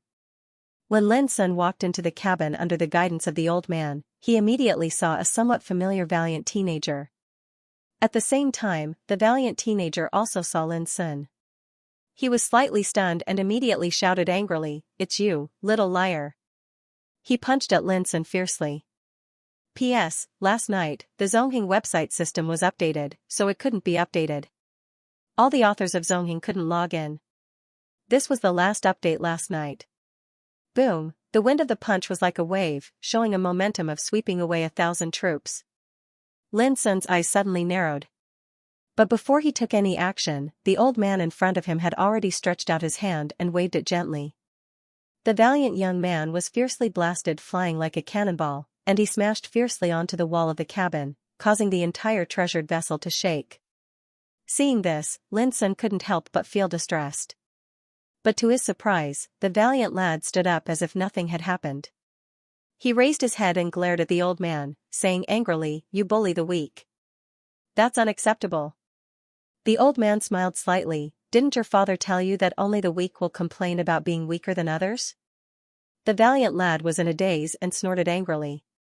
Ignoring the old man, he looked at Lin Sun and gritted his teeth. "Little liar, I'll deal with you after the old man leaves." At this moment, Lin Sun finally remembered who this lad was. When he entered Donglin Martial Practice Hall for the first time to test his spiritual power and was about to leave, he met this lad surrounded by a group of Ironblood guards. At that time, the lad also asked about Lin Sun's cultivation and acted as if he was familiar with Lin Sun. What impressed Lin Sun most was that this lad looked valiant and mature, but he was actually only 13 years old. But what made Lin Sun feel strange was why the lad scolded him as a liar as soon as they met, and he looked angry. "You just said that you bully the weak, and you're not convinced. But it seems that you went too far to attack me for no reason?" Lin Sun said calmly, "I remember that you seem to have said that you could step into Gang Spirit Realm as early as 4 years ago, but now I have only reached the 6th level of Martial Realm. What's the difference between you and bullying the weak?" The old man looked at Lin Sun with a little surprise. It seemed that he didn't expect that Lin Sun knew this valiant lad. The valiant lad's face darkened. Thinking of something, he said angrily, "What a liar. You are obviously at the peak of the 8th level of Martial Realm. How dare you lie to me at this time? Do you think I'm an idiot?" Boom, with a leap, his burly figure rushed to Lin Sun like a savage dragon. However, with a wave of the old man's hand, he was fiercely sent flying again.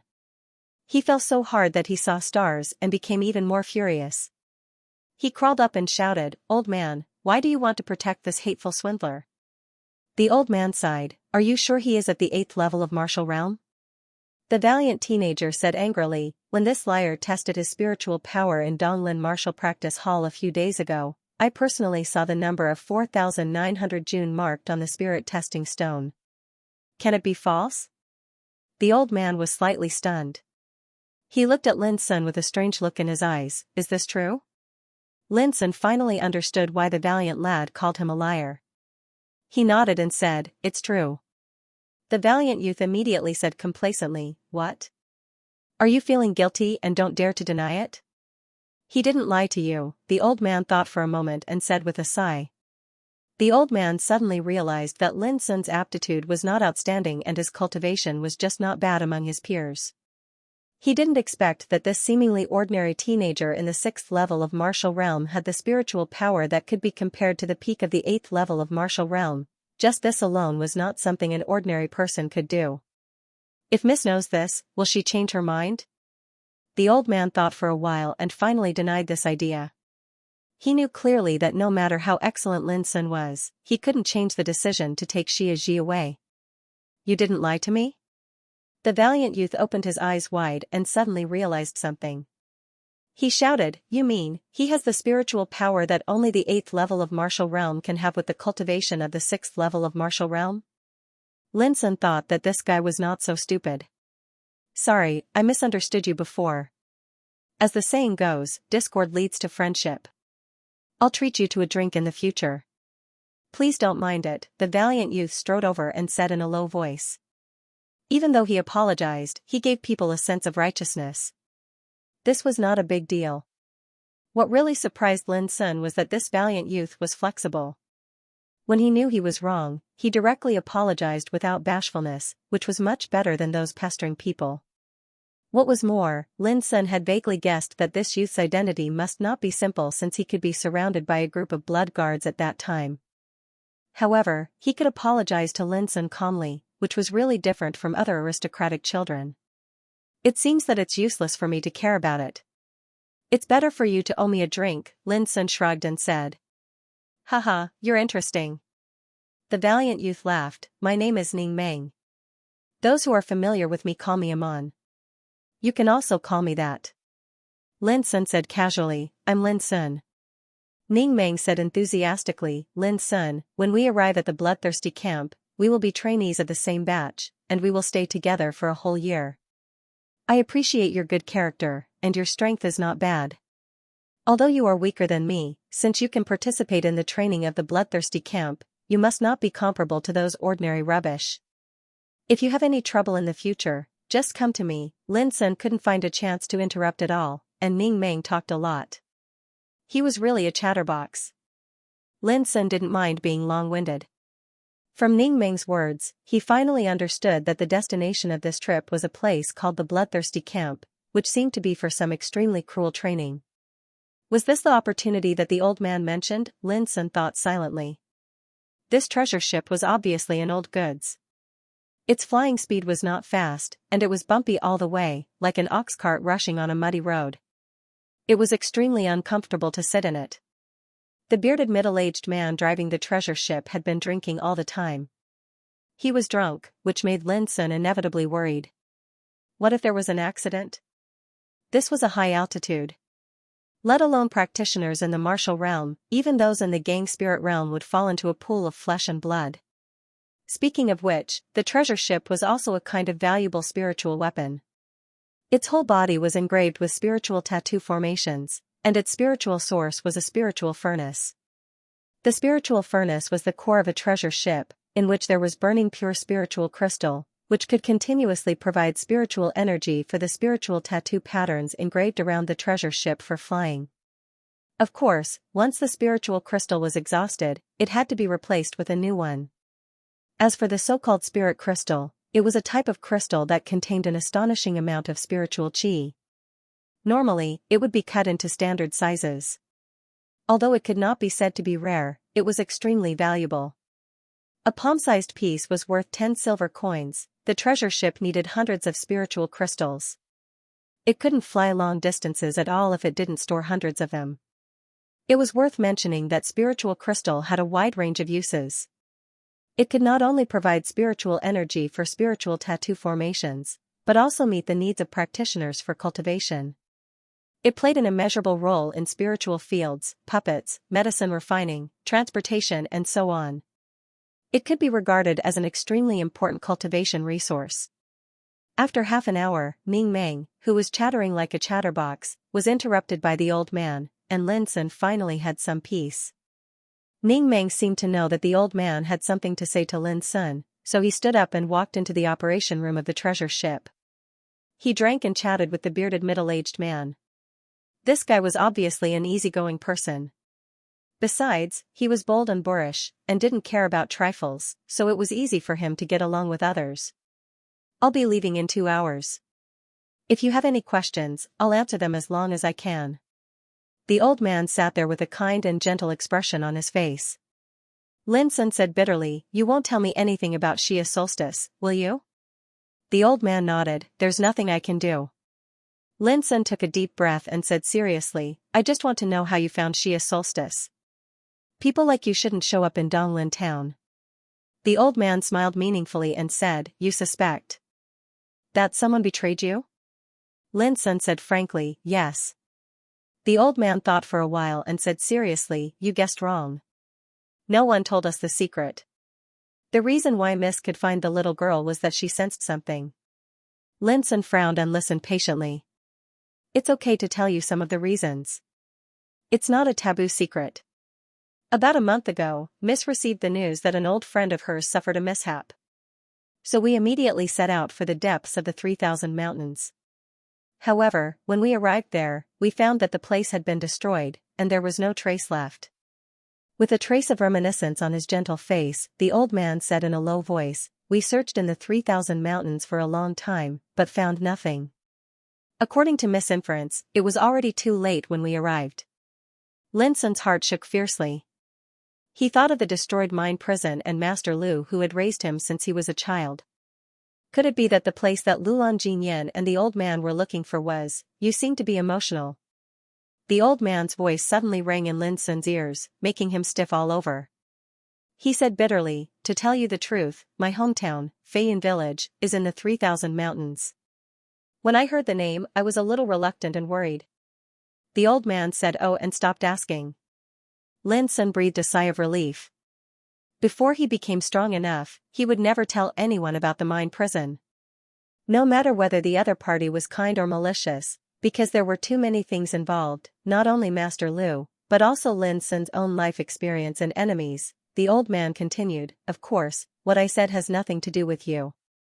But on the way back with Miss suddenly sensed something and told us that there was a chance she had been looking for in Donglin town. You know what happened next. The little girl beside you is the chance my Miss has been looking for."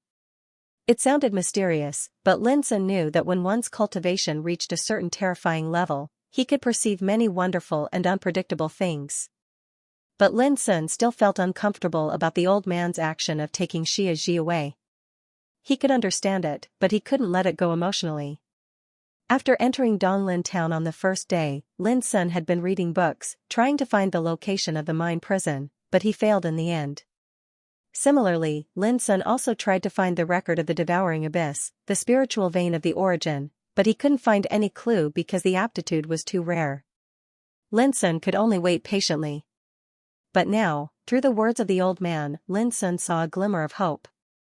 If his speculation was true, the place where the old friend Lulan Jinyan was looking for was the mine prison. Of course, this was just Lin's speculation, but this vague clue was enough to excite Lin Sun. Master Lu only told him that if he wanted to find the enemy who dug out his spiritual vein, he had to come to Xiao Empire. But Xiao Empire was so vast that it was almost like looking for a needle in a haystack to find some clues. Now, with this vague clue, at least Lin Sun had a target and direction to look for, which was enough. Seeing that Lin Sun didn't ask any more questions, the old man took the initiative to say, "The bloodthirsty camp is very special. It hasn't been opened for decades. The trainees who can participate in it are not simple. If you can walk out of there safely, at least you have the strength and means to become a real overmatch." He patted Lin Sun on the shoulder and said, "Although I'm not optimistic about your chance to meet Miss again, I still hope you can make it." The old man stood up and said, "I'll see you off here. Shu Jin will send you to the bloodthirsty camp safely. Take care." Shu Jin was the name of the bearded middle-aged man who drove the treasure ship. Lin Sun got up and said, "Thank you." The old man smiled, opened the cabin door, and jumped out. His figure disappeared in the vast sky like a light. Bang! A gust of wind came in and closed the cabin door fiercely, shaking the whole treasure ship. The old guy finally left. In the operation room, Shu Jin murmured. He looked more relaxed and lazy, and said to Ning Meng beside him lazily, "Little guy, enjoy the present time. When you get to the damn bloodthirsty camp, hee. As he finished speaking, he revealed a smile that took pleasure in the misfortune of others. Ning Meng felt uneasy and shouted, "Damn it! If the bloodthirsty camp is not cruel, I will look down on it." Shu Jin laughed even more wantonly. "Cruel? If it's only cruel, how can it deserve the name of bloodthirsty camp?" Ning Meng was stunned and asked, "What do you mean?" Shu Jin raised his head to drink and said no more. Only when he experienced the bloodthirsty camp by himself could he know how abnormal it was. Lin Sun heard the conversation in the cabin, but he didn't react much. He just thought about it in silence. 2 days later. In a desert that glittered with fire and gold, the scorching sun hung high in the sky, and the blazing heat roasted the air with a burning smell. Suddenly, a wave of rapid sounds of the sky being torn apart resounded out as an old treasured vessel dove down from high up in the sky.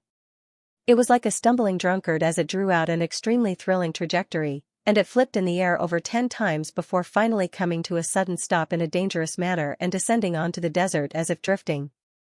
With a bang, the cabin was opened. The handsome and strong Ning Meng staggered out and vomited. He was extremely embarrassed. When Lin Sun walked out of the cabin, his face was also pale. He resisted the urge to vomit and stood in the desert and looked around. "Ha ha ha, I can only send you here. Someone will come to pick you up later. Goodbye, 2 little devils. I hope you are still alive when I come to pick you up 2 years later."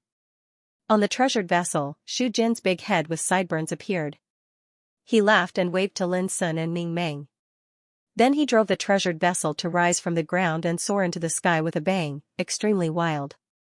*CKU. One day, I'm going to smash this broken ship of yours. I've never seen a drunkard like you who can drive a treasured vessel. Wait and see. Ning Meng shouted angrily. Unfortunately, no matter how he shouted, Shu Jin and the treasured vessel had already disappeared.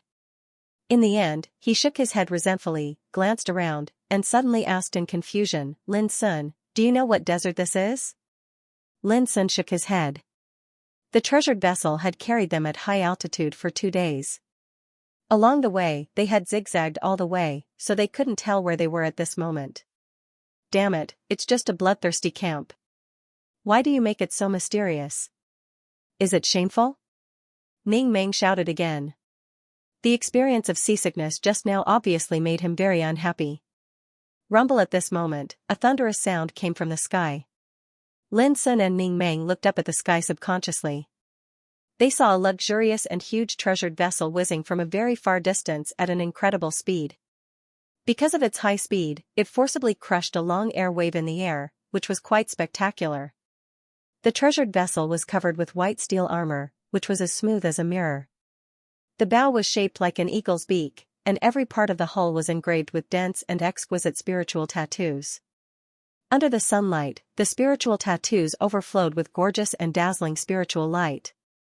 It was extremely luxurious indeed. At first sight, even Lin Sun couldn't help but be shocked. It was not a treasured vessel at all, but a gorgeous moving castle. Ning Meng immediately screamed, "Damn it, isn't this the Silver Eagle battleship, the latest heaven rank spiritual weapon refined by the Academy of Spiritual Implements of the Empire?" The Silver Eagle battleship was a kind of treasured battleship, a heaven-rank spiritual weapon, which could only be operated by the strong practitioners in Sea Spirit Realm. The battleship was covered with 108 high-level spiritual tattoos, and the space on the ship was enough to accommodate thousands of people. Besides, it was equipped with 16 spiritual cannons, each of which was powerful enough to kill practitioners in Gang Spirit Realm. A battleship like this was worth tens of thousands of gold. Moreover, because it was the latest warship developed by the Academy of Spiritual Implements, its production was very small, and people couldn't buy it even if they had money. Compared with it, the old treasure ship driven by Shu Jin was extremely shabby. Damn it, who is so rich? Ning Meng's eyes turned red, as if he saw a rare treasure, and he was extremely envious. Before long, the Silver Eagle battleship landed. The cabin opened, and a teen came out in a mighty manner. When Lin saw the teen clearly, he couldn't help but stare at it. It was too luxurious. 36 men in standard heavy armors were clearing the way in front. Each of them was equipped with excellent equipment, shining like a humanoid weapon, armed to the extreme. Lin Sun saw that the equipment of each heavily armored man, such as boots, shawls, belts, inner armors, wrist guards, sabers, were all valuable spiritual weapons. This set of equipment was worth at least thousands of gold coins. If there was only one person, it would be fine. But there were 36 people in front of him, equipped with the same equipment. This point alone couldn't be achieved by ordinary forces. What's more, behind the 36 heavily armored men, there was a luxurious chariot of exaggerated specifications, pulled by 4 snow-white cloud beasts.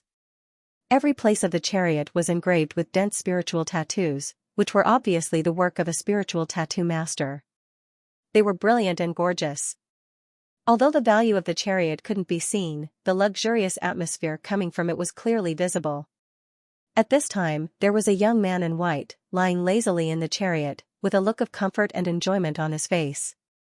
Around the young man, there were 7 or 8 beautiful young girls, all of whom looked pure, beautiful, charming, or sweet. They wore different styles of light muslin clothes, which vividly outlined their graceful figures. Their pink arms, fragrant shoulders, and snow-white wrists were exceptionally alluring under the scorching sun. They bent their knees beside the young man in white. Some of them massaged his shoulders, some massaged his legs, some rubbed his feet, and some poured iced wine, which they fed to the young man one mouthful at a time. Their faces were full of tenderness. Ning Meng was dumbfounded. Damn it, isn't it too extravagant? Lin Sun also felt dizzy. The Silver Eagle battleship, 36 heavily armored men cleared the way, and an extremely luxurious chariot as their outfit. What was most shocking was that there were 7 or 8 young girls surrounding them to serve them attentively. How could such a scene be described by the word extravagant? It was scorching hot in the scorching desert, but the behavior of this group of people was just like going out for a sightseeing tour. Even Lin Sun had to sigh with emotion that many people in the world hated the rich. Just look at the scene in front of him. The team stopped near Lin Sun and Ning Meng. The young man in white on the chariot straightened up, waved away a group of girls beside him, and looked at Lin Sun and Ning Meng with a smile. May I ask you 2 friends, are you also waiting to enter the bloodthirsty camp? Lin Sun nodded. Ning Meng snorted coldly, as if he couldn't bear the behavior of the young man in white. The young man in white was in a daze, but he didn't take it seriously. He took out a jade fan and fanned himself while getting out of the chariot. He sighed with emotion. Who would have thought that the bloodthirsty camp is in this barren desert? Ning Meng sneered, you look like a child who only knows how to enjoy his life. If you are afraid, get out of here. The white-clothed youth was very handsome. He had red lips and white teeth, an imposing appearance, and a rather carefree demeanor. He indeed looked like a young master, and one who knew how to enjoy life. This could be seen from the way he made his entrance. In the face of Ning Meng's sarcasm, the young man in white smiled disapprovingly, but ignored Ning Meng. Instead, he looked at Lin Sun and asked, is he your friend? Lin Sun nodded. Seeing this, the young man in white said with a smile, your friend has a bad temper. I'm afraid he will make a lot of trouble in the future, and maybe you will be involved.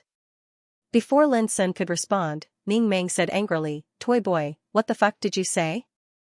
The young man in white said with a smile, look, you want to beat me without saying a word. What a bad temper. I didn't believe that there were born idiots in the world who deserved to be beaten, but now I finally believe it. Ning Meng's eyes widened, and he immediately became furious.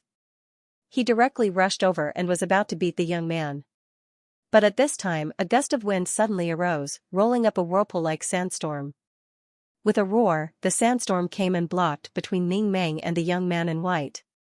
Immediately, the sandstorm turned into fine quicksand and fell to the ground, reflecting a figure. In an instant, everyone's eyes narrowed as they stared at the figure that had suddenly appeared.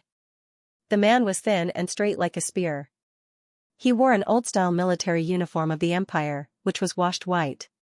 There was no embellishment on the dark purple cloth, nor was there a Ziyao flower epaulette representing honor. His skin was dark and his facial features were cold. Standing casually, he gave people an unshakable aura like a mountain. In particular, his eyes were as sharp as a knife. Everyone who met his eyes couldn't help but feel a chill in their heart, as if a sharp sword was pointed at their throat. Lin Sun, Ning Meng, and the boy in white were all stiff and their faces changed slightly. They smelled a breath of extreme danger from the thin man. All the irrelevant people leave in 30 seconds, or you'll bear the consequences. The thin man said indifferently. His voice was as hard as a sword. He glanced at the Silver Eagle battleship, as well as the heavily armored men in front of the battleship and the young girls on the chariot. His eyes were cold and emotionless, as if he was staring at a group of dead people. Young master, many people hesitated and looked at the boy in white. Go back and tell the old man that if he dares to stop me from chasing Zhao Zijin when I go back a year later, I'll be really angry. The boy in white smiled and waved his hand. Immediately, the following team returned to the Silver Eagle battleship and flew away with a roar. The thin man looked at all this expressionlessly. Until the Silver Eagle battleship disappeared completely, he looked at Lin Sun, Ning Meng, and the boy in white. My name is Xianxia, your drill master. I don't care where you come from. From the moment you enter the bloodthirsty camp, you are a trainee of the bloodthirsty camp. There is only one thing to do, obey orders. Xianxia was a very strange name. Lin Sun and the boy in white didn't say anything, but Ning Meng shouted, Drillmaster Xu, what if we don't obey orders? A smile suddenly appeared on Xianxia's dark face, which was as hard as a rock.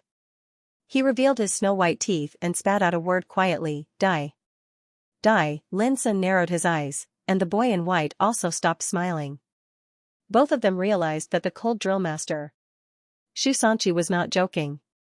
Ning Meng was about to say something, but when he saw Xianxia's extremely stiff smile, he felt a chill all over his body and immediately shut up. He looked rough, but he was not stupid. Before he came to the bloodthirsty camp, his father had said that if he died in other places of the empire, his father would definitely avenge him. But if he died in the bloodthirsty camp, he deserved it. His father's character was even more lawless than his, but he actually said such words, so Ning Meng had to take it seriously. In the depths of the desert, there was an expanse of barren low mountains. Not a single blade of grass grew on them, and they were suffused with dazzling light under the scorching sun. Bloodthirsty Camp was located in the depths of the mountains. It was like another world, with many buildings and strange sights, all of which were pitch black. Without Xianxia's guidance, no one could imagine that there was such an area in the depths of the scorching desert. In front of the gate of the bloodthirsty camp, there was a 100-meter-high sword-shaped stone pillar, which was extremely eye-catching. The sword pointed up, as if it was going to poke a hole in the sky. There was a line of words written on the stone pillar, Xiao flower is invincible because of bloodthirsty, and the empire is everlasting because of war. The handwriting was strong and elegant, and the tip of the pen was as sharp as a blade, which seemed to be able to cut the soul and shocked people. Remember this sentence. Coming here, Xianxia said coldly without explaining anything, and then led Lin Sun and the other two into the bloodthirsty camp. Camp 39. When Xianxia led Lin Sun and the other two into a hall, there were already more than 40 people waiting in the hall. All of them were teenagers. The youngest one was in his early teens, and the oldest one was only 14 or 15 years old. Counting carefully, there were exactly 50 people, including Lin Sun and the other two. When he walked into the hall, Xianxia's gaze that was as sharp as a blade swept the hall, and the originally bustling hall immediately fell silent. Everyone revealed a trace of fear. Xianxia said casually, everyone is here. Young Ku, you come to announce the matters. A woman wearing the uniform of the imperial military stepped forward. She had shoulder-length hair, beautiful and fair facial features, and a tall and slender figure of 1.7 meters. Be it face, figure, or temperament, she was a beautiful woman with impeccable beauty. A well-dressed teenager in the crowd couldn't help whistling provocatively, which aroused a lot of teasing laughter. In their eyes, this woman was very delicate and beautiful, without any lethality. This is courting death. A low and inaudible sigh sounded in Lin's ears. Without looking back, he knew it was Shiryu, the teenager in white. Lin Sun frowned and remained silent. Young Ke walked to the front of the finely dressed youth. There was no fluctuation of emotion on her delicate face, and she didn't speak any nonsense. She just suddenly raised her straight and slender right leg, and with a bang, the finely dressed youth was sent flying and smashed into the wall. It was unknown how many bones in his body were broken, and he fainted with a tilt of his head. When Lin Sun looked at Young Ku again, she had already recovered her upright posture. She gently spat out 3 words, "Throw him out." 2 expressionless attendants rushed in, picked up the well-dressed teenager, and left the hall, disappearing from everyone's sight. No one knew what punishment the well-dressed teenager would suffer. But from that day on, no one saw him again. Xianxia's speed was very fast, and the power of her kick was extremely terrible, as swift and violent as lightning. The well-dressed teenager, who was on the 8th level of martial realm, was knocked out directly and dragged away like a dead dog before he could react.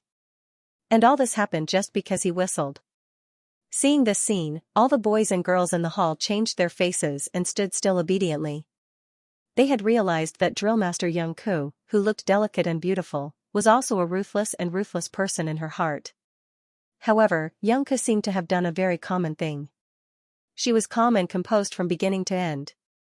Standing in front of a group of teenagers, she said calmly, "From today on, 1,000 people including you will be trained here. I hope you can stick to the end."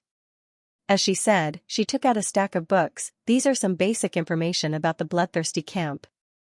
Before tomorrow, you must remember and obey all the rules and decrees in it." After everyone came forward to receive a set of information, Xianxia continued, "Now, hand over all the items you have on you. When you leave, we will return them to you one by one. Of course, if you die during the training, we will return these items to your family." Everyone looked at each other and hesitated. Shiryu took the lead to step forward, threw a gorgeous storage necklace of obviously amazing value, and turned back. Immediately, some people came forward and handed over the spiritual storage device they carried with them. Lin Sun also handed over his storage ring. After a while, when it was all over, Xianxia suddenly walked to a girl, raised her hand, and pulled out a small transparent hairpin from the depths of the girl's long hair. It was obviously a spiritual storage device. The girl's face suddenly turned pale, and she stammered, I forgot." Xianxia waved her hand expressionlessly. 2 attendants came in, silently grabbed the girl's body, and dragged her out. No matter how she struggled and begged, it was useless. Everyone felt cold all over again. They didn't know what kind of punishment the girl would suffer, but they were sure that she was doomed to be eliminated. At this moment, they deeply understood what it meant to obey orders. Next, under the arrangement of Xianxia, the remaining 48 boys and girls each received a set of clothes and a nameplate representing their identity. From tonight on, no matter where these boys and girls came from or how noble their identities were, they would take off their gorgeous clothes, put on uniform clothes, and wear their own nameplates. Later, Lin Sun learned that this was the rule of Bloodthirsty Camp. Even if you were a descendant of nobility, you would be eliminated or even die if you violated the rule in Bloodthirsty Camp. It didn't take long for Xianxia to leave. Xianxia took the remaining 48 boys and girls to an open area of Camp 39, where there were only 10 houses built of black stones. "This is your dormitory, but only 10 people can live in it, and the others sleep there," Xianxia said, pointing to a low hill in the distance, on which there were many dark caves. Many people's faces changed slightly. It was the scorching desert, where it was scorching hot during the day and biting cold at night. It could be imagined how miserable it was to live in the caves without any shelter. Lin Sun didn't feel anything about it. But through this incident, he suddenly realized that in Bloodthirsty Camp, in addition to obeying orders, there were ubiquitous competitions. Even the dormitories had to be treated differently. It could be imagined that there would be many competitions in training in the future. At this moment, many people focused their eyes on the 10 houses around them, showing their determination to win. Roar! Suddenly, a roar of a beast came from a distance, shaking the earth. A bloody pupil leopard covered with scales rushed over with a bloody wind, looking extremely ferocious. The crowd became restless. The power of an adult bloody pupil leopard was enough to fight against a practitioner in Gang Spirit Realm. It was extremely terrible. But in merely an instant, this arrogant bloody-eyed leopard was kicked to the ground by Xianxia, causing a loud bang to resound and dust to fly in all directions. No matter how it struggled, it was unable to get up, causing everyone present to be shocked in their hearts, and the gazes they shot at Xianxia became even more fearful. Xianxia said lightly, "It's very easy to live in it now. Kill this ominous beast alone. It's a rare opportunity. If you want to live in it next time, you have to rely on your points." Many people suddenly looked embarrassed and hesitated. This bloody pupil leopard was ferocious and ruthless. If they had spiritual equipment, they could have a try. But now all their treasures had been taken away. Who dared to fight against a bloody pupil leopard with bare hands? However, someone couldn't help rushing out and shouting, "Let me!" Lin Sun was stunned. It was Ning Meng, a burly and valiant teenager. At this moment, his eyes were shining, and his whole body was full of fighting intent. If you fail, the consequences will be very serious. Meaningless challenges are really a waste of everyone's time, Young Ke calmly reminded. Drillmaster Young Ke lifted her foot, and the suppressed bloody pupil leopard rushed up as fast as lightning to Ning Meng, who was coming towards her. Its claws were more than 5 inches long, with frightening bloody luster. They were so sharp that they could tear hard rocks. But the most difficult thing to deal with bloody pupil leopard was its speed, which was as flexible as a ghost and extremely terrible. Ning Meng's fighting style was extremely rough and simple. His strong and burly body was like a moving mountain, and his skin surface was covered with strands of lightning, which made him more extraordinary. Boom! Ning Meng roared and fought fiercely with the bloody pupil leopard. His fists were as fierce as thunder, and his movements were big and fierce. Thunder in all directions. It turns out to be this boy. In the crowd, Shiryu chuckled. Lin Sun was beside him, staring at the battlefield silently. He was not surprised that Shiryu could see through Ning Meng's background at a glance, and he didn't want to ask. Those who could come to the bloodthirsty camp were not simple. Not only Ning Meng, but also Shiryu and the boys and girls nearby. Before long, Ning Meng shouted in the battlefield.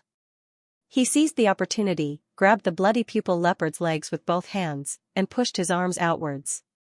Crash! He tore the bloody pupil leopard's body apart, and the blood mixed with colorful internal organs poured out. The blood also poured on Ning Meng, making him look more brave and fierce. This scene shocked many people present, and they looked at Ning Meng with vigilance and fear. Being able to kill a bloody pupil leopard whose strength was comparable to that of Gang Spirit Realm with the cultivation of martial realm, he was absolutely a rare martial genius. Ha ha ha, I killed it with my bare hands last year. It's nothing. Ning Meng laughed proudly. You can choose a room. Drillmaster Young Ke glanced at Ning Meng and said nothing more. Thank you. Ning Meng didn't stand on ceremony and directly chose the number 1 room. This scene also caused many people to become restless. Although bloody pupil leopard's strength was comparable to that of a practitioner in Gang Spirit Realm, it was just a fierce beast after all. It didn't know fighting secret skills or much wisdom. For some boys and girls present, it was a threat, but not enough to make them flinch. Soon, a young man named Chikin stood out. Instructor Young Ke did not waste any time and ordered someone to catch another bloody pupil leopard. Buzz, Chikan's figure was thin and slender. As soon as he entered the arena, his entire body surged with strands of dazzling and resplendent azure light, and it caused his imposing aura to become vast and indistinct like the azure sky. Different from Ning Meng, his fighting style was both offensive and defensive. Although he couldn't do anything to the bloody pupil leopard in a short time, he didn't suffer any harm. Green Sky Jade-breaking skill of the Qi family, the first aristocratic family in North Yen province. Reaching the 9th level of martial realm at the age of 14, he can be regarded as one of the top talents in the world. Shiryu murmured in a low voice. He didn't know who said it to himself or to Lin Sun next to him. He looked relaxed and composed. Looking at them in silence, Lin Sun increasingly realized that those who could enter the bloodthirsty camp for training were not ordinary people. For example, Ning Meng, at the age of 13, had the potential to step into the Gang Spirit Realm 4 years ago. It could be imagined how amazing his aptitude and talent were. Qi Kan, at the age of 14, also reached the 9th level of martial realm, and he could fight with bloody pupil leopard with bare hands, which was not something that ordinary people could do. At least for the moment, Lin Sun was not as good as Ning Meng and Qi Kan in terms of cultivation. This was what he knew. There were more than 40 people present, and there must be many powerful figures among them. All the cognition made Lin Sun sigh with emotion that there would never be a lack of outstanding people in the world. If he didn't walk out of Feiyun village and Donglin town, he was doomed to be a frog at the bottom of a well for the rest of his life. Soon, Chikin won and got the right to live in room number 6. Then someone else entered the arena and began to challenge the bloody pupil leopard. 2 consecutive victories seemed to dilute everyone's fear of the bloody pupil leopard, and they all became eager to take action. Only Linson didn't move. He thought that if he risked his life, he might be able to kill the bloody pupil leopard, but he would also have to pay a heavy price. It was obviously not worth it to pay such a heavy price for a room. A sudden scream awakened Linson from his contemplation. He saw the left arm of the third girl was torn off by the bloody pupil leopard with blood bursting out. The crowd exclaimed. When the girl was about to die in the mouth of the bloody pupil leopard, Drillmaster Xianxia suddenly appeared beside the girl and gave a clean whip kick. With a bang, the bloody pupil leopard flew more than 300 meters away and smashed hard on the ground, turning into a pile of flesh and blood. Take her away. Drillmaster Xianxia waved her hand to stun the screaming girl and handed her to 2 attendants. Needless to say, the girl not only lost her arm, but also was directly eliminated. With this tragic lesson, many people calmed down a lot. In the following time, people stood out one after another. In the end, 3 more people were injured and eliminated, and the remaining 8 rooms were occupied one by one. Shiryu was one of them. Linson was very impressed by Shiryu's fighting style. After he entered the field, he kept dodging until he saw a chance and immediately rushed to attack without hesitation. The final result was that the bloody pupil leopard's head was smashed and it died on the spot, while Shiryu was calm and collected. His white clothes were spotless, and he won very beautifully. Linson was very clear that this fighting style of killing with one blow was the most terrible. At night, the pitch-black cave was extremely cramped, and it was only able to accommodate a single person sitting cross-legged or lying down within it. Outside the cave, the whistling cold wind was extremely ear-piercing, and it was like the wailing of ghosts and the howling of wolves, causing one's mind to be in disorder. This kind of environment was the most torturous and oppressive. Long-term residents could even make people collapse. Linson sat silently at the entrance of the cave. Even with his strong physique, he felt a piercing chill. This was the price he paid for failing to occupy a room. According to the rules of Bloodthirsty Camp, if you wanted to change your place of residence, you had to fight for it after 1 month. Outside the cave, you could overlook the entire Camp 39 and see the bright and clear ice moon in the distant sky. In Linson's hands, there were some basic information about Bloodthirsty Camp, which had been read for a long time. Until now, Linson finally understood that there were 2,000 practitioners participating in the training of Bloodthirsty Camp. All of them were under the age of 15, and their cultivation was above the 5th level of martial realm. Their aptitudes and talents were all outstanding. Each camp had 50 people, and each camp was responsible for daily training by a drill master. The chief drill master was Xianxia. Linson's camp was Camp 39, and the drill master in charge was Xianxia. The training of Bloodthirsty Camp was extremely unique and cruel. Those who disobeyed orders would be executed directly, and those who violated the rules would be severely punished or eliminated directly. As a trainee, what he needed to do was to obey orders and complete all kinds of training. This was the most basic requirement. If he couldn't complete it, he would be eliminated. In addition, Bloodthirsty Camp would have an assessment every month. Those who didn't pass the assessment would be eliminated, and those who ranked lower would also be eliminated. The assessment was often linked to points. The points of Bloodthirsty Camp were very precious. If you wanted to get various benefits here, you had to exchange points. Every point had its corresponding rewards and rewards. In short, Bloodthirsty Camp was a place that couldn't be described as cruel at all. No one could guarantee that he could hold on here for a year without being eliminated. After pondering alone for a long time, Linson lay in the dark cave. The cold wind was whistling outside the cave, and the biting coldness made it difficult for him to fall asleep, but Linson was extremely calm. He rubbed a bronze nameplate in his hand, which was an identity nameplate. The number 39 was engraved on the front, which represented the school of Camp 39, and the identity number 13 was on the back. The function of the nameplate was very simple. It was used to earn and accumulate points, and it also represented a unique mark of Bloodthirsty Camp. Linson didn't have any feelings or discomfort about his current situation. He had never been that kind of sentimental person. Gathering his mind, Linson began to practice and then meditate. There was no difference from the past. Perhaps there was a difference, that was, Xianxia was not around. 4 hours later. Suddenly, a harsh bell rang. Lin Sun subconsciously got up and rushed out of the cave. It was dark outside, and it was about 4 o'clock in the morning. When Lin Sun arrived at Camp 39, many people had already arrived. When the slender figure of Drill Master Young Ku appeared, there were already 42 people on the site, 2 less than yesterday. Later, Lin Sun knew that the 2 people who lived in the cave at night couldn't bear the biting cold and oppressive environment, so they sneaked out of the cave. As a result, they were discovered by the patrolling attendants of Bloodthirsty Camp and were directly eliminated. From today on, the formal training begins. Drill Master Young Ku still looked delicate and calm, and her voice was flat and calm, but no one dared to ignore her. Today's training content is very simple. Fighting. As a practitioner, cultivation is one thing, but how to transform cultivation into the most effective combat effectiveness is what every practitioner must master. You may think that you have mastered all kinds of fighting skills before, but in my opinion, the fighting skills that haven't been tempered by life and death are all showy but impractical. Many people present were not convinced that their fighting skills were showy but impractical, but no one dared to question her, because everyone knew that Drill Master Young Ku in front of them was a cold woman who looked beautiful but was like a devil in her heart. If they dared to question her, it was equal to making fun of their own lives. After Drill Master Young Ku finished her words, she waved her hand, and soon a treasure ship fell from the sky. Led by Drill Master Young Ku, Lin Sun and others walked into the treasure ship. No one knew where the destination of the training and fighting was.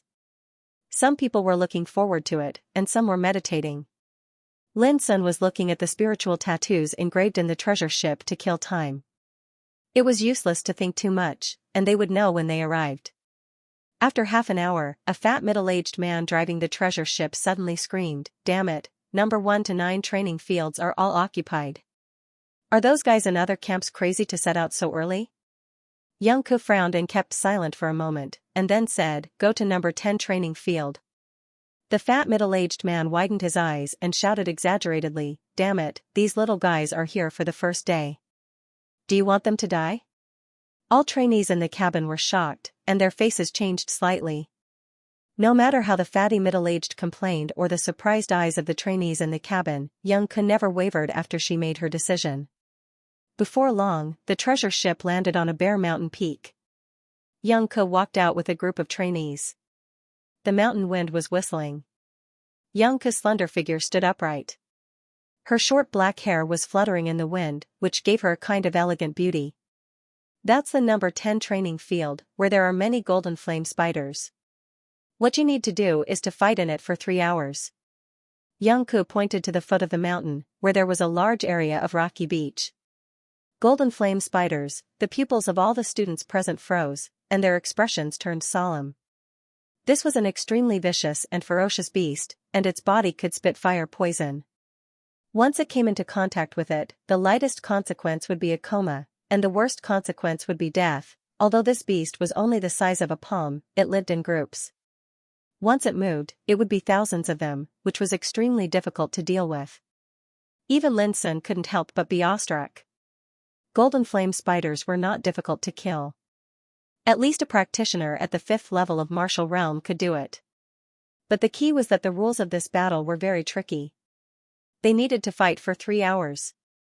This meant that they would be attacked by a steady stream of golden flame spiders during these 3 hours. That was the most terrible thing. Remember, trainees are not allowed to kill each other. Anyone who escapes within 3 hours or is injured will be eliminated. You are allowed to choose a weapon in this battle. As soon as Young Ku finished her words, the fatty middle-aged in the distance carried a huge wooden box and walked towards them.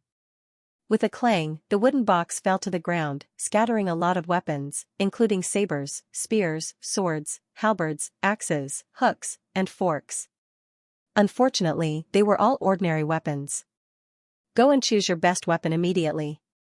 Let's start. With a clatter, the trainees rushed forward and grabbed the weapons they were good at. Finally, Lin Sun got a sharp 3-foot-long dark steel saber. After what happened yesterday, no one dared to disobey Young Ku's order.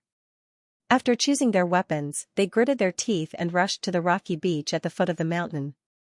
It's their first day here. No matter how good they are, the number 10 training field is too dangerous. It's not a place for rookies.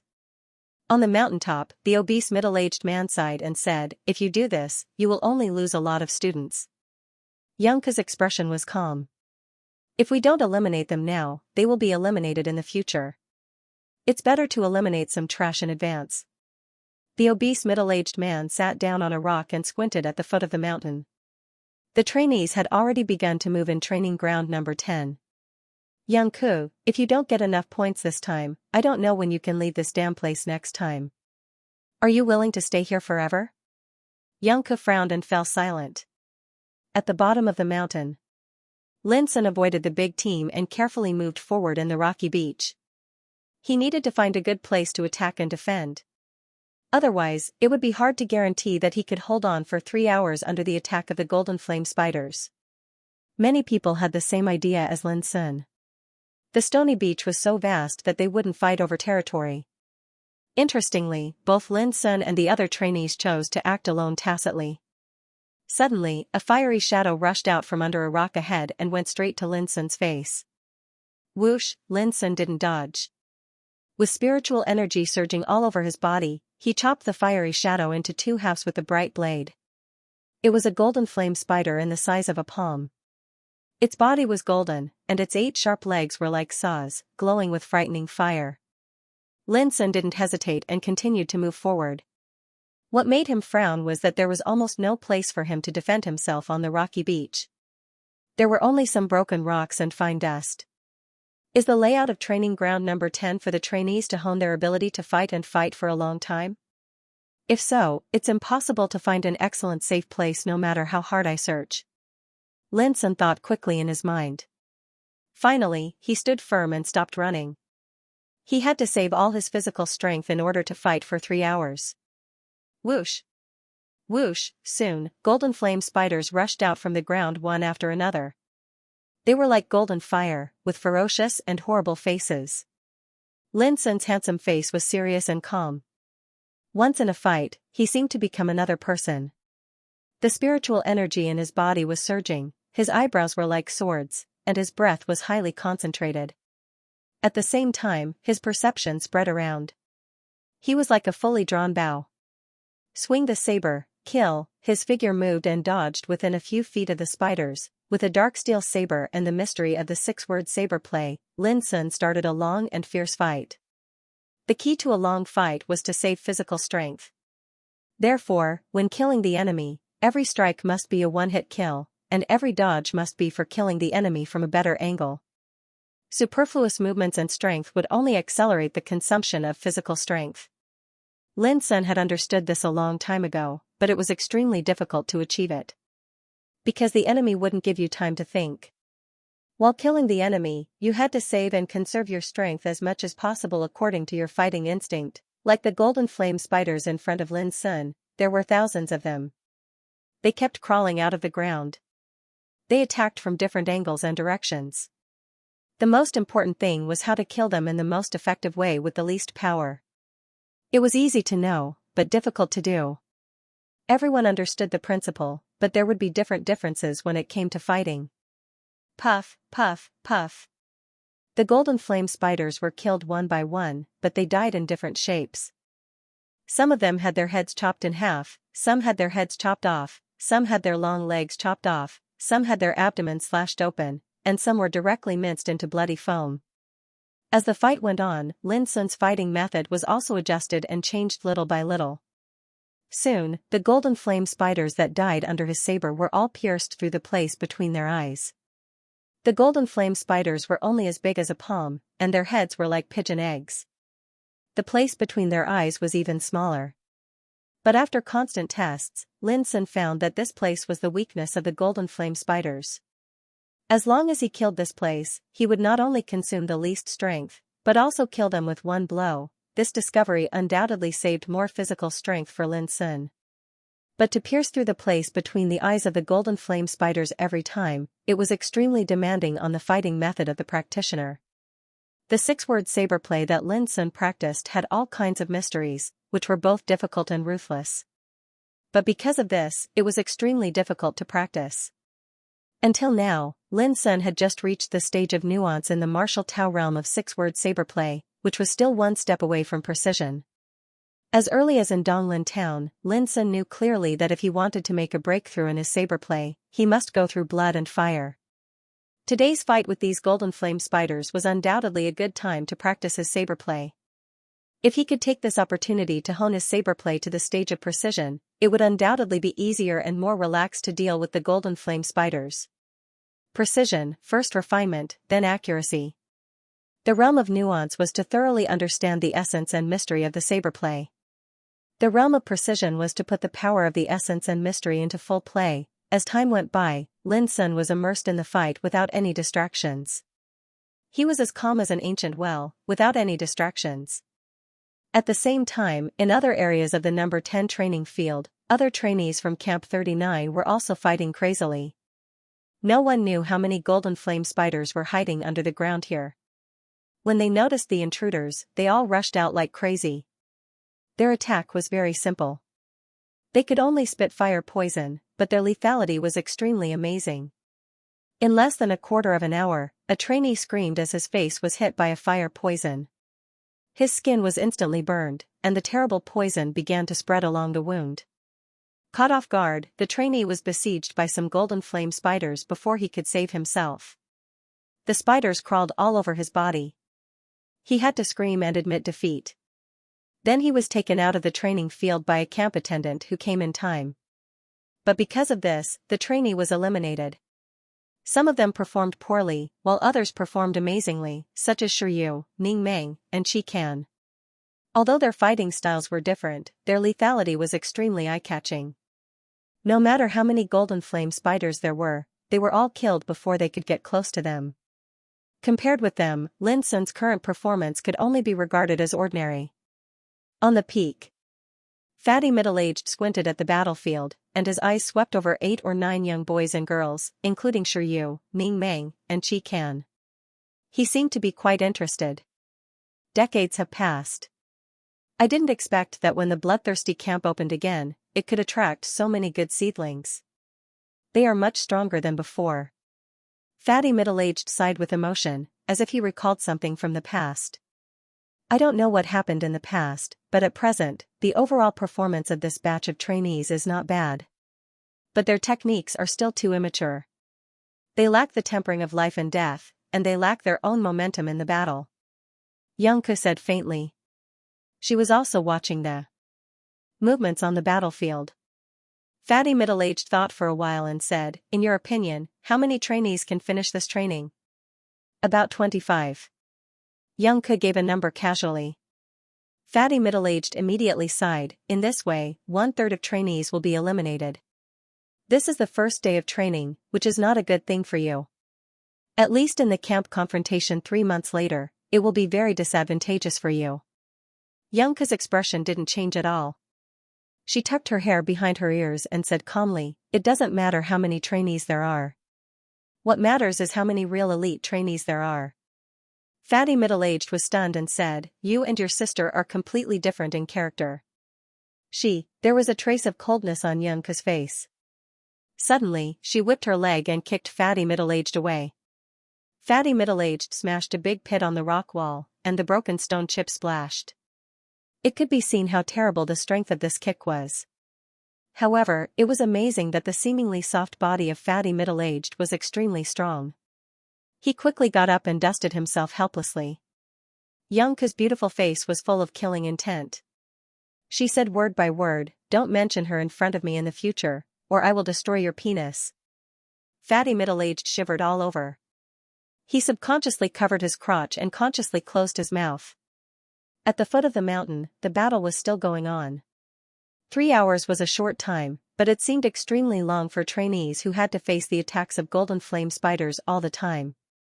They could clearly feel the consumption of physical strength in every minute and every second. Almost all the boys and girls in Camp 39 were at the 8th level of martial realm, and many of them were at the 9th level of martial realm. Few trainees like Lin Sun, who was at the 6th level of martial realm, were at the bottom. Cultivation was the source of fighting. The stronger one's cultivation was, the more combat effectiveness he had. It was a simple truth. In this respect, Lin Sun was undoubtedly at a disadvantage. But perhaps only Ning Meng knew that Lin Sun, who was at the 6th level of martial realm, had spiritual energy that was absolutely not weaker than the peak of the 8th level of martial realm. Therefore, Lin Sun didn't worry too much about whether he would be eliminated or not. As long as he pushed on according to the current fighting methods, it should not be difficult to hold on for 3 hours. But soon, Lin Sun's face darkened. A teenager in the nearby area suddenly approached him. The teenager's breath was a little messy. Being chased by a group of golden flame spiders, he looked a little embarrassed and couldn't hold on any longer. "Buddy, help me hold on for a while." As soon as the teenager approached, he also brought the group of golden flame spiders chasing him, which made Lin Sun feel more pressure. What made Lin Sun frown was that the teenager seemed to take him as a shield and directly hid beside him and relaxed. He was not polite at all. If Drillmaster Young Ke hadn't told them not to kill each other, Lin Sun would definitely stab him without hesitation. But obviously, once Lin Sun did so, he was destined to be punished immediately. Disobeying the order meant elimination. Perhaps it was precisely because of this that the young man dared to be so unbridled. "Hey, buddy, you seem to be very dissatisfied with me. But I, Xin Wenbin, won't let you work for nothing. My father is the commander-in-chief of the Imperial Army of the Forbidden City and has a high position. If you are eliminated, I will tell my family and promise to send you endless glory and wealth." The teenager who called himself Xin Wenbin said proudly, "Of course, you have to perform well now. Otherwise, if I am implicated by you, you are doomed to suffer unimaginable consequences even if you leave the bloodthirsty camp." The arrogant voice seemed to order Lin Sun like a servant, full of threat. "Idiot!" Lin Sun asked with a frown. Xin Wenbin was furious. "How dare you scold me?" Lin Sun laughed and said, "I have already scolded you, and you still ask me whether I dare or not. You are really an idiot." Xin Wenbin's eyes flashed with a gloomy light. He raised his sword and was about to chop Lin Sun, but he held it back in the end. No matter how domineering he was, he knew that they couldn't kill each other at this moment. "Little bastard, I will let you be complacent for now. Later, I will let you know what is worse than death," Xin Wenbin said coldly. Although he was only 13 or 14 years old, his words were ruthless and his temperament was tyrannical. It was not hard to imagine that he had done many similar things in the past. "Idiot!" Lin Sun scolded disdainfully, as if he didn't want to talk nonsense with him. Xin Wenbin was so angry that a few blue veins stood out on his forehead. Then he suddenly thought of something and said with a complacent smile, "It's useless for you to scold Lin Sun. Now we are in the same boat. You can only be a shield for me. Under the attack of the golden flame spiders, you dare not stop." As he said, although they were talking from the beginning to the end, Lin Sun didn't stop, and he couldn't stop. There were too many golden flame spiders. Once he stopped, Lin Sun would be the first to suffer. However, Xin Wenbin was quite relaxed. He consciously hid beside Lin Sun, so he received few attacks. Naturally, there was not much danger. Besides, he could save a lot of energy and restore his physical strength slowly. This situation was indeed very aggrieving. If it was anyone else who was being used like this, that person would probably be furious to the point of stamping with rage and even have the intent to kill. But Lin Sun laughed at this, showing that he didn't take it seriously. But at the same time, Lin Sun's fighting style suddenly changed.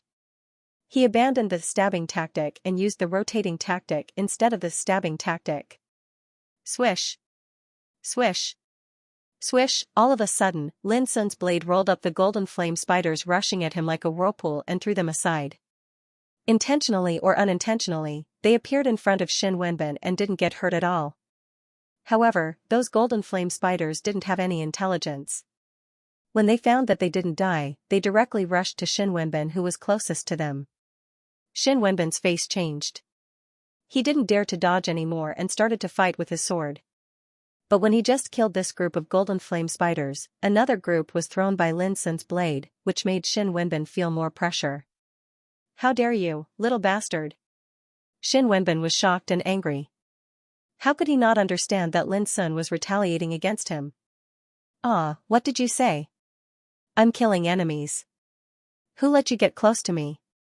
Besides, your mouth is so smelly." Did you grow up eating excrement every day? Lin Sun looked confused, but he didn't slow down at all. He exerted the rotating tactic to the extreme. As soon as groups of golden flame spiders rushed over, they were thrown away dizzily and rushed to Xin Wenbin as if they were rushing into a storm. Buzzing groups of golden flame spiders hissed ferociously and constantly attacked Xin Wenbin, which made him so angry that he wanted to kill Lin Sun with his sword.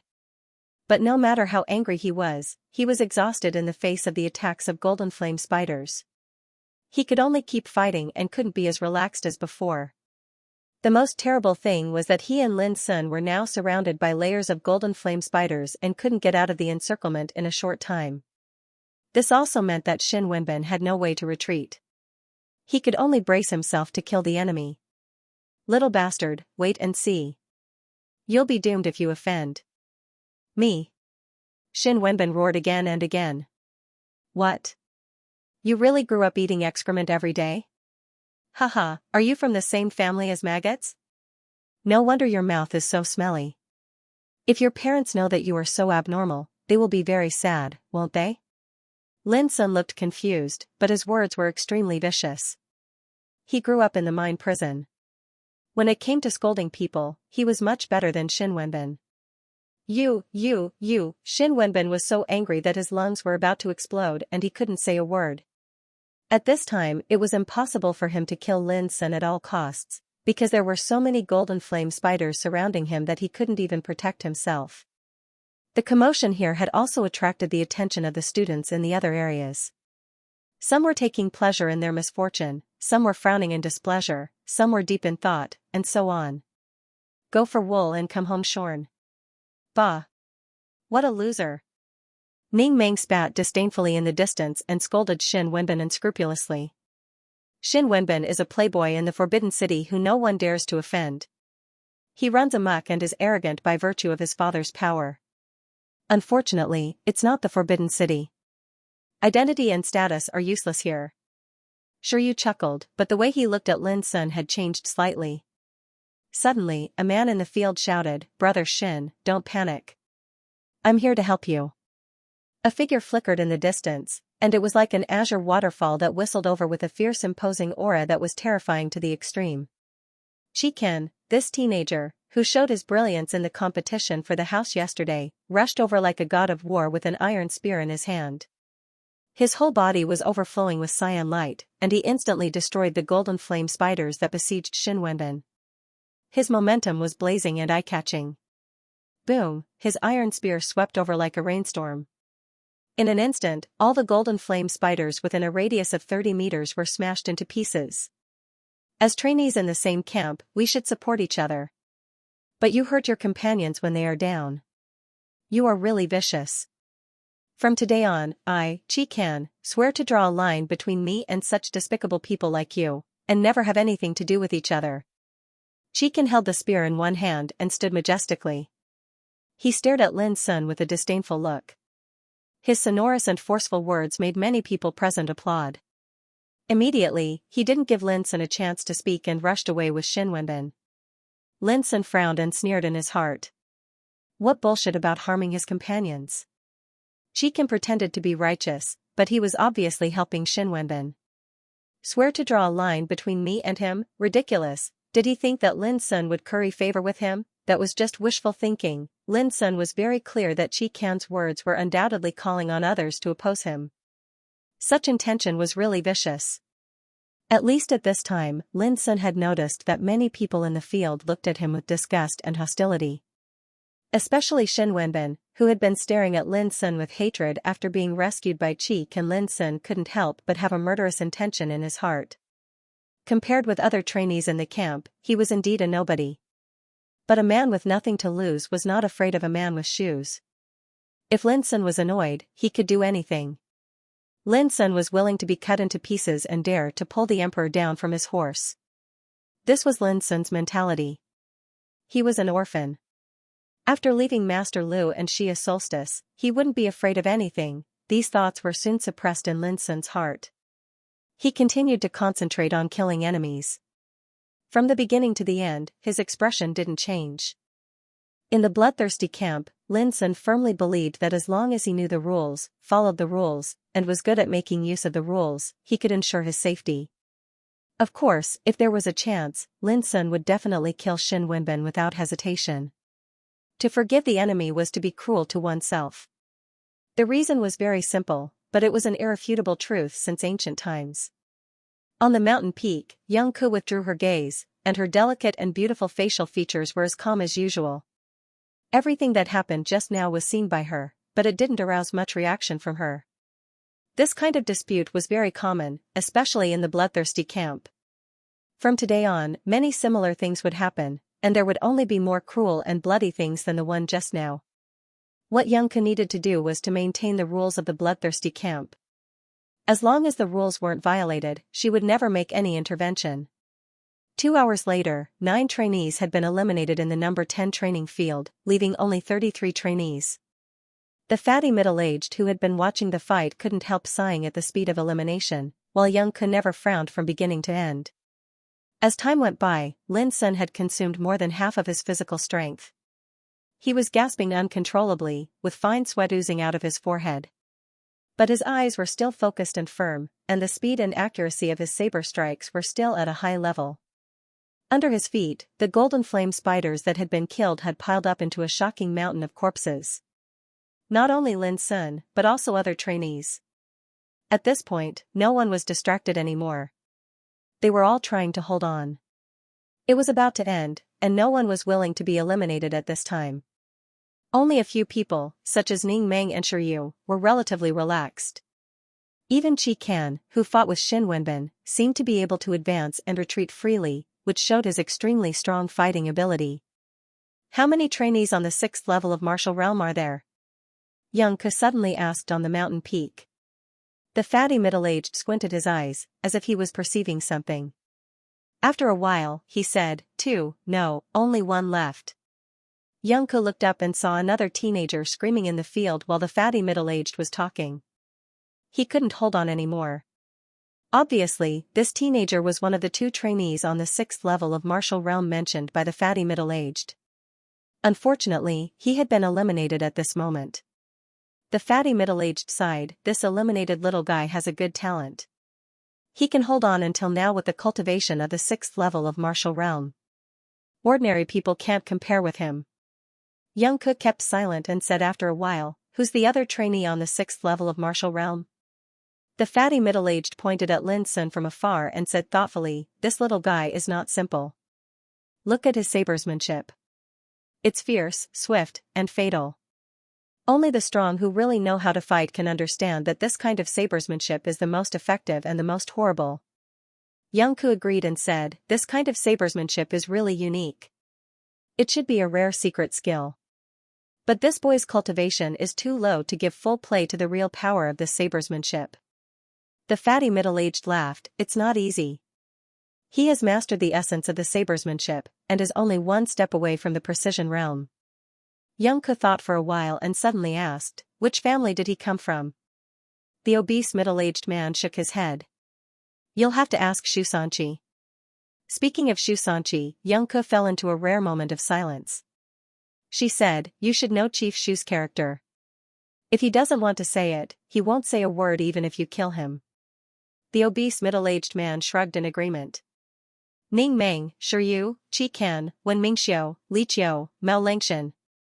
Young Ke named 6 names in a row and said, pay attention to these. 6 people. The middle-aged man was startled. Are we going to start preparing for the Twilight Blood Purge now? Young Ke said indifferently, we only have 1 year. We must prepare in advance. The plump middle-aged man pondered for a moment and sighed, forget it. I don't understand what you're thinking, but I know that many things will happen within a year. You're being too hasty. He knew very well what it meant to be the focus of attention. It meant that in Young Ke's eyes, only these 6 students would be able to last until the end of the year's training. As for the others, they would probably be eliminated in the end. However, he also knew that a lot of things could happen in a year's time. It was obviously irrational for Young Ke to do this on the first day of the training. Regarding this, Young Ke remained silent. She had never changed what she had decided on. When the training time reached 2 hours and 40 minutes, only 28 trainees were still fighting on the number 10 training field. They were all embarrassed, but Lin Sun was undoubtedly the most embarrassed one. At the moment, he was soaked in cold sweat. His face was slightly pale, and he was gasping for breath. He couldn't keep his balance and staggered. Obviously, he couldn't hold on any longer. Lin Sun knew why he was like this. Because of Xin Wenbin's interference, his fighting rhythm was disrupted to a certain extent and he wasted unnecessary physical strength. Otherwise, he wouldn't be so embarrassed now. Damn it. Why hasn't he been eliminated yet? In the distance, Xin Wenbin had been observing Lin Sun from time to time. He wished that Lin Sun would be eaten alive by the golden flame spiders. But until now, Lin Sun didn't fall down even though he looked embarrassed, which made Xin Wenbin extremely unwilling. There are still 20 minutes left. In his current state, he can't last until the end, Qi said coldly. With his extremely sharp eyes, he could tell that Lin Sun was an arrow at the end of its flight at a glance. That's good. That's good. Xin Wenbin grinned grimly. When he is eliminated, I'll find a chance to write a letter and ask my father to send someone to arrest him. When I leave the bloodthirsty camp, I'll settle accounts with him. His voice was full of resentment, and he hated Lin Sun to the core. Unexpectedly, after more than 10 minutes, Lin Sun's body staggered and was about to fall down, but he held on, which made Xin Wenbin shocked and angry. Even Qi couldn't help frowning. It seemed that he didn't expect that Lin Sun's perseverance was so strong. In another area, Ning Meng raised his head and glanced at Lin Sun. He couldn't help raising his eyebrows, thinking that it was amazing that Lin Sun could hold on until now with the cultivation of the 6th level of martial realm.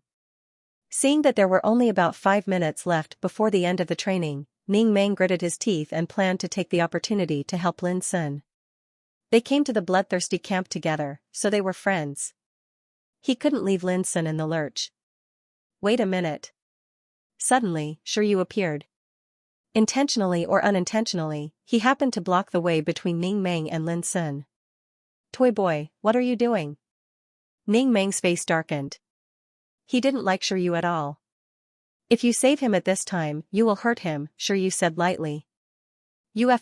King know nothing.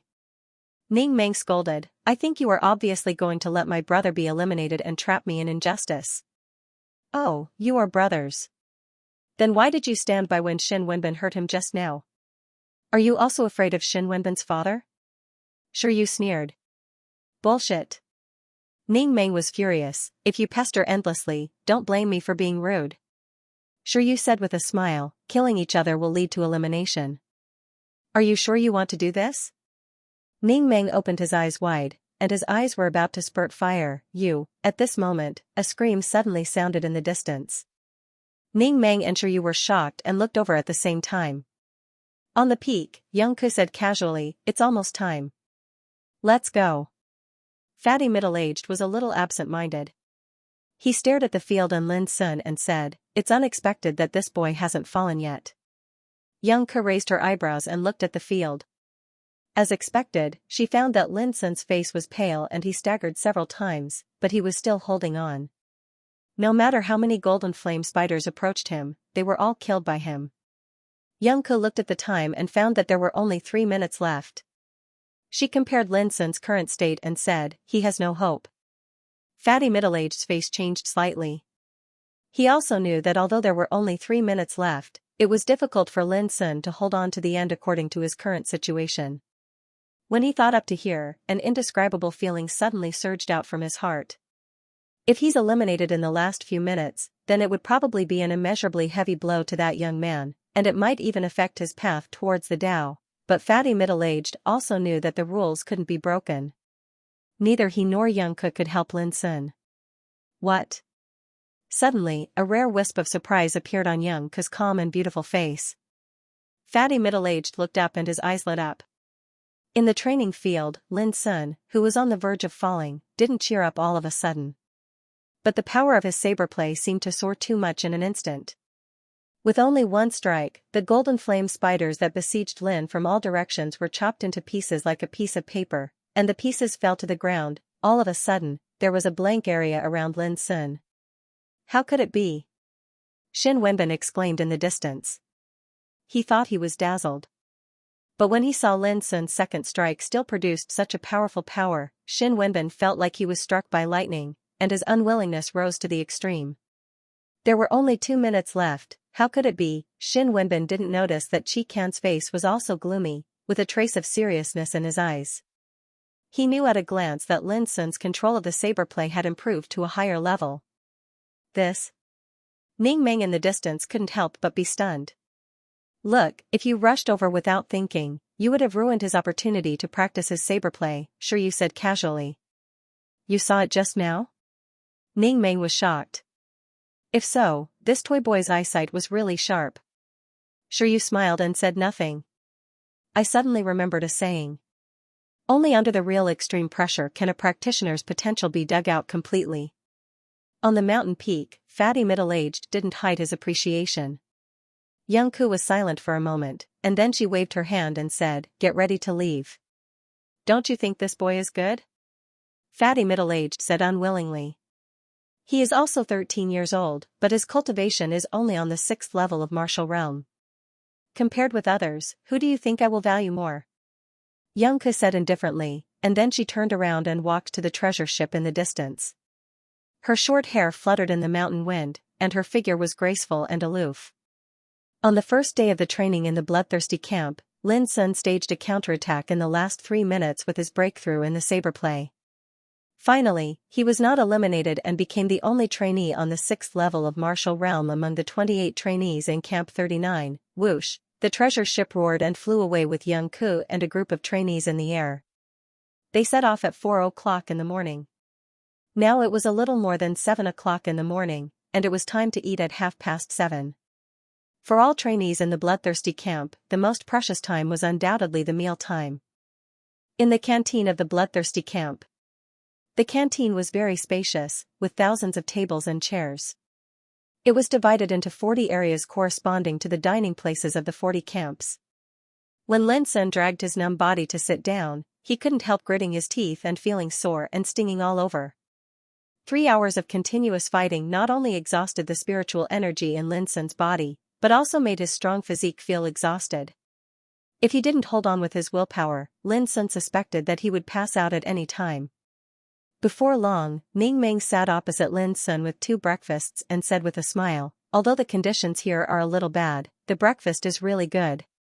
It's almost as good as the banquet in the palace." The breakfast was really good, with a bowl of porridge, 4 dishes, and 10 meat buns. The porridge was cooked with an extremely rare azure jade spirit grain, and the rice grains were smooth and translucent like jade and emitted a fragrant aroma. The 4 dishes were cooked with various precious spirit vegetables and spirit meat, and they looked, smelled, and even the meat buns were made with the leg meat of a bloody-eyed leopard. Not only did they taste delicious, they also contained extremely abundant spirit energy. Lin Sun didn't talk nonsense and directly gobbled up the food. His exhausted body was like a bottomless pit in urgent need of nourishment. Ning Meng was obviously hungry.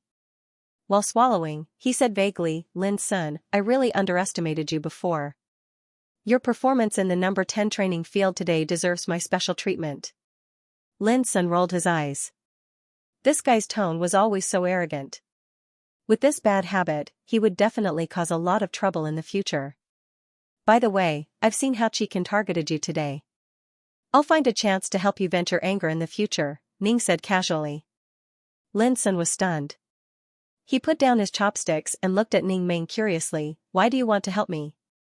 Ning Meng said unhappily, "Have you forgotten what I said on the way to the bloodthirsty camp? You are my friend. If you are bullied by others, where can I put my face?" It turned out that Ning Meng was afraid of losing his face. Lin Sun said angrily, "Let's eat." While the 2 of them were engrossed in eating, the cafeteria was getting more and more lively. There were more than 1,000 students in the 40 camps, and they were sitting in different areas. It was a spectacular scene. The meal time was half an hour. Apart from the rule of not fighting, there were no other restrictions. It was a rare opportunity for them to relax. The atmosphere was very lively. These trainees were all teenagers, and some of them had known each other before they came to the bloodthirsty camp. When they gathered together, they inevitably talked loudly. The topics discussed were all about some trainees who had been famous long before they entered the bloodthirsty camp. This was normal. The trainees recruited by the bloodthirsty camp this time were all selected through special channels. Each of them was talented and had extraordinary qualifications. Moreover, most of them had extraordinary backgrounds. It was rare to see a trainee from a poor background. Lin Sun was not interested in these topics, so he buried his head in eating. Ning Meng seemed to have heard something and said solemnly, "I didn't expect that Bai Lingshi, the eldest granddaughter of Jinghai Marquis of the Empire, and Zhao Yin, the great-great-grandson of Baoang Marquis of the Forbidden City, are also here." Lin asked casually, "Are you afraid of them?" Ning Meng's eyes widened. What a joke. I, Ning Meng, have never been afraid of anyone since I was a child. He paused for a moment, then frowned and said, "But these two fellows are very difficult to deal with. They're geniuses born with special innate talent, and they can be said to be one in a million. We must be careful when fighting them." Lin Sun thought of something. Do they both have spiritual veins in their bodies? Ning Meng shook his head and said, "Spiritual veins can only be regarded as one kind of talent property. I heard that Bai Lingshi's talent property is Starshine Eternal, a mysterious soul talent, which is extremely rare. Zhao Yin's talent comes from his root bone, called Body of Purple Sun, which is also very rare." According to Ning Meng, the talent property was the practitioner's talent for cultivation, including the power of understanding, root bone, bloodline, and so on. They were collectively called the talent property. According to the evaluation of the empire, the talent property could be roughly divided into 9 grades. The first grade was the best. The 9th grade was the last. People with rare talent property could cultivate several times faster than ordinary people. What was more terrible was that they were far superior to ordinary people in comprehending martial arts and refining martial arts. Their bodies, souls, and aptitudes were all close to perfection. 1 year of cultivation was equivalent to several years of bitter cultivation for others. The higher one's realm was, the greater the advantage they had, and the distance between them and ordinary people would gradually increase. The most famous example of the empire was the twin descendants of Marquis Dongbua more than 300 years ago. The elder brother had the talent property of Body of Leakless, while the younger brother had no talent property although his aptitude was excellent. The two brothers cultivated and grew up together all year round. The elder brother broke through the realm many times in a year, while the younger brother broke through once in 3 years. Until the elder brother reached Tao Insight realm, the younger brother was still wandering in Gang Spirit realm. When the elder brother had become a giant and dominated a region, the younger brother had already faded into the ordinary people. Because of the same talent property, the gap between the twin brothers' cultivation was getting bigger and bigger. It could be seen from this that people with talent property were very powerful. Like Bai Lingshi's Starshine Eternal, it was almost the 4th grade talent property. Like Zhao Yin's Body of Purple Sun, it was the 7th grade talent property. But no matter what grade it was, as long as one had talent property, he had already surpassed ordinary practitioners too much innately. At this point, Lin Sun vaguely understood the meaning of having talent property. He couldn't help but feel excited. He thought of his spiritual vein devouring abyss, which had been dug out. What level of talent was this? It's a pity that there are too few practitioners with talent property in the whole Xiao Empire. It can be said that 1 in 10,000 is as rare as a phoenix feather or a unicorn horn. Ning Meng sighed with emotion. If I had a talent property, even if it was the lowest 9th grade talent, I would have already soared to the sky and dominated the world. Lin Sun kept silent. He had the impulse to ask about devouring abyss several times, but he finally restrained himself. He couldn't say it, because it was his biggest secret. At this time, a sneer suddenly came from the side. Sure, you came over with a smile and sat down beside Ning Meng. He squinted at Ning Meng and said, "Don't brag. It's useless to give you first-class talent because of your stupidity." Ning Meng pounded the table and said angrily, "Toy boy, do you want to die?" Sure, you ignored him and continued, "I heard that Bai Lingshi and Zhao Yin are not the only ones here. Your nemesis Zhang Sunheng is here as well." Zhang Sunheng, Ning Meng's face suddenly showed a touch of evil spirit, which was extremely gloomy. This was the first time that Lin Sun saw Ning Meng like this. He couldn't help but frown and look at Shiryu. But Shiryu stood up with a smile and said to Ning Meng, "If you want to beat him down, you have to practice hard in the bloodthirsty camp." "Why tell me this?" Ning Meng gritted his teeth and said in a low voice. He clenched his big hands tightly as if he was holding back something. "I have no choice. You and I are assigned to the same camp. I can't just stand by and watch." Shiryu shrugged. "What if Zhang Sunhang and you are assigned to the same camp?" Ning Meng stared at Shiryu. Shiryu smiled and said nothing more. He turned around and left. "Is Zhang Sunhang your enemy?" Lin asked. Ning Meng shook his head and didn't want to mention it again. At the end of the breakfast, Lin Sun and other 28 trainees of Camp 39 were informed that they had passed the training on the number 10 training ground and got 5 points respectively. It was also at this time that Lin Sun knew that their first month of combat training should be arranged in the number 1 to 9 training ground, where the combat environment was relatively easier and safer. And the number 10 training ground was actually prepared for the second month of combat training. Lin Sun had no objection to this arrangement. What he had to do was to obey the order. What was more, for a woman like Drillmaster Young Ku, even if he protested, it would be useless. Anyway, compared with other camps, the elimination rate in Camp 39 was undoubtedly the highest on the first day of training. There were as many as 50 trainees reported in yesterday, but only 28 were left after one day. After breakfast, the intense training began again. Young Ko led all the trainees of Camp 39 into an open-air training ground. The sun was scorching above their heads, and the temperature was very high. What Lin Sun and other trainees needed to do was to restore their spiritual energy and restore their bodies to the best state within 2 hours. 2 hours later, Young Ko led Lin Sun and other trainees to the training of close combat. The trainees were asked to fight one-on-one with their bare hands.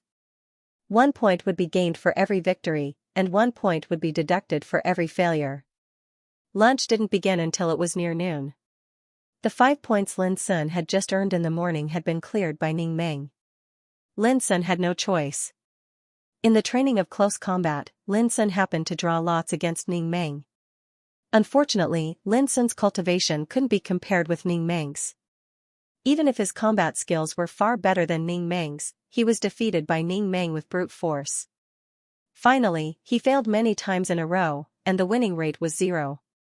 At lunch, looking at Lin Sun who was beaten black and blue by himself, Ning Meng couldn't help laughing complacently, which made Lin Sun gnash his teeth with hatred. Lin Sun suddenly remembered Shiryu's comment on Ning Meng when he met him for the first time, born to be beaten. In the afternoon, Lin Sun and other trainees were arranged to walk into an empty closed room. There was a high platform in the center of the room, on which a bronze coffin was placed. Xianxia stood in front of the bronze coffin. He was thin and straight like a long spear piercing through the sky. His face was as hard and cold as a rock, and he was serious in speech and manner. His eyes were still as sharp as a blade, which seemed to be able to penetrate into the depths of people's souls. No one dared to look into his eyes. Today, what you will learn is to recognize and understand the enemy. The corpse was no different from a normal human. It was the image of a well-built man, but there was a flame totem on his chest. It wasn't a tattoo, but a natural skin pattern. This is the corpse of a descendant of the Voodoo barbarian tribe, one of the 3 dark races of the Empire of the Dark. Many of you should have heard that the biggest enemy of the Empire is the Empire of the Dark, and in the Empire of the Dark, only the Voodoo barbarian tribe is our mortal enemy. Xianxia's voice was cold and stiff like a sword. As he spoke, he took out the corpse and placed it on the high platform so that all the students could see it clearly. Lin Sun had read a lot of books in Donglin Town, so he knew that the Empire of the Dark was located in the turbulent wasteland outside the western and southwestern borders of the Empire. It was an unknown and dangerous place. It was said that the territory of the Empire of the Dark was much larger than the whole Xiao Empire. The Empire of the Dark was established there. The whole country was composed of 3 major dark races, namely, Voodoo barbarian tribe, Abyss demon spirits and Mooncold soul tribe. Every single clan had an extremely long history, and it could be traced back to tens of thousands of years ago. In the history of Xiao Empire, wars had broken out with the Empire of Darkness more than once, with more losses than victories. In recent hundreds of years, with the unparalleled power of the current emperor, the situation of the empire was stabilized, and the Empire of Darkness dared not invade, which brought a short period of peace to the empire. Of course, these were only partial introductions in books, so Lin Sun could not form a specific understanding of the Empire of the Dark. In front of him was a real voodoo barbarian's corpse. The voodoo barbarian tribe is divided into 9 branches, and each branch has a unique fighting talent. The corpse in front of us is from the fire barbarian branch of the voodoo barbarian tribe, which ranks 4th among the 9 branches. When it came to Wu Man, Xianxia was not as concise as before. The entire fire barbarian tribe has millions of soldiers, which is comparable to the cultivator army of 4 provinces of the empire. Their leader is called the Fire Barbarian King, a terrifying existence that can be counted on one's fingers. In the entire empire, only the legendary experts at the reincarnation development realm can compete with him. Except for the Fire Barbarian tribe, the situation of the other 8 branches of the Voodoo Barbarian tribe is almost the same. Voodoo Barbarian's cultivation realm is different from ours. It is divided into 5 levels, namely Barbarian Slave, Barbarian Soldier, Grand Wizard, and Spirit Awakening. The corpse in front of us is a level 9 Barbarian Slave of the Fire Barbarian tribe, which is equivalent to our practitioners on the 9th level of Martial Realm. After Xianxia's introduction, Lin Sun knew that the strength of the Barbarian tribe seemed to be called differently, but in fact, there was no difference between them and the 5 realms of practitioners in terms of power control. For example, Barbarian Slaves corresponded to true Martial Realm cultivators. Barbarian Soldiers corresponded to Gang Spirit Realm practitioners. Barbarian, for example, corresponded to practitioners in Sea Spirit Realm. But generally, Barbarian was also called Voodoo Barbarian. In the 3000 Mountains, it was a Voodoo Barbarian who chased after summer solstice. Clang, a sharp, snow-white blade appeared in Xianxia's palm. With a skillful flick of his wrist, the blade instantly cut open the flame totem on the corpse's chest. Blood gushed out like raging flames. The corpse's internal organs were clearly visible. The scene was extremely bloody. Xianxia's expression remained unchanged. He directly inserted his palm into the broken chest, and soon fished out a heart-shaped meatball, dripping with blood and giving off a disgusting stench. To kill the enemy, you must first know everything about the enemy. The chests of the descendants of the Fire Barbarian tribe are all covered with flame totem. When fighting, it will turn into a totem fire armor to protect their heart. At the same time, the heart is also their core and vital part, where all their cultivation power is gathered. In the following time, Xianxia dissected the corpse expressionlessly while explaining the structure and weaknesses of the corpse to the trainees. Although many boys and girls couldn't stand the stench and bloody smell of the corpse, they still endured it and listened carefully. Undoubtedly, Xianxia knew the Voodoo Barbarian tribe like the palm of his hand, which made people wonder how many Voodoo Barbarians he had killed before to have such rich experience and insight. By the time he finished explaining, an hour had passed. Xianxia washed his hands, called 2 attendants, and gave each trainee a book. All the knowledge about the Voodoo Barbarian tribe was recorded in the book. Xianxia's requirement was very simple.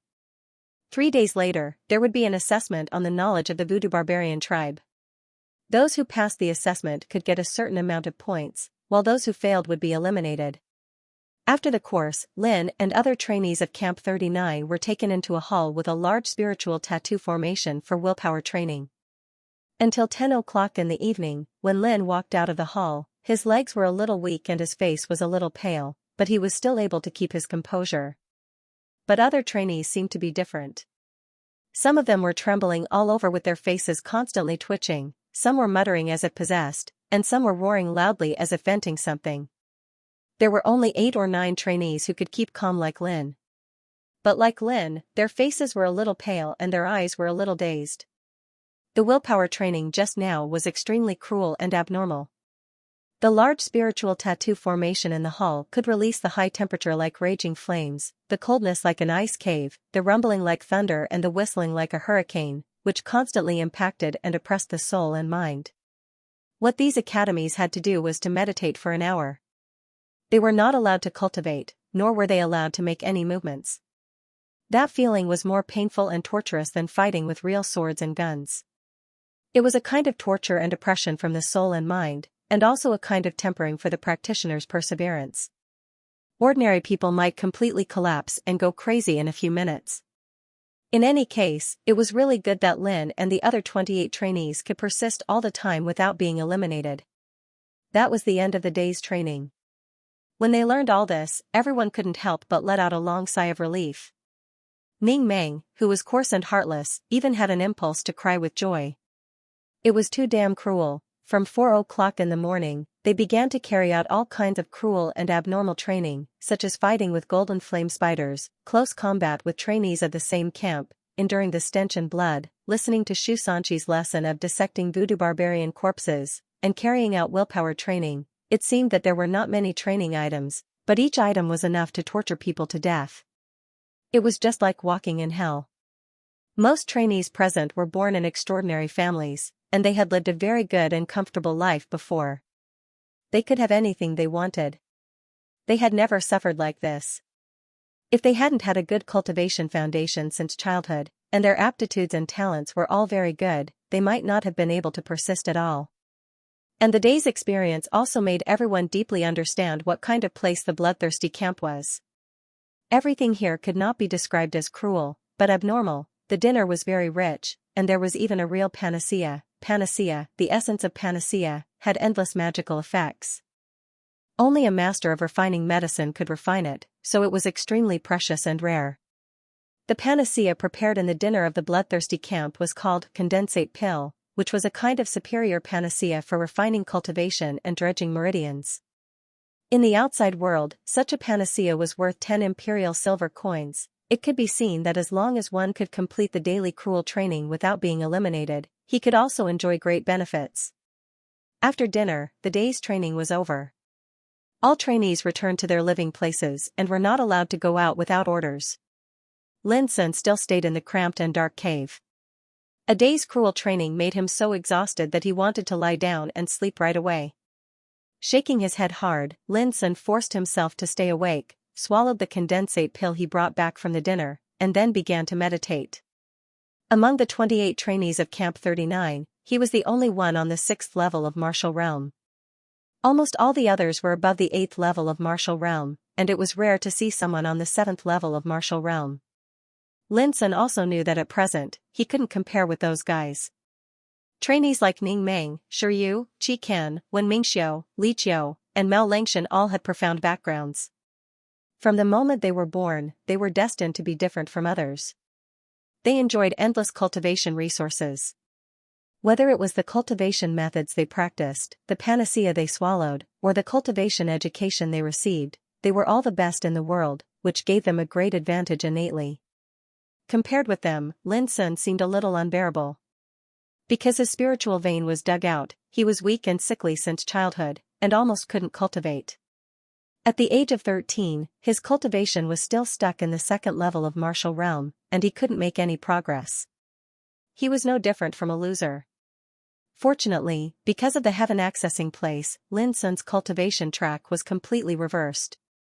In less than a year, he made continuous breakthroughs and had the cultivation of the 6th level of martial realm. This kind of promotion speed was really amazing, but compared with other trainees in the camp, there was still a certain gap. Like the condensate pill, Lin Sun regarded it as a treasure, but at dinner, Ning Meng didn't take it seriously. He said that he had taken this kind of pill as jelly beans when he was in diapers, and it was nothing at all. And Lin Sun learned from Ning Meng that there were more than 10 powerful people who could break through to the gang spirit realm in one fell swoop among the trainees in Camp 39. Ning Meng himself was one of them. In addition to him, Shiyu, Qi Kan, and Wen Mingxiu were also like him. The reason why they didn't choose to break through to the next realm was that they wanted to refine their Taoist root and cultivation to the real limit. In this way, when they reached the gang spirit realm, they would have a far more terrible power than ordinary people. Moreover, the stronger the foundation, the more beneficial it would be for future cultivation.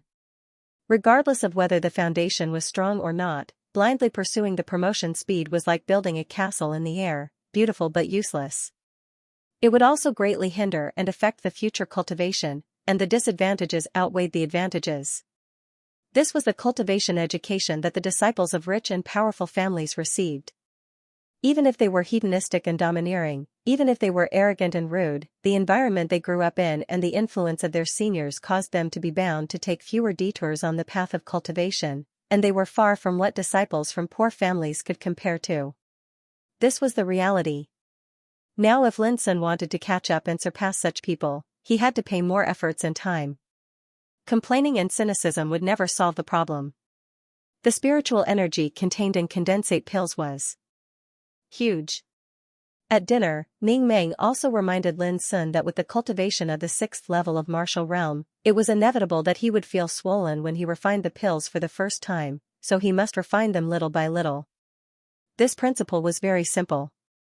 When a cultivator was cultivating, swallowing a pill that was too precious would be harmful instead of beneficial. This was because the spiritual power contained in such a pill was too great. It was not something that a person with a low cultivation base could bear. Even if they swallowed it, the medicinal power would dissipate out of their body and be wasted. Lin Sun didn't care much about this, but he still paid a lot of attention when refining and dared not to be careless. What Lin Sun didn't expect was that he refined all the condensate pills in just a quarter of an hour. From beginning to end, he didn't feel full at all, let alone swollen pain. And this discovery also made Lin Sun conclude that it was not Ning Meng's warning that he was wrong, but because of the 4 spiritual vortexes in his body, he had become too abnormal. Lin Sun even had a strong feeling that even if he swallowed 10 condensate pills at a time, he might not be able to bear it. I used to have the devouring abyss, the spiritual vein of origin.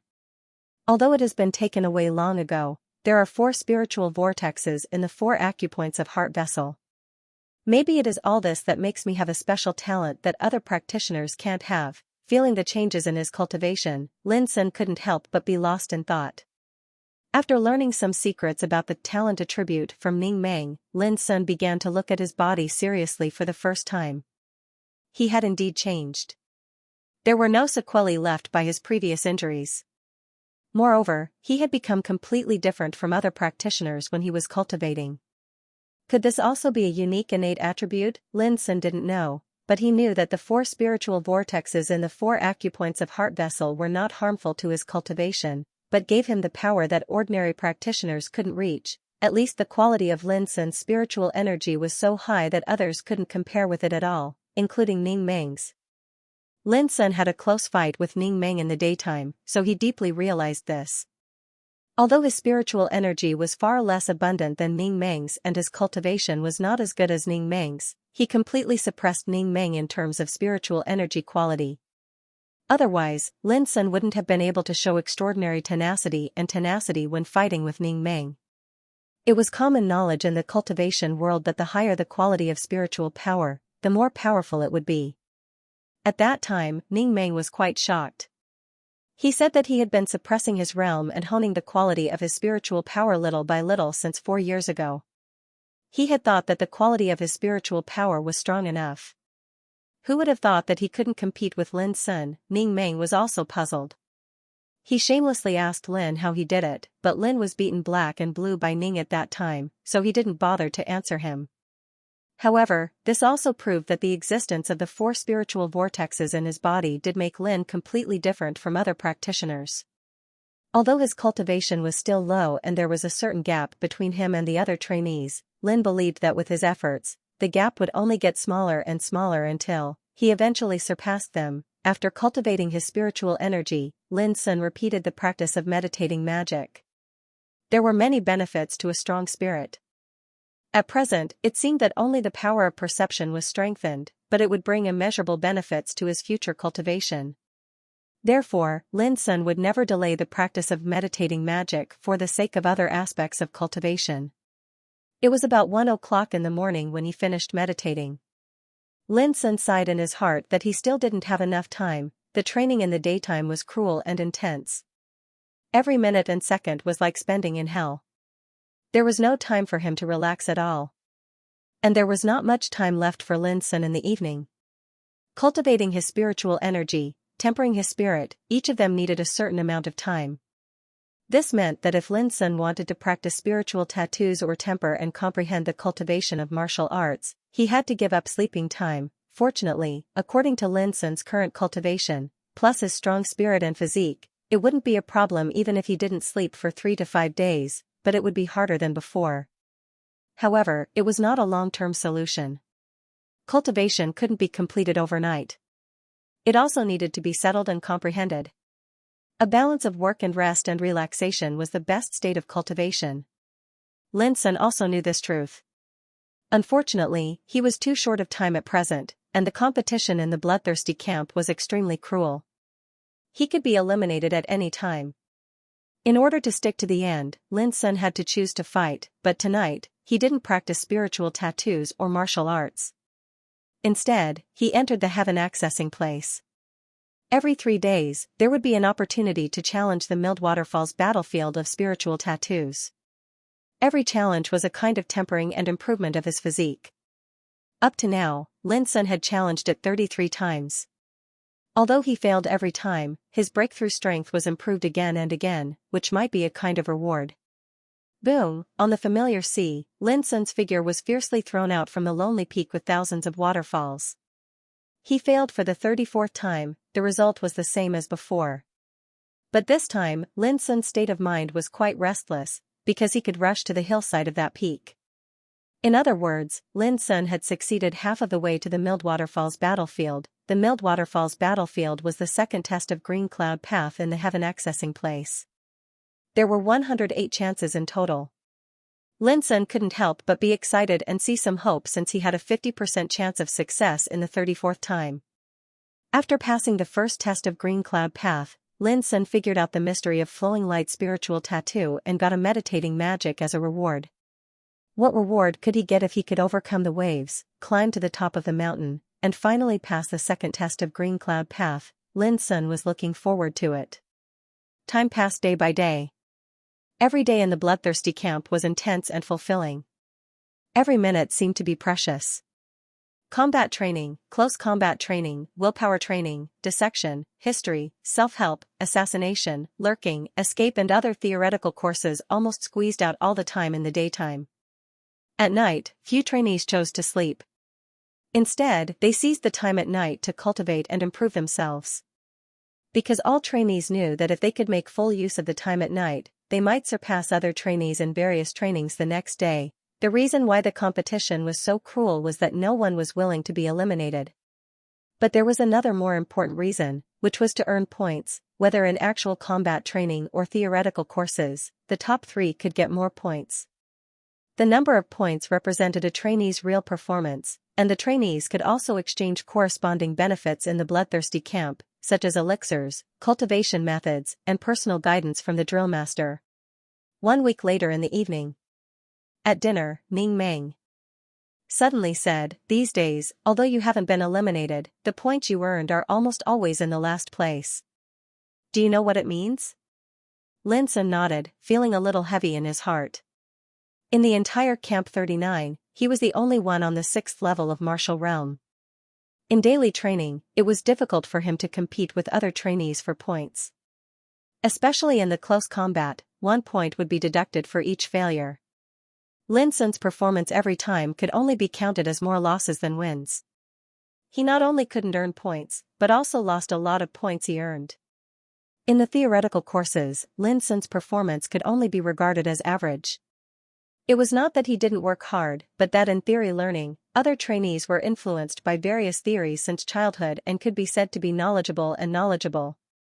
Naturally, their performance wouldn't be bad. However, because Lin Sun lived in the mind prison since childhood, the knowledge he had access to was extremely narrow. It was not easy for him to get an average score in the theoretical assessment. This was the congenital deficiency of knowledge reserve. A practitioner should not only know how to fight but also how to save himself, escape, identify danger, have insight into the enemy, arrange troops, control the situation and so on. Being at the bottom of the ranking meant that Lin Sun could enjoy fewer benefits. This might not be important, but at the end of this month, if his ranking was still the worst in Camp 39, he would be directly eliminated. This is a bottle of condensate pills I exchanged with my points. There are 30 pills in total. Take them. There are still 3 weeks before the end of this month. I don't want you to get out of here with your tail between your legs. Ning Meng suddenly took out a white jade bottle and handed it to Lin Sun with a serious face. Lin Sun was stunned. After a moment of silence, he accepted it and said with a smile, "Are you worried that I will lose face for you again?" Ning Meng said fiercely, "Isn't it nonsense? Now in Camp 39, who doesn't know that you are my brother? If you get eliminated in Scram, where will I put my face?" Lin Sun shrugged helplessly and said, "Forget it. For the sake of your face, I intend to make a sacrifice and try not to be eliminated."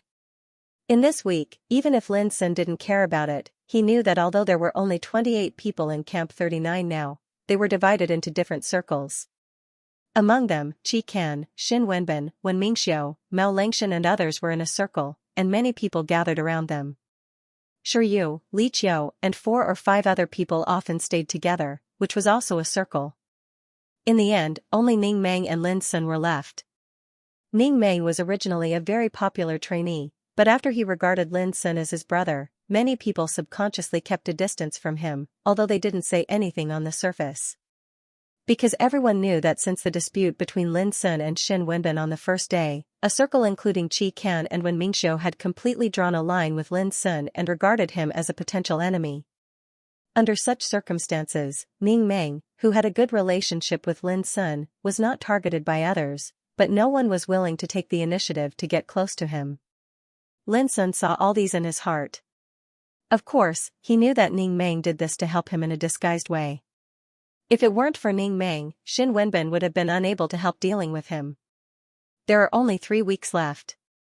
This situation must be changed. Lin Sun secretly made up his mind. He couldn't bear to be eliminated like this. In Camp 39, there was only one person that Lin Sun couldn't figure out, Shi Yu. Shi Yu was a core figure in another circle, but he had never shown any ambition or been hostile to anyone. Even on many occasions, Shi Yu had talked with Lin Sunpan several times. What they talked about was related to training, without any other purpose. Lin Sun couldn't comment on this. Just a few days ago, he heard Ning Meng mention by chance that Shi Yu was the 3rd son of Fortune God Shi of the Empire, namely, Shi Xuan's younger brother. Lin Sun didn't know whether Shi Yu knew him or not, but he owed Shi Xuan a favor, so subconsciously he wouldn't speculate on Shi Yu's behavior. When he walked out of the canteen, Lin Sun had been thinking about how to change his situation so that he wouldn't be eliminated at the end of this month at least. After thinking it over, he found it was really difficult to change all this in just 3 weeks. At least until now, Lin Sun had no clue. He was not willing to admit defeat. It was dusk. In the scorching desert, this should be the most comfortable time. It was neither hot nor cold. The sunset was like fire, like a magnificent rose, painting magnificent colors in the sky. Competition was everywhere in the camp. After dinner, almost all the trainees of Camp 39 returned to their living places, seizing the time to cultivate and improve themselves. Lin Sun walked alone on the road in front of the camp with a heavy heart. All of a sudden, he noticed a skinny old man lying on the ground in the open space not far away, fiddling with a strange thing like a tripod furnace. The old man was extremely skinny with unkempt hair. Staring at the thing in his hand, he was murmuring something with a worried frown. Lin Sun couldn't help but walk over curiously. Looking down, he found that the thing in the old man's hand was indeed like a tripod furnace, about half a foot high, with a dark red color. The surface of the tripod furnace was covered with hair-like fine and complicated spiritual tattoos, which covered the inside and outside of the tripod furnace. At a glance, Lin Sun recognized that it was a spiritual furnace, the core component of refining a treasure boat. Damn it, it's still not right. Equipped with this thing, it can't speed up the treasure boat, and it may make the power of the treasure boat fluctuate. The loss outweighs the gain. The old man gritted his teeth and looked depressed as he muttered, "Could it be that my assumption was really wrong? The Gold Flame Treasure Light Spirit Formation couldn't replace the original Moonlight Spirit Formation? Or is there something wrong with the material of the spirit furnace?" He lay on the ground, still unwilling, and seemed to be in a daze. Lin Sun was stunned and stared at the spiritual furnace for a long time. He couldn't help asking, "Uncle, why don't you try to combine the Golden Flame Spiritual Formation with the Moonlight Spiritual Formation?" When the old man heard that, he immediately cursed unhappily, "Nonsense. These 2 great spirit formations are completely different, and their grades are also different. Fuse my ass." He raised his head to look and saw it was a youth around the age of 10, causing him to be even more displeased, and he couldn't help but mock and ridicule once more. He seemed to want to vent the resentment in his heart as he said, "You're just a little kid, yet you dare talk nonsense before me?" The spiritual tattoos are so profound and mysterious that even the spiritual tattooists in the world can't get a glimpse of them. How can you, an idiot who is still wet behind the ears, comment on it? Get out of here. Lin Sun frowned and said, "You can't do it, but it doesn't mean others can't." Old guy, if all the spiritual tattooists in the world are as arrogant as you, I think they can never touch the supreme realm of spiritual tattoos in their lives. After saying this, he turned around and left. He didn't want to argue with the grumpy old bastard. Bah! You're so arrogant at such a young age. Nowadays, the younger generation is not only ignorant but also fucking arrogant. The old man spat at Lin Sun's back fiercely, and then buried his head to stare at the spiritual furnace he had refined by himself. Until the night fell, he still had no clue. He couldn't help but feel upset. He suddenly grabbed the spiritual furnace and was about to destroy it. But at this moment, a charming laughter like a silver bell suddenly sounded in the distance. "Old M.O., why are you here? Guess what good news I brought back for you." Along with the voice, a fiery red silhouette appeared in front of the old man like the wind. Her eyes were bright, her eyebrows were curved, and she had a standard oval face. Her beautiful hair was slightly curled and draped over her shoulders. Her full lips were red like fire, and they were slightly pursed, revealing an unruly wildness. She wore a fiery leather coat and trousers. The narrow leather coat almost couldn't restrain her plump breasts, and her snow-white and delicate waist was exposed at the waistline. Her slender leather pants were stretched tight over her plump and straight long legs, outlining the contours of her body that would cause one's soul to stir. Undoubtedly, this was an extremely charming, hot, sexy, and wild beautiful woman. Just by standing casually, she could make people's hearts sway and mouth dry. Anyone who saw such a woman would probably think of such words full of infinite reverie as a natural stunner who could bring disaster to a country and people. But if the trainees of Camp 39 were here, they would definitely recognize that this extremely beautiful and sexy woman was exactly the same as Drillmaster Young Ku except for her dress and temperament. The skinny old man, who was called Old M.O., was stunned. First, he glared at the woman's plump breasts without batting an eyelid, and then said in surprise, "Young man, you're finally back. Tell me, what did the old guy of Green Deer School say?" Young man gave Old M.O. a charming look and said, "If you dare to peep at me again, don't blame me for smashing all the rubbish in your nest." Old M.O. shouted, "Rubbish? That's a treasure. It's a peerless treasure that I've refined with painstaking efforts these years." Young man obviously knew Old M.O. very well, and she didn't bother to explain to him. "The old guy said that you want to replace the spiritual furnace on Ziying battleship. Although it's a whimsical idea, it's not impossible." Old M.O. was refreshed. He rubbed his hands anxiously and asked quickly, "What's the way?" He had been tortured by this problem for several months and was about to give up. He never thought that he could get such good news. It was really a twists and turns which rekindled his hope. He didn't say the specific way. He just asked me to tell you that you can consider combining the Golden Flame Spiritual Matrix and the Moonlight Spiritual Matrix. Young man crossed her arms in front of her chest, which made her snow-white breasts even more impressive. Old M.O. had ignored this attractive scenery.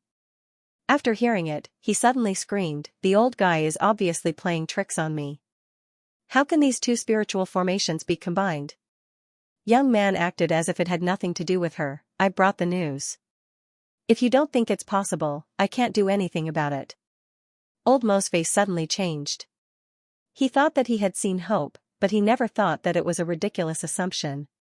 What was the difference between this and the proposal of the idiot boy just now? Wait, suddenly, Old M.O. was stunned.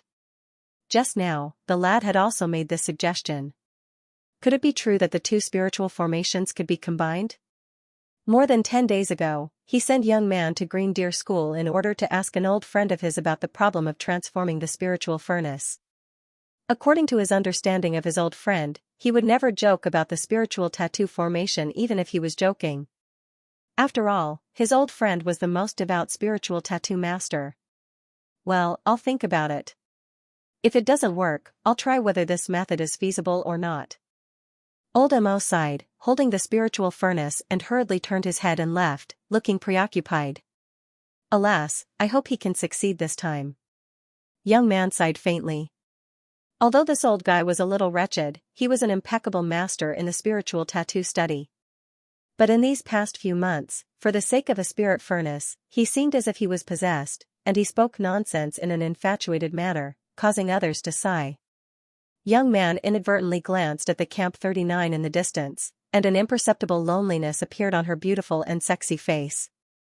Shaking her head, young man turned around and left. She wanted to see old Mo, who was the treasure of the bloodthirsty camp. Nothing could happen to him. She's back. In the Camp 39, fatty middle-aged raised his head. You really don't want to see her? A lone and slender figure sat at the top of the treasured vessel at the side. He wore an old-fashioned military uniform, and his jet-black hair that fell to his ears fluttered in the twilight breeze, revealing a delicate and beautiful white face. It was Young Ku. She held a flagon in her slender hand and drank it absent-mindedly, as if she didn't hear the words of fatty middle-aged. Alas, you two are more stubborn than the other. Forget it, I don't care. Fatty middle-aged shook his head angrily and turned away with his hands clasped behind his back. In the dusk, a touch of night came, casting a shadow on Young Ku's face. She stared into the distance and said softly after a long time, "She is not my sister." Young Ku turned over and jumped off the treasure ship. She stood straight as before and recovered her former calmness and indifference. Her figure soon disappeared in the darkness. The night grew darker and darker.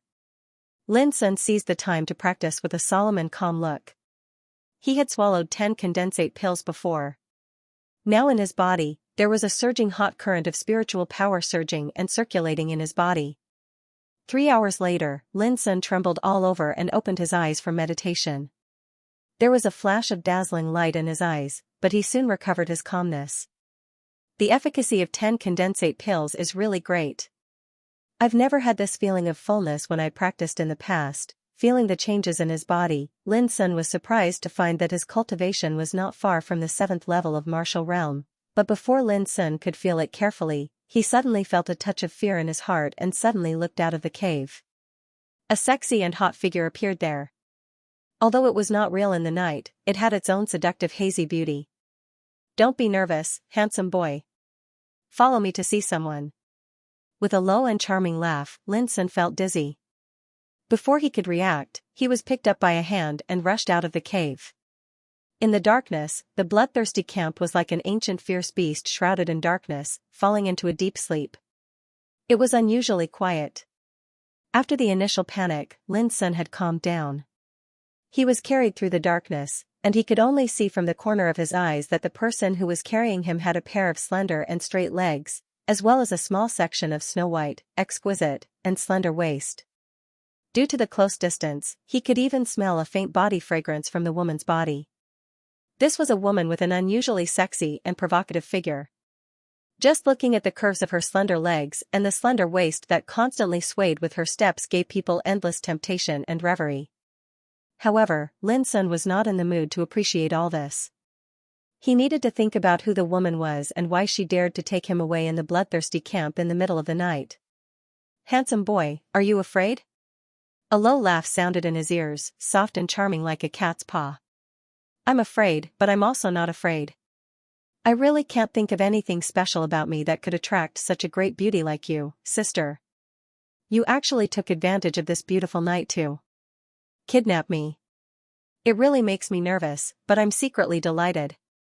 Lin Sun said quickly in a low voice, telling her directly that once he dared to shout, he would be knocked out immediately.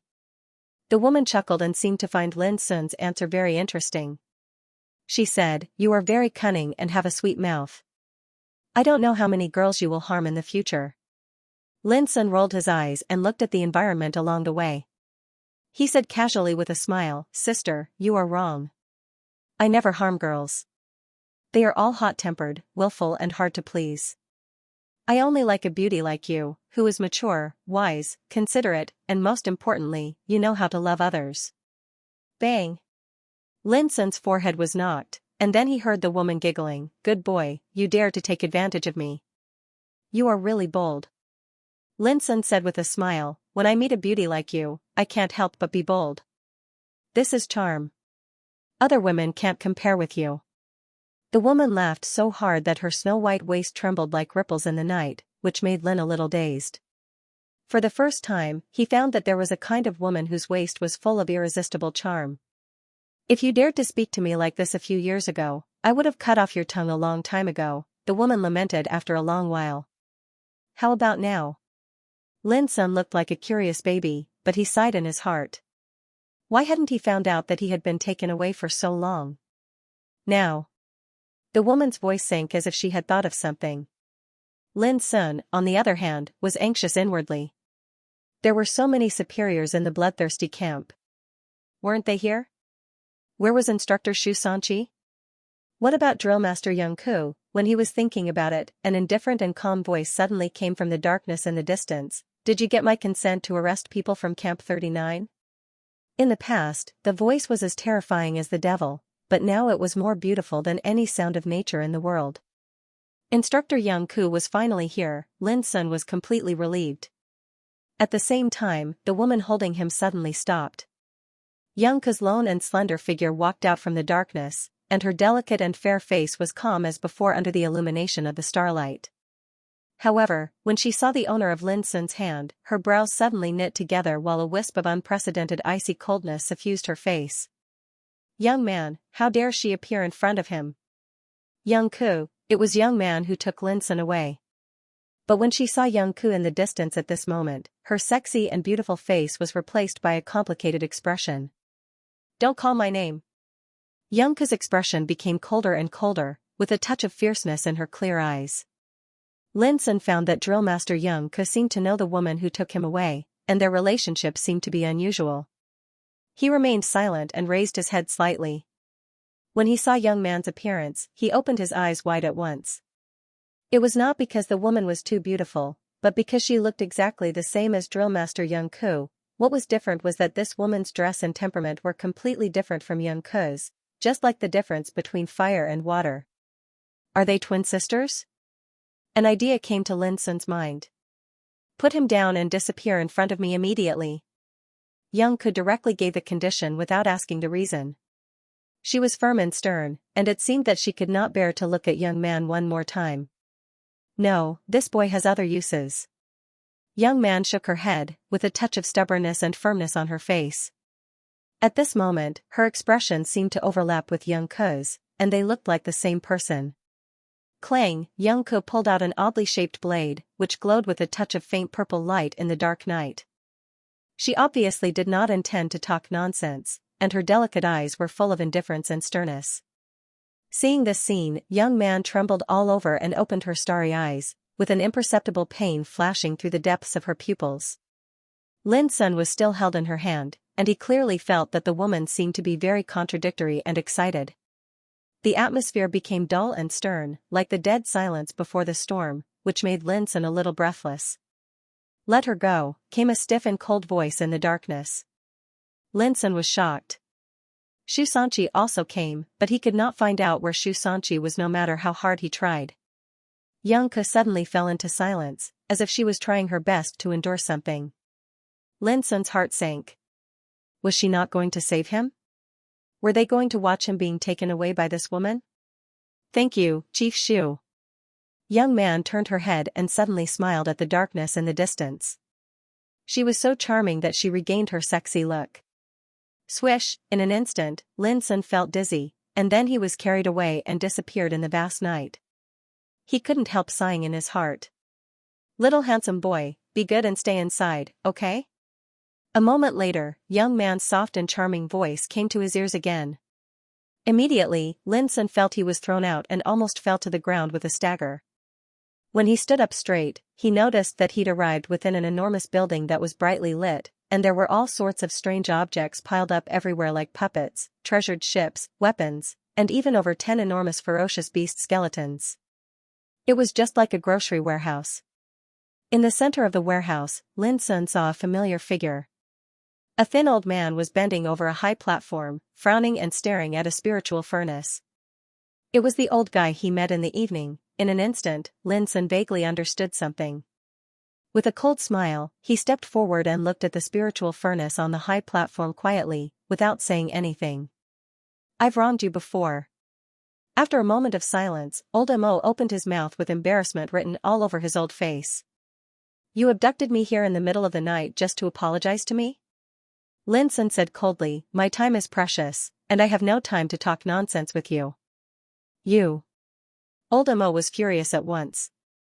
He pointed at Lin Sun, little guy, do you know who you are talking to? There was a hint of threat in his voice. Lin Sun seemed to have nothing to fear and said disdainfully, of course I know.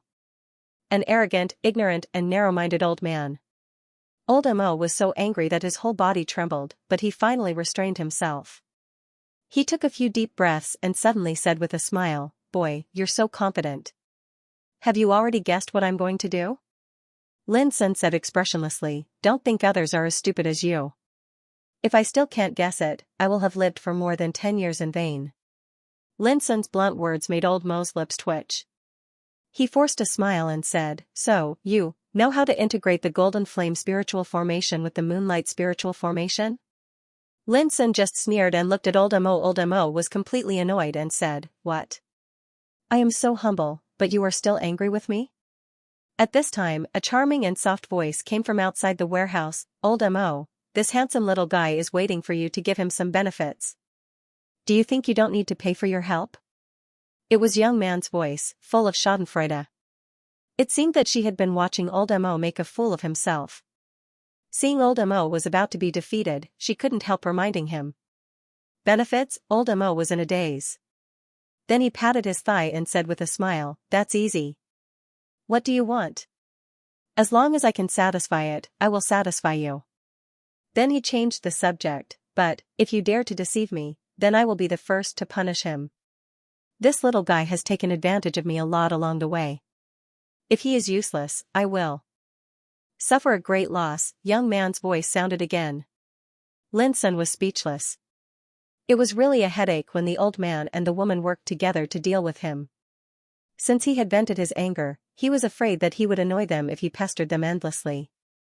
Although Lin Sun couldn't figure out the identity and background of these two people, since they could appear in the bloodthirsty camp and even Xianxia spoke for the woman, they were obviously not ordinary people. If he offended them, he would be the unlucky one in the end. It's not bad to talk about benefits after I solve your problem. Lin Sun seemed very happy at this moment. Prepare an inscribing pen and a piece of paper for me. Old Mo cheered up and did as he was told, but he still felt a little uneasy. Could this 13-year-old boy really make it? He had been thinking about how to solve this problem since he knew that he needed to integrate the golden flame spiritual formation and the moonlight spiritual formation to transform the spiritual furnace. But until late at night, he still had no clue. He was frustrated and anxious, and was about to go crazy. His old friend in Green Deer School had pointed out the direction for him, but he couldn't do it, which made old Mo start to doubt the level of spiritual tattoos he had mastered. The reason why old Mo kidnapped Lin Sun in the middle of the night was completely a whim. He had the mentality of making every possible effort.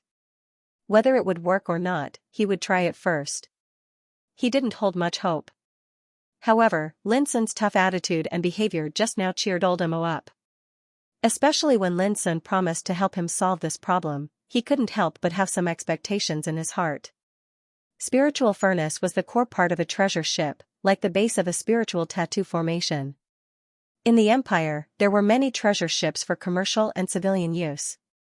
They were of different styles and were equipped with different functions. But the treasure ship old Mo mentioned was completely different from other treasure ships. It was called Xianxia battleship, a strategic weapon of the Empire's military. In Xiao Empire, battleships were divided into 3 levels, small, medium and large. The Silver Eagle battleship that Shiryu took when he arrived at the bloodthirsty camp was a kind of medium-sized battleship newly developed by the Academy of Spiritual Implements of the Empire. It could accommodate thousands of people and was equipped with spiritual tattoo cannons with terrible attack power. The Xianxia battleship that old Mo wanted to transform was a small battleship, which was the most famous classic battleship in the Empire. It had been replaced more than 10 times in hundreds of years and had reached the peak level of small battleships at present. This meant that there was almost no room for improvement and transformation of Xianxia battleship. But old Mo didn't think so. The core of a battleship was the spiritual furnace, and the core of the spiritual furnace was the spiritual tattoo formation. As long as it was a spiritual tattoo formation, it had the possibility of continuous improvement and upgrading. Old Mo was a spiritual tattoo master. He had been immersed in spiritual tattoos for many years. He was very clear that if Golden Flame Spiritual Tattoo could replace Moonlight Spiritual Tattoo, the power of Ziying Battleship could be reborn. For this reason, he had been trying and studying all kinds of possibilities in the past few months. He had experimented many times in person, but all of them ended in failure in the end. It was not because of the spiritual furnace, but because of the spiritual tattoo formation. According to the different power, the spiritual tattoo formation was divided into 4 levels: primary, medium, advanced and top. Golden Flame Spiritual Tattoo Formation was a kind of medium spiritual tattoo formation. Its most significant effect was that it could absorb the light of the sun and the moon and smelt a terrible power called golden flame. Moonlight Spiritual Tattoo Formation was a kind of primary spiritual tattoo formation, which could only absorb the essence of the moon at night. Although it produced strong power, it was still a level lower than Golden Flame Spiritual Tattoo Formation. Unfortunately, Ziying Battleship had its own limit. Its specifications and materials were difficult to be equipped with higher-level spiritual tattoo formation. Unless Ziying Battleship was completely transformed, how could it still be called Ziying Battleship? What was more, Ziying Battleship was a classic battleship. Its specifications and materials had been perfected by countless masters of spiritual tattoos for hundreds of years. It was almost perfect. Even with Old Mo's ability, he dared not say that he could completely transform the Ziying Battleship from beginning to end by himself. Therefore, he could only modify the spiritual furnace and try to replace the original spiritual rune formation with a new one. But Old Mo deeply realized that it was extremely difficult to achieve this step after repeated failures. If it were not for the message from young man today, Old Mo would have given up directly. Therefore, when Lin Sun showed up and said that he could help him solve this problem, Old Mo was quite expectant. But at the same time, he was also very worried. He was a spiritual tattoo master. To put it bluntly, his attainments in spiritual tattoos could at least be regarded as top-notch among all the spiritual tattoo masters in the empire. Even he couldn't solve this problem. Could Lin Sun, a 13-year-old boy, do it? Although Old Mo had serious doubts in his heart, he had been driven into a corner by this problem, so he could only give it a try. Swish, swish, swish. When Old Mo was thinking about it, Lin Sun had already stood in front of the high platform, picked up the inscribing pen, and bent over to sketch on a piece of white paper. The sharp tip of the pen was dipped in the most common black ink. With a light and elegant technique, wisps of hair-like spiritual tattoos flowed on the white paper. But when people stared at these spiritual tattoos, they didn't feel light at all. Instead, they gave people a kind of heavy and clumsy power. Old Mo's eyes lit up. The most important thing for a spiritual tattooist was the strength of the brush, which varied from person to person. Some were treacherous and erratic, some were light and elegant, some were magnificent, and some were sonorous and vigorous. Lin Sun's movements were wantonly and elegant, light and skillful, like moving clouds and flowing water. The spiritual tattoos inscribed by Lin Sun were heavy and simple, majestic and majestic. This was not something that could be achieved by just having a solid foundation. It was obvious that he had his own style in the field of spiritual inscriptions. This was so rare, at least among the spiritual tattooists that Old Mo knew. There was almost no one who could do this at the age of 13 or 14. Old Mo's expectation in his heart increased a lot, and the way he looked at Lin Sun was faintly different. This boy was not simple, but when he saw the spiritual tattoos inscribed by Lin Sun, Old Mo frowned at once and couldn't help asking, "Is this the Greenwood spiritual formation?" Lin Sun looked focused, as if he had heard nothing, and continued to write. With his current ability, he could not refine a complete spiritual tattoo formation by himself, but it was a piece of cake for him to draw a spiritual tattoo formation. Seeing that Lin Sun ignored him, Old Mo didn't say anything more. But the more he looked at Lin Sun, the more he felt something was wrong. When he saw that Lin Sun was obviously going to write another spiritual tattoo formation of Gang Mountain, he immediately pounded the table and shouted, "No, no, you are going to use these 2 spiritual tattoo formations as a medium to form a bridge, so as to unite the other 2 spiritual tattoo formations. Give up. I've tried your method, and it doesn't work at all. Lin Sun frowned. Being interrupted when he was inscribing spiritual tattoo formations made him extremely unhappy. He couldn't help glancing at old Mo coldly. You can't do it, but it doesn't mean others can't. If you don't believe me, I'll leave at once. Old Mo's expression froze, and he suppressed his anger and said, Boy, you've got guts. I'd like to see what tricks you can play in the end. Lin Sun ignored him, lying on the high platform and concentrating on inscribing. He looked focused and his mind was as calm as an ancient well. He had learned spiritual tattoos from Master Lu since he was a child. During the years in the mine prison, spiritual tattoos occupied almost all of his life.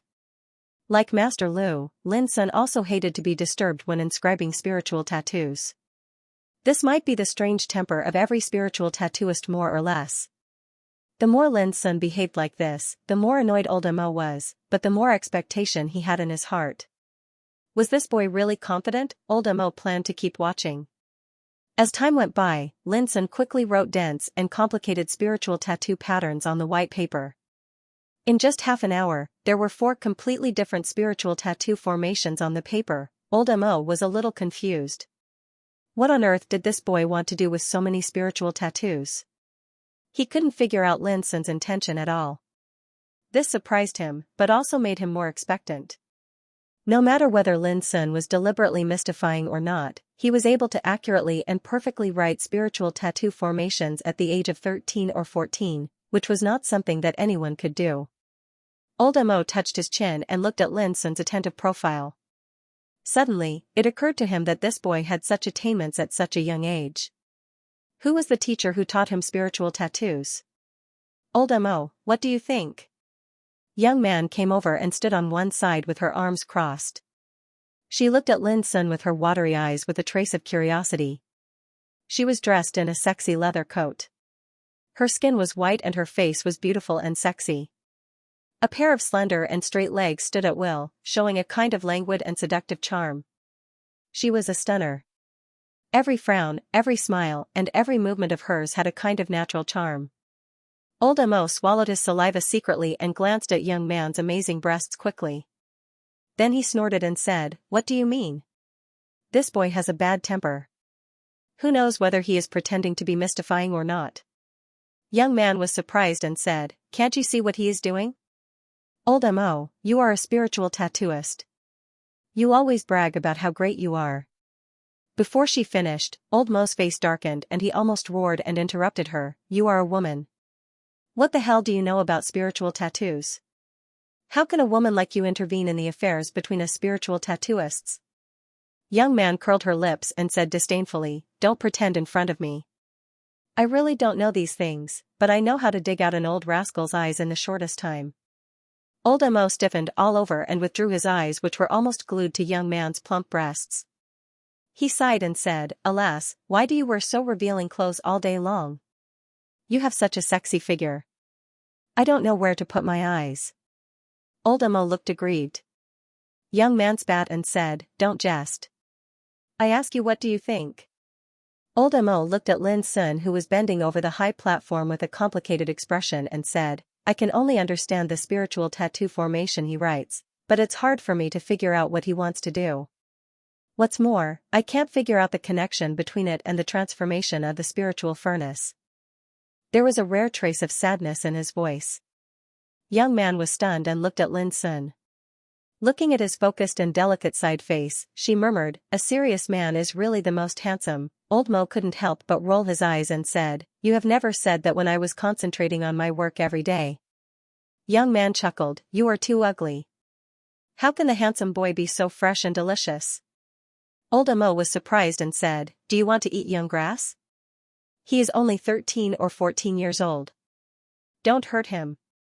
Young man said disdainfully, If you are jealous, just say it. Don't pretend in front of me. Old Mo's face became hot and he snorted coldly without saying anything. He knew that he couldn't win an argument with young man, and it was the most stupid thing to bicker with a woman. At this time, Lin Sun, who was bending over the high platform, suddenly straightened up, dropped the inscribing pen, turned around and handed a stack of white paper full of writing to Old Mo, saying, It's done. It's done. Old Mo and young man were both stunned and stopped bickering. Their eyes all fell on the stack of white paper. Old Mo looked very excited and started to read carefully. Sometimes he frowned, sometimes his pupils dilated, and sometimes he scratched his head. His expression kept changing, which was very interesting. However, young man felt a little dizzy just by glancing at it. The stack of white papers was full of complicated spiritual tattoos, which she really knew nothing about. Turning her head and looking at Lin Sun, who was standing aside, young man couldn't help asking, "Can you really solve this problem?" Lin Sun thought for a while and said, "I'll know after I have a try. It should be no problem." He didn't dare to be too absolute, because he was not sure whether the answers he gave could be realized by Old Mo's means. Young man's ruddy and plump lips showed a charming smile. She blinked her watery eyes and said, "Handsome boy, if you fail, I won't spare you." Although it was a threat, Lin Sun's heart beat violently when she said it in such a flirtatious way. He took a deep breath and asked with a smile, "What if I succeed? How will you repay me? Devote yourself to me?" Young man bit her red lips, which was very sexy. "It's not realistic. Give me another one," Lin Sun said flatly. He was not dazzled by the beauty, and he knew that the charming beauty in front of him was teasing him. Young man frowned and said pitifully, "Am I not beautiful? You can even refuse my kindness. What else do you want? Do you want me to catch 17 or 18 little beauties to accompany you?" Lin Sun felt a headache and said with a wry smile, "Can't we talk seriously?" Young man became more and more resentful. "Are you saying that I'm not serious? What a stone-hearted little bastard. I've misjudged you." Lin Sun was completely helpless. Fortunately, at this time, Old Mo suddenly raised his head with bloodshot eyes and frowned brows. He anxiously pointed at a spiritual tattoo formation on the paper and said, "Among the 5 spiritual tattoo formations you gave me, only this clear shadow formation is obviously out of place. What's its use on earth?" Lin Sun secretly breathed a sigh of relief, directly ignoring young man's resentful eyes, and began to discuss with Old Mo. This formation is formed from 36 wind attribute spirit inscriptions and 72 earth attribute spirit inscriptions. It looks like a huge illusion array, but if it is used on the spiritual furnace, it can be fused with the greeny true wood spirit array to form a new spirit array. Lin Sun spoke with fervor and assurance, his voice calm and fast. Old Mo listened to Lin Sun very carefully and attentively. Along with Lin Sun's explanation, a touch of enlightenment appeared on his face. He quickly asked, "What about this metal fragmentation formation?" "It's very simple. The golden fragmentation spiritual formation is used to supplement the golden flame spiritual formation. The two have the same property. Only by combining them can they form a connection with the other spiritual formations." "I see. Why didn't I think of this before? Isn't this the simplest method of melting the tactical matrix?" Old Mo patted his thigh, feeling both annoyed and amazed. "No, something's not right here. No way, you don't even understand this? Don't forget that no spiritual formation exists in isolation. It's interdependent and mutually restrained because of their properties. Take the 9-tune spiritual formation of flame and ice as an example. Damn it, it works like this. Why didn't I think of it before? It's normal. All your thoughts are on the fusion, so you ignore the various wonderful changes that will occur when the spiritual formations repel each other." The conversation was going on enthusiastically. An old man and a young man stood there and talked to each other in front of a stack of white paper. What they talked about were all difficult and complicated terms of spiritual tattoos. Young man was confused. She stared at the energetic young man who talked with fervor and assurance, and then at Old Mo who humbly asked for advice like a student. Suddenly, she felt that everything in front of her was so unreal. When did Old Mo, the arrogant and perverse old guy, become so modest? And it was in front of a young man, which was incredible. It should be known that although Old Mo was proud of his talent and had his eyes on the top of his head, he had real talent and could be regarded as a top-notch spiritual tattoo master in the world. If Old Mo hadn't been left here by special means by the bloodthirsty camp by chance, he could have been a respected teacher in the Green Deer School of the Empire by virtue of his means. In fact, Old Mo did have a very unusual relationship with the Green Deer School.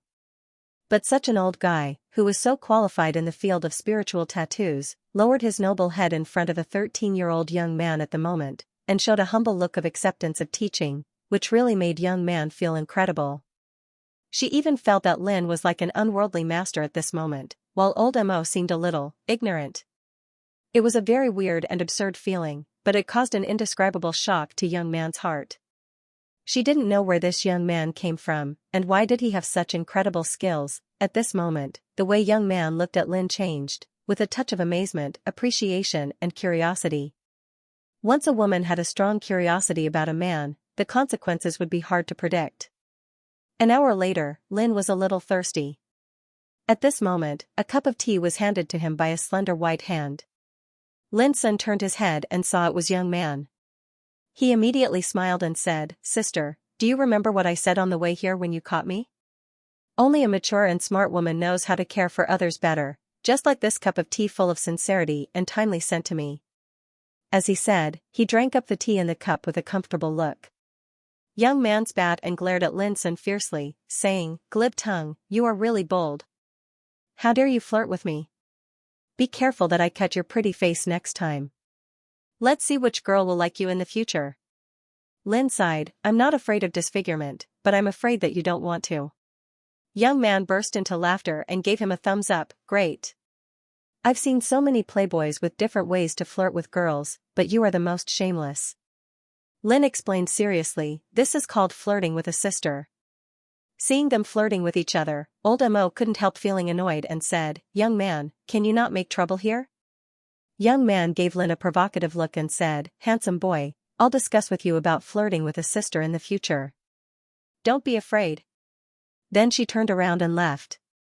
"This woman is a scourge," old Mo scolded. "I think this sister is very nice, much better than those hot-tempered young girls," Lin sighed with emotion. In a simple stone house in the bloodthirsty camp, sitting upright in front of the desk, Xianxia was wiping an old dark silver armor. There was a rare trace of tenderness on his dark face, which was as hard as rock. This was his armor with spiritual tattoos, Wolf Fang, which had accompanied him in battles for decades. Until now, it had been silent for decades. Because Xianxia had left the battlefield for decades. "Old man, sooner or later, I will take you to the battlefield again." "I will." Xianxia's expression became firm, and he gently put away Wolf Fang. At this moment, a red figure pushed the door open and came in. She lifted her slender legs and sat directly in front of the desk, with a languid and charming manner. "Chief Shu, you haven't slept yet. Are you waiting for me?" It was young man. Xianxia raised his head and looked at her with a gaze as sharp as a knife. She immediately stood up and put away her lazy expression. "What's the matter?" Xianxia asked. Young man sighed softly. At this moment, her charm and sexiness seemed to disappear, and there was a trace of loneliness and coldness in her calm look. After a long while, she calmed down and said, "I come to ask you for a person, which is related to old Mo's plan. If it succeeds, you should know what it means." Xianxia narrowed his eyes. "Is it Lin Sun?" Young man was not surprised. If Xianxia hadn't appeared when Lin Sun was taken away at night, young Ku wouldn't have survived. "Yes, it's this little guy." "Do you know his origin?" Young man asked. "He was sent by Heiyao Shrine." Xianxia kept silent for a long time. Young man's expression changed slightly imperceptibly. "Go ahead. I can make an exception for this matter. At least in the bloodthirsty camp, no matter who you are, you must obey orders," Xianxia said resolutely.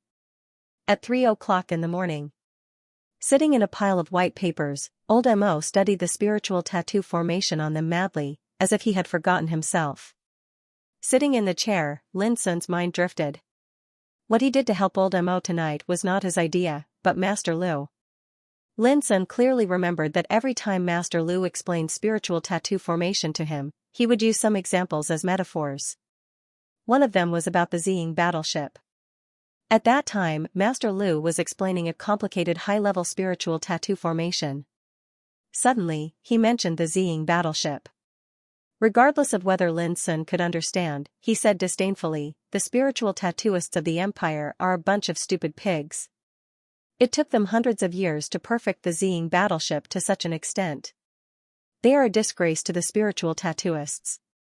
While speaking, he also took the spiritual tattoo formation of the Ziying battleship as an example. The most famous classic small battleship in the empire was scolded as useless by Master Lu.